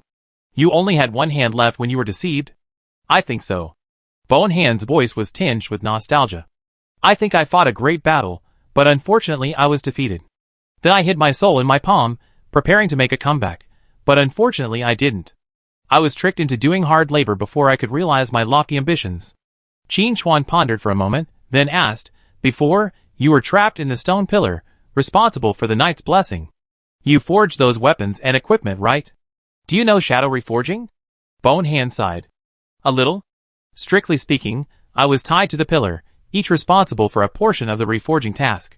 As for the source of energy, it relies on the runes engraved on the weapons, quietly absorbing some of the alien beast's energy. Qin Chuan had already guessed this, and didn't find it surprising. While pondering, Bone Hand's casual remark made Qin Chuan's eyes widen. Bone Hand muttered to himself, if I had hidden better when the alien beast king was beheaded, I wouldn't have been discovered. Wait. Qin Chuan quickly stopped. You mean the alien beast king? Qin Chuan pulled the alien beast's skull from his ring, and displayed it in his palm. Is this it? Bone Hand's voice was tinged with surprise. Hey, why is this thing in your hand? Chapter 744. Bone Hand's reaction made Qin Chuan realize that the skull in his hand was indeed from a beast spawned by the Black Death. And it wasn't just any beast, it was most likely the king of beasts. Recovering his composure, Qin Chuan calmly asked, have you seen the king of beasts? Of course I have, Bone Hand's voice tinged with pride. The king of beasts and I are old buddies. Don't underestimate me, I'm just a hand, but I'm quite capable. Qin Chuan pondered for a moment, then bluntly asked, tell me, were you captured by the king of beasts? Bone Hand remained silent. After a full 3 minutes, he spoke with resentment, don't be so blunt. Clearly Qin Chuan had hit the mark. However, Qin Chuan didn't care how Bone Hand had been captured by the king of beasts. He was more interested in how the king of beasts had died. After some questioning, Qin Chuan was able to roughly reconstruct the scene. First, there was the Bone Hand. This creature must have been in a major battle, leaving only one hand, its spirit hidden within it. It finally managed to regain consciousness, only to be caught red-handed by the Beast King. The good news was that the Beast King treated it as a simple divine bone, and took it back to its lair as a trophy. The bad news was that the Bone Hand couldn't escape on its own. After an unknown amount of time, the Bone Hand sensed a fierce battle taking place in the Beast King's lair. Taking advantage of the conflicting energies, the Bone Hand escaped, only to find the Beast King lying on the ground, completely lifeless. Even his head had been severed and tossed in his hands. The Bone Hand, nearly pissed, was about to flee when he was snatched up. Then, it was the days of hard labor in the darkness. This lasted for 3,000 years, until Qin Chuan appeared. That's what happened, Bone Hand concluded, but he didn't forget to continue his accusation. That guy back then. Not only did you kill the Beast King, but why did you pick up a shabby Bone Hand? Couldn't you just pretend you didn't see it? Recalling that scene, Bone Hand still felt resentful. It had almost taken the opportunity to slip away, but that guy used a magical technique to craft the Beast King's head into a piece of equipment, fascinated by Bone Hand, and was discovered. Then, that person used Shadow Reforge as bait to lure it into the Night Watch as a hard laborer. These 3,000 years were filled with pain and tears. Qin Chuan keenly grasped the key point. This beast's skull was actually the Beast King's head, and it was even forged by the original node clone using Shadow Reforge. Qin Chuan thought of a question. How did this beast's skull end up on the Apocalypse continent, and how did it end up in the novice village and be acquired by a hunter? Amazing. But regardless, if it's truly connected to the Beast King, then does the uniqueness of the skull mean there can only be one Beast King, and since the previous one was slain, no new one has been born? This possibility seems quite likely. Ordinary beasts require combatants blessed by the night to contend with, and as for Lord-level beasts, they must die to do so. The Beast King's power must be at least at the level of a chosen one, perhaps even higher. And yet, such a being was beheaded and killed. This made Qin Chuan curious about just how powerful the node clone was back then. Why would a node clone of such strength leave without saying goodbye? Qin Chuan looked towards the darkest hour. It was a shame there weren't enough clues, otherwise he could just travel back 3,000 years and see what happened back then. Clues? Qin Chuan's heart stirred. He didn't have enough clues, but the lair of the king of exotic beasts must hold some clues. Thinking of this, Qin Chuan immediately asked, "Do you know where the lair of the king of exotic beasts is? You want to go?" Chapter 745. Bonehand's voice was a little surprised. "You don't even know the way?" Qin Chuan didn't answer. Bonehand muttered, "Strange fellow. You two are cut from the same cloth. How come you don't remember the way? Are you twins?" Qin Chuan raised his voice. "Stop talking nonsense, and just tell me whether you lead the way or not." "Of course I will." Bonehand's response was very firm, but then he changed the subject. "But you better resolve this dilemma first. I can sense a hostile aura approaching. Boy, don't die." With that, Bonehand retreated directly into the darkest hour. No response from his calls, evidently determined to watch the show unfold. Qin Chuan ignored him, and put away the darkest hour. Then, on a whim, he called Elna and the others over. "Mr. Shadow, what are your instructions?" Although Elna was the youngest, she had been promoted to the Chosen One, a higher status than the other 5 apostles, so she was the representative to make the inquiries. Qin Chuan replied, "When you were chosen by the Lady of Night, did you gain the knowledge to reshape the Night's blessing?"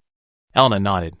"Yes, we already informed the headmaster of the necessary preparations, and they'd be complete in a moment. Speaking of which, even if Mr. Shadow hadn't called us, we would have come to you. The knowledge given by the Lady of Night mentions that Mr. Shadow must complete the key step in reshaping the Night's blessing." Qin Chuan pondered for a moment, guessing that this key step must be using the power of Shadow to activate the program. As he spoke, Bruno approached from a distance, his expression having regained its composure. "Mr. Shadow, emissaries, the headquarters commander asked me to inform you that preparations are complete." Qin Chuan stepped forward, patted Bruno on the shoulder, and said approvingly, "Old Bruno, you're very efficient. I give you a medal later." Bruno's eye twitched, but he remained calm. "Thank you in advance, Mr. Shadow." Following Bruno, they found Laura. The walls of the room, where the Knight's blessing had been knocked down, a new magic circle was engraved on the floor, and various materials were neatly arranged. Seeing Qin Chuan and the others approach, Laura came over to greet them, and then introduced them. "Mr. Shadow, with the assistance of the emissaries, preparations for the new Knight's blessing ritual are complete. Shall we activate it now?" "Begin." Qin Chuan nodded. He was waiting to reshape the Knight's blessing and complete his class advancement. Also, according to Bonehand, an enemy was approaching. That was not surprising. The Night's Watch were already reinforcing their defenses.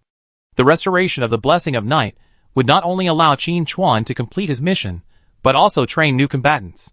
It was a win-win situation. "Everyone begin." Elna stepped forward and stood at the center of the formation. The other 5 apostles each chose a corner to stand. As divine power surged, the formation emanated a profound and majestic aura. Elna and the others began channeling divine power, and the formation on the ground shone brightly. The aura of night permeated the air, and the pre-prepared materials around them quietly merged into the formation. Qin Chuan carefully sensed the flow of power for a moment, and discovered that the pattern of power flow was strikingly similar to that of the black stone pillars before. Simply put, it was extraction and reshaping. The energy within the materials was extracted and reassembled into the mark of night. Once bestowed upon the Night's Watch, it would grant them the ability to battle against alien beasts. Previously, this process was accomplished by the black stone pillar and the bone hand together. But with Qin Chuan collecting it and recasting it, a completely new formation would be needed to replace it. As he pondered, Elna's voice reached him. "Mr. Shadow, please." Qin Chuan looked up and saw that the magic circle had completely changed. The ground had been covered with black stone slabs. A new stone pillar had appeared in its place. It looked essentially the same as the previous one, but lacked the unique aura. Chapter 746. Most importantly, it was obvious that this new stone pillar was incomplete, lacking a core, or perhaps a soul. The missing component was naturally the power of shadow. To be honest, Qin Chuan seriously suspected that the recreated Knight's Blessing was a replica of its previous form. Now that Alessa could summon power from the air, she could still perform the Knight's Blessing even without this stone pillar. Gathering his thoughts, Qin Chuan stepped forward and placed his palm on the stone pillar's surface. A prompt immediately rang in his ears. Attempting to activate Knight's Blessing. Continue? Please note that recreating Knight's Blessing will have unknown consequences for the game's progress. Please choose carefully. Apocalypse even issued a risk warning? But so what? Qin Chuan's life was a precarious one. A mere risk warning was simply ignored. Activate. As he made his choice, Qin Chuan could feel a surge of power flowing from his palm into the stone pillar. The moment the stone pillar gained the power of shadow, light streamed down from above, flowing along the lines on its surface and into the ground, causing the magic circle to burst forth with even greater brilliance before returning to calm. You have activated the Blessing of Night. Congratulations on completing your 4th career advancement quest. The quest difficulty is unique, and quest rewards are now being distributed. You have obtained 2 Holy Will cores. Note, this material can upgrade any equipment to Sanctuary level. You have gained 1,000 bonuses to all attributes, and 1,000 free attribute points. You have obtained 1 Sanctuary level career skill book. You have obtained 2 talent upgrade stones. You have completed a unique challenge, and your reputation has spread throughout Apocalypse, increasing your reputation points by 10,000. You have earned the unique title Pathfinder, granting a 20% increase in all damage and a 20% increase in all defense. Your actions have weakened the barrier of the Eternal Night Continent, and the gazes of the gods have converged upon it. A new chapter is about to begin. Qin Chuan keenly grasped the key points of the series of prompts. The key point is that a new chapter is about to begin. In technical terms, this means a game update is coming. However, Qin Chuan hadn't heard any announcements, indicating that the time hadn't arrived yet. They want me to fight first before the update, Qin Chuan thought to himself. This is very much in line with Tianqi's style. The message is clear, you dug the hole, so you should fill it yourself. Thankfully, Qin Chuan was mentally prepared and didn't feel much pressure. When he came to his senses, Elna, Lola, and the others were waiting nearby, none of them saying a word. Qin Chuan withdrew his hand and said calmly, Knight's Blessing has been reshaped. Let's find someone to try it out. Lola immediately gestured, calling in several Night's Watch members standing by outside. Qin Chuan stepped down from the stone pillar. Several candidates stepped forward, and the stone pillar condensed several black marks, which hovered in midair. Elna said, everyone, simply fuse the marks. Several people immediately obeyed. As they touched the marks, emblems appeared on the backs of their hands, and their weapons transformed from virtual to real. Lola was stunned for a moment, surprised. They all have unique weapons? Qin Chuan explained, it can't be said to be unique weapons. After the Knight's Blessing was reshaped, its various abilities have been enhanced, and we can now provide each combatant with a corresponding weapon. Previously, the Knight's Blessing needed to absorb some energy to maintain the black stone pillar's sealing function, preventing the bone hand from escaping. But now, the new stone pillars no longer need this function, and can mobilize even more energy, making it easy to create a weapon. However, the Knight's Blessing is not a perpetual motion machine, so it still needs to be replenished. The emblems on the backs of the combatants' hands grant them the ability to kill beasts, while also transferring some of their energy to the Knight's Blessing.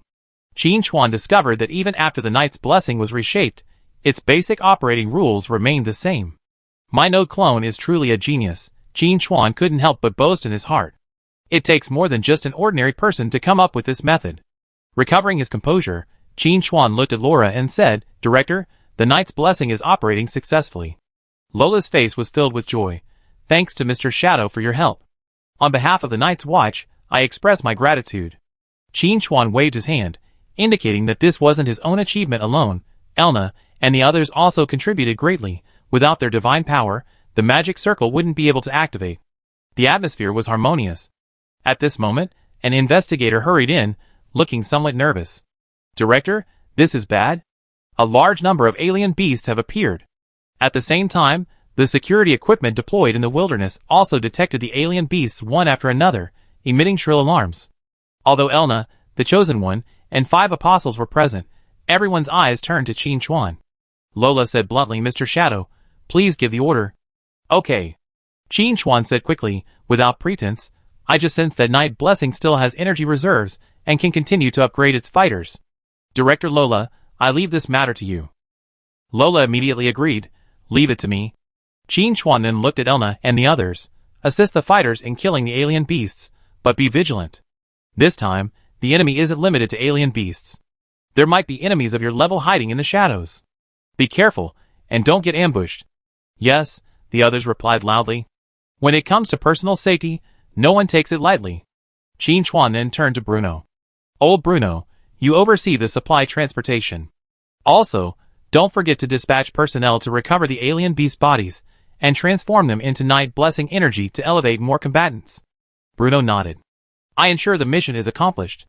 When it comes to right and wrong, Bruno still knows what's important. But he also has his own agenda. When a fight breaks out, with more people around, he finds an opportunity to eliminate Shadow. Since Night Blessing has already been reshaped, and the Night Lady's return is progressing, it doesn't seem to matter much whether Shadow is there or not. Chapter 747. Qin Chuan glanced at Bruno.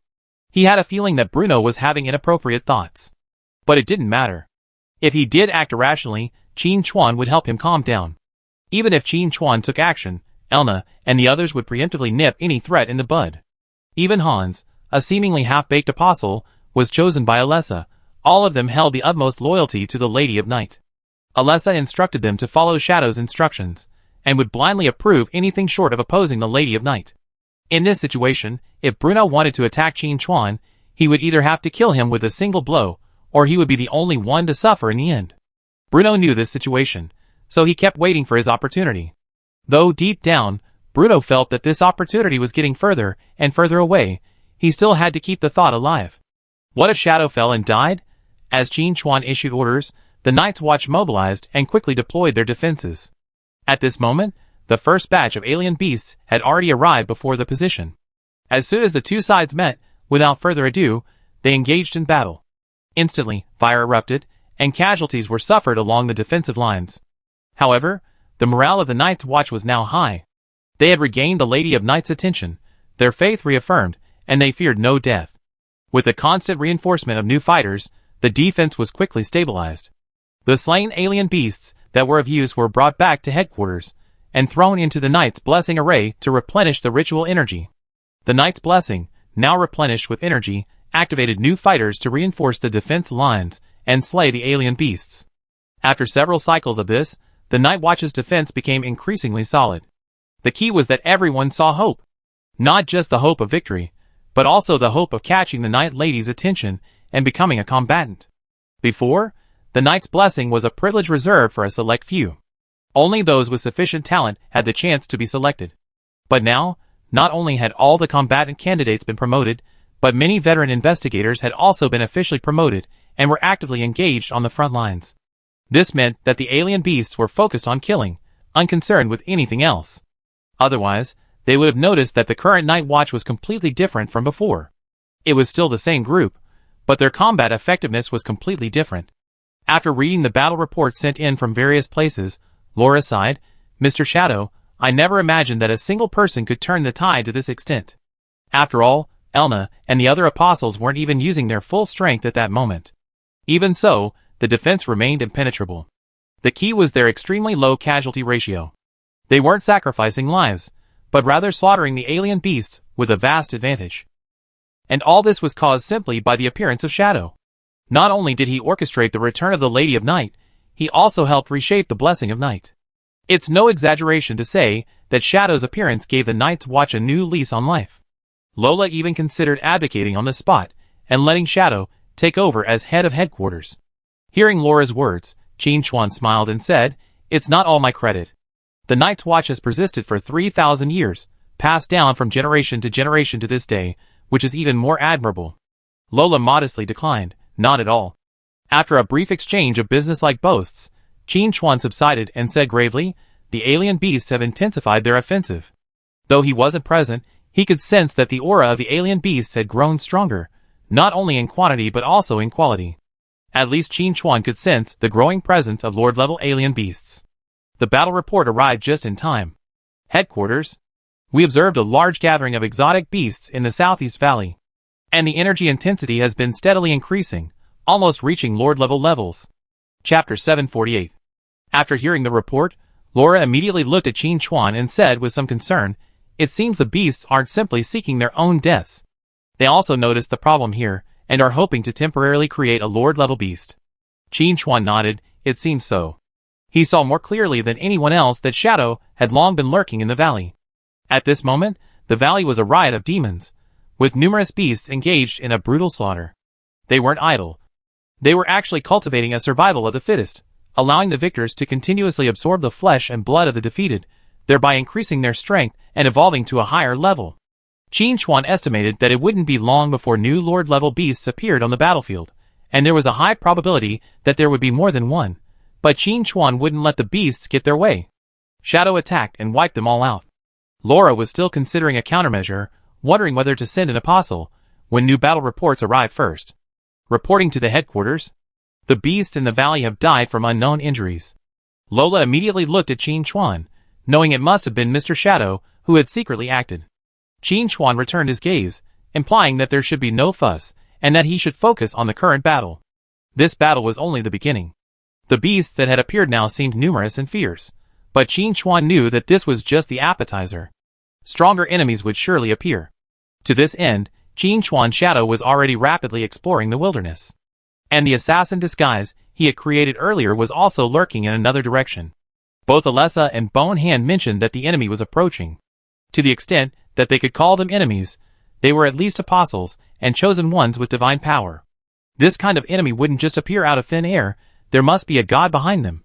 As he thought this, a sense of alarm welled up in Qin Chuan's heart, and he shouted to Elna, "Set up a barrier directly overhead." Elna's divine power surged, instantly forming several shields. The next second, a violent explosion erupted overhead, pulsing with violent energy, shattering 3 divine shields before vanishing. The entire Night Watch headquarters trembled in the blast, as if struck by a massive earthquake. Ordinary people couldn't stand still. Lola, unmoved, shouted, "Mr. Shadow, have the enemies appeared?" Qin Chuan looked up at the ceiling, his gaze piercing through the barriers, and catching sight of figures in the sky. 10 winged angels. Qin Chuan hadn't expected the first enemy to arrive would be the angelic legion under the command of the God of Light. But on reflection, it wasn't so surprising. After all, the God of Light's power was there. Deploying angels to the Eternal Night continent wouldn't be a huge challenge for him. Qin Chuan had already encountered legions of angels before. But Qin Chuan had a feeling these angels weren't a temporary deployment, but rather, they seemed to be stationed outside the Eternal Night continent's barrier, waiting for a crack to appear. But regardless, now that the enemy had appeared, there was no reason not to fight. Qin Chuan gave his orders immediately. "Elna, go ahead and scout the path." Even while fending off the attack, Elna had already sensed the enemy's position. Although it was her first encounter with angels, and there were 10 of them, Elna didn't hesitate. She immediately transformed into a crimson glow and soared into the air, confronting the winged angels. At Night Watch headquarters, Laura said with some concern, "Mr. Shadow, isn't it a bit unwise to send only Elna? Should we send 1 or 2 more messengers?" Bruno also looked over, his ears perking up. Qin Chuan casually said, "It's okay. They're just 2 winged angels. They can't defeat the chosen ones." The 2 winged angels looked intimidating, but they were merely the lowest ranking troops in the Angel Legion, their overall strength even inferior to that of the apostles. But Qin Chuan wasn't going to underestimate them. He had fought against the Angel Legion before, and knew how difficult these creatures were. Chapter 749. They possess no emotions at all. Upon receiving a command from the God of Light, they will stop at nothing to achieve their goal. Qin Chuan had already suffered greatly from the angel's self-destruction. Sending Elna to fight wasn't a matter of excluding dissidents, but rather a matter of confidence.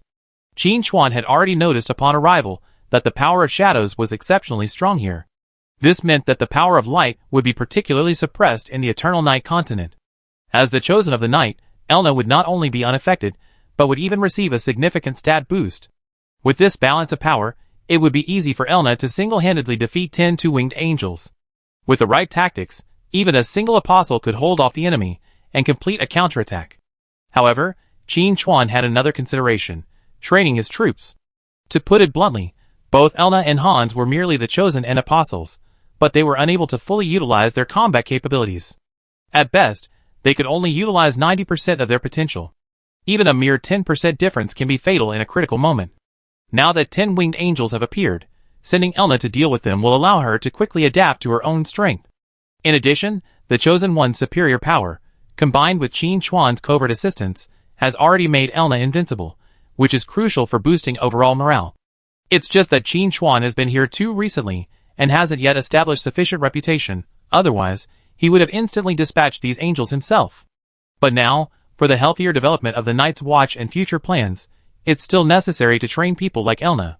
Meanwhile, outside headquarters, the Night Watch soldiers on the defensive line seemed at a loss in the face of this unprecedented double-winged angel. What the hell is this? It glowed all over, making people feel uneasy. Thankfully, the familiar red comet soared into the sky, giving many a sense of security. It was the invincible red comet. That was enough.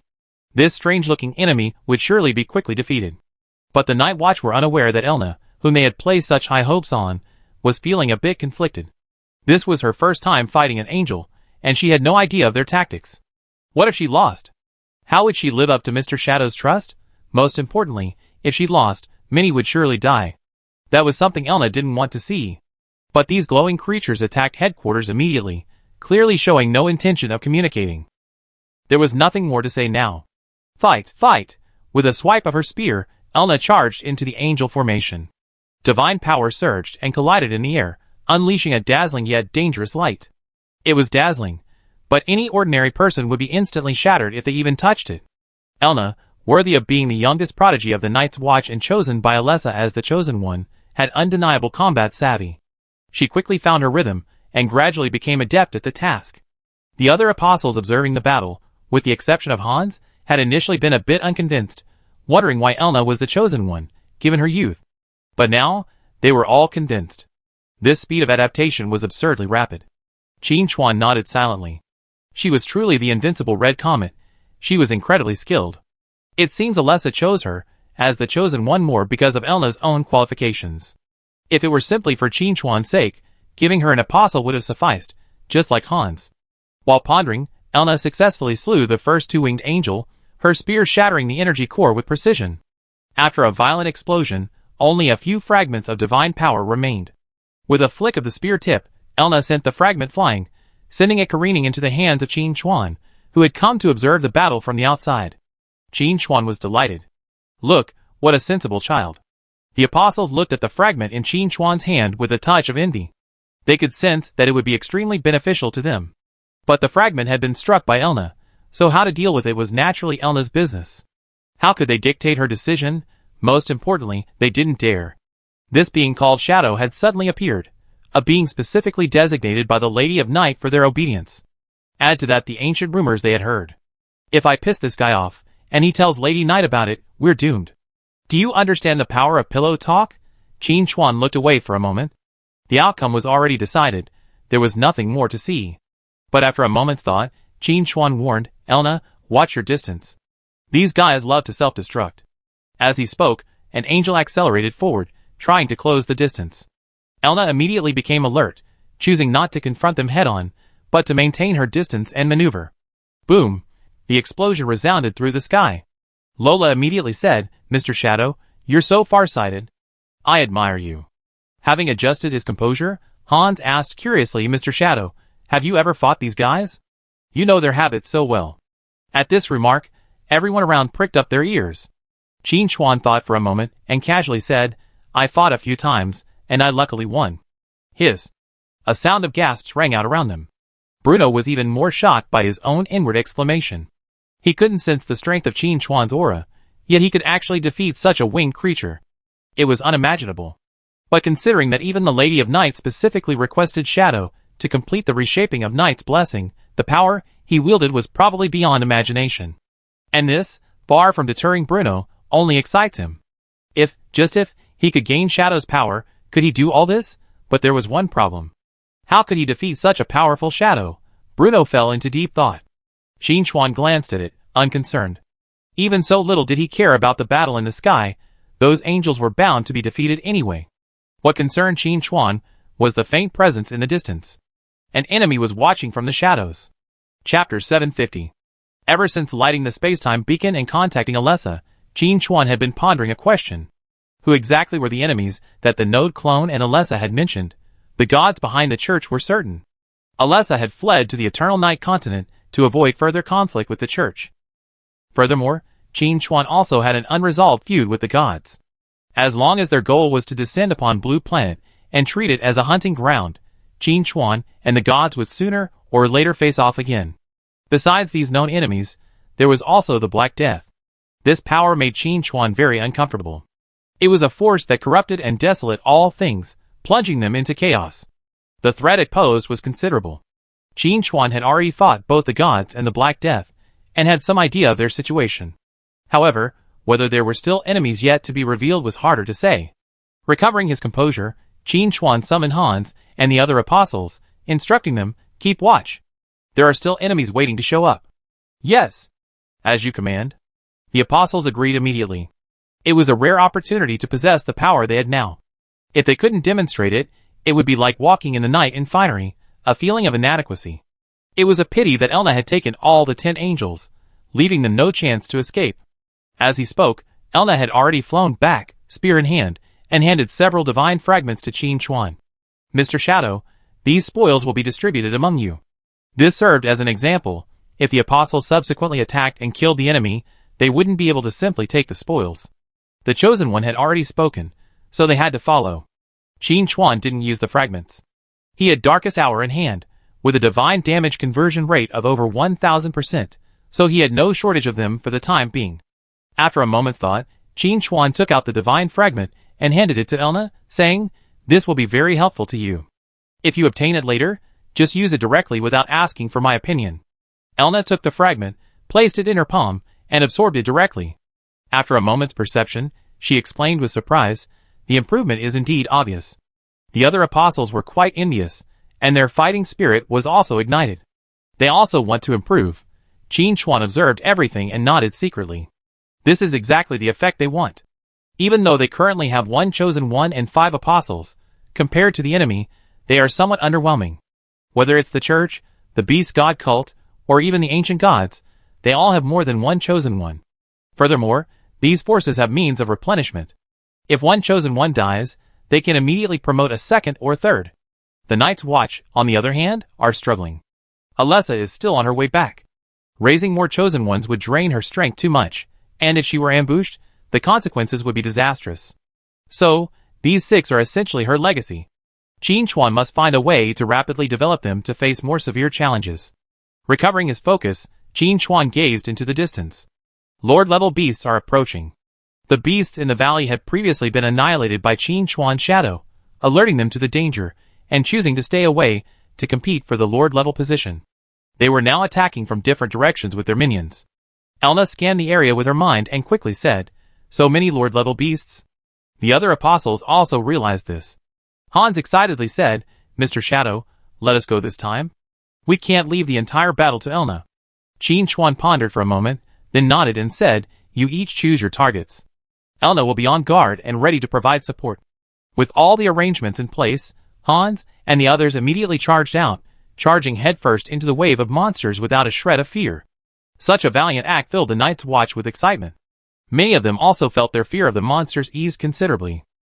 Chapter 751. Many fighters followed the apostles and took the initiative. They couldn't participate in the battles between the apostles and the Lord Beasts, but they could still defeat ordinary beasts. The general had said that they must kill as many beasts as possible to train new fighters. For the continuation of the Night Watch, they felt obliged to do so. The Lord-level beasts were intercepted en route, but Qin Chuan's expression was far from relaxed. The beasts were evolving at an accelerated pace. For thousands of years, they had fought back and forth with the Night Watch, but because the Night Watch lacked apostle-level warriors, the beasts lacked external motivation, slowing their evolution. But now, with Alessa's renewed focus on the Eternal Night continent and the promotion of apostles and chosen ones, the beasts, as the vanguard of the Black Death, immediately responded. Lord-level beasts were just the starter. Perhaps even a new king of beasts would emerge in the future. Quickly, Qin Chuan thought of a possibility. Could the alien beasts attack on the Night Watch headquarters, besides their desire to destroy everything, be motivated by the alien beast's skull in his hand? This object came from the king of the beasts and is unique. Does this mean that the birth of a new king of the beasts is premised on the alien beast's skull? If so, the alien beasts might have new tactics in subsequent battles. With this in mind, Qin Chuan immediately looked at Laura and said, Director Laura, select some skilled investigators to form a reconnaissance team. Go beyond the battle zone to investigate what the alien beasts are doing further out. Report any signs of trouble immediately. After a moment's thought, Qin Chuan added, let those experienced investigators prioritize the knight's blessing to strengthen their abilities. Then, go out and investigate. They have a better understanding of the alien beasts, and will likely be able to detect problems sooner. I arrange it right away. Lola agreed without question.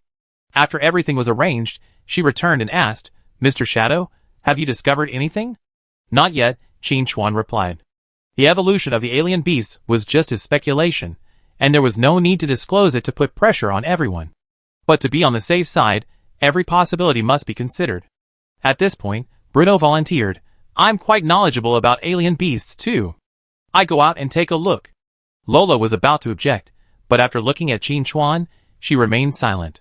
Qin Chuan pondered for a moment and smiled, Old Boo, since you're so proactive, how can I refuse? So you go pick your own people. Whether you succeed depends on your luck and ability. Qin Chuan put away his smile and said seriously, alien beasts aren't easy to get along with. Good luck, Old Boo. Bruno felt that this sounded strange. But since he had the opportunity to escape, this awkwardness could be completely ignored. Bruno had already figured out how to deal with Shadow. That meant the alien beasts. But not these insignificant ones right now, but more powerful ones. Watching Bruno go down to prepare, Laura lowered her voice and asked, Mr. Shadow, aren't you worried Bruno might turn against us? Qin Chuan smiled meaningfully, saying, Isn't that exactly what you, Director, are hoping for? Finally, Bruno and his 5 team members set off. At the same time, more than a dozen other teams also set off, all led by experienced investigators, and supplemented by new and experienced fighters. Their mission was to investigate whether the alien beasts further out had any new developments. Qin Chuan's Shadow was also scouting the outside world, but he could only do so much on his own. With the help of these dozen teams, any plans the alien beasts had would likely be discovered quickly. At that point, whether Elna and the others took action or Qin Chuan sent Shadow to deal with the situation, there would be more room for maneuver. To put it another way, even if it is too late to stop it, at least we can give an early warning. Chapter 752. While Qin Chuan was coordinating the arrangements, Hans and the others returned.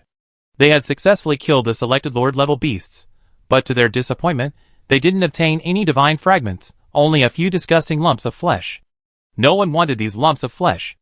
Unlike divine fragments, even a stalwart like an apostle couldn't withstand ingestion, so the lumps of flesh eventually ended up in Qin Chuan's hands.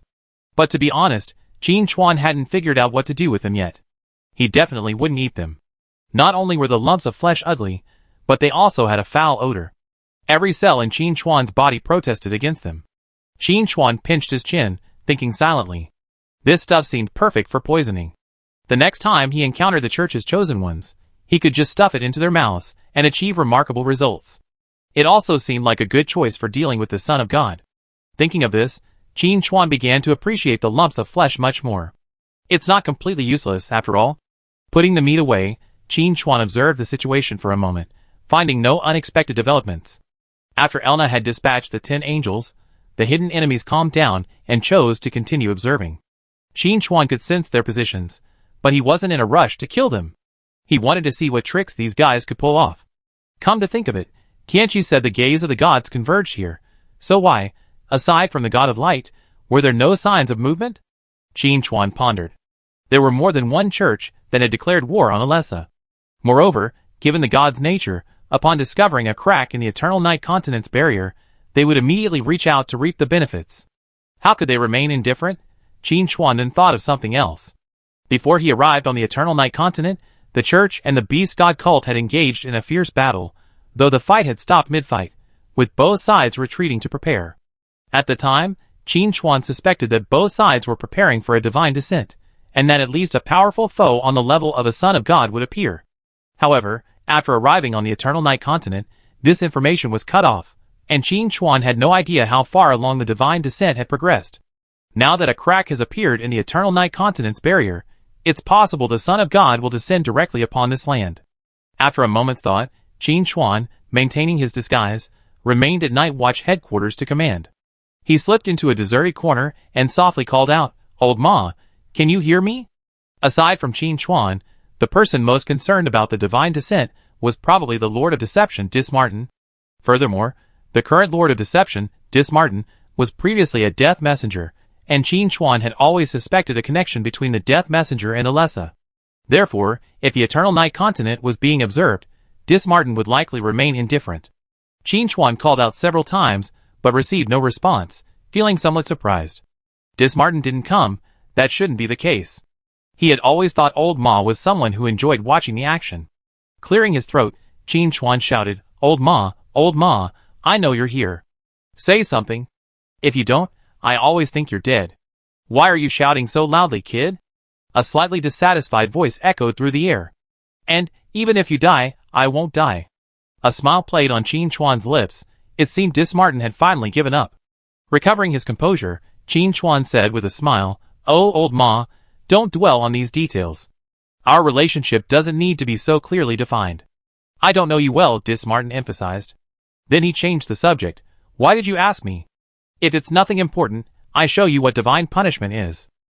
Qin Chuan didn't waste any time, directly addressing his doubts. "Old Ma, now that the barrier of the Eternal Night Continent has cracked, even you can respond to my call. There's no reason those behind the church can't do the same. But aside from a few winged angels, I haven't encountered any further attacks. First, my name is not Old Ma." Dismartin's voice was steady. "Second, what do you mean even I can respond to your call? Am I weak?" After a pause, Dismartin continued, "But I do know something about what you're talking about."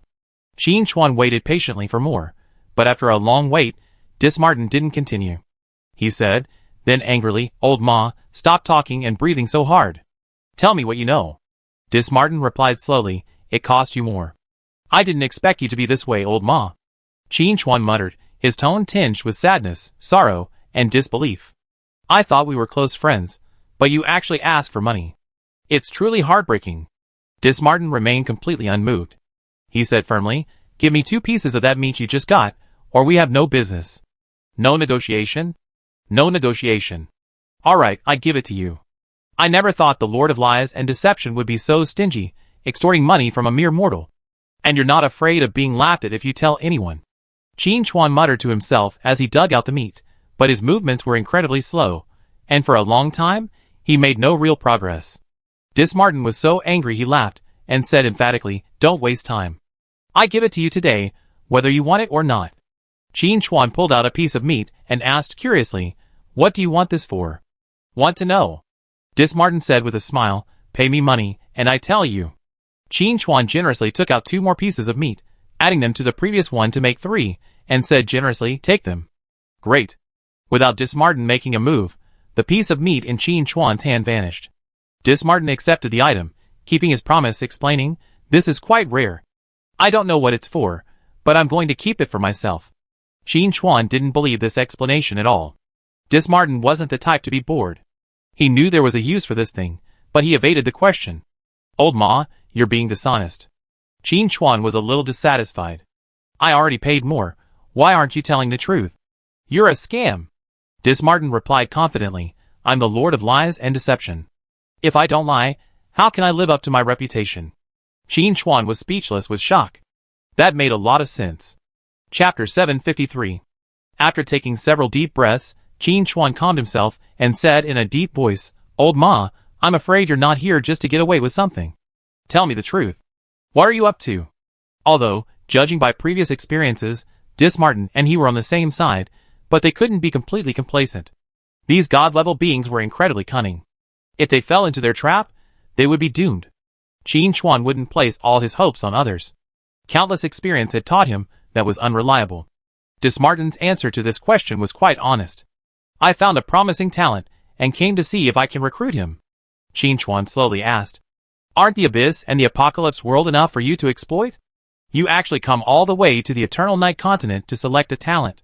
But then, Qin Chuan realized that Dismartin's intention was to reach out to the Eternal Night Continent and establish a foothold there. As for the candidate Dismartin mentioned, Qin Chuan suddenly had a strange thought and calmly asked, "Are you interested in Bruno? I admire your quick thinking." Dismartin didn't deny it. Qin Chuan's brow furrowed slightly, his tone emphasizing, Bruno has a complex relationship with the alien beasts, and his hands are stained with the blood of many night watchmen. If you recruit him, aren't you afraid that the Lady of the Night will come after you? Lady of the Night? Dismartin's voice was subtle and confident. Lady of the Night is gentle and kind, and I don't think she would turn against me over a few mortals. Qin Chuan's confusion deepened. What exactly was Dismartin planning? But Qin Chuan also knew that if Dismartin truly had a plan, he wouldn't tell him no matter how much he pressed. So he simply stopped asking and waited and watched. With this in mind, Qin Chuan immediately changed the subject, saying, "Brother, Bruno is my best friend. We've been through thick and thin together, traversing the wilderness to reach the Night's Watch headquarters. You want to recruit him, but did you get my approval?" Dismartin paused for a moment, then said slowly, "What does this have to do with you?" Qin Chuan remained calm despite the revelation, insisting that he couldn't just sit back and watch his best friend fall into such a trap. After a brief exchange of words, Dismartin sighed to the heavens, "I finally learned how shameless you are. Tell me, what do you want?" Qin Chuan had been waiting for these words. He smiled and said, "Since you're so sincere, I have no objection to you taking Bruno with you. But let me be frank, if Laura and Elna and the others try to hunt Bruno down, you must not bully them. Also, if old Bruno gets himself killed, you can't blame my men for being ruthless." "Of course." Dismartin's voice was calm. As the Lord of Deception, ruling over the Abyss, how could he care about such trivial matters? After receiving Dismartin's affirmative response, Qin Chuan finally posed his question. Why were the angels under the God of Light the first to appear? What are the other gods waiting for? Dismartin didn't answer directly. After a moment's reflection, he replied, "Those angels were deployed long ago. With the cracks appearing in the Eternal Night Continent's barrier, they were naturally the first to arrive. As for the other gods, they were waiting for someone to make the first move to draw the enemy's fire." This was exactly as Qin Chuan had predicted. The 10-winged angels were easily defeated by Elna alone. The enemies in the shadows, realizing the night watchmen were no pushovers, naturally wouldn't rush out. But this situation wouldn't last. There's strength in numbers. As the saying goes, strength in numbers increases. As the number of lurking enemies increases, their courage will also increase. Even without a leader, they won't be able to hold back. Chapter 754. That's when the real tough battle begins. To achieve this, Qin Chuan needs to mobilize more combat forces. Dismartin's willingness to respond stems from a desire to establish a foothold in the Eternal Night Continent, but also likely a desire to lend a helping hand. If the Death Messenger truly originates from Alessa's followers, then Dismartin will certainly not sit idly by and watch the Eternal Night Continent fall to the gods. If that happens, Alessa's return will be further fraught with difficulties. However, we can't completely rely on Dismartin. He is now the Lord of Lies and Deception and represents the Abyss. No matter how much we cherish their past, we must consider his current position. As far as Qin Chuan knows, the Abyss has no intention of breaking ranks with the gods yet. If Dismartin insists on provoking a war between gods, he might even be besieged by other abyssal demons. Those guys are capable of such a thing. Gathering his thoughts, Qin Chuan said, "Old Ma, I have something to discuss with you." Dismartin suddenly became alert and asked cautiously, "Tell me what it is first, and then I consider whether to agree." Qin Chuan immediately burst into tears. Old Ma, given our friendship, do you need to be so wary of me? You're hurting me. I'm more wary of villains than gentlemen." Dismartin's words had Qin Chuan in stitches. This guy is quite knowledgeable. After joking around for a while, Qin Chuan said seriously, "Anyway, the barrier of the Eternal Night Continent has cracked. Can you expand it a little? The gods are already focused here anyway. Why not make it a big deal so that everyone can participate in this grand event? People like the Beast God cult would be a good fit. And the ancient gods beneath the sea would probably be interested too." Dismartin paused for a moment before taking up the conversation. "Aren't you afraid the situation will completely spiral out of control by doing this? There's an old saying, it's easier to invite a deity than to send it away. Those guys, once they arrived on the Evernight continent, may not want to leave." Qin Chuan smiled. "I just want to stir up chaos. The Night Watchers are the last remaining survivors of the Evernight continent. Most areas have become a haven for exotic beasts, with no trace of living humans. Since that's the case, why not turn everything upside down and rebuild it from the ground up? Furthermore, various forces have converged on the Evernight continent, and they won't coexist peacefully. They might even start a fierce conflict before Qin Chuan even takes action. In this situation, Qin Chuan might even have a chance to take advantage." Dismartin quickly understood Qin Chuan's intentions, and didn't try to dissuade him. Instead, he analyzed, the barrier is already cracked. It's only a matter of time before the gods gather here. But the difference between having them descend one by one and simultaneously is enormous. Chaos will reign, and no one can guarantee survival. After a pause, Dismartin added, of course, if you're willing to do me another favor, I can guarantee your survival. Qin Chuan thought to himself, Old Ma, you finally revealed your true colors. I guess all this time was just for this. On the surface, Qin Chuan is just a mortal who's just completed his 4th professional advancement, possessing nothing more than a mid-level divine artifact. Dismartin, on the other hand, is already the Lord of Lies and Deception, a true god-level being. Their powers are completely on different levels. The favor Dismartin is asking Qin Chuan for seems completely useless. But Qin Chuan wasn't bragging. He knew his potential, and it wouldn't be hard for him to surpass Dismartin in the future. This favor would be worth a lot of money then. Besides, he already owed one favor, so Qin Chuan felt it was a bit awkward to owe another. He immediately and politely declined, Old Ma, do you have so little confidence in me? I can handle this little situation on my own. Despite the polite refusal, Dismartin didn't get angry.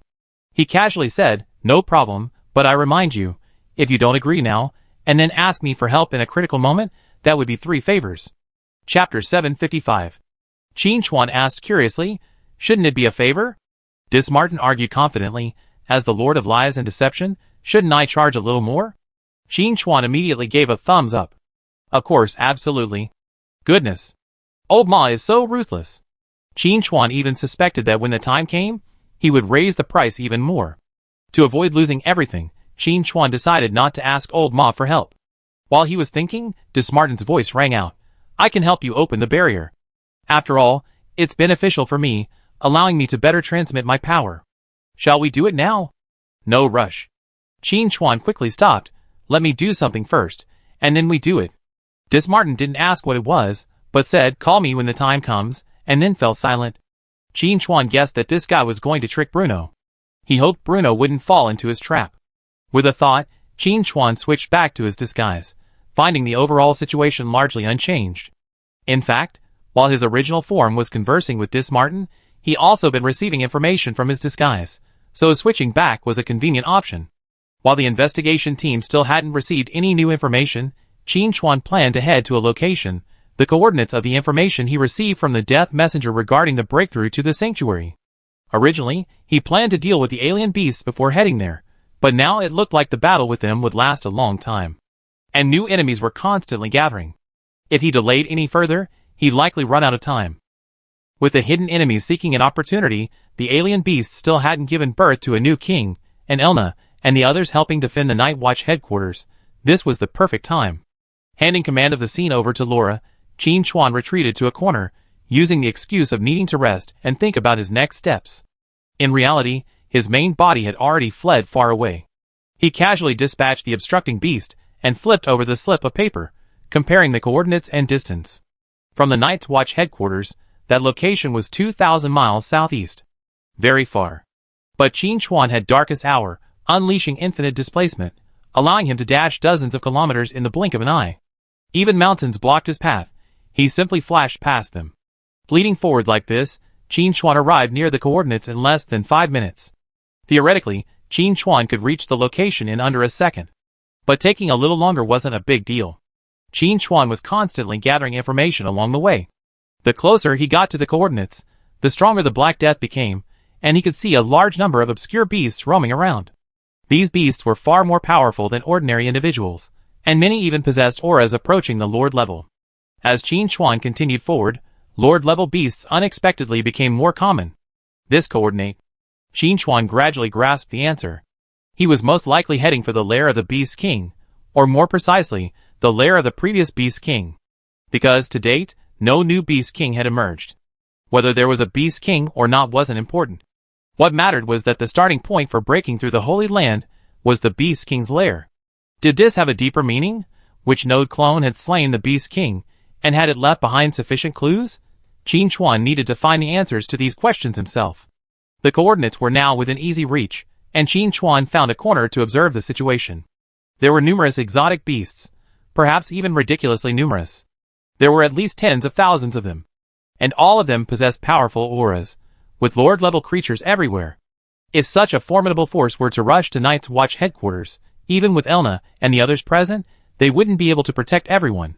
The fact that so many powerful exotic beasts could stay here meant that the treasures here were of even greater value to the exotic beasts. Qin Chuan spotted a tall mountain, with a 100-meter-high opening at its base. According to Qin Chuan's perception, the entire mountain was hollowed out, and within the mountain lay the lair of the exotic beast king. Strangely, however, these exotic beasts, no matter how numerous they gathered, only dared to wander around outside. Even if a daring exotic beast lord rushed into the mountain, they would be completely silenced after a brief howl. Qin Chuan was certain that no living creatures existed within the mountain. After the king of the beasts was slain, no new king was born. However, the lord-level beasts knew this place held the key to becoming the new king, and they had attempted to enter, but judging by the results, all had failed. This was quite remarkable. With the king of the beasts dead, what power within the mountain could possibly hold back the other beasts? Watching several lord beasts die silently, Qin Chuan decided to observe the situation and use the rewards for completing the advancement quest. He added free attribute points directly to agility, but with his current board, 1,000 all attribute points plus 1,000 free attributes wasn't enough. It was better than nothing. As for the Holy Liqueur, Qin Chuan used it on the Death Shadow set's chestplate and helmet. The attribute boost was secondary. The key was the new Sanctuary effect. Death Shadow breastplate, Sanctuary grade, defense plus 60,000, health plus 100,000, agility plus 3,500, level requirement, 100.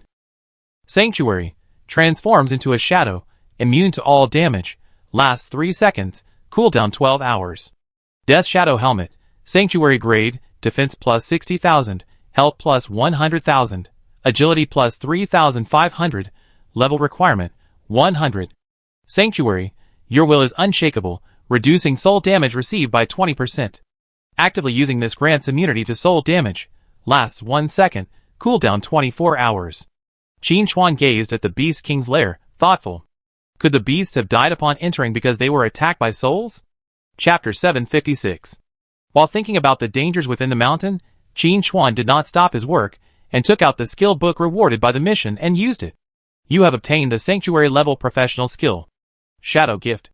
Shadow Gift, unique Sanctuary level, use the power of Shadow to strengthen up to 5 friendly units, and gain a 10% attribute bonus to the caster. Feature. The strengthening effect lasts until the caster cancels it. Epic feature. Gain vision of the strengthened target. Legendary feature. Can summon the strengthened target to the vicinity of the caster. Sanctuary. Increase the number of strengthened targets to 20. Qin Chuan was stunned for a moment. This skill is incredible. With Qin Chuan's current panel, adding 10% of the attributes to teammates is quite exaggerated. And the Sanctuary effect allows Qin Chuan to strengthen 20 teammates. It is equivalent to having 2 more Qin Chuans. How much effect this will play in team battles can be calculated with your knees. It's no exaggeration to say that if Qin Chuan picked any guild member and gave them the Shadow Gift, they would instantly become second in the server, and Qin Chuan had 20 such powerful teammates. Invincible, Qin Chuan concluded. However, acquiring the Shadow Gift skill suddenly gave Qin Chuan an idea. Could the Night Blessing created by the node clone be a completely new ritual developed based on the principles of Shadow Gift? The Night Blessing looked somewhat similar to the Church's strengthening rituals, both increasing one's own combat power. But there was one fundamental difference. That was the source of power. The Church's rituals were rooted in divine gifts, a form of divine power application. But the Knight's Blessing was different. It could operate on its own even without Alessa's response, powered by mere exotic beasts. However, Qin Chuan hadn't studied ritual arrays extensively, and his research was limited to speculation. Pushing his thoughts aside, Qin Chuan decided to wait until matters on the Eternal Night continent were mostly settled before returning to grant Ji Xing and Yi Yingluo the Shadow Gift, accelerating their growth. Qin Chuan then took out the 2 talent upgrade stones he received as a quest reward, feeling quite emotional. It had been a while since he last upgraded his talents, and he'd been considering trying to trick Dismartin into giving him one, but he unexpectedly been given 2. He let him go for now, and saved that for another time. Using the 2 upgrade stones, Qin Chuan's sniper talent rose from level 4 to level 6, taking his damage to a whole new level. Adding the mid-level artifact level Dark Hour, Qin Chuan's current output was truly devastating. The legendary boss was completely formidable. Even the apostles and the chosen ones couldn't withstand even a slight attack from Qin Chuan. At this stage, The only one who could possibly put Qin Chuan under any pressure was probably the Son of God. Thinking of this, Qin Chuan began to wonder what those people from the Apocalypse Continent Church were up to. It had already been a day, and they still hadn't completed the divine descent and produced the Son of God. He was getting impatient. While pondering, Qin Chuan noticed some new movements by the beasts in the valley. The beasts were bizarre in form, some beast-like, some humanoid. The humanoid beasts were now throwing other beasts into the gap in the mountain, seemingly aiming to deplete the mountain's defenses before advancing. But Qin Chuan wasn't optimistic. If this method had truly worked, the beasts would have already entered. Why would they have waited until now? As Qin Chuan had suspected, several of the humanoid beasts, perhaps sensing the opportunity, rushed into the mountain with howling cries. And then nothing happened. Just like the strange beasts that had rushed in before, they never appeared again. To be honest, up to now, Qin Chuan still couldn't figure out what danger lurked within the mountain. Chapter 757. This is most likely the lair of the Beast King, but the Beast King has been dead for so long. Even if he set any traps in his lifetime, they should have been ineffective after so long. After a moment's thought, Qin Chuan controlled Shadow and attempted to enter. But as Shadow reached the cave entrance, a sense of danger arose, and Qin Chuan immediately called Shadow back. He had a premonition that if he entered, even Shadow would suffer severe damage, which would in turn affect his true form. However, the previous attempt was not without results. At least Qin Chuan heard faint footsteps within the mountain, but they were deliberately suppressed. From the footsteps, it seemed that the creature within was large and very aggressive. Use the beast's skull to lure the enemy out. The darkness of fate quietly floated out a line of instructions. Qin Chuan followed the advice. However, before using the beast's skull, he had to clear the area and eliminate all the beasts in the surrounding area. Leaping from his hiding place, Qin Chuan swung his sword, sending his shadow flying everywhere. The alien beast, having smelled the scent of a living being, was initially excited, but its excitement barely lasted a second before it was struck by a flying sword, instantly killed. The alien beasts outside the valley sensed the sounds of combat and rushed in, only to step into the area of the poison blood plague, their health bars instantly depleted. Now, it was time for the poison blood plague to take its course. Qin Chuan had no idea how many alien beasts had been slain outside his field of vision. All he knew was that the evolution points accumulated in the alien skulls had increased by dozens in the blink of an eye. Seeing that all the alien beasts in the valley had been eliminated, Qin Chuan decisively removed the skulls. A terrifying howl echoed from within the mountain, filled with boundless resentment and an intense longing. The next second, the mountain shattered, and a mountain-sized monster burst forth, shattering the rock. Judging from its appearance, it was a strange beast, with a humanoid torso and over 100 meters tall, towering above the earth. But the view suddenly stopped. The neck of the strange beast was empty, it lacked a head. Its identity was immediately apparent. It was the slain king of the strange beasts. Qin Chuan hadn't expected this creature to still move, headless.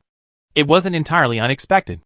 Ever since strange beasts repeatedly entered the mountain and never emerged, Qin Chuan had suspected something must be inside, perhaps some form of attack. Now the answer was revealed.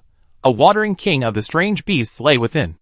It desperately sought its head, but any strange beast that entered would likely have its head ripped off in a single encounter, its death inevitable. After another glance, Qin Chuan couldn't look away.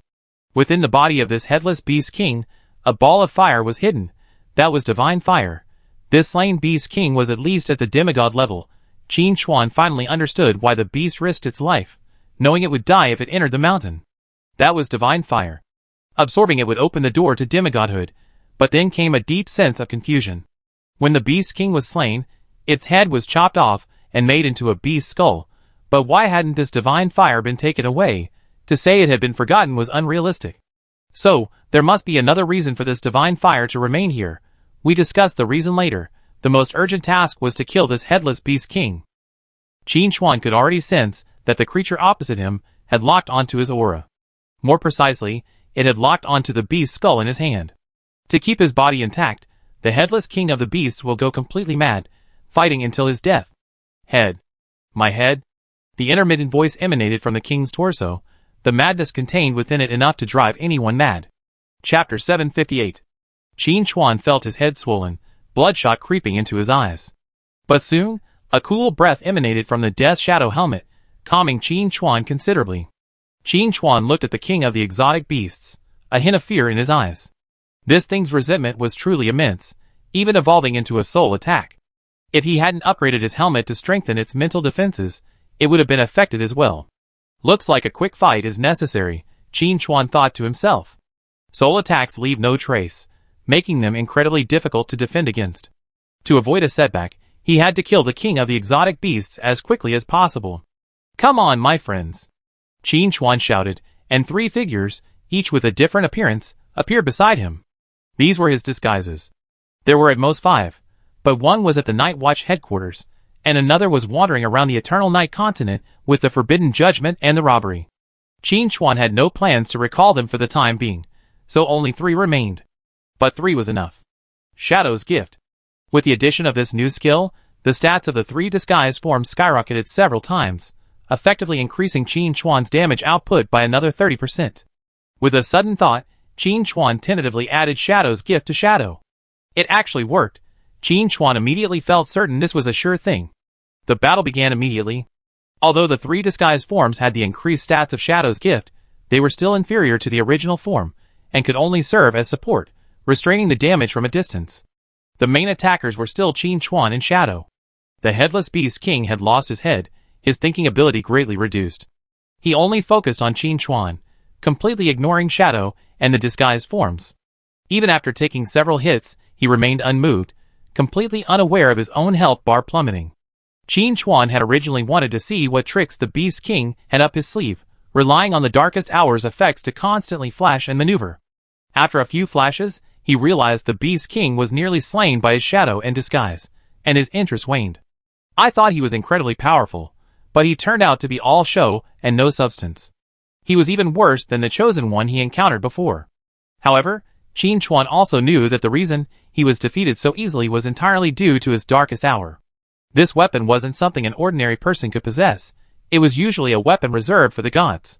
Even when the Beast King was alive, he was probably only a demigod. How could he withstand such a brutal attack? As his talent level increased, the boost from Qin Chuan's Sniper God talent became significant. The talent itself had a dozens-fold damage bonus, and Darkest Hour also converted divine damage tenfold. Critically, this damage ignored defense. Even with the Divine Fire, and its incredibly high defense, the Beast King couldn't withstand attacks that ignored defense. In less than 10 seconds, the Headless Beast King met his end. Amidst a trembling earthquake, the Beast King's body collapsed to the ground, completely motionless. Qin Chuan retracted his disguise, a look of boredom on his face. This battle offered no challenge at all. But it wasn't without reward. At least in the previous battle, Qin Chuan's Sanctuary level Mirror 3 skill had been activated twice, stealing 2 items from the Beast King. The first was a ball of black flame. Breath of Destruction, infused with a trace of the Law of Destruction, upon use, increases destruction damage by 1%. This is the power represented by the exotic beast, or rather, the Black Death. No need to say anything, just use it. Not only will it increase damage, it will also deepen Qin Chuan's understanding of the Law of Destruction. When the apocalypse fully arrives, this accumulated knowledge will ultimately become his strength. In addition to the Breath of Destruction, Qin Chuan also obtained a piece of flesh. However, it is more potent than the flesh dropped by a Lord-level exotic beast. Just looking at it makes one feel as if their soul has been tainted. This thing will definitely be effective in attacking.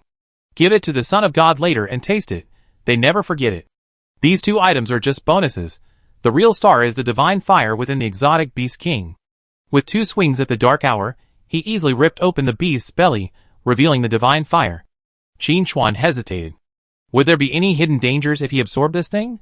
Because its origin is truly suspicious. If it was truly his node clone that slew the Beast King, then it could be understood that this Divine Fire was specifically reserved for him. But if it wasn't a node clone, that would be a different story. While pondering, Qin Chuan discovered a note wedged between the flesh and blood next to the Divine Fire. He had his disguised form step forward and unfold the note. A small gift for the original, from a certain handsome roaming gunslinger. It seemed to have been left by the original node clone. Lola had also mentioned that the traveler who founded the Night Watch loved to play with his revolver and bragged about being the best in the world. This fits Qin Chuan's personality perfectly. Reaching out to take the note, Qin Chuan received another message. With a few clues, the trajectory of time and space became a little clearer. Qin Chuan no longer hesitated and decided to absorb the Divine Fire. Increasing strength was the right path. Before absorbing it, Qin Chuan did something. He used shadow reforging to recast the divine fire, making it more compatible with his own attributes. This also helped eliminate potential hidden dangers. Once all preparations were complete, Qin Chuan took a deep breath and cupped the divine fire in his hands. Phew! A brilliant flame instantly engulfed Qin Chuan's body, brimming with overwhelming energy that could shatter him to pieces with the slightest carelessness. Absorbing the divine fire was a dangerous endeavor. If anything went wrong, Qin Chuan would most likely be immediately deleted. Even if Tianqi, out of courtesy, deleted only his account, not him, losing everything he had would be tantamount to death. Just as Qin Chuan calmed his mind and concentrated on absorbing the divine fire, the veil of darkness above him was suddenly torn apart by a pair of massive hands, and a gaze filled with longing and greed emerged from the void. Mortal, everything you possess is mine. Chapter 759. The moment the giant hand tore through the veil of darkness, Qin Chuan sensed the strange phenomenon overhead. This was within his expectations. A crack appeared on the barrier of the eternal night continent, and countless eyes converged. With gods everywhere, Qin Chuan had every reason to believe his every move was under observation. However, based on previous events, the gods could not, for the time being, act recklessly in the eternal night continent. This wasn't a blind guess, but a reasonable assessment based on Qin Chuan's understanding of Apocalypse. In the Apocalypse continent, the gods must abide by the rules. At least, that was the case at this stage. In the more restrictive eternal night continent, it would be even more difficult for the gods to act. It could even be said that if Qin Chuan hadn't illuminated the space-time beacon, causing a crack in the eternal night continent's barrier, the gods would have been left watching helplessly. But just because it's difficult to act doesn't mean it's impossible. As long as the reward is substantial enough, the gods are willing to pay a certain price. Therefore, when Qin Chuan began to absorb the divine fire, the enemies who had been observing him secretly finally couldn't hold back and chose to attack. This time, the one who attacked wasn't a powerful deity like the god of light, or the god of sky, or even a deity, but the Son of God. The palm covered with black, bristling mane was enough to reveal its origin. This was the Son of God from the lineage of the beast god. The arcs of electricity that occasionally flashed on its claws further revealed its identity. The Son of God roared like a giant wild bear. Qin Chuan's mind raced, and he had basically confirmed that the divine descent ritual on the Apocalypse continent had been preliminarily completed. At the same time, the appearance of the Son of God also meant that this divine descent wasn't taking place in the real world, but was still confined to the game of Apocalypse. This was barely good news. Mortal, let's settle our grudges this time. The bear man, shrouded in divine aura, roared fiercely from the void. Qin Chuan recalled. Before the first Apocalypse update, the beast god staged a massive attack, sending 12 chosen ones to attack the main city. Among them was Thunder Roar, the chosen one outside of Belly City. But that fellow had truly unlucky luck. He chose Qin Chuan's main city when there were so many other options. So, he was sent back home without accomplishing anything. Thunder Roar, along with him, became a laughingstock among the beast gods. When the Eternal Night continent appeared in the gods' view, Thunder Roar saw that it was Qin Chuan and immediately decided to find an opportunity to kill this mortal. If he didn't kill him, he wouldn't be able to resolve his hatred, and he wouldn't be able to gain a foothold among the beast gods in the future. So, when Qin Chuan began to absorb the divine fire, Thunder Roar's Son of God was the first to rush out. On the one hand, it was revenge, on the other, it was also about seizing the initiative. This human clearly held a profound secret. If he could devour it, his strength would undoubtedly rise to a new level, perhaps even becoming the new leader of the beast god lineage. This was a temptation that Thunder Roar couldn't ignore. And yet, facing the Son of God's attack, Qin Chuan remained completely unfazed. As expected, a hint of a smile played on Qin Chuan's lips, leaving the charging Son of God somewhat perplexed. What was this guy plotting? Is this a trap? But the arrow was on the string and had to be released. Thunder Roar's Son of God could only increase his divine power, intent on ending the battle in one swift blow. As long as he could finish quickly, no matter how many schemes and plots he faced, he wouldn't be afraid. As Thunder Roar's Son of God attacked, Dismartin's voice echoed in Qin Chuan's ears. Boy, now you're asking me for your friendship price, 2 favors. Qin Chuan remained unmoved. Dismartin said with a hint of dissatisfaction, a friendly price won't do. I lose money. Qin Chuan remained unmoved. He had a plan. Thunderous roar, huh? Qin Chuan looked at the Son of God's hand, his eyes determined as he shouted, Come in, Shadow Reforged. Chapter 760. A massive, pitch-black hand enveloped most of the valley, its shadowy power surging and enveloping Qin Chuan and the Son of God. Qin Chuan's method was simple. Use the power of shadow reforging to merge the Son of God into the darkest hour. However, this move could only be used once. The gods watching from the shadows would surely not foolishly fall for it again. The only uncertainty was which Son of God would strike first. Qin Chuan felt a little regretful for not being able to trap the Son of the God of Light. The Son of God embodied the divine will, and if completely eliminated, it could have a certain impact on the gods themselves. But something was better than nothing. Qin Chuan gathered his thoughts, and continued to activate shadow reforging. The thundering Son of God, however, was now feeling a bit frustrated. He'd fallen for it. This mortal had actually set a trap for him. Initially, the son of the thundering god was quite confident, believing that mere mortal methods would be easily circumvented. But when the power of the shadow enveloped him, he realized he had been too confident. The irresistible force attacked, and began to wear away his will. Impossible. The son of the thundering god was filled with shock. He was the Son of God. While not as powerful as the original, with the divine will, his immense power, and his forged body, he was still no match for a mere mortal's methods. Even more astonishing was that the place he was about to move into was already occupied. The bone hand within the darkest hour had been doing well. It decided to wait, and see how things would unfold. If the human possessing the darkest hour were to die, it would not only regain its freedom, but might even become the master. Although he had verbally agreed to cooperate, why not take charge of his own affairs? But before Bonehand could seize the opportunity, he discovered that a new divine consciousness had been dragged into the darkest hour, ready to usurp its power. This was unbearable for Bonehand. It had already fallen to this point, and it still wanted to seize its territory. I can't stand it. Bonehand's and the Son of God's consciousnesses clashed. Meanwhile, Qin Chuan calmly recast the darkest hour. The Son of God's body was indeed carefully selected, completely free of impurities. Its flesh, imbued with divine power, had long since transformed into a special material neither gold nor stone. The darkest hour unceremoniously swallowed the Son of God's body, its blade gleaming with a sharp light. It failed to improve its quality, and remained a mid-level artifact. But it wasn't entirely without gain. At least the conversion rate of divine damage had increased by 50%. Furthermore, it was clear that Dark Hour was evolving towards a higher-level divine artifact. Presumably, as long as it devoured enough Sons of God, it would complete its evolution. As Dark Hour devoured the Sons of God, the bone hand within it began to vie with the will of Thunder Roar. The resentment of being imprisoned for 3,000 years had taken its toll on Thunder Roar, gradually losing ground and ultimately becoming completely inert. Thunder Roar's predicament had surprised all who watched. Even Dismartin was somewhat surprised, offering high praise. No wonder he's so patient. He's well prepared. In response to Dismartin's praise, Qin Chuan simply replied, "Basic maneuvers are fine," and then focused on absorbing and fusing the divine fire. The precedent set by Thunder Roar should serve as a deterrent to any restless Sons of God. After all, no one wanted to be the next unlucky one. But this deterrent is only temporary. If the Son of God feels he's insufficient, he'll likely seek out his allies. At that point, Qin Chuan will be left with no recourse but to flee. So, before the enemy can react, absorb the divine fire and break through the Holy Land. Concentrating his mind, Qin Chuan focused on the progress bar. Chapter 761. This is the progress of absorbing the divine fire. Normally, players would have to wait until Apocalypse descended into reality to obtain the divine fire. In reality, merging the divine fire isn't so simple. The slightest mistake can turn everything into ash. But since they were still in the game, Qin Chuan had an advantage. Absorbing the divine fire would progress as a progress bar. As long as the bar finished reading, he completed the absorption.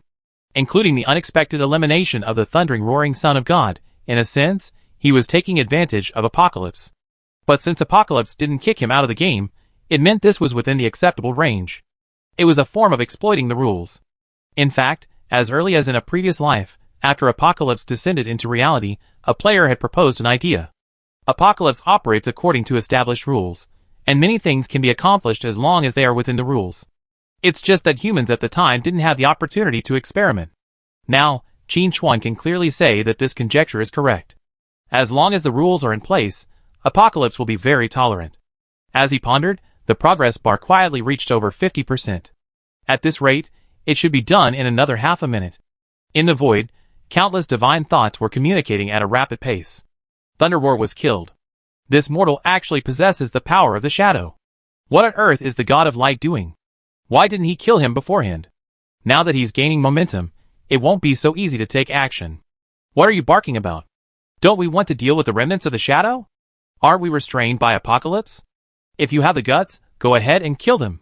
Why are you just making such sarcastic remarks? Damn it, you want to start a war between gods. Fight if you want, I'm not afraid of you. If you're brave, make a bet. Whoever loses will give up all their followers. Alright, there's no point in arguing any further. Let's figure out how to handle this next step. This mortal is planning to use the divine fire to break through to the holy realm in one go. We must stop him. Then you go. If I don't go, who knows if he can still pull off that move? I don't want to give away the Son of God I worked so hard to select. You? Do you have any sense of cooperation? You short-sighted bunch. I don't want to waste any more time with you. Goodbye. The divine thought came and went quickly, and soon the conflict ended in acrimony. No one wanted to be the first to use the Son of God to test Qin Chuan's potential. Many gods grumbled inwardly. The God of Light hadn't even taken action yet, so why were they so anxious? Thus, due to various factors, Qin Chuan's absorption of the divine fire went exceptionally smoothly. Dis Martin had been secretly monitoring the situation, and upon seeing this scene, he secretly cheered. This kid's risky move had actually succeeded. He had successfully exploited the discord among the gods, causing them to hold each other back, making no one willing to act rashly. Of course, the most important thing was that the Son of God, Thunder Roar, had died so swiftly. If he had been able to delay a little longer, or even turn the tide, there would have been several, even dozens, of Sons of God appearing in the valley. That Thunder Roar guy is still such a loser. Dis Martin sighed inwardly, regaining his composure and continuing to spectate. Absorption rate 100%. You have successfully absorbed the divine fire. Congratulations on breaking through the mortal realm and entering the holy realm. All attributes increased by 300, and 3,000 free attribute points were obtained. You are the first player to break through the holy realm, and you are rewarded with an additional 3,000 free attribute points, 2 holy realm level professional skill books for holy will cores, and 1 talent upgrade stone. You have been awarded the unique title of Holy Realm Pioneer, increasing all damage by 30% and all defense by 30%. Your deeds have spread throughout Apocalypse, increasing your reputation by 10,000, and most races will regard you as a distinguished guest. The chances of the gods noticing you have increased. A series of prompts, truly a fruitful experience. Not only that, Qin Chuan also heard the long-awaited server-wide announcement. Player Night Wanderer has broken through the Holy Realm, becoming a pioneer. Let's cheer for him. The announcement was brief, but deeply moving. Players engrossed in quests looked up, bewildered. Sanctuary. What the hell is that? Can you eat it? In the Peak Guild, everyone was also quite excited. Shao, as expected of a godfather, he's truly awesome. Yi Sakura Luo. The guild leader said earlier that he was on a quest and wouldn't be contactable for a while, but now he's making big news. Ji Xing. I'm curious what level the sanctuary is. I think the guild leader's level is still 100, so he's definitely improving. Jing, Sister Ji, where did you pick up that accent? Ji Xing, do you like it, Sister Jing? If you don't like it, you can tell me what I mean. Dejoling you. Okay, Sister Ji, stop talking. We already know you're a language genius. Let's talk about the guild president. Song Ling. I do know about the sanctuary. It's a quest that can only be unlocked after completing the 4th class advancement, but it's incredibly difficult, and the triggering conditions are incredibly demanding. Look at all the level 100 NPCs in the main city. Have you ever heard of anyone breaking through to the sanctuary? Su Changqing. Indeed, even the class instructors in the major cities can't achieve that. So, the guild president is even more powerful than the class instructors? Otis, amazing, my guild president. Ali was very happy, but I have a question. Where is the guild leader? His breakthrough to the Holy Realm would have triggered some kind of unforeseen event. Why haven't we received any notifications? Ji Xing. I just tried, but I still can't send a private message to the guild leader. The game says he's in an unknown area. Is he still in China? Yiying Luo. We know when the guild leader returns. Let's wait and see. But the guild leader is so awesome, we can't lose face. Let's improve quickly. As the server-wide announcement spread, the name Night Wanderer was once again on the lips of countless players. Many players wondered why Night Wanderer was so awesome. Were they all playing the same game? Many players even called it a shady operation. They wondered if such obvious cheating hadn't been banned. Were the Apocalypse officials completely blind? The external turmoil had no effect on Qin Chuan. He was currently preparing to explore the lair of the Beast King to see if the node clone had left any more clues. Chapter 762.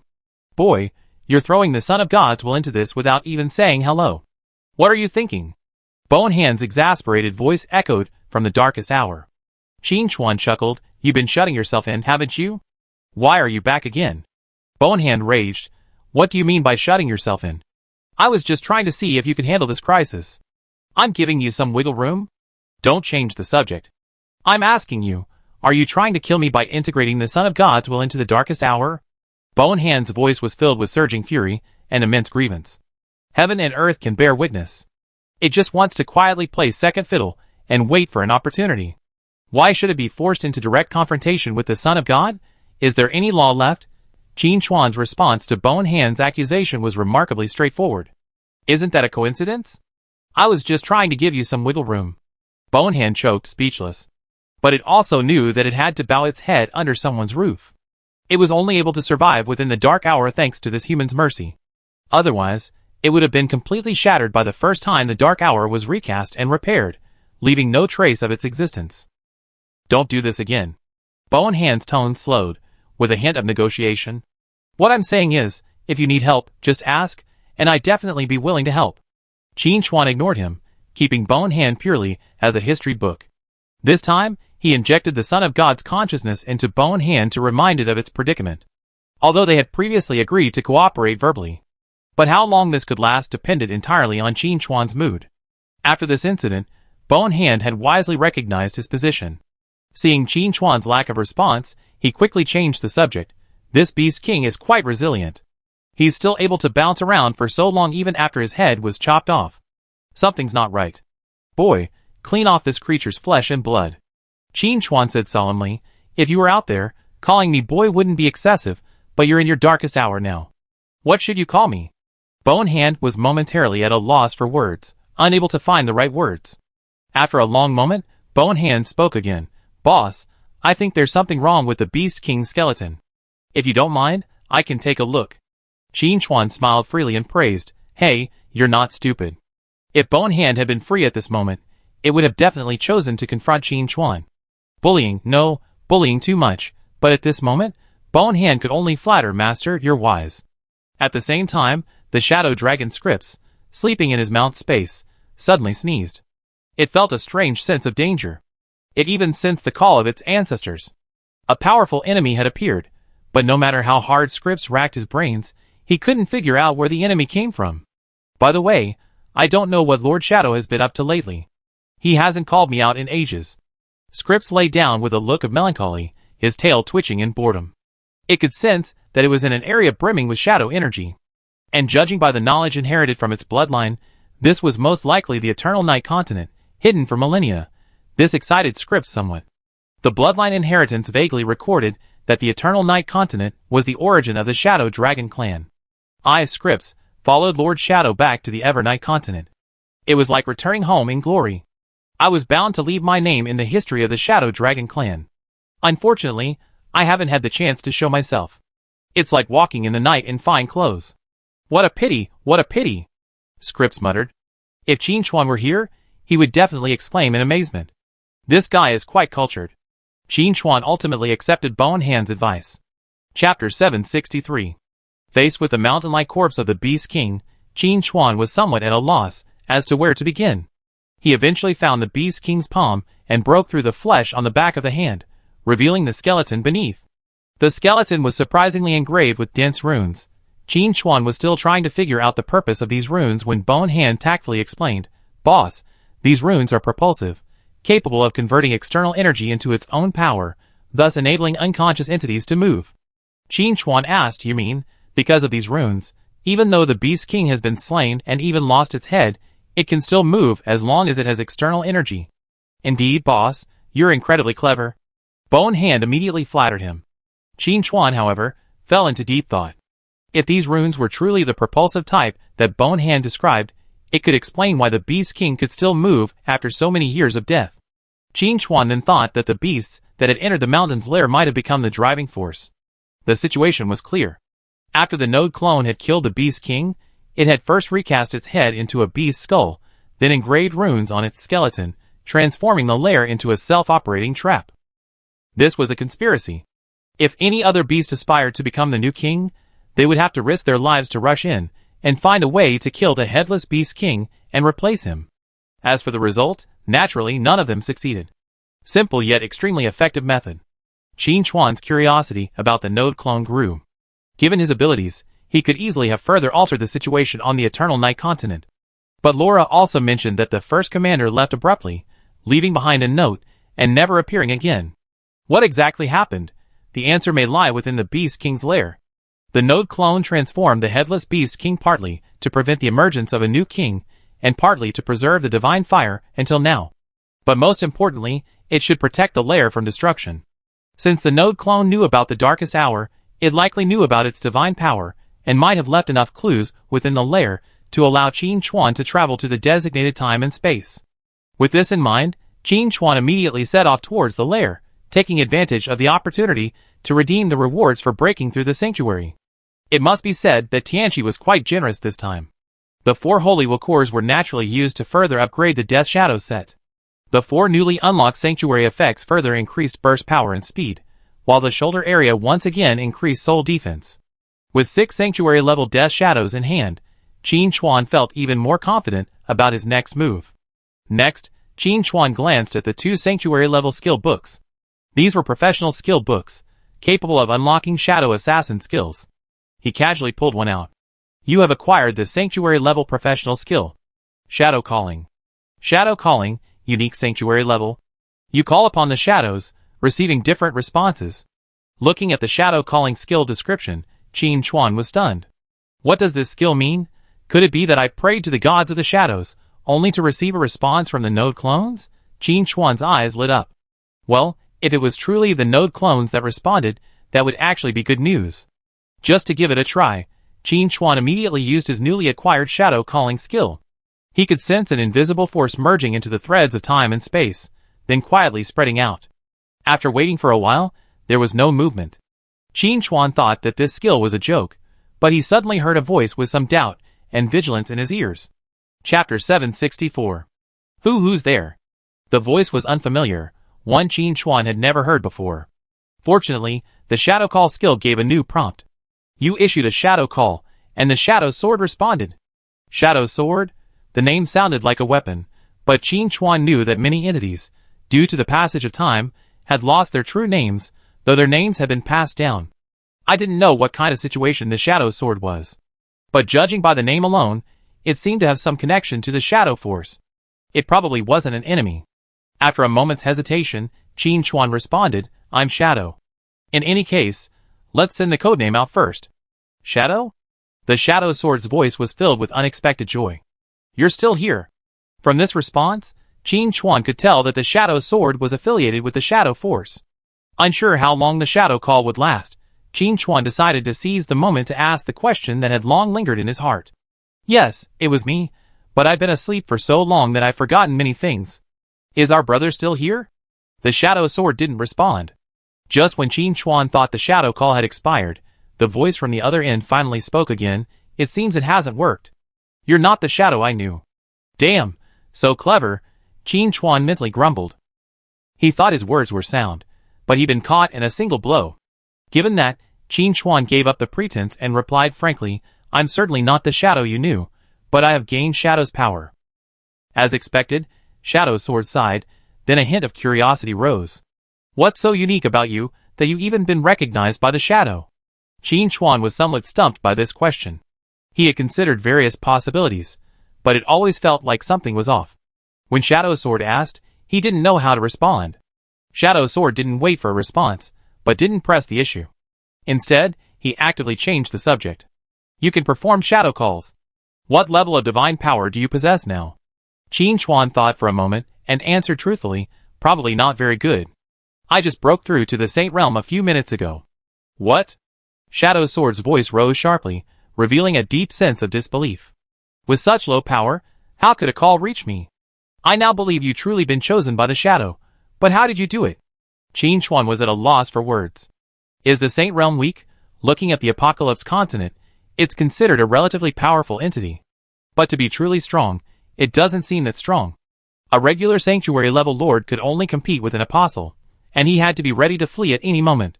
But he had no problem defeating apostles and chosen ones. In reality, his sanctuary wasn't entirely reasonable, it was completely over the top. Shadow's sword suddenly became excited and said quickly, "How many new shadows are there in our lineage of gods?" Qin Chuan thought for a moment and replied, "If you were a god, then 2. 2? Shadow's sword was startled again. Qin Chuan was about to explain, but Shadow's sword added, "So many." Qin Chuan couldn't handle this. "No, buddy, you have no idea about numbers. How many can 2 be considered a lot?" Qin Chuan suddenly felt like he'd fallen into a trap. How badly had the Shadow clan been beaten? From what Shadow's sword said, did it think it was the only survivor? "Who's the other one?" Shadow's sword asked excitedly. Qin Chuan was a little unsure whether to reveal Alessa's name. Thankfully, Shadow's sword changed its tune. "Don't tell. We'd be tracked." But after a moment's thought, Qin Chuan said, "The other one is the Lady of Night." His previous activation of the time-space beacon had already drawn attention to the Eternal Night continent. Alessa's imminent return couldn't be concealed. The God of Light's gang was probably already trying to stop her. Since he couldn't hide it anyway, he might as well tell Shadow's sword. Perhaps he gained something else.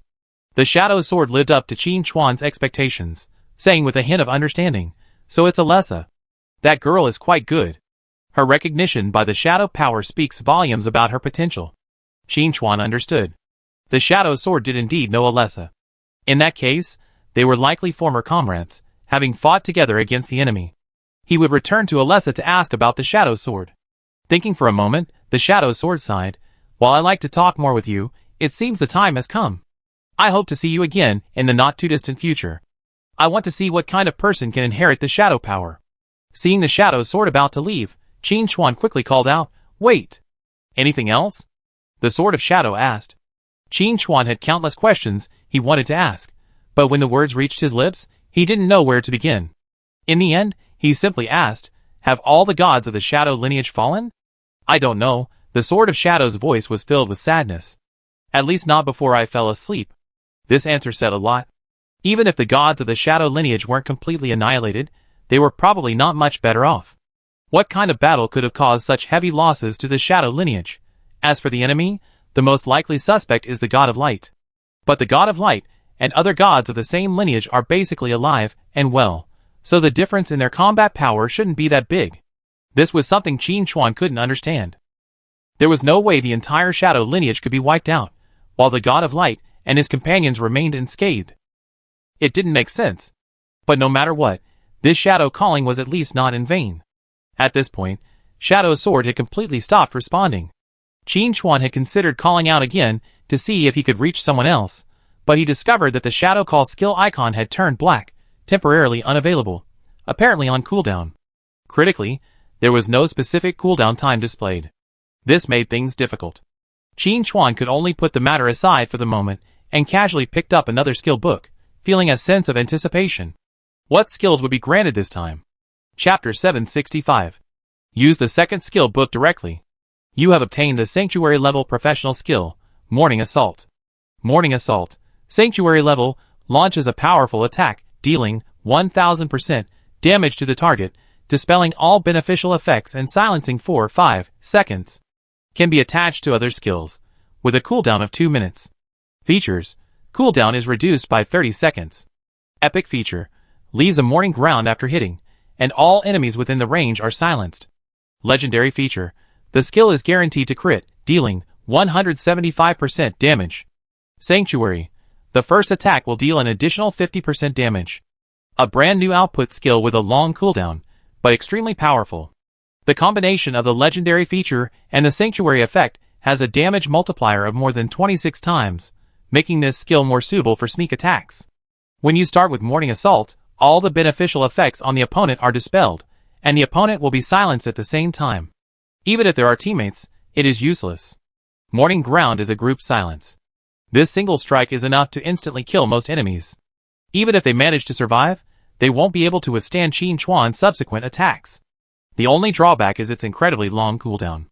But if the opportunity arises, a fully charged concentrated sniper attack, combined with Lamentation Assault, and the added bonus of a single invisibility strike, can create a supremely powerful attack. This level of damage could instantly destroy even a regular assassin. Not to mention Qin Chuan's massive damage stacking and his massive attack panel. A single skill unleashes a damage digit longer than a phone number. What enemy could possibly withstand such an onslaught? Anyway, anyone below the Son of God level wouldn't even think about reaching that level. And even for the Son of God, it would probably be tough. You have to remember, in just a short while, Qin Chuan had already accumulated 3 talent upgrade stones. His Sniper God talent had reached level 7. Every additional meter of range increased his damage by 70%. Simply dodging 100 or 200 meters would increase his damage by dozens or even hundreds of times. Think of it this way, and then add in Lamentation Assault and a fully charged concentrated sniper kill. The scene would be so beautiful it would definitely give the Son of God nightmares. Not bad, really good. Qin Chuan was very satisfied. Although he didn't gain any unique skills, Lamentation Assault was still very good. It was a huge win no matter how you looked at it. After processing all his gains, Qin Chuan immediately activated Shadow Stealth and headed towards the Beast King's lair. With this new skill in hand, even if there were still enemies hiding in the lair, a single Lamentation attack would leave them in debt, leaving Qin Chuan completely unafraid. The closer he got to the Beast King's lair, the more Qin Chuan felt the pain emanating from his soul. Even after the Headless Beast King had been lured out and killed, this feeling persisted. It was clear that this mountain had been completely transformed. Even if the Beast King had been killed prematurely for some unforeseen reason, it would have been difficult for others to enter and explore. On a whim, Qin Chuan summoned Bonehand and asked, "You shouldn't have felt this kind of spiritual pressure when you were here before." Bonehand quickly replied, "Boss, you're wise. We didn't have anything like this before.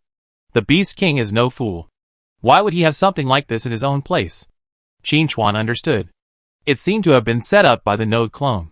If that was the case, then there should be other means of verifying identity. The node clone had gone to such great lengths, surely wanting him to take a look, rather than simply shutting everyone out. In that case, why bother with all this trouble? Wouldn't it be easier to just blow up the nest? As he pondered, several invisible energy waves spread from within the mountain. They paused as they passed Qin Chuan, then continued to spread, eventually vanishing into thin air. But Qin Chuan had already heard a faint sound within the mountain. Chapter 766. At the same time, the soul pressure began to ease. As expected, the node clone's defensive measures were sophisticated, capable of distinguishing friend from foe. Without the obstruction of soul pressure, Qin Chuan felt much more relaxed, reaching the lair entrance in a few steps. Even standing at the entrance, looking inside was impossible. Bonehand stepped forward to warn, "Boss, be careful. There are several very hidden spatial compartments here. If you rush in, you likely end up losing limbs." Qin Chuan was also aware of this. He now possessed the darkest hour, and his perception of time and space had been greatly enhanced. Even without Bonehand's warning, Qin Chuan wouldn't have walked in so boldly. But since Bonehand had offered his loyalty, he deserved a compliment. Qin Chuan casually said, "You're quite tactful." "Thank you, boss," Bonehand said modestly. There was nothing he could do. Qin Chuan held his life in his hands. If he still couldn't recognize his place, his fate would be the same as the Son of God before him, his will completely obliterated. While it wouldn't cause his true form to perish outright, the loss of such a portion of his divine consciousness would be enough to cause significant damage, and he would likely need a long period of slumber to recover. If he were besieged by hostile forces during this period, he would face utter destruction. Bonehand had recognized the Son of God's aura during the fight, the thunder roar of the beast god. Having encountered him several times before, he was a typical example of a man with strong arms and a simple mind. This time, he was likely being used as a pawn. But Thunder Roar's fate remained unconcerned to Bonehand. It was solely concerned with its own survival. In the current situation, its survival depended entirely on Qin Chuan's mood. So, Bonehand slid down to his knees with remarkable ease, even internally debating whether to change his address to Master instead of Boss. Survival wasn't a shame. Perhaps the friend or foe identification had worked, as Qin Chuan saw the spatial layers at the entrance begin to shift, revealing a safe passage. Qin Chuan then thought of something. The alien beasts that had rushed in earlier clearly hadn't passed the identification, so they would likely have crashed headfirst into these spatial layers, suffering at least a severe injury if not death. And once inside the lair, they would have to face the headless king of the alien beasts. No wonder, after all these years, the alien beasts still hadn't produced a new king. Even this blatant trap set by the node clones was truly a difficult task for them. After sighing for a moment, Qin Chuan passed through the entrance and officially entered the lair. Overall, It wasn't the sea of blood and corpses he imagined. On the contrary, it was quite tidy. But the mountain of bones piled up in the corner was enough to show how many alien beasts had perished here. You have to understand that those who could reach this place were all powerful alien beasts, if not Lord level, then close to it. Ordinary alien beasts were not qualified to come, and they all died in this lair. It's no exaggeration to say that without this arrangement, the situation of the humans on the Eternal Night continent would be 10 times more difficult. They wouldn't even have survived until now, completely annihilated. In this sense, the node clones can be said to have completely saved the Eternal Night continent. Well worthy of me. Qin Chuan gave an objective assessment. The entire lair covered an area as large as dozens of football fields, with ample overhead space, even allowing for large-scale battles. Besides the mountain of bones piled in the corner, there were only some debris and other debris left. Qin Chuan couldn't help but complain, "This is cleaner than a dog licked it. I had originally thought of picking up some goodies here, but now that was completely lost." Fortunately, Qin Chuan didn't hold out much hope. He was more interested in finding the clues left by the node clone. With this in mind, Qin Chuan immediately began a thorough search, focusing on examining the mountain for any hidden cavities. Chapter 767. Next is the ground. Qin Chuan soon made a discovery. Knocking on the stone wall, the hollow echo made Qin Chuan realize that this place was hollowed out. With a casual punch, he shattered the rock and saw what was inside. An exquisitely crafted silver-white revolver, emitting a cold light, with 2 bullets lying beside it. And beneath the revolver, a piece of paper lay. "Are you ready to travel to my time and space?" Clearly, this was the clue left by the node clone. Qin Chuan reached out and picked up the revolver. After loading 2 bullets, he gestured with it a few times, feeling that it was missing a cowboy hat. He put the revolver into his ring and took the paper back in his hand. He had obtained a clue. The clues had accumulated to a critical point, allowing him to open the door to the corresponding time and space node. 2 prompts appeared in succession, and Qin Chuan chose to open them without hesitation. A golden door appeared out of thin air before him. After a moment's hesitation, Qin Chuan took a step forward, choosing to enter the golden gate. He had finally arrived here, and had gathered enough clues. He couldn't retreat at the last moment. He wanted to see what the node clone had in mind. As his vision began to blur, Qin Chuan felt as if he were in a bizarre space, surrounded by threads of various colors. But before he could study the meaning of these threads, his vision shifted, and he was moving at breakneck speed. When his vision returned, he was in a completely new area. He tried to take a step forward, but found himself unable to move. This feeling was all too familiar to Qin Chuan. He had experienced this spectator's perspective before, during the Night Lady's trial.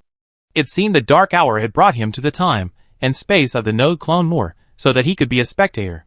Qin Chuan was also happy to be idle, waiting quietly. After waiting for about half a minute, a figure appeared in front of him. Qin Chuan saw himself. That wasn't quite right, because his clothing and demeanor were slightly different from Qin Chuan's own. Where did this come from? Qin Chuan couldn't help but think. At the same time, Qin Chuan, who was in his sight, muttered to himself in confusion, "Where did this come from?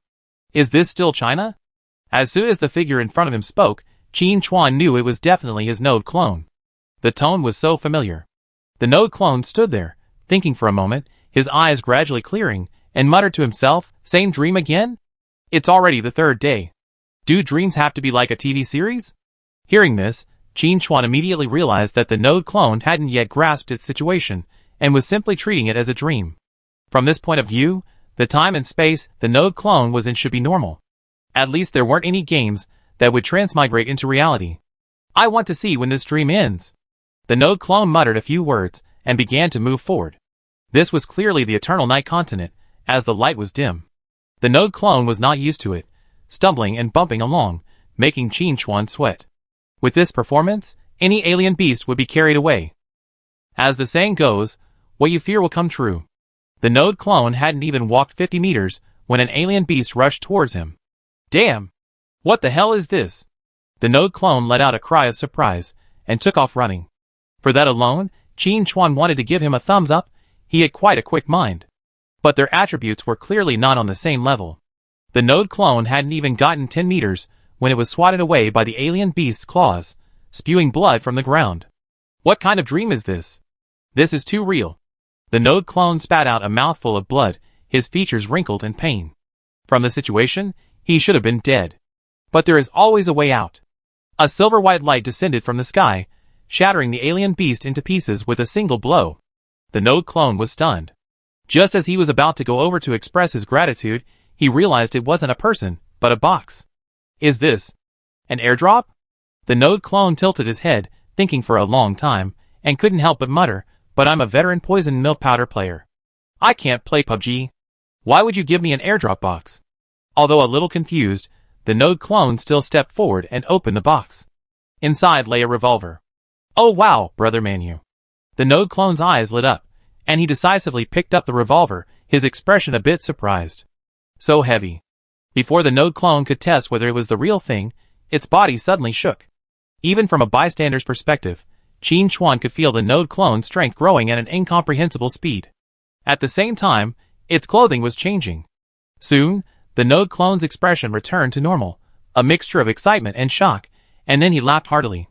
Ha ha, I can't believe I obtained Brother Manyo's dashboard. My Red 15 equipment is finally useful. With that, the Node clone raised its hand and fired 2 shots into the air nearby. Then, the sound of something heavy falling could be heard from the fog.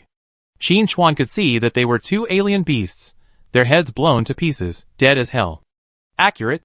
The Node clone blew into the muzzle of its gun, did a few tricks, then slipped its revolver into its belt holster. With his hands in his pockets, he looked up at the sky, looking incredibly pretentious. That was because he was a bystander, otherwise Qin Chuan would have covered his face with his hands, unable to bear the sight. Perhaps because of the gun in hand, the Node clone felt emboldened. He walked over to examine the 2 alien beasts, with their heads blasted, his expression filled with confusion. This thing isn't a goblin. I thought we were in a rod, and was even considering shooting Celia. Looks like there's no hope. But the Node clone, perhaps a happy-go-lucky sort, or perhaps just a bit thick-skinned, muttered for a moment before forgetting the thought and excitedly began to explore. After wandering aimlessly for a while, a loud noise erupted in front of the Node clone. Approaching, he saw about a dozen humans surrounded by hundreds of strange beasts, looking as if they were about to be annihilated at any moment. Without a second thought, the Node clone raised its revolver and leaped out, shouting, "It's show time!" Qin Chuan closed his eyes in despair. How humiliating. Chapter 768. Although Qin Chuan wasn't entirely sure what a Red 15 meant, judging by the Node clone's performance, which saw it kill a monster with a single shot, it was clearly extraordinary. The monsters were stunned. This thing had appeared out of nowhere, screaming and wailing, with virtually zero combat awareness, yet boasting ridiculously high damage output. The key point was that this creature was incredibly durable. One monster, using its swift agility, successfully approached the newly emerged human and delivered 2 slaps. Both hit. The enemy, however, remained unharmed, not only not being killed, but not even moving. The other party even politely asked if they had eaten.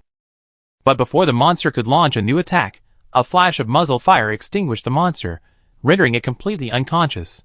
Even on the other side, the trapped humans, already prepared for a desperate battle, discovered a sudden turn of events.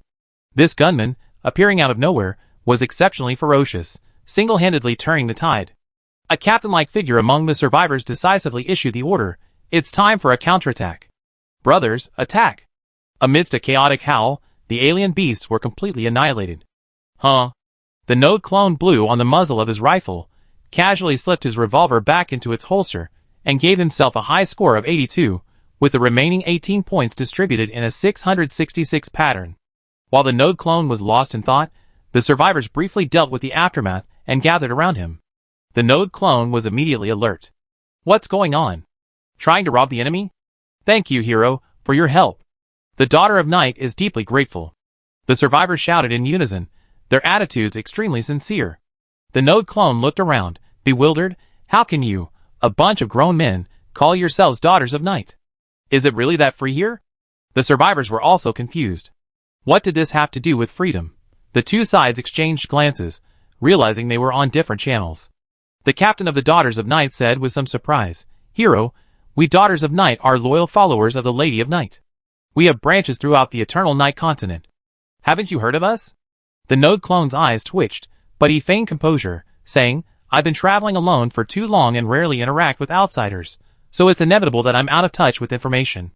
Oh, don't dwell on this little detail. Look, your men are still bleeding. Stop messing around here."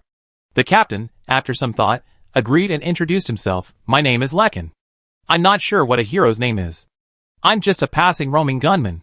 My name doesn't matter, the node clone said with an inscrutable expression. Lekin clearly didn't get the point and said, somewhat bewilderedly, then what should I call you from now on? Calling you hero is a bit too formal. Calling you savior is fine, but I'm afraid you won't accept it. The node clone paused for a moment, then remembered his roaming ID was blooming in shadows. Now that he was wandering through the dream under the roaming brother's screen, he couldn't let the roaming brother work for nothing. He had to have a name of his own. He immediately replied, just call me Shadow. Shadow? Lekin was just an ordinary squad leader, clearly unaware of the connection between his beloved Lady of Night and Shadow, so he didn't take it seriously. He simply nodded and said, then I call you Shadow from now on, okay? The node clone waved his hand. I told you the name is just a codename. Don't take it too seriously. Let's get out of here first. So far, he found this dream increasingly interesting. He also had a bit of admiration for himself. His imagination was so wild, even his dreams were so outlandish. As an observer, Qin Chuan never expected that the node clone would call himself Shadow at this time, but he obviously did not use the power of Shadow. So why did he call himself Shadow? Chapter 769. While pondering, a prompt appeared before his eyes. The node clone, taking a portion of his in-game nickname and calling himself Shadow, began to operate on the Evernight continent. Then the scene shifted, revealing the node clone and Lekin's group arriving at the Night Maiden supply point for rest and recuperation. At the same time, their team had expanded considerably. Clearly, the scene had been fast-forwarded, skipping over some insignificant battles. Qin Chuan suspected that the node clone was likely relying on its high stats to outmaneuver the monsters, and continuously rescue the remaining Night Maidens it encountered. Then the scene shifted again, revealing the node clone sitting alone on a rooftop, staring blankly at the sky. Is this a dream? Why is it so real? The settings are surprisingly complete. At first, I thought Lekin's daughter of the night was just a joke, and the so-called Lady of the Night was just a dream my mind concocted. I didn't expect that after interacting with more people, the settings would be so complete, so detailed that I don't even want to dream anymore. But if this is reality, how can I use the character panel in the game, and the corresponding skills? I haven't heard of anyone developing the technology for SAO. But this dream is quite tiring. I can't even get out of bed in the morning. I sleep in the real world, then enter this dream world. I sleep and rest in the dream world, and it's the morning when I wake up in the real world. Isn't this a 24-hour shift? It's like experiencing the life of a beast of burden in advance. The node clone kept muttering. It was obvious that he still hadn't fully grasped the situation. He didn't think, or rather, he didn't want to believe, that this dream was real. After all, it was truly bizarre. But from a bystander's perspective, Qin Chuan had great confidence in his node clone. He would definitely adapt. Otherwise, the Night's Watch wouldn't have appeared, and there wouldn't have been anything like the Blessing of Night. The situation with the Daughters of Night isn't optimistic. We haven't found any remnants of the Force in almost half a month. The node clone once again lay on the roof, gazing at the sky. However, compared to the last time, much time had passed. At least the node clone's expression had become much more mature, shedding its inexperienced youth and gradually growing into maturity. And his muttered words this time also indicated the urgency of the situation. Looks like I need to use some of my ingenuity to strengthen the Night Maiden. Its current combat power isn't enough, the node clone muttered quietly, then sat up. If only I could give Lekin and the others a boost too. Even if I can't get a full set of red 12, a red 10 would be enough. Just as the node clone was pondering how to implement his plan, a silver-white meteor fell from the sky, landing precisely on the rooftop where he was standing. With a loud rumble, the rooftop soared into the sky.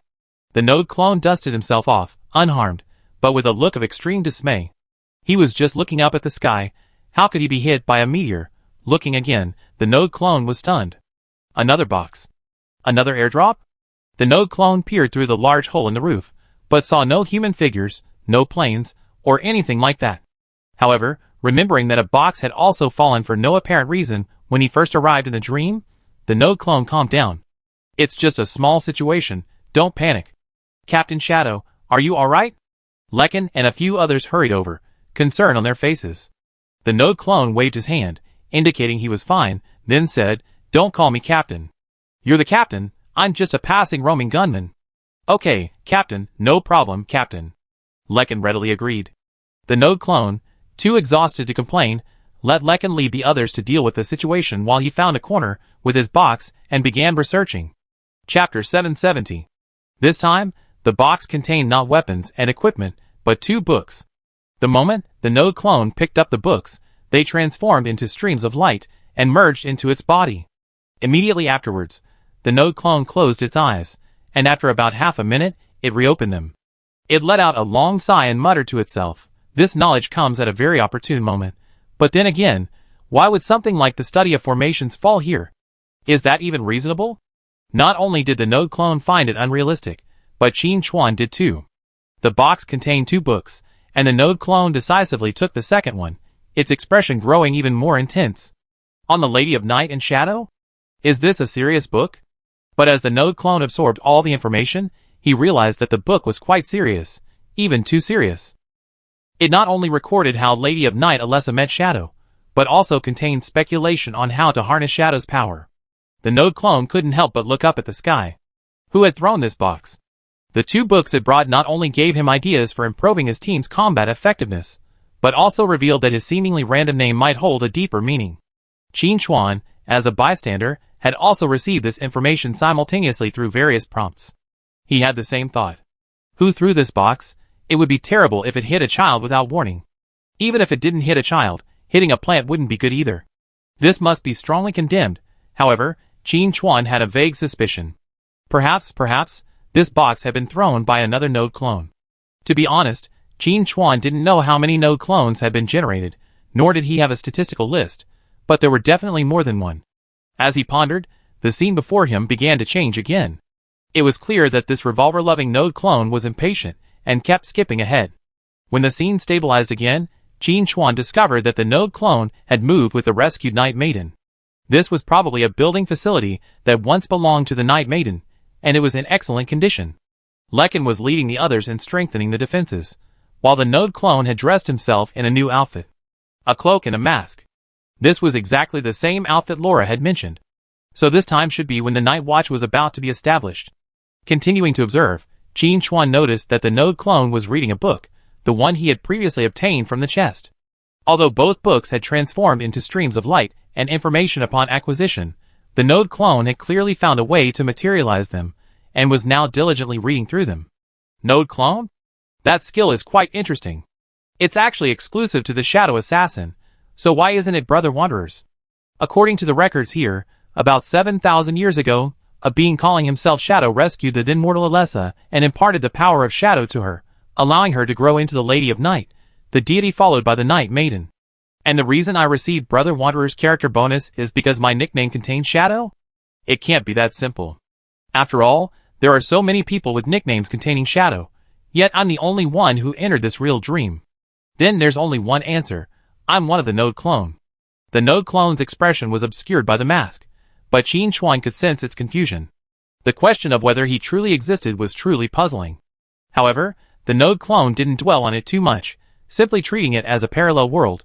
Isn't that how it plays out in movies? Besides, for the node clone, the most important thing at this stage was the survival of the humans on the Evernight continent. Although he had tried, the blow suffered by the Daughters of Night was too severe, especially the high-ranking commanders, who were practically all killed in battle, leaving the entire Daughters of Night leaderless. The node clone, however, had gained a reputation and was poised to take the lead. After careful consideration, the node clone decided to reorganize the Daughters of Night, choosing the Night Watch as the new organization's name. At first, things weren't going well, especially for many Daughters of Night members, who felt this was a betrayal of the Lady of Night, and were even willing to wage war. However, they were ultimately pacified by the node clone. Of course, the core reason lies in the fact that the node clone successfully learned Shadow reforging from 2 books and subsequently developed Night's Blessing. Qin Chuan, a bystander, was stunned. What kind of learning efficiency is this? And you, a roaming gunner, actually managed to learn Shadow reforging? The leap across fields is too big. Qin Chuan's heart moved, and after a moment of careful observation, he was surprised to find that the node clone had actually acquired a hint of shadow power. This aura had first appeared when he obtained the second box. The person who sent the airdrop was guiding the node clone's growth, enabling it to assist the Daughter of Night in regrouping, giving the humans of the Evernight continent a chance to breathe. As he pondered, Qin Chuan saw the scene before him accelerating. The Night Watch had gained a reputation, relying on Knight's blessing to train batch after batch of fighters. They also employed new tactics and achieved considerable success, and the situation was improving. But in contrast, Qin Chuan could sense that the node clone was exhausted. Furthermore, Qin Chuan keenly noticed that the node clone's stay in the Eternal Night continent was increasing. The node clone had once mentioned that after falling asleep in his own world, he would travel to the Eternal Night continent, and that once asleep there, he would return to reality, even mocking himself as a mere beast of burden. But now, the situation was changing. Even when the node clone fell asleep in the Eternal Night continent, his consciousness remained there. If this trend continued, the node clone would most likely remain in the Eternal Night continent forever. In that case, would he still exist in his own world? Qin Chuan vaguely understood why the node clone had chosen to leave. Chapter 771. According to Qin Chuan's calculations, the node clone had completely remained here 10 years after arriving on the Evernight continent. The reason he could be certain of the 10th year was because the node clones had a habit of keeping track of time, and Qin Chuan, from a bystander's perspective, could also receive various prompts. That day, after waking up, the node clone's first words were, "I can't go back," followed by a half hour of daze. However, the node clone did not completely collapse. Instead, it turned its hesitation into motivation, becoming a workaholic and devoting itself to the establishment of the Night Watch with 120% enthusiasm. During this time, the silver box descended several more times, each time granting the node clone new abilities or knowledge. Thanks to these additional supplements, coupled with the node clone's high attributes, he successfully ascended the long steps to godhood in just 10 years, effortlessly becoming a demigod.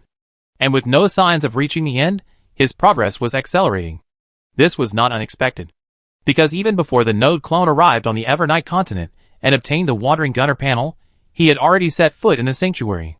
By the time he fully mastered his abilities, he was already a leader within the sanctuary, and monsters of the same level were no match for him.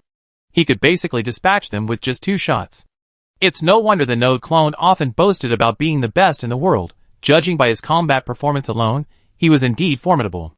Thanks to the node clone's tireless efforts, the Night Watch was finally back on track, fully absorbing the remaining power of the Daughter of Night, and establishing branches throughout the Evernight continent. In its heyday, the Night Watch controlled nearly half of the Evernight continent, a situation completely different from today. Honestly, Qin Chuan seriously doubted that if the node clone had stayed another 10 years, it might have been able to completely reclaim the Eternal Night continent. Not to mention driving the alien beasts from this land, at least their activity area could be greatly reduced. Then, with heavily guarded defenses, as long as the casualty ratio remained within a reasonable range, this defense line could be considered impenetrable. However, Qin Chuan also knew that even the strongest fortresses would eventually fall. The source of the alien beasts was the Black Death, and the difficulty of this power lay in its extremely secretive spread. Furthermore, many infected individuals, fearing punishment, would rather conceal their transformation into alien beasts at the last moment than disclose it in advance. Even if a defense line were established, it would likely not be much of a success. The node clone also understood this, so after trying to establish small fortresses and regional defenses, it no longer considered this option. It was too easy to be breached from within. Qin Chuan even witnessed a Night Watch soldier poisoned and killed by the infected during the experiment, causing the defense line to collapse suddenly and allowing the alien beasts to slaughter them. Had the fighters from the neighboring defense zone not arrived in time, the entire area would have been completely destroyed. After this happened several times, the node clone had to abandon this plan and instead instructed the Night Watch to fight regionally, using their branches as fulcrums, while establishing a headquarters for overall planning and coordination to combat the alien beasts. At the same time, the node clone was also tracking the source of the alien beasts. He captured numerous alien beasts and infected individuals and collected detailed data, but he could not find a definitive solution. Coincidentally, the alien beast king was born. The node clone single-handedly broke into the alien beast king's lair and slaughtered them all with a barrage of bullets. Then he severed the alien beast king's head and, using the power of shadow reforging, crafted it into an alien beast skull. Initially, the alien beast skull was carried by the node clone itself, leveraging its effects to further enhance its combat effectiveness. It was also around that time that the bone hand was discovered and brought back by the node clone. Qin Chuan keenly noticed that when the node clone discovered the bone hand, he was so excited. Chapter 772. Before this, the night blessing was incomplete, or rather, manual, requiring a node clone to preside over the ceremony. It wasn't tiring, But the problem was that the node clone was severely restricted, unable to leave the Night's Watch headquarters for long periods of time. This was undoubtedly very uncomfortable for the node clone, who was naturally active. The most important thing was that if it was constantly confined to the Night's Watch, the node clone would not be able to find its way home. To outsiders, especially to the Night's Watch soldiers, the node clone was a commander with meticulous planning, a savior who pulled them back from the brink of collapse and death. But only Qin Chuan knew that the node clone often spent the night daydreaming, lying on the rooftop gazing at the night sky. Having finally found someone who could help operate the night blessing, how could the node clone miss this opportunity? Thus, the unfortunate Bone Hand began his 3,000 years of hard labor. As the night blessing shifted to automatic mode, the node clone began to think about leaving. At this point, the node clone had officially reached God-level status. Partly due to his inherent strength, the game character he inherited was inherently incredibly powerful, reaching peak power right from the start. Partly due to the merits of the alien beast skull. Qin Chuan, possessing this item, knew better than anyone how powerful the alien beast skull was. The node clone ultimately chose to leave. After leaving a note, while everyone else slept, the node clone vanished into the night of the Eternal Night Continent. At this point, Qin Chuan's spectator mode was also released. As he regained his freedom of movement, a figure appeared before him. It was the node clone. It immediately explained the situation. This is an image I left behind. It doesn't have the ability to communicate, so listen to me first. Qin Chuan understood. It seemed the node clone had some additional information to share, so he patiently listened. The node clone said slowly, I'm not sure what to call you. Shadow? The true self? Or Qin Chuan? Let's call you Shadow, the node clone continued. After all, your name is Qin Chuan, and my real name is Qin Chuan too. It feels strange. The true self isn't appropriate either. After all, in my world, I'm also the true self. Shadow is more appropriate. If you can trigger this image, it means you acquired the Shadow Assassin class and the Darkest Hour. These are two necessary conditions, neither of which can be missing. I've done everything I can on the Eternal Night Continent. I can't end the threat of the alien beasts on my own. I left not just to find my way home. The road is also about finding more like-minded companions. I leave you that gun and 2 bullets, one for the enemy and one for yourself. Remember, the power of the shadow cannot be taken away by the enemy. If things are hopeless, just shoot yourself. To be honest, I have a lot to say to you, but on reflection, there's no need. You are me, and I am you. I believe you will make the right choice. After all, I am so wise and powerful, it doesn't make sense for you to be so much worse. Finally, I have something to say to you. Beware of the darkness beneath the light. The node clone never drags its feet. After saying a lot, it didn't give Qin Chuan time to react before disappearing. At the same time, a golden gate appeared where the figure had been. That was the gate of time and space. Return to where you came from. This also means that this journey through time and space has come to an end. Overall, it was rewarding. Although the node clone skipped some parts, the main events were all presented. For example, how he first arrived in the Evernight continent, why he became active under the name Shadow, and how he gradually established the Night's Watch. All of this is shown. Chapter 773. In addition, the key to the node clone's upgrade, such as the boxes, was not concealed. However, Qin Chuan speculated that the node clone was revealed so he could help find who had thrown the boxes. Especially the first few boxes. First, the node clone inherited the game character's attributes, and then it learned abilities, like Shadow Reforging. Without those boxes, the node clone might have been completely destroyed from the start. Qin Chuan boldly speculated that other node clones were watching this time and space, providing timely assistance. Furthermore, details such as the node clone slaying of the Beast King were also revealed, including the Bone Hand. The node clone was used as a functioning component of the Knight's Blessing, allowing Qin Chuan to escape, and also left it to Qin Chuan at this moment, allowing him to repair the Darkest Hour. However, there were many details that the node clone did not reveal. For example, how he knew about the Darkest Hour. Furthermore, the alien beast skull had always been kept by the node clone. Why did it end up in the novice village of Apocalypse, where it was acquired by an ordinary hunter? These are all suspicious points. Qin Chuan has reason to believe that after leaving the Eternal Night Continent and wandering through various planes, the node clone learned other information and thus threw the alien beast skull out. Don't worry about it getting lost, Qin Chuan couldn't help but grumble. If he hadn't had the foresight to immediately obtain the alien beast skull after his rebirth, who knows where it would have ended up. Thinking of this, Qin Chuan suddenly froze. Could this also be part of the plan? The less people who know about the beast's skull, the better. If it were to be widely publicized as a valuable item, even if Qin Chuan knew about it, he might not be able to obtain it. After all, his competitors weren't just players, they also included characters from the Apocalypse world, and even the various gods. If they knew there was such a powerful item as the beast's skull in the novice village, it would likely be gone before any players even logged in. In other games, this wouldn't be such a worry, but the key point was that in Apocalypse, it was something special. Huh? Qin Chuan let out a breath. This journey through time and space had cleared up some of his doubts. In addition, the node clone's mention of being cautious of the light also gave Qin Chuan pause. Whether he now possessed the power of shadows, or whether Apocalypse would eventually descend upon reality and trigger a divine descent, the gods were his enemies, with the god of light being his primary target. It was always wise to be cautious. But Qin Chuan felt that the node clone's intentions might be more than that. As for what the problem truly was, further investigation was necessary. Recovering his composure, Qin Chuan stepped through the Golden Gate. It was time to return to the Eternal Night Continent.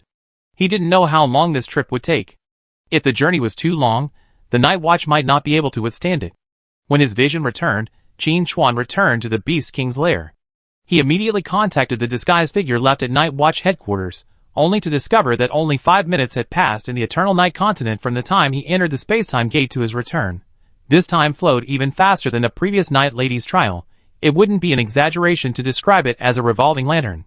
But regardless, only 5 minutes was good news. It's unlikely that something major would happen in such a short period of time. The information fed back by the disguised image was similar. The situation at Night's Watch headquarters was relatively stable. The alien beast's offensive remained fierce, but the Night's Watch, with the blessing of Night constantly increasing its combatants, was gradually gaining the upper hand.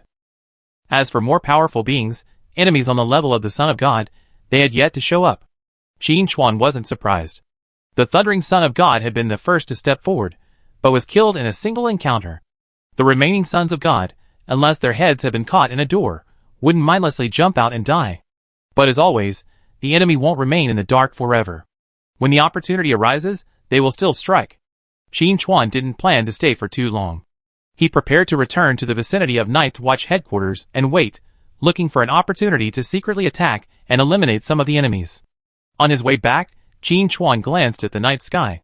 The previous activation of the spacetime beacon had caused a crack in the barrier of the Eternal Night Continent. The subsequent thundering roar of the Son of God tore through the void, widening the cracks further. Additionally, with various forces following the cracks and reaching the Eternal Night Continent, the barrier that obscured the entire continent was entering its final stages of existence. Even if nothing was done, the barrier would gradually dissipate. Qin Chuan estimated that the moment the barrier vanished would be the time for Apocalypse to update the game. Eternal Night Continent would appear as a brand new map. It's necessary to get the other peak players to seize the opportunity, Qin Chuan thought to himself. If Eternal Night Continent were released as a new map, its value would be enormous. Especially the Blessing of the Night, Qin Chuan suspected that players would be able to obtain it, thereby gaining the ability to fight against the beasts. Qin Chuan's disguise had already become the new commander of the Night Watch. If he just asked, Laura would definitely resign. Under these circumstances, if he didn't first allow his own people to benefit, he would be a complete failure as the guild leader. With a sudden thought, Qin Chuan tried to open the chat bar. Now I can see the guild panel, but I can't send messages yet. But it's much better than when I couldn't see anything at all at the beginning. This shows that the shielding effect of the Eternal Night Continent is indeed declining. When I can send messages again, Qin Chuan will definitely have Ji Xing and Yi Luo prepare themselves immediately, and then teleport back to bring them here. With the Shadow Gift, there's no need to worry about the others being unable to defeat the monsters. And with the attribute bonuses of the Shadow Gift, the other peak players can easily break the deadlock on the Night Watch and advance. Every bit of accumulation now will become strength to fight against the gods in the future. Thinking of this, Qin Chuan couldn't help but complain about the slow pace of updates in the Apocalypse game. At the same time, a sense of alarm grew in his heart. The lack of updates in Apocalypse means that a sufficiently significant event hasn't occurred yet. This also means that the real battle has yet to begin. Chapter 774. Branch Chief Bruno, shall we continue forward? The desolate land was bustling with the comings and goings of alien beasts. Inside the abandoned building, a group of people were discussing in hushed tones. The leader was Bruno, and the others were senior investigators from the Night Watch. When Qin Chuan had previously set out to investigate the strange behavior of the alien beasts, Bruno had volunteered to lead the investigation. After several thrilling battles, Bruno's team had been reduced by half, but they had also achieved considerable success. They had discovered several alien beast gathering points. The alien beasts there were numerous, but strangely, they did not rush to attack the Night Watch headquarters. Instead, they gathered in a circle, with several small, humanoid alien beasts in the center. The circle of alien beasts behaved with great respect. Bruno and his companions even witnessed a Lord-level alien beast surrounded by thousands of its minions, willingly submitting to a small, humanoid alien beast, less than 3 meters tall. The alien lord even served as the beast's mount. This bizarre scene stunned Bruno and his companions. Bruno was even more astonished. He had never heard of alien beasts behaving in this way. Alien beasts are chaotic, but also pure. They are born for destruction, and possess very simple values. Bigger size means greater power, and higher status. In the past, judging an alien beast's combat effectiveness involved simply looking at its size. But now, it seems, that old method is failing. Given that their mission was to investigate the strange behavior of the alien beasts, one investigator immediately suggested returning to submit this information, and then see how headquarters would respond. Bruno had his own ideas. The alien beasts originated from the Black Death, and he had worked with those infected before. Of course, the few he had contacted frequently before were now silent, dead somewhere. But that didn't matter. There were plenty of infected people in this vast wilderness anyway, so he could just find someone else to work with. What concerned Bruno was the alien beasts' counterintuitive behavior. How did those smaller alien beasts manage to convince Lord-level alien beasts to submit so willingly? Did they possess some unknown power? If he could gain that power, could he command Lord-level alien beasts like them? Bruno had always dreamed of replacing Shadow. But with his current strength, it was simply impossible. He had to find another way. The alien beast's strange behavior might be an opportunity. Thinking of this, Bruno naturally didn't want to leave, but direct opposition was too rigid. Bruno deliberated. We're not sure if these beasts will make further moves. We need to keep someone here to observe, but we also need to bring back the intelligence we have. How about this? We split into 2 teams. I take 2 people and continue the observation, while the rest of you go back. How can that be possible? An investigator immediately objected. Branch Chief, it's too dangerous for you to stay here. Let us handle it. Bruno shook his head. It's precisely because it's dangerous here that I need to command a timely response. Okay, I'm the branch chief and the captain of this temporary team. You all follow my lead. Under Bruno's insistence, the team quickly split up. Bruno and the other 2 investigators continued their observation, mentally pondering where to find a breakthrough. Unfortunately, the Black Death infected individuals I'd been trying to contact had lost contact, otherwise, I could have asked them. Thump. The sound of 2 heavy objects falling to the ground echoed in quick succession. Out of the corner of his eye, Bruno noticed that the 2 investigators nearby had been knocked unconscious. Who is it? Bruno turned and shouted, only to find a figure he had never seen before staring at him with a look of indifference. Chapter 775. The other person's detached aura also gave Bruno some thoughts. This person before him didn't seem human. You're scolding me. The man opposite him startled Bruno as he spoke. Could he even read minds? Just as Bruno was lost in thought, the man opposite him took the initiative to introduce himself. Don't be nervous. I mean no harm. I just think you have great potential, and wanted to ask if you'd be interested in working for me. If Qin Chuan were here, he would immediately recognize this pretentious individual as Dismartin. Bruno didn't know Dismartin, and although he vaguely suspected his background, he didn't take it too seriously. Dismartin said slowly, I come from the Abyss. My name is the Lord of Lies and Deception. I'm even stronger than your Lady of the Night. Bruno was initially furious at these words.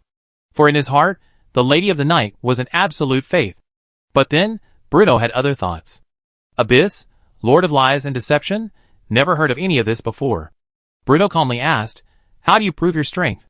Good question. Dismartin, with a look of approval, pointed to a small alien beast giving a lecture in the distance. Do you know why that alien beast can command the Lord Beasts? Naturally, Bruno wanted to know. At this moment, the man who claimed to be the Lord of Deception raised this question, and a strange thought occurred to Bruno. He immediately asked, if I help you, can I defeat Shadow? Dismartin's lips curled with a smile. Many have tried to attack Shadow, but all have died. Aren't you afraid of death? Bruno was stunned. The other party actually knew about Shadow. Just as Bruno was pondering this, Dismartin had already made a generous offer. If you do my bidding, I grant you the status of spokesperson and grant you the power of an apostle. Whether you can become even stronger depends on your continued efforts. This offer was undoubtedly generous. But Bruno knew there was no such thing as a free lunch, so he calmly asked, "What's the price?" "Talking to smart people is easy," Dismartin said with a smile. He waved his hand, conjuring a parchment scroll, and beckoned, "Just sign this, and power will be at your fingertips." Isn't that simple? As for the price, it's just a little bit of freedom. It won't matter. Bruno felt something was wrong. Dismartin continued, "I'm already aware of the situation on the Evernight continent. It's about to become a hotbed of conflict, with all parties choosing their own representatives. I can responsibly tell you that the battles ahead will be brutal. Without sufficient strength, you die silently, so silently no one will even notice. For example, the shadow you seek to defeat is actually the spokesperson for a god. Sign! Sign your name and embrace supreme power." Dismartin's words gradually crumbled Bruno's defenses. If Qin Chuan were here, he would undoubtedly scoff. Blandishments, more blandishments. Bruno finally signed his name on the parchment. On the one hand, Dismartin's words were indeed tempting, but on the other, Bruno knew that conventional means were impossible to defeat Shadow. Even Elna's chosen ones obeyed Shadow.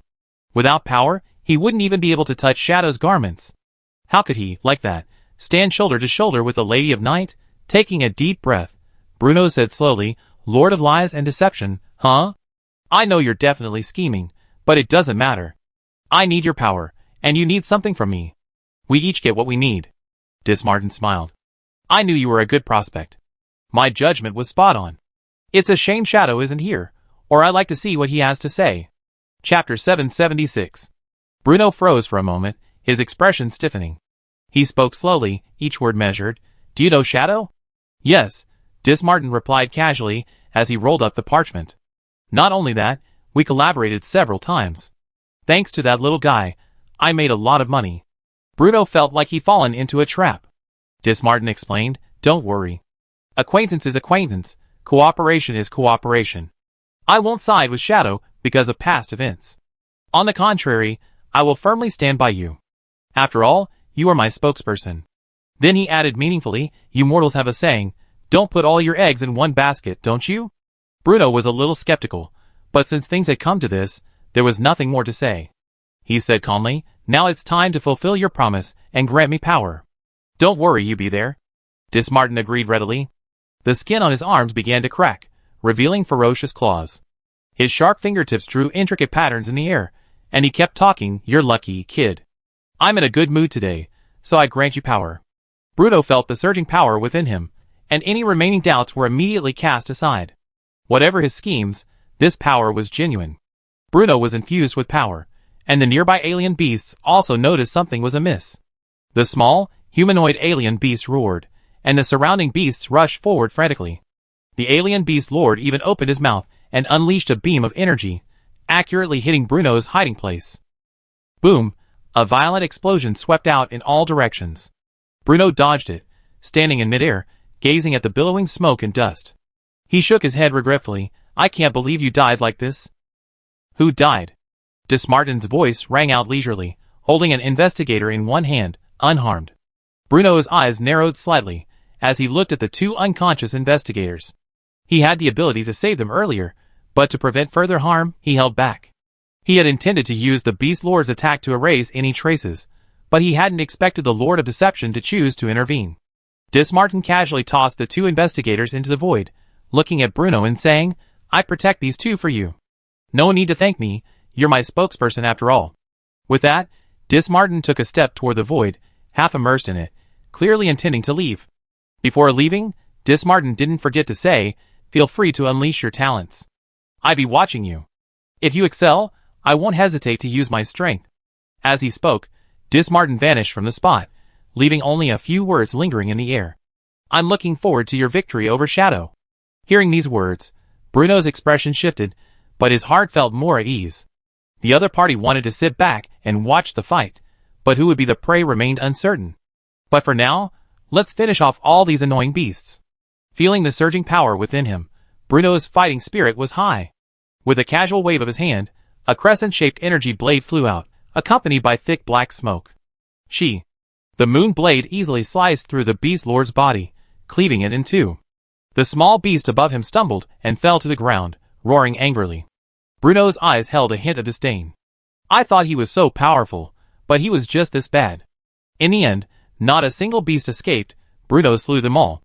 Looking at the corpses scattered across the ground, Bruno stood there in a daze, his shoulders heaving slightly. Then he covered his face with his hands and laughed maniacally. So the feeling of mastering power is so wonderful. Shadow, I want to see how you can withstand my might. Bruno's confidence was overflowing. Achoo! Qin Chuan sneezed and glanced around in confusion. Who was scolding him? Damn it! There are always those villains trying to harm me. Qin Chuan had already left the valley, where the Beast Lord's lair lay, and was heading towards the Night's Watch headquarters. But halfway through, he suddenly sneezed. While Qin Chuan was still wondering, Dismartin's voice broke through. Boy, you smell like the threads of time. Have you traveled through time? Qin Chuan was startled by the sudden voice, and said angrily, Old Ma, why are you walking so quietly? Don't you know it's terrifying? Dismartin remained unmoved and bluntly replied, If you could be frightened to death, how could you still be alive? Thank you for the compliment, Qin Chuan said with a smile. I just take it as a compliment. Dismartin was speechless, unsure how to respond. This kid really wasn't playing by the rules. Qin Chuan casually said, Old Ma, your sudden appearance is definitely not good news. Tell me, what bad news do you have this time? Dismartin angrily said, What do you mean by definitely not good news? Do you think I'm that kind of person? Yes, Qin Chuan admitted without hesitation. Dismartin wasn't annoyed. He is the Lord of Lies and Deception, the Demon Lord of the Abyss. Positive praise is slander to him. Thank you for the compliment. I take it as a compliment. Dismartin's tone was a touch cheerful. Now it was Qin Chuan's turn to lose control. That boomerang had come so fast. After calming himself, Qin Chuan suddenly asked, Did you trick Old Bull? Huh, you're pretty quick, kid. Dismartin was a little surprised, then said in a strange tone, I gave him a little power. As for how far he can go, that's up to that mortal. Qin Chuan stamped his foot in anger, raising his voice slightly. I said before, Old Bull is my dearest friend. Did you get my permission before tricking him? I don't care. I have to pay more. Chapter 777. As the Lord of Lies and Deception, a god-level being, Dismartin possessed a will unmatched by ordinary humans. So no matter how Qin Chuan maneuvered, he ultimately failed to extract any further benefits. Qin Chuan's heart ached with anger, and he frankly declared that he had never seen such a stingy god. Dismartin laughed heartily, accepting the assessment with equanimity, and remarked, Well, you've seen it today. After some small talk, Qin Chuan got down to business. He knew Dismartin wouldn't just be chatting for no reason, there must be something else. As for Bruno being tricked by Dismartin, Qin Chuan didn't really care. This was due to his absolute confidence in his own strength. Most importantly, with the Eternal Night continent coming into the spotlight, it would sooner or later become a land of demonic chaos. Bruno's presence wouldn't make a difference, and his absence wouldn't make a difference either. Furthermore, given Dismartin's personality, he undoubtedly wanted a piece of the action, and would undoubtedly confront the gods and other beings. In this regard, Bruno could barely be considered an ally. At least until the dust settled, Dismartin would likely restrain Bruno and prevent him from attacking Qin Chuan. Recovering his composure, Qin Chuan asked, Old Ma, can you sense how many sons of God have arrived on the Evernight continent? My name isn't Old Ma. Dismartin reiterated this point for the umpteenth time, then said briskly, You can tell me, but it cost you extra. Qin Chuan ignored him and pressed, Tell me about it. I killed the Son of God with Thunder Roar earlier, which means the Beast God has already arrived on the Evernight continent. If even they can come, those people from the church won't be slow either. I estimate there are at least 20 sons of God. Qin Chuan continued, I'm curious if you, the Abyss, have sent anyone here. I suspect they have. Besides you, there are other demons. But then again, Old Ma, you don't have many talented people under your command. Why haven't I seen any of your apostles or chosen ones? Dismartin countered, How do you know I haven't? Qin Chuan couldn't be sure. He had been trying to trick Dismartin, but it seemed Old Ma was too vigilant. There was no point in chatting that day. Qin Chuan immediately took out the revolver left to him by the Node clone and said bluntly, Old Ma, do you see the weapon in my hand? It's useless to resist. Only through sincere cooperation can we overcome difficulties together, understand? Dismartin pointed out, But I'm not facing any difficulties, only you.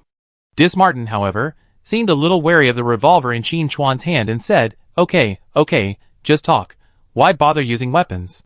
I didn't tell you the number of sons of God, because I was afraid you'd be scared. If I could be scared, I wouldn't be alive until now. Qin Chuan's face was firm. Just tell me. Martin praised, very courageous. I might as well tell you that there are currently over 50 sons of God on the Eternal Night continent. Qin Chuan slowly typed a question. What the hell? Are sons of God some common wild monster? Where did so many of them come from? Even if he counted on his fingers, the number of active gods in the beast god cult and the church combined was far less than 50. Due to the unique status of a son of God and the scarcity of vessels, under normal circumstances, each god can only have one son of God.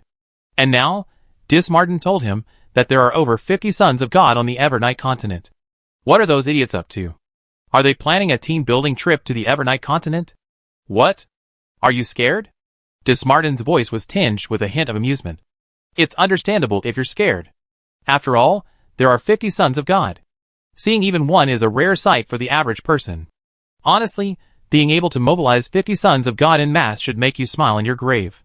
Wait, what do you mean by smiling in your grave? Qin Chuan asked indignantly. So in your mind, I'm doomed this time. Chapter 778. Isn't that so? Martin asked. Do you have any other tricks up your sleeve? Let me see them. Qin Chuan smiled upon hearing this, folding his arms over his chest. He said, Old Ma, you seem curious. Since you're so curious, I tell you. I'm not as stingy as some people who hide things. Despite being disparaged, Martin remained unmoved. Qin Chuan said confidently, Actually, the Son of God isn't that hard to defeat. He then took out the darkest hour and asked, Old Ma, see if this thing can kill the Son of God. Yes.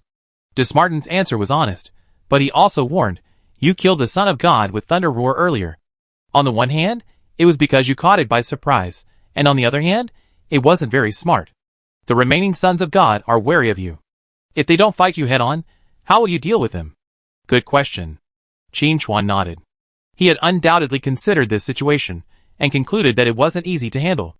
If the Son of God was determined to remain hidden, Qin Chuan wouldn't necessarily be able to find them. But Qin Chuan was prepared. He smiled and said, Old Ma, don't we still have you? Martin also smiled. No problem, okay. The old rule is 90 out of 10. Qin Chuan angrily said, Before I broke through to the Saint Realm, I was 90 out of 10, and now that I've broken through, I'm still 90 out of 10. So, I entered the Saint Realm for nothing. Martin was puzzled. Is the Saint Realm powerful? I think it's just average. Qin Chuan's tone paused. To others, this might sound arrogant, but to Martin, it was perfectly sound. He was a god-level being, far superior to the Saint Realm. I don't care. At worst, I slowly deal with those sons of God. It just take a little longer. But asking me to accept another 91% is absolutely impossible. Qin Chuan was resolute. Martin then said, I have a proposal. I can help you this time. I won't share the spoils with you. All you have to do is do me a favor. Qin Chuan didn't agree immediately, but cautiously said, Just tell me what it is. It's not difficult, Martin said without further ado, stating his request.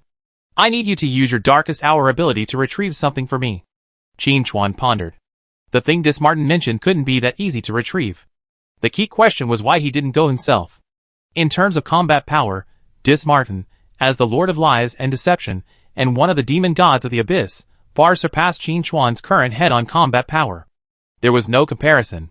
And yet he asked Qin Chuan to go get it. There was only one answer. He couldn't go. This also means that what Martin wants isn't in his time and space. Old Ma, your request puts me in a difficult position. Qin Chuan put on a troubled expression. You know, time travel can have all sorts of unpredictable consequences if done too often. Not to mention asking me to bring something back. It's very likely to trigger a butterfly effect. If things get completely out of control, there's no way to save them. Although Qin Chuan hadn't experienced time travel many times before, numerous related theories consistently indicate that carelessly crossing time and space can lead to serious consequences. If he were just a spectator, it would be fine, the impact wouldn't be too significant.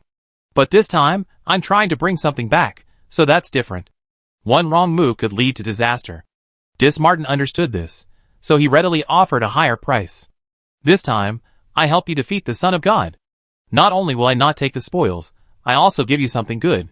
Qin Chuan said slowly, your offer is generous, but the more so, the more worried I am. You, old Ma, are not a generous man. As the old saying goes, there's always something fishy going on. I have reason to believe that what you're asking me to take is very dangerous, and might put me in a life or death situation. Indeed, Dismartin said truthfully, without hiding anything. It's very dangerous, but if successful, it will benefit not only me but you as well. Chapter 779. Qin Chuan's heart skipped a beat. For Dismartin to say this, it must be something very important. After a moment's thought, Qin Chuan said, first, tell me the general situation. Since we're collaborating, we need to be open and honest. Hiding any key information and causing the operation to fail is something no one wants to see, right? Dismartin replied, indeed. Since you're so frank, I might as well tell you. What I want you to take is a soul contract.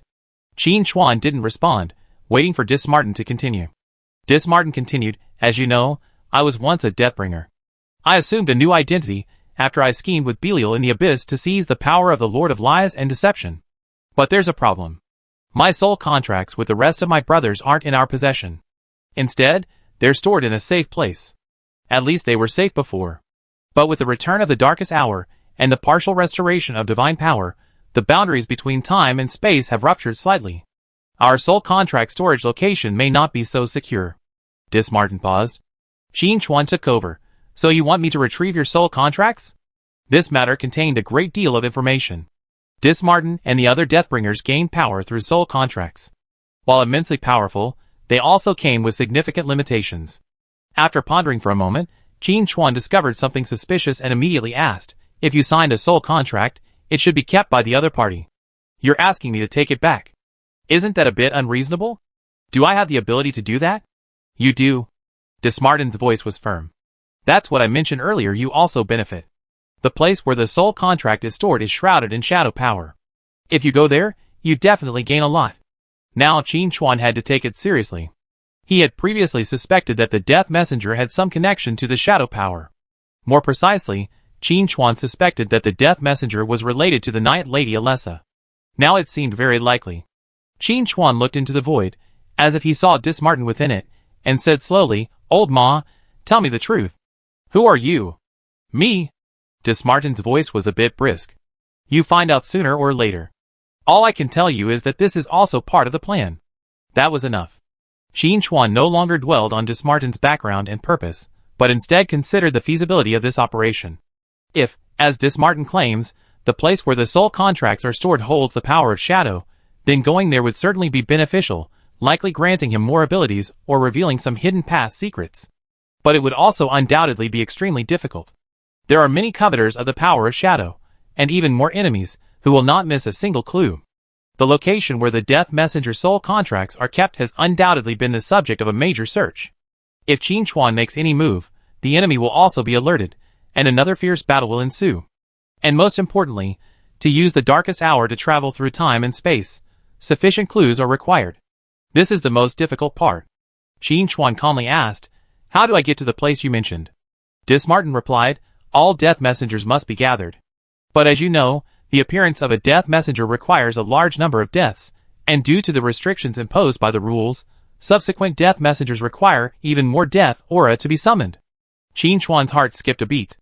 The Evernight continent has become the focus of all attention, and a major war is inevitable. Any battle is bound to result in casualties. Could it be that Dismartin intends to use the cover of the war to gather the Death Messengers together, allowing him to gather enough clues to trigger the darkest hour? It's highly likely. Qin Chuan asked meaningfully, Old Ma, is this also part of your plan? Dismartin replied, Indeed. I can agree to this. Qin Chuan pondered for a moment, but chose not to refuse, for he could find no reason to do so. After a moment's thought, Qin Chuan asked, Come to think of it, if I get your soul contracts, doesn't that mean you have to act according to my wishes? Dismartin had anticipated Qin Chuan's question and replied frankly, You're overthinking it. As long as you remove the shadow power shield, we can reclaim our soul contracts and completely break free from our confinement. You can't stop us. Qin Chuan asked doubtfully, That doesn't sound right. Why does it feel like you're being imprisoned by the shadow power? If I take your soul contracts back, wouldn't that be like letting the tiger back into the mountain and aiding the evil? Dismartin asked in return, What do you think? Qin Chuan wasn't entirely sure. Although past performance suggested that both the Deathbringer and Dismartin could barely be considered allies, who knew if they were just acting to lull him down and help them retrieve their soul contracts, we had to be on guard. But on second thought, Qin Chuan felt that this possibility was unlikely. If their soul contracts were imprisoned and sealed by the power of shadow, wouldn't it be much easier to simply shatter them and completely obliterate their existence? Why bother keeping them safe? Qin Chuan made up his mind. Take a gamble. If the bet paid off, he could gain several powerful teammates, which would undoubtedly be good news. Recovering his composure, Qin Chuan said, I agree, but we have to deal with the Eternal Night continent first. Old Ma, how do you suggest we kill those sons of God? Chapter 780. Don't worry, they come to you on their own. Dismartin spoke calmly, transforming into a military strategist and beginning his analysis. You activated the space-time beacon, demonstrating that you possess the darkest hour. Those guys won't sit idly by. It's only because you instantly dispatched the thundering Son of God. Otherwise, over 50 Sons of God would have been out in full force, overwhelming you. Qin Chuan pondered, and it made sense. The darkest hour's effect was incredibly powerful. With his current strength, he could still unleash it with such force. If a god possessed the darkest hour, one couldn't imagine how powerful it would be. Perhaps they wouldn't even need to gather too many clues, they could simply activate space-time travel. Whether it was avoiding a crisis or preemptively eliminating an opponent, they could do it at will. They were truly invincible. However, the power of time and space is powerful, so doing this too often will backfire severely, and even backfire. Therefore, it should only be used as a trump card, not a conventional means. Recovering his composure, Qin Chuan said, since that's the case, I return to Night's Watch headquarters. They are the descendants of the Knight's daughter, followers of Alessa.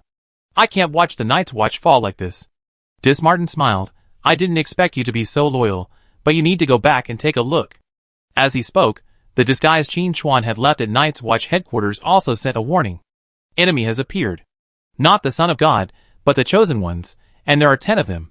The Night's Watch currently only has one Chosen One, Elna. Even with Hans and his apostles, they are no match for 10 Chosen Ones. Old Ma, let's talk later. Qin Chuan responded, speeding towards the Night's Watch headquarters. In just 2 minutes, Qin Chuan had already sighted the Night's Watch's defenses. The ground was still covered in strange beasts, but the Night's Watch's numbers had increased significantly, allowing them to hold out. But these battles were merely minor skirmishes. The true outcome would be the confrontation in the sky. Led by Elna, Hans, and several other apostles served as a rear guard, keeping watch on the other side, along with 10 other chosen ones of various appearances. Further away, in a corner, the sons of God gathered in groups of 3 or 4, observing. As soon as they could determine the Night's Watch's true strength, they would strike and utterly annihilate it. The reason they hadn't taken action yet was, in part, because they were unsure of the full range of Elna and her men's capabilities. This is the continent of Eternal Night, after all. The Lady of Night has promoted the Chosen and the Apostles, and perhaps given them some killer weapons along the way, so we have to be on guard. Let the Chosen explore the way first. Winning would be ideal, saving these sons of God some trouble. If they're killed instantly, that's no loss. The Chosen can choose again, but if these sons of God die, there's no way to replenish them in a short time. Neither the vessels nor the rituals can be assembled in a short time. Even Elna and the others, though somewhat worried, showed no sign of retreat. This is the Night Watch headquarters, the last line of defense. If they retreat, the others will be left waiting for death. The Lady of Night's return is imminent, so we must hold this place. Out of the corner of her eye, Elna saw Shadow commanding, and her heart reassured. With Mr. Shadow here, we can definitely overcome this crisis. He had already helped the Night Watch regain the Night Lady's gaze, performing a miracle unseen in thousands of years, and surely he could still perform more. Of course, even without any other miracles, Elna was determined to fight to the end. The power bestowed upon her by the Night Lady was meant for precisely this moment. All this for the Night Lady. Thinking of this, Elna felt a surge of strength. Chapter 781. Not only Elna, but Hans and the other apostles felt the same way. They felt a surge of even greater power within them, eager to charge out and engage the enemy for 800 rounds. Fight! Elna shouted softly, spear in hand, taking the lead. The entire night sky was illuminated by her crimson light. The 10 chosen ones on the opposite side laughed heartily. They were overestimating their own abilities. We were all chosen ones, so how could there be a huge difference in strength? But they had 10 of them. Even if there were a few more apostles on the other side, they could easily defeat them with just 3 chosen ones. With 7 remaining against 1, what a huge advantage. How could they possibly lose? Impossible. The chosen ones confidently advanced to fight, but something felt wrong the moment they engaged. This attack. Why was it so powerful? The chosen one, subordinate to the sky god, had the advantage of speed and charged the fastest. He wielded a war spear, a weapon of the same type as Elna's lance, and their fighting styles were very similar. Intent on a test of strength, he engaged Elna first. A single strike from Elna nearly shattered his divine fragments. Wow, the force of the attack, penetrating his soul, made the chosen one suspect he wasn't facing the chosen one, but the Lady of Night herself. But then he realized that if it was the Lady of Night herself, he'd already be dead. There was no point in letting his imagination run wild. Though shocked, the chosen one's reaction speed was unmatched by any ordinary person. He instinctively retreated to a safe distance, preventing Elna's follow-up attack from missing. Seeing the sky god's chosen one retreat, the other chosen ones, who had rushed forward with him, didn't think twice, and instead charged even faster. If you don't charge quickly in this sure-win situation, you soon be left with nothing. As a result, the chosen ones rushed forward and then retreated, all with strange expressions. Is this the damage a chosen one should be able to deal? Just how much is the increase in the opponent's divine damage? Why is it so much higher than mine? Something seems amiss. It's one thing for the chosen one on the other side to be powerful, but how come those apostles are so strong?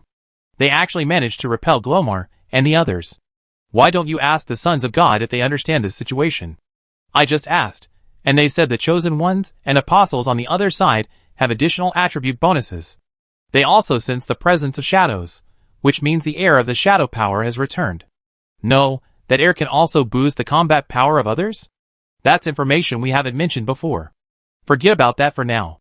Stay focused. This battle might still be suspenseful. The chosen ones of the gods quickly communicated with each other and huddled together on alert. Elna, Hans, and the others exchanged bewildered glances. In the previous battle, they had displayed far greater strength than before, repelling the first wave of attacks from the 10 chosen ones. Even if the enemy hadn't used their full strength, the numerical disparity meant it would have been a tough fight. Yet, after just one round of fighting, the 10 chosen ones were actually at a disadvantage. Is this even possible? Elna and the others' performance was naturally due to Qin Chuan's covert intervention. With the addition of Shadow Gift, their stats skyrocketed. The most crucial improvement was the conversion rate of divine damage. Qin Chuan wielded Darkest Hour, with a conversion rate exceeding 1000%. Even if Shadow Gift only provided a 10% bonus to stats, that was still a 100% increase in divine damage, more than enough for Elna to overpower the opposing chosen ones. Even for apostles like Hans, this 100% bonus to divine damage would be even more effective, providing an even greater boost. Although Elna and the others didn't understand why, they knew that the opportunity was not to be missed. They looked at each other, rushed forward silently, and prepared to kill the invading chosen one in one fell swoop. Chapter 782. Even if they couldn't kill them all, they had to at least kill a few, to dampen their arrogance and gain more opportunities. The sons of God, previously repelled, naturally wouldn't show weakness. Though they'd been caught off guard, they survived, and they had the advantage in numbers. If they retreated in disgrace, how could they survive in the future? They immediately charged back. Divine power crisscrossed the sky, and wherever the battle struck, both beasts and Night's Watch soldiers were reduced to ash. Elna immediately sensed their opponent's intentions. The opposing chosen ones wanted to use the battle as an opportunity to weaken the Night's Watch. After all, this wasn't their territory, so they wouldn't mind a shattering blow. But Elna was different. She felt a strong sense of belonging to the Night's Watch, and now, favored by the Lady of Night as a chosen one, she would not sit idly by and watch the Watch suffer destruction. She immediately shouted, "Drive them out of our home." "Yes. Fight." Hans and the others responded. When they had no power, they could only watch their comrades fall one by one. Now that they had power, they still had to watch their comrades fall. What was the point of gaining this power? How could they face their comrades? Qin Chuan, tucked away in the shadows, nodded secretly. There was indeed some truth to these people being chosen by Alessa. Qin Chuan looked at Elna, and saw that she was engaging in a back-and-forth battle with the chosen ones on the opposite side. With a thought, Qin Chuan subtly added a lamentation assault to Elna's attack. Bang! A figure fell from the sky. The attack chosen one's expression was filled with shock, their life frozen in that moment. What? The other chosen ones were horrified and retreated to a safe distance, staring intently at Elna, wondering how many more hidden cards she had left. Goodness, she'd been fighting for a while, and she just finally used her trump card. She was so well hidden. Elna, on the other hand, stared at the spear in her hand, lost in thought. Had she really killed the chosen one with just one strike? After a brief moment of surprise, Hans and the others erupted in cheers. As expected of the Red Comet, she's so powerful. I knew there had to be a reason Elna was chosen. Look, she's got it. The Lady of Night has a brilliant eye. She chose Elna. She's truly discerning. Elna felt a little embarrassed by the praise. But she didn't get carried away. She knew full well that the strike just now wasn't hers. Elna's heart skipped a beat. She caught sight of Shadow's composure from the corner of her eye, and couldn't help but wonder if Mr. Shadow had been secretly helping. It was highly likely. But Elna kept quiet. She suspected Mr. Shadow's covert assistance was a way to avoid drawing too much attention. Thinking of this, Elna said calmly, "The battle isn't over yet." Hans and the others immediately understood. As expected, Elna had used her trump card. In the shadows, Qin Chuan nodded silently. Elna was very understanding. To be honest, with only a few chosen ones, Qin Chuan was too lazy to do it himself. It would be better to let Elna and the others gain some practical experience. The only drawback was that the cooldown for Morning Strike was a bit long. It would be much better if it had no cooldown, so he could kill a chosen one with one shot. "I help you." Just as the battle was in full swing, a voice filled with fighting spirit echoed from afar. Everyone looked in that direction and saw Bruno's dazzling appearance. After signing the contract with Dismartin, Bruno had fought his way back, not only adapting to the fighting style, but also further improving his strength. He was determined to make a big splash. Especially with so many chosen ones deployed by the opposing side, it was a perfect opportunity to demonstrate his strength. Bruno's appearance also alerted the opposing chosen ones. They sensed the aura of the abyss. That smell is Dismartin. Hush, be careful. Never address a deity by name. Even those not on our side must remain in awe. Speaking of which, that newly promoted Lord of Lies and Deception is quite active. He's attacking the Eternal Palace, and coming to the continent of Eternal Night. The other abyssal devil gods are surprisingly patient, watching him take the spotlight. I heard that this Lord of Deception has a deep connection with the Messenger of Death. Let's not worry about that for now. Let's fight quickly. Indeed, the attack just now was incredibly powerful, but I doubt it can be sustained. As long as we quickly eliminate the Chosen of Night, the remaining apostles won't be a threat. Someone hold this newcomer back. The rest follow me. The Chosen reached a consensus, quickly finalized their tactical plan, and began the battle in 3 directions. Meanwhile, the Night's Watch was also caught off guard. Laura looked at Qin Chuan and said bluntly, "It's Bruno. His power is a little strange, not like that of the Lady of the Night." Qin Chuan, who had already secretly changed his disguise, nodded and said, "It seems that old Bruno has sought the power of other gods. This is betrayal." Laura's face was filled with rage. "We are the Night Watch, loyal followers of the Lady of Night, and successors of the Daughter of Night. How could we do such a thing? It's unforgivable." Qin Chuan remained calm, saying casually, "I guess old Bruno was deceived, or perhaps he was too eager for power. It seems that not being able to become an apostle or the chosen one was a huge blow to him, and he's actually gone astray." Out of respect for Dismartin, Qin Chuan wouldn't attack Bruno directly, he might even speak up for him. Besides, for now, Bruno was still a teammate, and having more strength was always a good thing. Qin Chuan also wanted to see how capable Bruno was. Perhaps he could follow the clues and learn about Dismartin's abilities, which was a precautionary measure. With this in mind, Qin Chuan immediately ordered Elna and the others to join forces with Bruno to fight the enemy. Bruno was determined to perform, and fought fiercely. Furthermore, his power, derived from Dismartin, relied primarily on deception and deception, fooling several chosen ones. Elna seized the opportunity and launched several fierce attacks, achieving significant results. The situation was tilting in Qin Chuan's favor. But Qin Chuan knew the Son of God would not sit idly by. As soon as this thought arose, several rays of divine power rose in the distance. New chosen ones had arrived to support him. Chapter 783. Although new chosen ones appeared, Elna and the others remained calm. Enhanced by the shadow gift, they successfully outnumbered the enemy. Combined with Bruno's deception, they managed to eliminate several chosen ones and absorb divine fragments on the spot, further increasing their strength. This was the main reason the chosen ones sent reinforcements. Without further reinforcements, the initial batch of chosen ones would have perished. In addition to the chosen ones, even larger numbers of apostles began to appear. Qin Chuan looked up at the night sky. The cracks in the eternal night continent's barrier continued to expand. As long as they were willing to invest, the Church of the Gods and the Beast God cult could continue to send apostles and chosen ones. However, this process was costly. The barrier was only cracked, not completely gone. Reaching the eternal night continent required a greater effort, nearly 3 times the usual amount.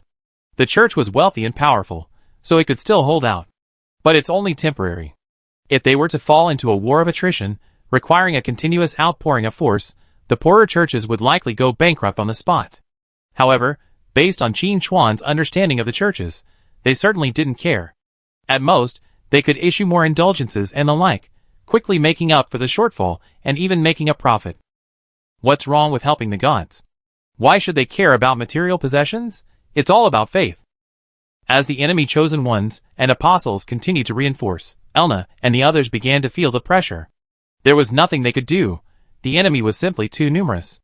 On their side, with 1 chosen one and 5 apostles, and at most Bruno, it was a miracle that they had managed to hold out until now. In reality, the church's chosen ones were also puzzled. We're all chosen ones, so why are you so strong? Even with the home field advantage, the gap shouldn't be this huge. The battle in the sky was incredibly fierce, and the battle on the ground was no less intense. The beast's relentless attacks overwhelmed the Night's Watch. If Qin Chuan hadn't recreated the Night's Blessing, allowing him to replenish his forces in a timely manner, the defenses would have been breached long ago. By then, the entire Night's Watch headquarters would have collapsed. Qin Chuan's gaze swept across the battlefield, a plan forming in his mind. He instructed Hans remotely, "Hans, find a chance to bring back the Chosen One's body. I need to further recreate the Night's Blessing." Previously, in the node clone's time and space, Qin Chuan, as a bystander, witnessed how he created the original Night's Blessing. After Qin Chuan's return, the relevant knowledge of array formations gradually imprinted itself in his mind. This was the effect of the node clone's skill.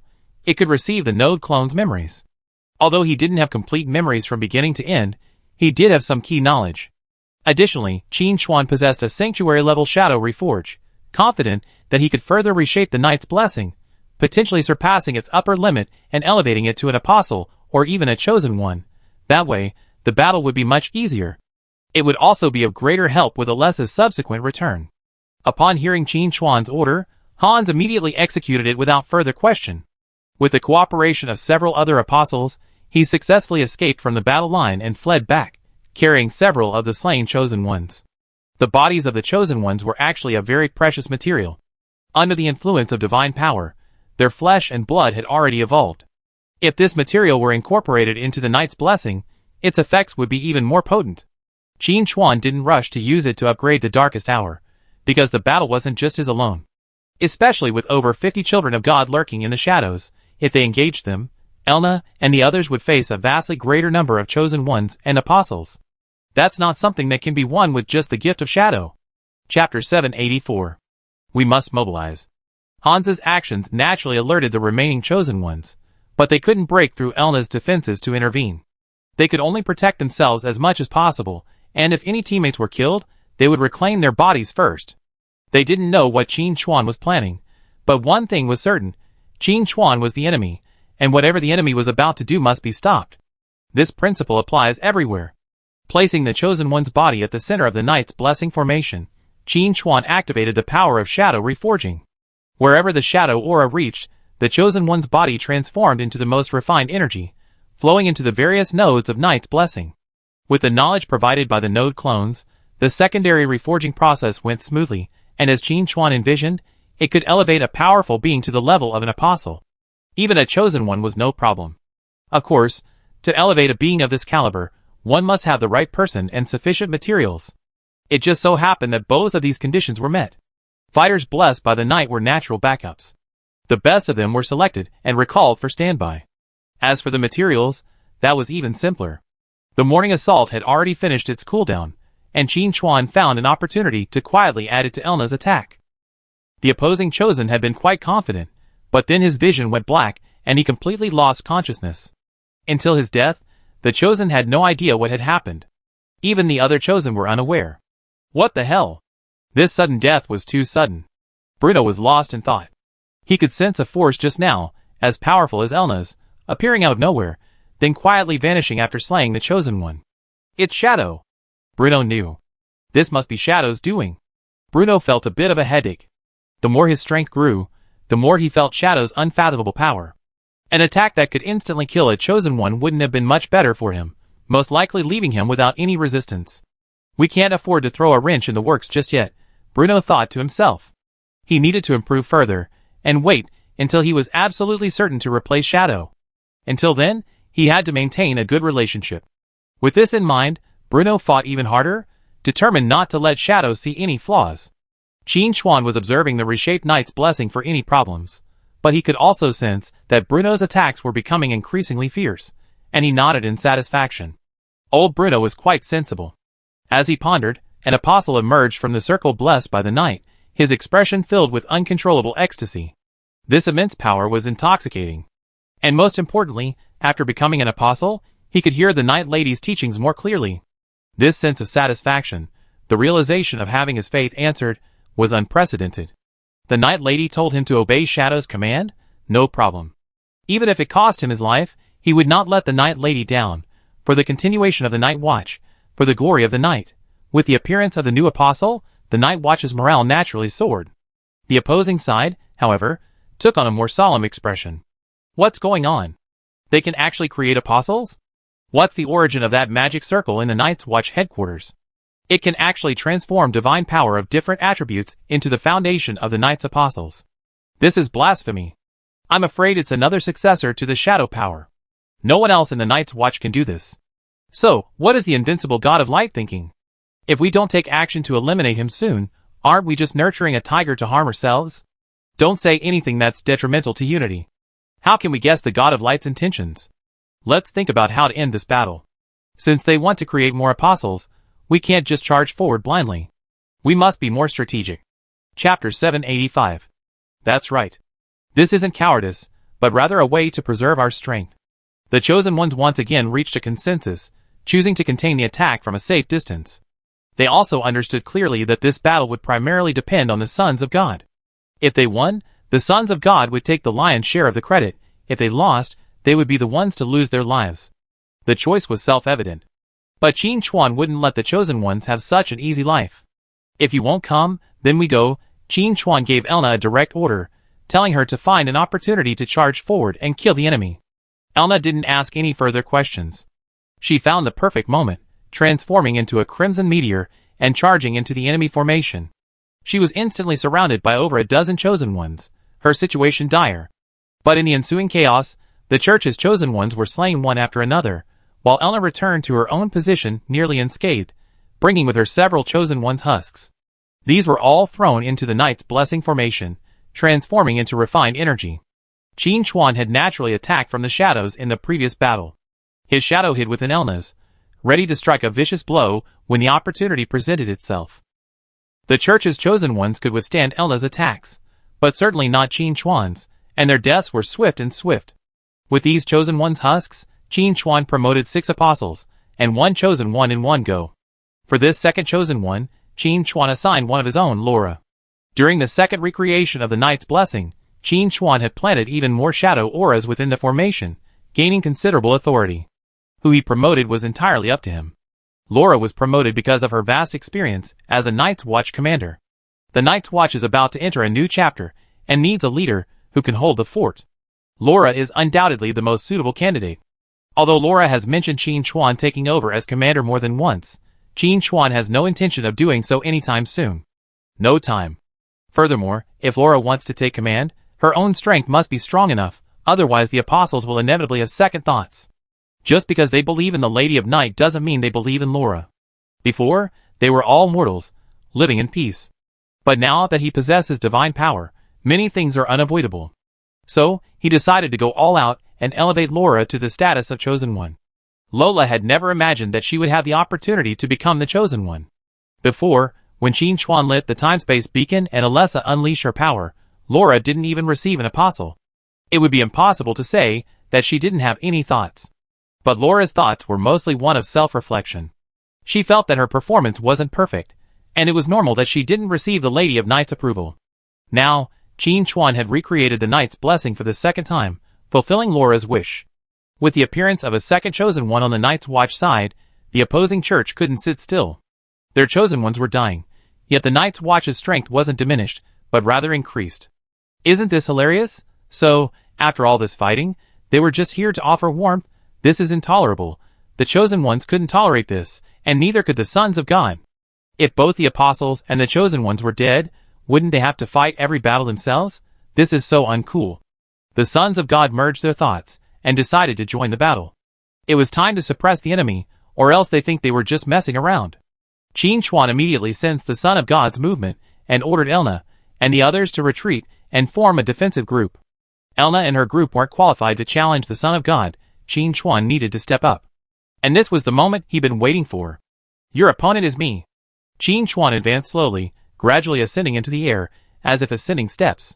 Across from him stood 10 sons of God, proudly gazing down upon the earth. On the ground, Elna and Laura had reunited, leading the other apostles in a fierce battle. Elna sighed, I always thought Mr. Shadow had an extraordinary background, but I didn't expect him to be so powerful. I couldn't fathom his true strength. Lola, however, was already prepared. As the commander of the Night's Watch, she knew of many secret inheritances, and naturally knew that Shadow and the Lady of Night had intertwined. How could such a figure be an ordinary person?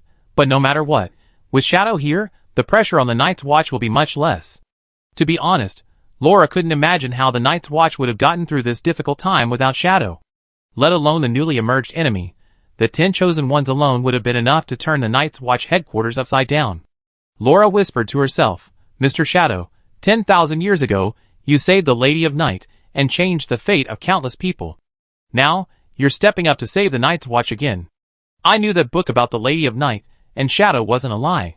You truly care about her. Achoo. Qin Chuan sneezed in midair, and smiled shyly at the wary Son of God. Don't be nervous. Feeling a little over the top, the Son of God, feeling overly nervous, looked grim and snorted, playing tricks, prepared to die. With that, someone gathered divine power and prepared to attack. Wait! Qin Chuan shouted. The Son of God sneered, thinking you're begging for mercy before the fight even begins? Too bad, you're dead this time. Even if you kneel on the ground, we won't let you go. Qin Chuan shook his head.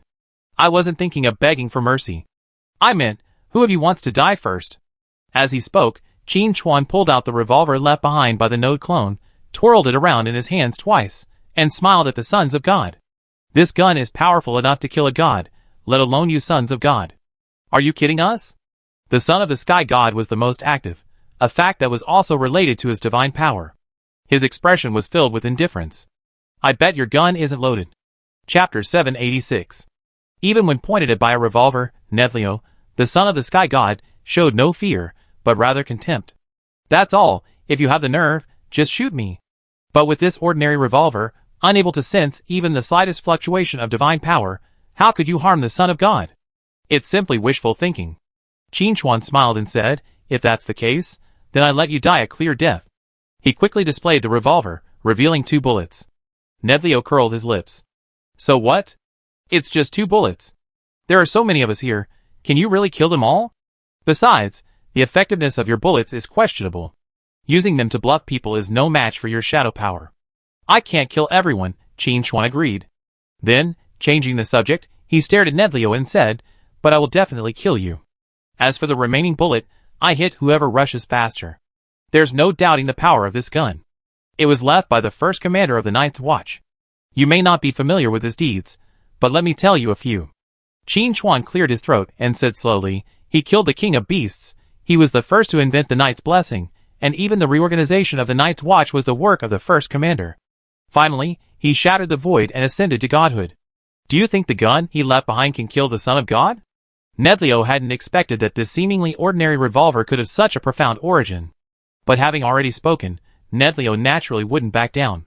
He said in a stern voice, you can talk all you want, but this thing only has 2 shots. What good is it?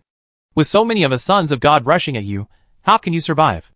Qin Chuan pointed behind Nethlio, your teammates don't think so. Nethlio's mind swept through them, his nose twisted with anger. After Qin Chuan showed that his revolver had 2 bullets, Those shameful scum actually retreated hundreds of meters. The entire situation had become a standoff between him and Qin Chuan. You? Ned Leo cursed furiously. Didn't we agree to come together before we arrived, to kill this mortal first, and then divide up the Evernight continent? Why are you so far away now? What are you so afraid of? A son of God replied awkwardly. Ned Leo, calm down. I know you're anxious, but don't rush. I just received a message from my lord. That revolver. It possesses the power to kill gods. Ned Leo, growing increasingly furious, flew back and slapped the son of God on the shoulder, cursing, "Why didn't you tell me earlier?" As he spoke, Ned Leo had successfully returned to the son of God's team, feeling a much greater sense of security. This obscure spear, so unknown, could actually kill a god? The son of God who had just spoken was descended from the god of war, renowned for his formidable combat prowess, having experienced more battles than any other god.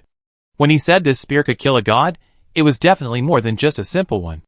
It would most likely backfire and consume the god's soul, leading to the god's utter destruction. And these sons of God all possessed a portion of the god's true spirit. If they were struck by a bullet, their outer shell would be destroyed, and they could simply rebuild. But if their true body was affected, they would be completely doomed. Watching the sons of God huddle together to discuss countermeasures, Qin Chuan didn't urge them. If the sons of God needed to think about countermeasures, wouldn't he need time to plan and capture all the sons of God in one fell swoop? In a corner away from the battlefield, Qin Chuan's shadow was conferring with Dismartin. Old Ma, whether we can kill all the sons of God in one go depends on you, Qin Chuan asked solemnly. How long can you hold out? Dismartin replied calmly, even if I exert all my strength, I can only maintain the severance of the connection between the sons of God and the gods for 15 seconds at most. And that's only possible in the Eternal Night continent. In other regions, 5 seconds might be the limit. Chapter 787. Qin Chuan complained with a hint of dissatisfaction. Old Ma, you're too fast. Is this even possible? Dismartin patiently explained, provocation is useless. No matter how much you goad me, I can't summon more divine power. There are over 50 sons of God, and behind each stands a god. I can block their perception for 15 seconds, but that's already the limit. If I didn't have the authority of the Lord of Deception, I probably wouldn't be able to do it for even a second. This explanation made sense. But Qin Chuan had a feeling that given Dismartin's character, he would definitely have a backup plan. He wields the power of the Lord of Deception. There's no one in the world more deceptive than him, so how could he easily reveal his bottom line? But it wasn't in Qin Chuan's nature to pin all his hopes on others. This battle could only be counted as a 10-second battle. A second longer would be dangerous. If the limit of 15 seconds was reached, no matter how many sons of God were eliminated, they would have to retreat to a safe distance. Before, he could only take out 1 or 2 sons of God in 15 seconds. After all, the divine power they wielded was far greater than that of the chosen ones. Simply put, they were more resilient.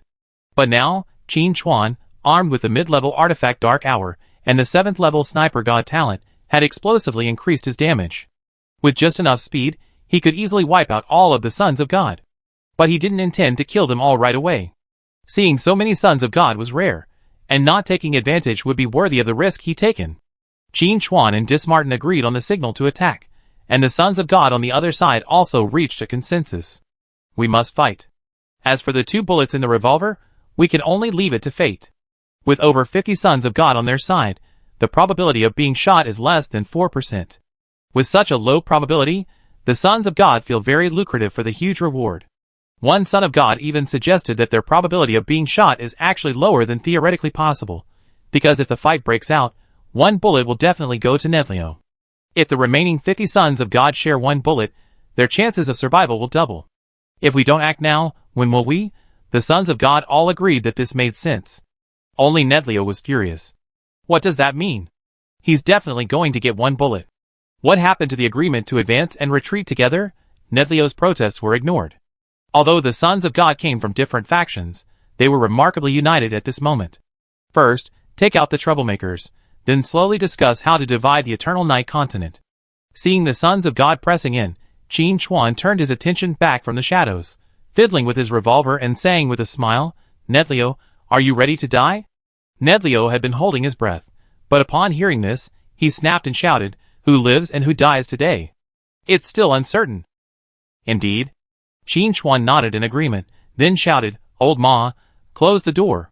The moment Qin Chuan gave the signal, A barrier of sinister demonic energy materialized, enveloping him and over 50 sons of God. In an instant, Qin Chuan felt his perception of the outside world completely cut off. The only consolation he had was that he still had a connection with his shadow, allowing him to teleport away. But the sons of God across from him clearly couldn't do that.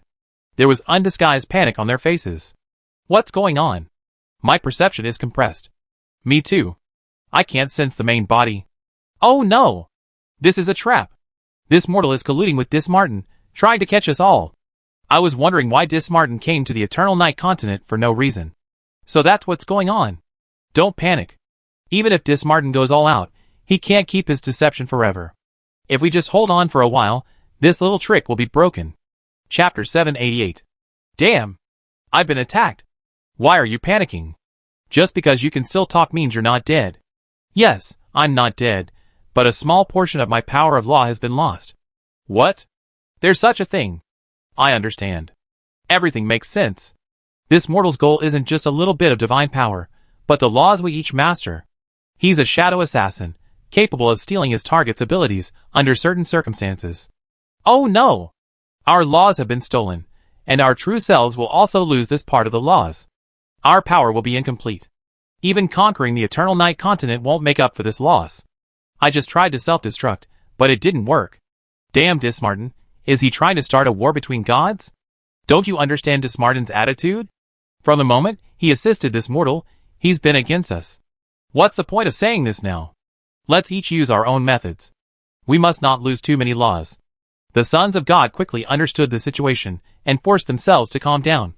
Nedlio had been worried about being shot, but now that he realized Qin Chuan's true goal wasn't simply to kill him, a sense of satisfaction welled up within him. You guys still want to see me laugh? Now, don't even think about getting off easy. It was a relief. But Nedlio also knew that if he allowed Qin Chuan to attack, he would lose some of the power of the laws he controlled. If he lost too much of the laws, his status would be affected. The gods are never of one mind. With this in mind, Nedlio immediately began to move at high speed. He was the son of the sky god, the king of speed. If he wanted to run, no one could stop him. But Nedlio had forgotten one thing. Qin Chuan, armed with Darkest Hour, had surpassed conventional mobility, using direct dodging. Nedlio had been flying for less than half a second when he took over a dozen attacks. The first few were fine, just a bit painful, but one of them was so devastating that it reduced his law power by 1,000th.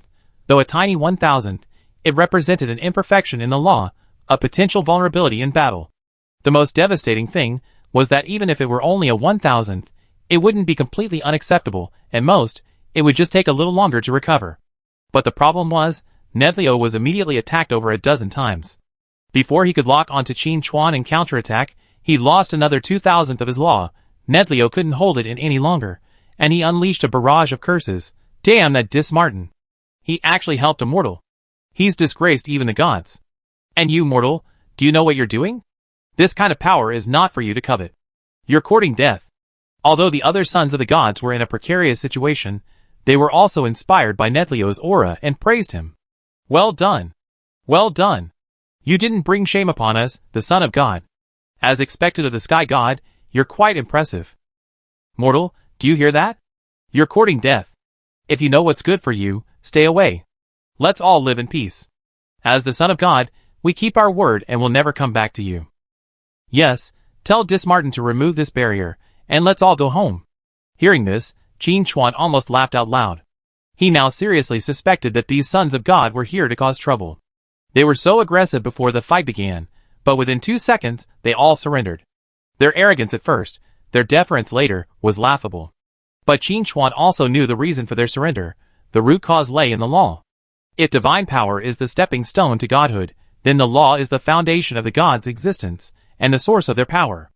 At this point, even if Qin Chuan chose to withdraw and allow Dismartin to release the restrictions, let alone whether Dismartin agreed, even if he did let the sons of God go, would they really choose to let go of their grudges and forget what happened today? Impossible. The outcome of this battle was already determined before it even began. Qin Chuan also knew that being merciful to the enemy was cruelty to himself. So, no matter how sweet the sons of God's words were, or how sincere their assurances were, he remained unmoved. He used the Darkest Hour's ability to infinitely flash and unleash a torrential, swift attack on the sons of God. To avoid instantly killing the son of God, Qin Chuan even had to switch weapons after moving to reduce his attack power, then attack a few more times to try to trigger the stealing effect of the empty hand. It was a lot of work, but the rewards were considerable. You obtained a Sky Law Fragment, 0.1%. You obtained a Divine Fragment, 2%. You obtained an Earth Law Fragment, 0.05%. Although stealing law fragments wasn't always possible, and even when they were, the value was very low, Qin Chuan was already very satisfied. Under normal circumstances, he wouldn't have the opportunity to obtain law fragments. At least not so many of them all at once. To be honest, the gathering of over 50 sons of God might seem like a crisis to outsiders, an unstoppable gathering of might, but to Qin Chuan, it was a once-in-a-lifetime opportunity. Gods don't usually appear in large groups, and normally, neither do the sons of God. However, the emergence of the Eternal Night Continent has drawn attention from all sides. Whether they came for the power here, to prevent Alessa's return, or to plot against the power of Shadow, they had to come here. If they didn't come themselves, they would have to send the Son of God. Even if they had no other requests, if they remained indifferent after the other gods had sent their men, wouldn't they be watching others grow stronger while they remained stagnant? This wasn't a good habit. And this was exactly what Qin Chuan had hoped for. Recovering his composure, Qin Chuan looked at the somewhat flustered Son of God, like a farmer looking at his vegetable garden, his eyes filled with joy. A bountiful harvest, an absolute bountiful harvest. Chapter 789. Originally, Qin Chuan had intended to use his revolver to instantly kill one Son of God and scare the rest, but after all this fighting, he saved that bullet, which was a bonus. Judging from the Son of God's reaction, this gun likely posed a threat not only to the Son of God, but also to the gods behind them. No wonder the node clone only left 2 bullets. This thing must have been incredibly difficult to manufacture. But then again, the node clone instructed him to give one to the enemy and one to himself. Judging by the Son of God's cautious reaction, if he were to shoot himself, there's a good chance he wouldn't be able to regenerate again. I have to save these 2 bullets. Qin Chuan pondered as he beat up the Son of God. Let him save 1 bullet for himself? What a joke. That's a waste of resources. Both bullets must be used to attack the enemy. It was a good thing he didn't see the Son of the God of Light this time, otherwise Qin Chuan would definitely have shot him. This, in fact, was a major puzzlement in Qin Chuan's mind. The gathering of so many sons of God on the Eternal Night Continent was a testament to the god's seriousness. Yet, despite this, the God of Light, the leader of the Light Clan, hadn't made any significant moves. Besides initially sending 10 angels to their deaths, there were no further sightings of sons of God, not even the apostles or the chosen ones. This was simply outrageous. What was the God of Light waiting for? That guy? Could he be thinking of being number 6? At this thought, Qin Chuan suddenly became alert. With a fleeting moment of attention, he used his shadow to ask Dismartin, "Old Ma, can you sense the God of Light's location?" Dismartin's voice was a little hurried. "No. Don't talk to me right now. I'm under a lot of pressure." It was clear that isolating 50 sons of God was no easy task for Dismartin. Qin Chuan didn't dwell on it. If the God of Light wanted to be 6th, that would depend on when. In the Apocalypse continent, the gods had considerable influence, and even with the restrictions of the Apocalypse, they could still respond. But this was the Eternal Night Continent, a land shrouded in darkness. The power of shadows was strengthened here, while other powers were weakened. Add to that the barrier restrictions, and the god's influence was even lower. In this situation, even if the God of Light truly desired to be 6th, he would likely struggle to achieve a single-strike victory. For now, it was best to focus on the sons of God and try to blow their pants off. In just 2 or 3 seconds, Qin Chuan, relying on the infinite displacement of Darkest Hour and the extreme hand speed afforded by his high agility, had already struck each son of God, successfully stealing a small amount of the law from them. While not much, typically a few thousandths, or even a fraction of a percent, this was the power of the law, with limitless might. In other words, we're currently in the Apocalypse game phase. Otherwise, facing the sons of God in reality, obtaining law fragments from them wouldn't be so easy. Actually, the ability to harvest the sons of God this time was also due to the Apocalypse's rules and restrictions. This also fulfilled that ridiculous statement from my previous life: question the Apocalypse, understand the Apocalypse, and surpass the Apocalypse. While Qin Chuan was thinking, another son of God was beaten to a pulp. In the blink of an eye, he lost another 0.3% of his law.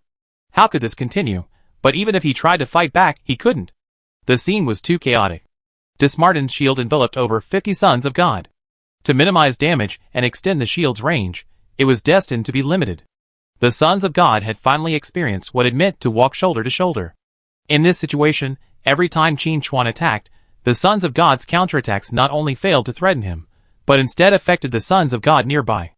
At first everyone was very polite, but as the blocking time lasted for several seconds and did not dissipate, and their own rules were constantly being stolen, they were already very angry, and if they suffered a few more unexpected disasters in this situation, even a clay man would be angry.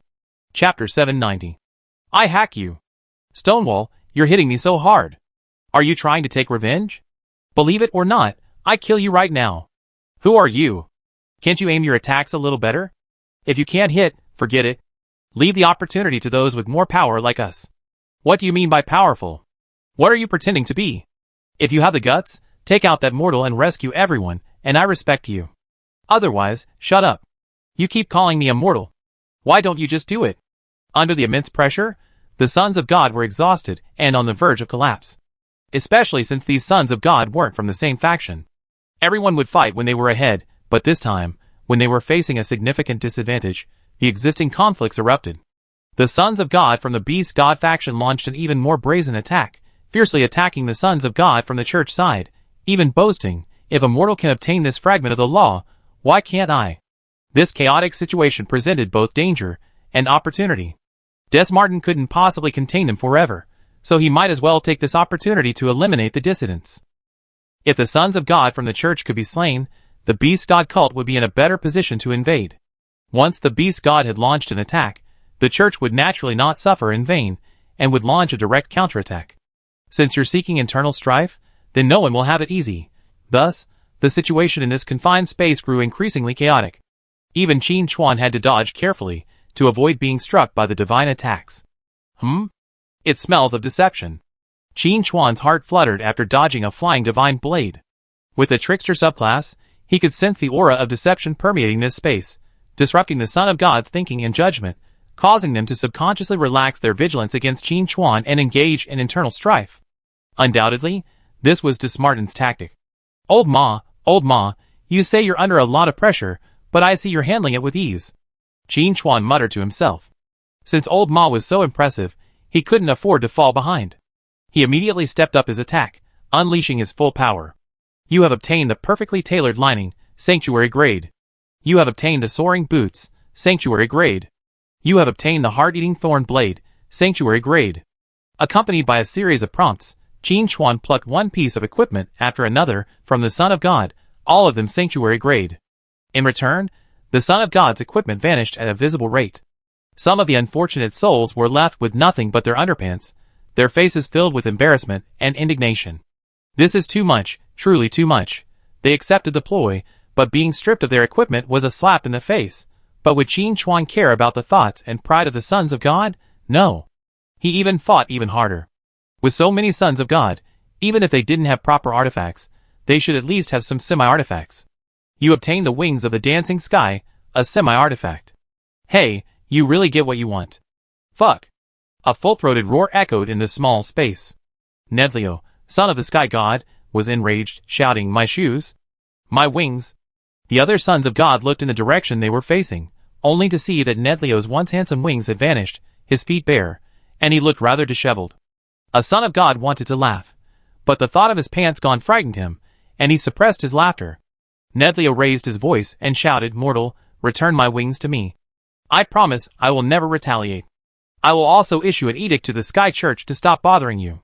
How about that? I am the representative of the Sky God, and my words are always effective. Qin Chuan ignored him, and glanced at his newly acquired Dancing Sky Wings. Dancing Sky Wings, semi-artifact, decorative item, increases speed by 1000%, increases agility by 50,000, and requires a level of 100. Chapter 791. Effect 1. Movement ignores obstacles. Effect 2. Unlockable while moving. Effect 3. Grants teammates the ability to fly. Divine Power. Your speed reaches its peak, leaving behind a phantom that can disrupt lock-ons. This is a piece of equipment that prioritizes functionality over damage. But it's exactly what Qin Chuan needs. He's not short of damage, and this kind of equipment with unique effects is his favorite.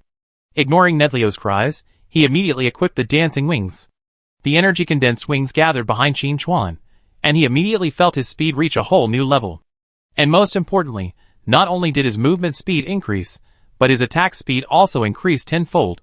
Qin Chuan used to attack 10 times a second, now he could attack 100 times. Now, the sons of God suffered even greater hardship. Losing 1% of their law power in the blink of an eye was a truly tragic loss. A son of God shouted angrily, "Nedlio, I suspect you're aiding the enemy." Nedlio's nose was crooked with anger. Who would aid the enemy so much as to risk their own life? That's just foolishness. In truth, Nedlio was having a hard time expressing his frustration. He had come to the Eternal Night continent this time to show off, so he brought his dancing sky wings. Unexpectedly, they were stolen the moment they met. The dancing sky wings weren't just a piece of equipment that increased speed, they were crafted based on the laws of speed. Nedlio had originally intended to forge the dancing sky wings into a true artifact, allowing him to circumvent the restrictions of Apocalypse and unleash his divine might in the mortal realm. Now, they were in the hands of the heir to the power of shadow. This was no fun. Nedlio could even imagine the sky god being utterly chastised by the light god. He had to find a way to reclaim the dancing sky wings, but as the first owner, Nedlio knew the power of the dancing sky wings better than anyone else. So he could only watch helplessly as Qin Chuan transformed into streams of light and flew everywhere, stealing piece after piece of equipment and ever more law power from the Son of God, and he was powerless to stop. He couldn't stop it, he really couldn't. "Stop stealing. I told you not to steal." One of the sons of God cried out in despair. He was now without any equipment, not even his underwear, completely humiliated, and didn't even know where to defend himself. He was only concerned about his head and not his butt. The Son of God beside him said angrily, "What's there to hide? You're about to die. What's the point of maintaining your dignity?" The bald Son of God said angrily, "Then I can't be shameless first." Someone in the distance reminded him, "Cover your face. Cover your face, and no one will know who you are." The Son of God thought this made sense, and decisively covered his face with his hands. Truly enough, this method is quite effective. At least it brings peace of mind. Qin Chuan, in the distance, almost laughed out loud. But he didn't let his guard down. The Son of God's counterattack was still quite powerful. He calculated the time in his mind. He had at most 2 seconds to steal equipment and law fragments, and then he had to go all out to kill the Son of God. However, the speed bonus from the dancing wings allowed him to use these 2 seconds as if they were more than 10, and the rewards would be considerable. The sanctuary-level equipment in his backpack continued to accumulate, and then, another surprise arrived. Qin Chuan stole another semi-artifact. This was generously provided by a Son of God from the Beast God faction. Tiger King Fierce Claw. Semi-artifact, increases attack power by 1 million and strength by 50,000. Level requirement, 100. Effect 1. Attacks ignore armor and defense. Effect 2. Each attack increases attack speed by 20%, stacking up to 30 times. Effect 3. Attacks drain health. Divine Power. Calls upon the protection of the Tiger God, dealing double damage for 30 seconds, with a 2-hour cooldown. This weapon resembles a pair of claws, their sharp claws stained with blood, and looks incredibly lethal. The only pity is that Qin Chuan has the darkest hour, and can't use it. I reforge it later, and upgrade the Night of No Light to a semi-artifact. Qin Chuan made a silent decision, and smoothly took the Tiger King Fierce Claw. A Son of God in the distance, resembling a tiger man, nearly fainted. What a loss. Nedlio, upon seeing this, suddenly felt more at ease. It seemed he wasn't the only unlucky one. But then he thought, even if others lost more semi-artifacts, his own losses were substantial. Nedlio was immediately unhappy again. But it didn't matter. Soon, neither Nedlio nor the other sons of God had time to grieve over their previous losses. Because Qin Chuan was ready to strike a fatal blow. Nearly 10 seconds had passed since Dismartin activated the shield. There was no time to play around with these sons of God. A quick victory was necessary. Equipped with the darkest hour, Qin Chuan attacked, and the sons of God immediately felt a completely new experience. The force was incredible. "Oh no!" One son of God cried out in panic, "He's going to strike." In the small space, the shouts were particularly piercing. Before the other sons of God could react, the first son of God collapsed to the ground, completely motionless. 10 times the divine damage from Darkest Hour, combined with the power of a level 7 sniper, the devastating damage was unbelievable. One fell, and soon several more sons of God fell. Even if they mobilized all their divine power for defense, they couldn't withstand the sudden attack. One son of God, experienced and knowledgeable, warned, defense is useless. This guy is darkest hour, ignoring all divine defenses. Only by risking your life can you have a glimmer of hope. The Son of God nearby cursed inwardly. Everyone understood this principle. Everyone present was a son of God, so who could be wrong? But knowing was enough. Even if they attacked with all their might, if they couldn't even touch the edge of the opponent's clothes, what was the point? Nedlio suddenly woke up and shouted, "It's Dismartin. He's disrupting our perception. You finally discovered it." Dismartin's voice drifted leisurely. It's too late. Chapter 792. From the beginning of the battle until now, the mental journey of the sons of God has been truly remarkable. At first, they were quite calm, wondering how a mere shielding spell could stop 50 or so sons of God. It turned out that it was Dismartin who shielded them. Considering the disparity in strength, being trapped for a while wasn't a big deal. But before the sons of God could relax, they were brutally assaulted by Qin Chuan. Being attacked was no big deal. Their health bars were long and they could handle it. But being assaulted while having their power stolen was a bit too much. Furthermore, many of the unfortunate ones had their equipment stripped clean, experiencing the embarrassing situation of being left with nothing but shame, and their hearts were filled with rage. The sons of God went from calm to panic, and then into a frenzied internal conflict in less than 10 seconds. From the perspective of an observer, without sanctuary-level strength, it was practically impossible to observe the entire battle. Both Qin Chuan and the Son of God were incredibly fast. Their movements instantly vanished into phantoms, impossible to detect with the naked eye. Even so, Qin Chuan successfully reaped a large amount of spoils.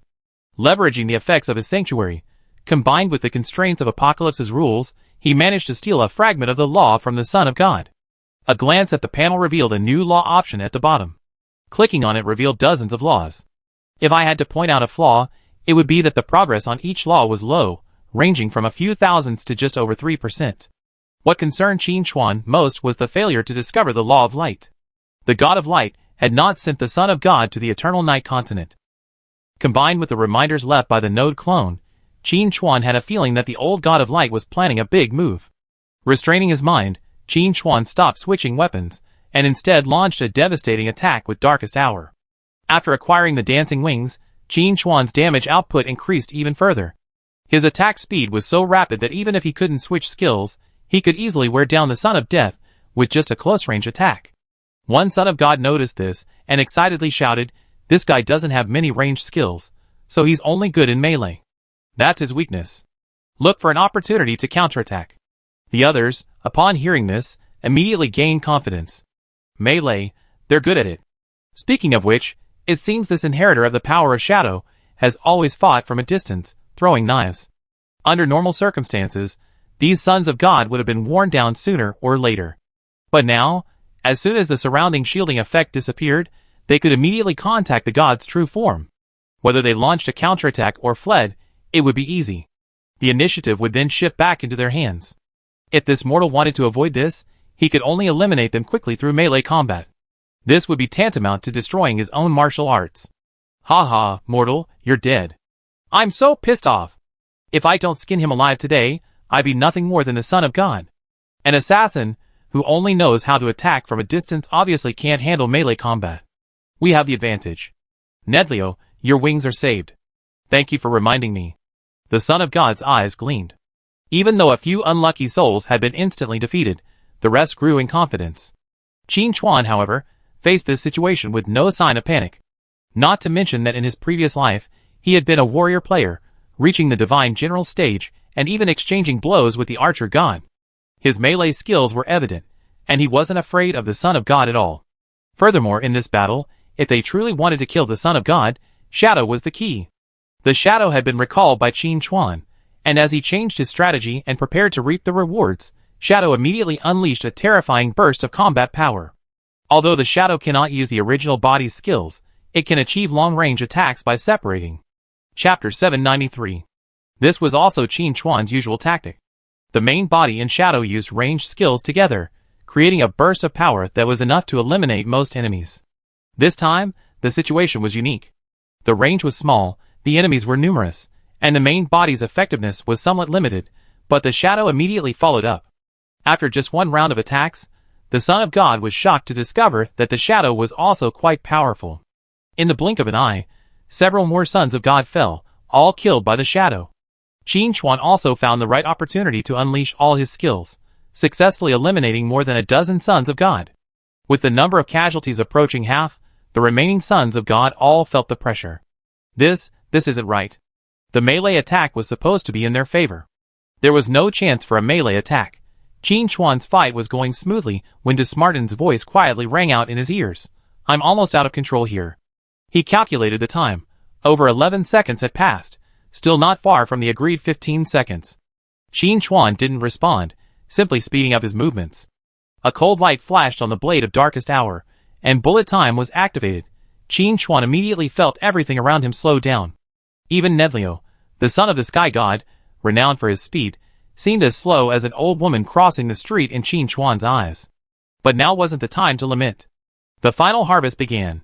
Under the power of bullet time, Qin Chuan's speed reached its limit, making even the Son of God unable to lock onto his position. Originally, he had barely been able to keep up, but now, the lock had been completely lost. All he could see were the countless phantoms left behind by the dancing wings. For a moment, judging by the sheer number of people, the Son of God was actually at a disadvantage. My goodness! Qin Chuan's presence filled the small space. Nedlio was nearly weeping with envy. This was the realm he always pursued, the ability to move at will, crushing his enemies with speed. He hadn't expected to witness it on someone else, and his emotions were mixed. Qin Chuan was generous to Nedlio, the Son of God who had so generously helped him, and decided to save him for last. Every second saved was a second better. Before the Son of God's divine consciousness vanished, one Son of God glared at Nedlio with resentment, angrily cursing, Nedlio, Aminos. Why did you bring a speed-enhancing semi-artifact? Now you completely aided the enemy. You must bear the primary responsibility for this defeat. Before Nedlio could object, Qin Chuan dispatched the talkative Son of God with a single blow, offering a soothing reassurance. Nedlio, don't worry about what others think. In my heart, you're a good person. I'm good, you bastard. Nedlio raged. It wasn't that he was low-minded, it was simply that this mortal had gone too far, adding fuel to the fire even at this moment. Despite his scolding, Nedlio's heart was pounding. If he hadn't brought his dancing wings, the losses would have been much less. Other things were fine, but the key was the lack of the power of the law, which was the most fatal. Nedlio could already imagine being hounded and besieged by the other gods, demanding an explanation. And this time, he would surely be utterly chastised by the Lord of Light. Thinking of the God of Light's wrath, Nedlio couldn't help but wince. Fuck. Nedlio let out a final roar before being sent back home by a shadowy flying knife. With that, the sons of God, who had come charging forward with such force, were completely annihilated, not a single one spared. As Nedlio fell, Qin Chuan's bullet time effect also expired. At the same time, the shielding effect maintained by Dismartin reached its final moments, with only a fraction of a second remaining before the 15-second limit. As he pondered, cracks appeared in the surrounding shielding curtain. Countless divine thoughts swarmed in, followed by the roar of the gods, which filled the entire night sky. Mortal, you deserve to die. This is blasphemy. You cannot withstand my wrath. Chapter 794. And you, Dismartin of Goeri, I will not let you go. I will cleanse every corner of the abyss, and hang every demon on a cross. I will find you, and you're just waiting to die. Sky God, get out of here. Where's the God of Light? He's absent from such an important occasion. What on earth do you want? The roars of the gods echoed through the night sky, and the Night's Watch soldiers on the ground were in a state of panic. What was going on? As chosen ones, Elna and Laura had a clearer view. Thus, they also saw Qin Chuan now in midair. Qin Chuan was in his original form, a look neither Elna nor Laura had ever seen. But they could sense that the strange man before them was Shadow. However, with the angry will of the gods swirling, it was clearly not the time to investigate. A glance revealed that not only were the Night's Watchers shaken and panicked, but even the irrational beasts slowed their movements, fearing they would be targeted. The wrath of the gods will consume everything. Amidst the fury, Qin Chuan remained calm. He even had the energy to chat with Dismartin. With a slightly malicious smile he said, Old Ma, it seems you're about to suffer. Dismartin's response was calm. They always coveted the abyss. Even if this incident hadn't happened, war would have broken out sooner or later. It's inevitable. Qin Chuan pondered, and it made sense. Besides, compared to whether the abyss would be breached, the situation here was clearly more important. Recovering his composure, Qin Chuan quickly said, Old Ma, I hope your brothers can help, otherwise we have to pack up and run. Dismartin proudly replied, You can completely trust the death messengers. They won't let you down. Qin Chuan nodded and immediately entered the next stage. Death messengers, such a grand death, yet you haven't come yet? The souls of over 50 sons of God have perished. If converted to ordinary people, their value would be equivalent to millions, even tens of millions. With such a heavy shadow of death, it would be strange if the death messengers didn't come. Even under the gaze of the gods, filled with their furious gazes, the death messengers didn't flinch. Harvesting souls is their duty, the foundation of their existence. Even in the face of the gods, this principle cannot be broken. Accompanied by the call, a black mist began to surge, and the aura of death quietly descended. The death messenger's actions undoubtedly infuriated the gods even more. What do you mean? You actually come when I told you to? Do you intend to harvest the souls of all the sons of God? If Dismartin's actions merely raised the suspicion of provoking a divine war, then if the Deathbringer actually took the Son of God's soul, the nature of the situation would change, becoming tantamount to a declaration of war. The divine war would erupt immediately, with no room for reversal. To be honest, despite the gods constantly talking about a divine war, they might not necessarily want to fight. But if the Deathbringer took the Son of God's soul, then war would be unavoidable. For the Son of God's soul is crucial to the integrity of the gods' own souls. The power of the law has already been breached. The soul cannot be allowed to leak any further. That would be too shameful. Faced with the gods' threats, the Deathbringer's response was simple. They demonstrated with concrete actions that they had secured the soul. One pale soul after another was extracted. These were the souls of the Son of God, their weight causing even the Death Messenger to struggle. Fortunately, the Death Messenger hadn't come alone this time, but in full force. Several black mists flew out from different angles, tearing the souls apart and devouring them. In the blink of an eye, over a dozen souls were annihilated. This undoubtedly brought the god's wrath to a climax. Boom, thunder ripped through the void, and a frenzied force surged, targeting the Death Messenger. The devouring of the Son of God's soul intensified the god's wrath so intense that they temporarily ignored Qin Chuan and focused their attention on attacking the Death Messenger. Taking advantage of this opportunity, Qin Chuan informed Elna and Laura to lead the Night Watch back to headquarters and defend with all their might. No matter what happened outside, they should not come out. The Night Watch acted swiftly.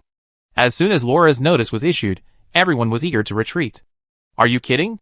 This kind of strange phenomenon in the night sky was something they had never witnessed in their lives. Even the most inexperienced would know it was extraordinary upon seeing a sky filled with phantoms. In an unassuming corner, Bruno gazed at Qin Chuan in the sky, his expression complex.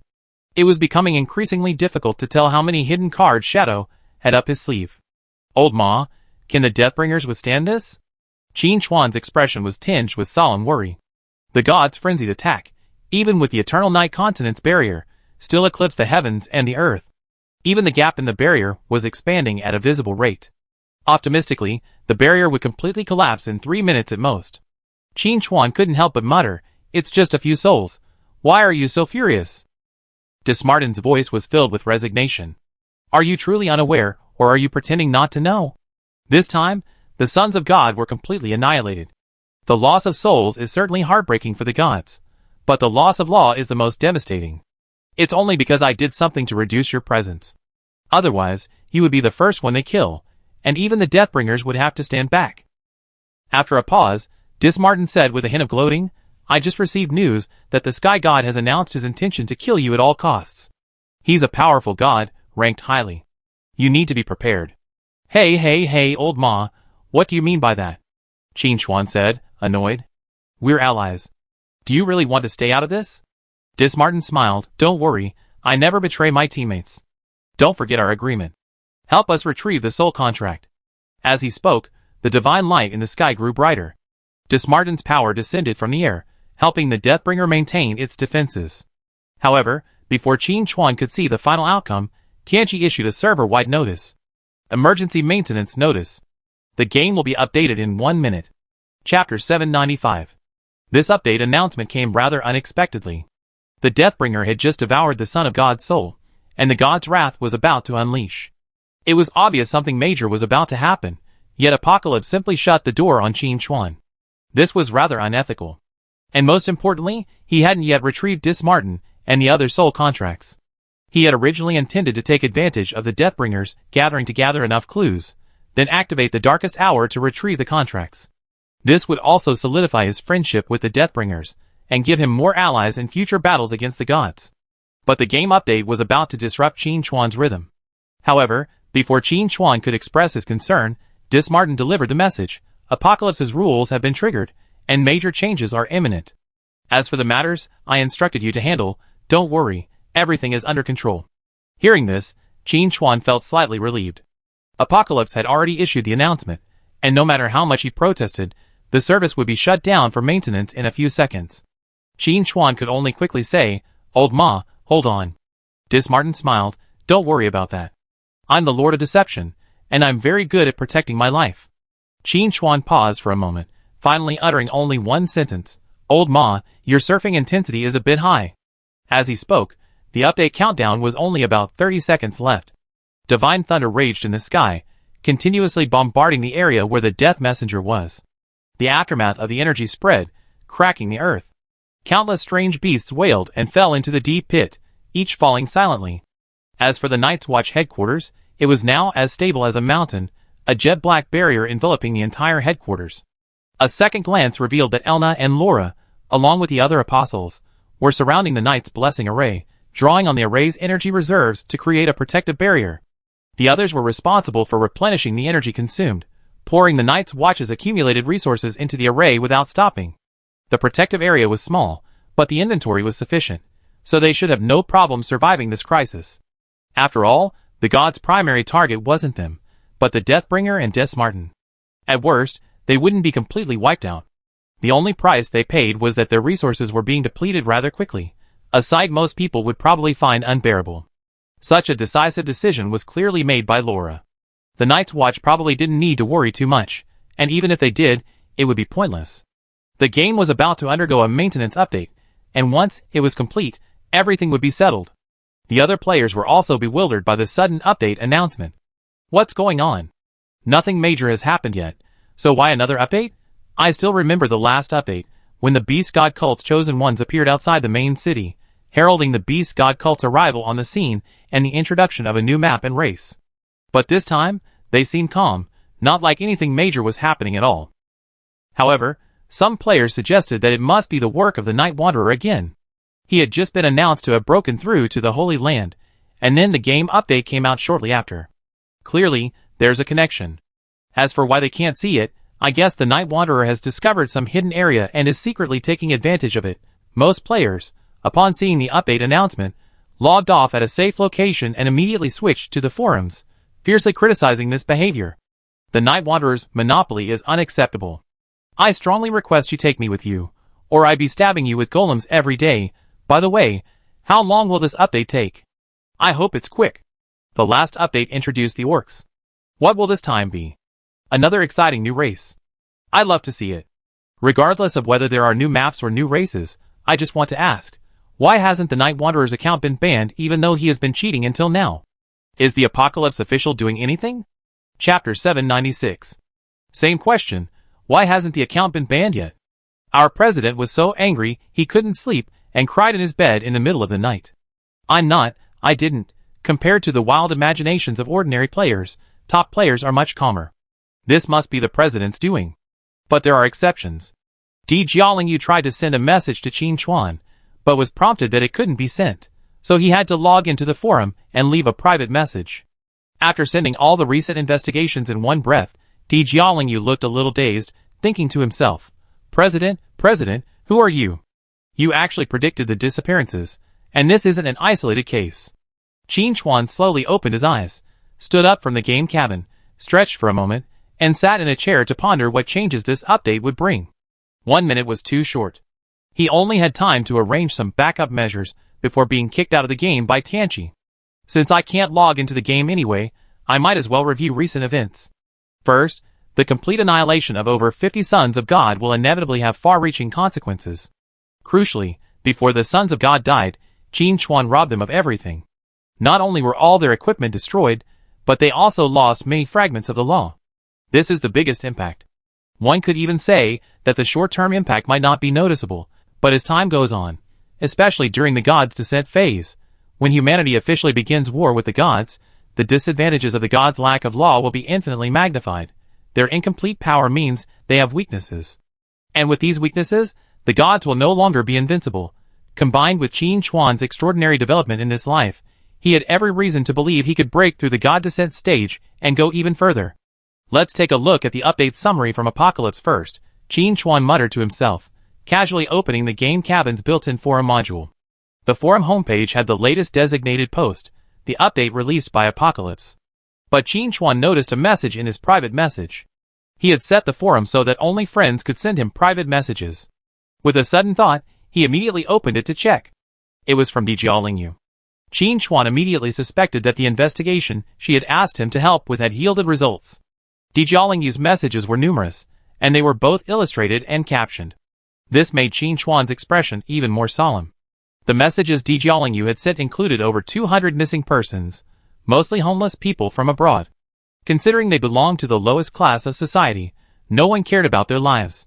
Qin Chuan had reason to believe the actual number of missing people was much higher, and this had only happened in the past 2 days. This was definitely not normal. However, in these reports and other rumors, there was no mention of monsters. It was probably safe to conclude that the apocalypse had not yet begun to descend upon reality. At least not yet. As for why those homeless people had disappeared, Qin Chuan had a name. Secret organizations. Including but not limited to the Illuminati, the Freemasons, and so on.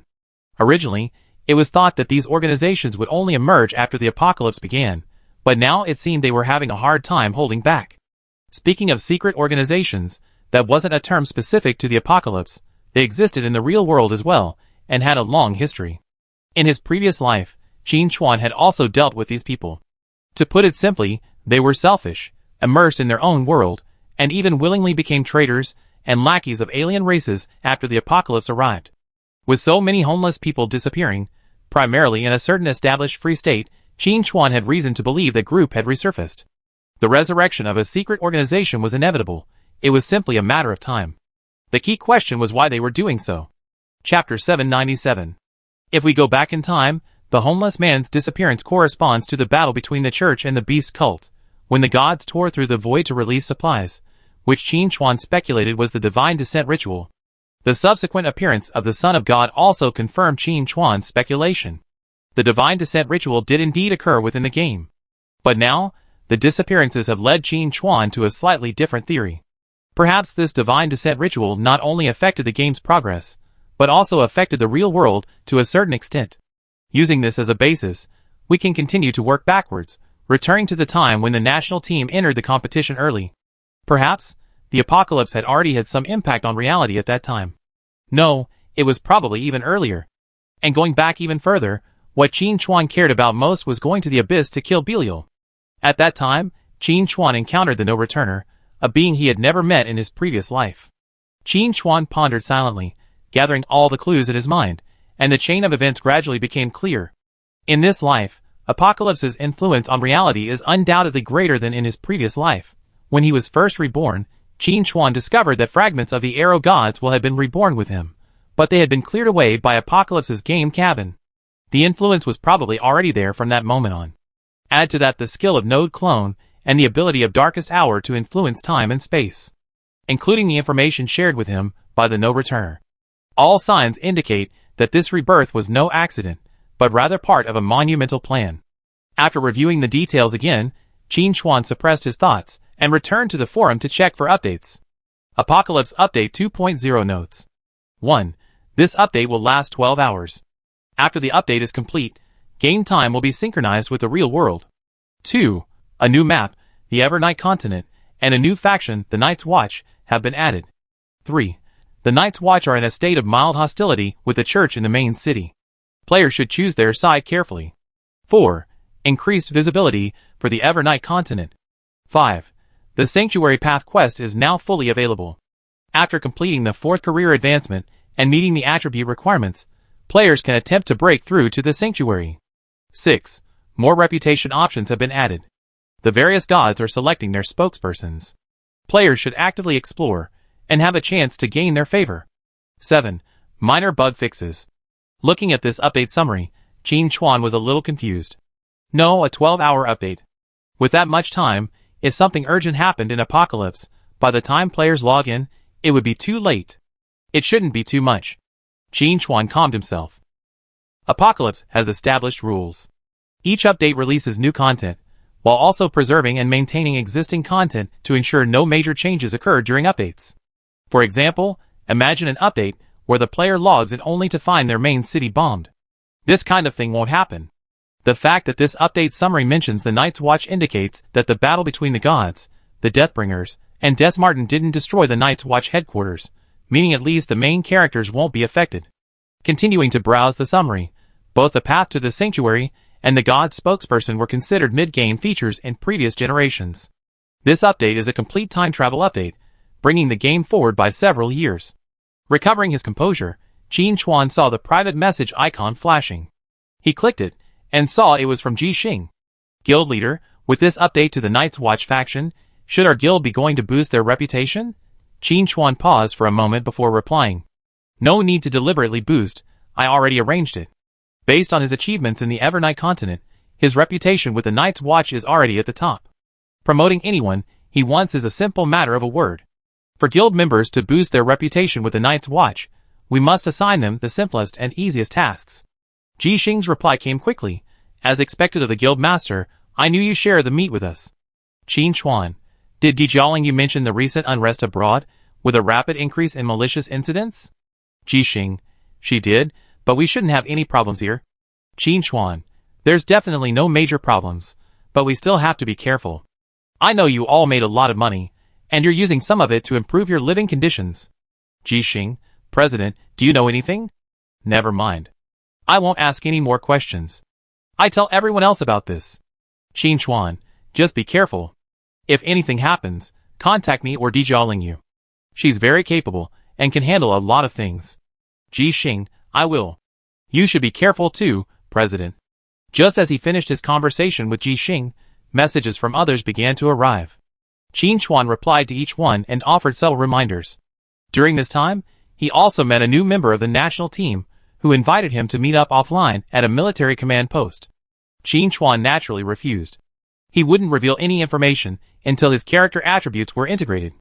After finishing up some minor matters, Qin Chuan began to think about another matter, the soul contract. He had originally planned to log in to claim it immediately after the game update, but Apocalypse didn't play by the rules this time, updating it in 12 hours. By the time he logged in, he'd probably have lost all the clues.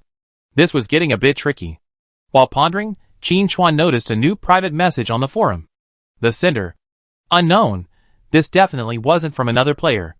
Clicking it open, Qin Chuan was even more shocked. It contained only a short line of text. The soul contract was both far away, and yet so close at hand. This message wasn't a surprise, but rather a shock. Qin Chuan's first reaction was, who's watching all this? But then he thought, if this was all part of the plan, then this message wasn't surprising.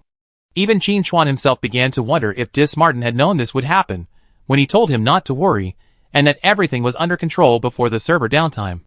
If one thinks carefully, if the soul contract between the Deathbringer and Desmarten must be hidden in a safe and secure place, then the safest place is, in fact, the real world where Qin Chuan resides. Before its arrival, Apocalypse cannot directly interfere with reality. Similarly, the gods, or even unknown enemies, cannot intervene. While pondering, Qin Chuan noticed something in the game cabin from the corner of his eye. He stood up and looked, and saw several pieces of parchment lying quietly there.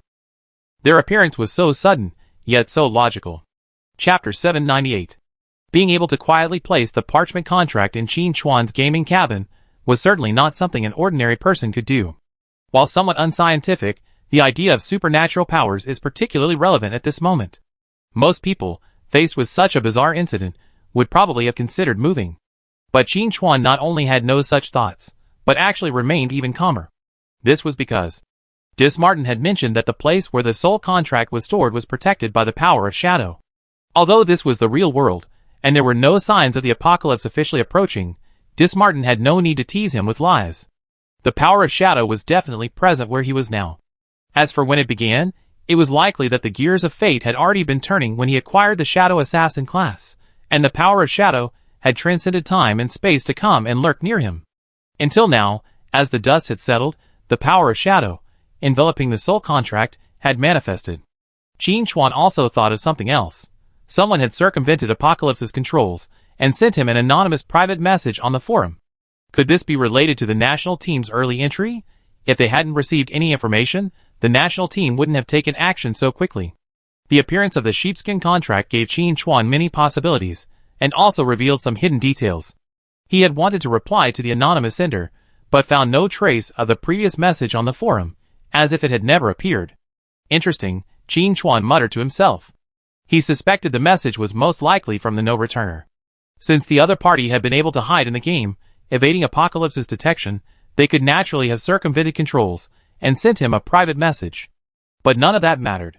The most urgent matter was figuring out what to do with these pieces of parchment. He quickly glanced at the text on the parchment. He could barely make out the general idea. This was an ancient script, circulated only in the Apocalypse. It was classified as divine writing, usually circulated only among gods. However, in his previous life, Qin Chuan lived to the stage of the gods' descent. At that time, humans had begun to study the gods, including divine writing. The parchment contained the information of a contract. Simply put, several people, at the cost of their souls, signed a contract with death, becoming carriers of power, walking between life and death. They gained great power, but also lost their freedom. Looking more closely, Qin Chuan discovered that the contract mentioned darkness. And in the preceding and following paragraphs, a divine writing he had never seen before appeared repeatedly. As Qin Chuan looked at the divine writing, a familiar and intimate feeling emerged in his heart. He boldly speculated that the writing represented shadow. It's no wonder Dismartin asked him to obtain the soul contract. Shadow assassins are unique, and no one else can pull it off. Looking at the contracts before him, Qin Chuan began to consider how to handle them. From a profit perspective, keeping these contracts was undoubtedly the best option. Holding the soul contract would be equivalent to holding the lifeline of Dismartin and the Deathbringer. Having several god-level subordinates was a temptation most people couldn't resist. Even the gods couldn't resist. But Qin Chuan knew one thing. A forced melon isn't sweet. Let's not talk about whether it quenches thirst for now. Holding the soul contract would only give him a few superficially compatible teammates. If the contract failed at a critical moment, even if he didn't get stabbed in the back, he would most likely be killed on the spot. That would be a real problem. While this possibility wasn't very high, there was no need to take the risk. And Qin Chuan had already made his decision the moment Dismartin mentioned the soul contract. He would not use the soul contract to threaten Dismartin and the Death Messenger, but instead was prepared to try to terminate the contract. Chapter 799. However, it's currently uncertain whether canceling the contract will affect the Deathbringer's power, so Qin Chuan won't attempt it rashly. Furthermore, Qin Chuan believes that destroying these seemingly thin sheets of parchment before merging the character panels would be a waste of effort. It would be better to wait until the game update is finished, then go into Apocalypse to talk to Lao Ma and see what they think. Collecting his thoughts, Qin Chuan stood up and wandered to the balcony. It was nighttime in the real world. Normally, players would be killing monsters and completing quests in Apocalypse. But a 12-hour update was bound to keep many awake. As for the anchor beams shooting skyward all over the world, Qin Chuan was naturally accustomed to them. He had seen them before, nothing new. The only difference was that this time, the beams moved more frequently. Needless to say, they were all players who were bored and unable to enter the game. In fact, the Apocalypse forums were already filled with complaints. Urgent. Urgent. Why hasn't the server been launched yet? I'm experiencing withdrawal symptoms without Apocalypse. Launch the server soon. Ahaha. Another one's gone crazy. A little craziness is good. Everything is good. 12 hours of updates is unheard of. Apocalypse, do you have any sense of public morality? Do you even know how to make a game? Can the programmers work overtime to launch the server soon? Why not update during the day? I've been busy all day, and now I'm even deprived of my chance to play games at night? Are there any laws? I strongly condemn the Night Wanderer. He must have done something to make the game take so long to update. That's right, it must be Night Wanderer. He must have been cheating and causing the game to crash. Someone signed a blood oath demanding that Tianqi ban Night Wanderer's account. My wife and I are both ordinary office workers, working during the day and engaging in online relationships on Tianqi at night.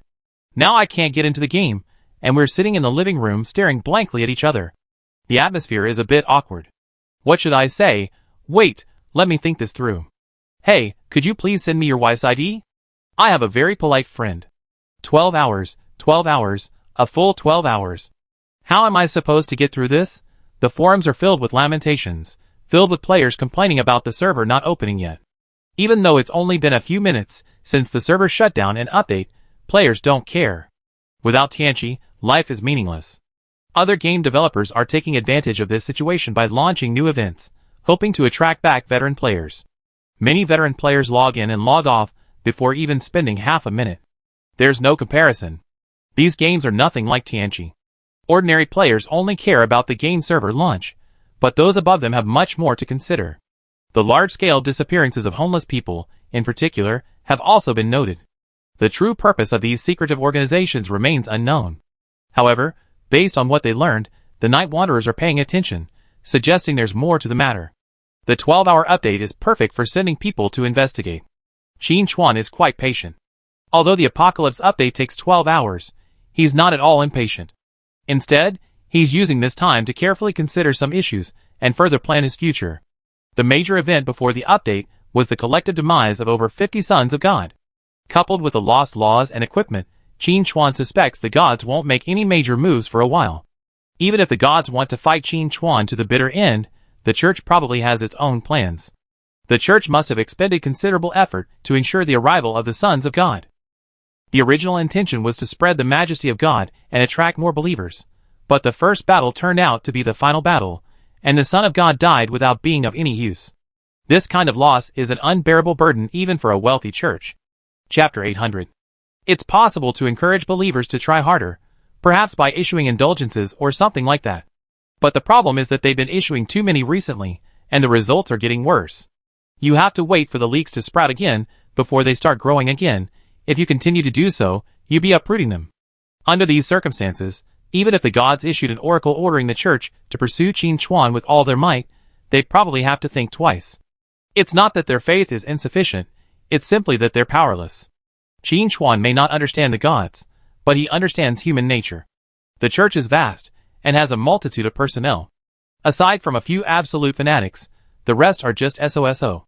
Additionally, with the Eternal Night continent about to open as a new map, the church's primary focus will likely be suppressing the Night Watch, leaving them even less time to pursue and intercept Qin Chuan. This will give him a considerable amount of time to develop safely. That's assuming nothing unexpected happens. For example, if Apocalypse launches a surprise attack, directly lifting the rules and restrictions, allowing the gods to roam freely across the Apocalypse continent, Qin Chuan had nothing to say. But as long as the restrictions of the Apocalypse remained and the gods couldn't descend in person, there was no need to worry too much. Then, Qin Chuan thought of another thing. What was the God of Light doing? During the battle on the Eternal Night continent, whether it was Qin Chuan lighting the time-space beacon, the subsequent capture of the Sons of God, or even the moment Qin Chuan took time to fight the Headless Beast King, the God of Light never appeared in any of these events. Of course, if I had to say something, it was that after Alessa promoted the Chosen One and the Apostle, 10 angels appeared. But after that, the God of Light remained silent. The appearance of the 10 angels was more like a statement, meaning I wasn't just sitting there idly, but taking action, albeit unsuccessfully. This situation struck Qin Chuan as a bit odd. It was different from his impression of the God of Light. But he couldn't quite put his finger on it. It seemed he had to wait for the game update before asking Lao Ma. After a brainstorming session, Qin Chuan calmly returned to his room for sleep. He was back in less than 5 minutes, and back in his game cabin, finally feeling more comfortable. When the sun rose, Qin Chuan stood on the balcony, gazing at the scenery in a daze. Why hasn't Apocalypse finished updating yet? I thought a mere 12 hours would pass quickly, but when I woke up, the server hadn't even launched yet. Qin Chuan was having a hard time adjusting. It was really boring without Apocalypse. He glanced at the forums. It was bustling with activity, filled with warm greetings to the game's developers. Players didn't care whether Apocalypse had a developer or not, they just wanted to get their firepower out first. It wasn't just the Yen Nation region sending greetings, curses were emanating from all corners of the globe. At this moment, regardless of nationality, race, or gender, all players united in unprecedented unity. Why hasn't the server launched yet? But no matter how much the players complained and cursed, Tianchi didn't issue a new announcement about the early end of the update. Time slowly passed, and a new pinned post finally appeared on the forums. The game will be finished with the update and maintenance in 5 minutes. Please stay tuned. In an instant, the atmosphere on the forum shifted 180 degrees, and players began singing and dancing in celebration. When the 5-minute countdown ended, Qin Chuan logged into the game immediately. In a matter of seconds, the friend list lit up, and the guild channel was bustling with activity. However, Qin Chuan was more concerned with the outcome of the battle between the gods, Desmartin, and the Deathbringer. Also, he needed to clarify the situation with the Night Watch. The biggest difference in this update was the synchronization of game time with real time. This, coupled with improved visibility in the Eternal Night continent, meant the surroundings were no longer pitch black, but more like dusk. The sensory experience had been greatly improved. While pondering, Qin Chuan glanced around and found himself in a safe corner, not far from the Night Watch headquarters, only a few hundred meters. There were no signs of strange beasts nearby. No divine attacks were flying in the sky. The entire world was remarkably peaceful. Qin Chuan didn't rush to the Night Watch to check on the situation, because he could sense the presence of Elna and Laura, as well as the presence of apostles like Hans. This indicated that the Night Watch had indeed suffered no significant losses during the server downtime. The most urgent thing now was to see if Old Ma was still alive. Thinking of this, Qin Chuan immediately called out, Old Ma, Old Ma. I told you not to call me Old Ma. You can call me Desmartin, or the Lord of Deception. Calling me Old Ma is inappropriate. Desmartin's voice was tinged with dissatisfaction. Qin Chuan smiled and said, Okay, Old Ma, no problem, Old Ma. You're still alive, that's really good news. How could those gods in heaven not have beaten you to death? Almost. Desmartin lamented, lamenting bitterly. Just give me some justice. I only helped you a little, but you killed dozens of sons of God. Why did those guys go to such lengths, and even throw a bunch of Holy Spirit warriors into the Abyss? The Abyss suffered heavy losses in that fight. A large number of demon kings were killed, and several others were nearly killed. Qin Chuan was surprised. Didn't the war start in the Evernight continent? Why are you going to the Abyss again? Desmartin replied confidently, I am the Lord of Lies and Deception of the Abyss, commanding countless demons. Shouldn't I use my home field advantage? Which made sense, but Qin Chuan felt that Desmartin was shifting the blame. The other abyssal demon gods suffered a completely unprovoked disaster. They hadn't come to the Eternal Night continent to intervene, yet they were swept up in the wrath of the gods and nearly killed. It's truly heartbreaking to think about it. By the way, where are the Deathbringers? Are they all right? Qin Chuan pressed on. Desmartin's voice was tinged with complacency. Nothing, everything's fine. This little situation is completely under control. Qin Chuan nodded and said, That's good. Then he changed the subject. By the way, Old Ma, I found your soul contracts. What do you think we should do with them?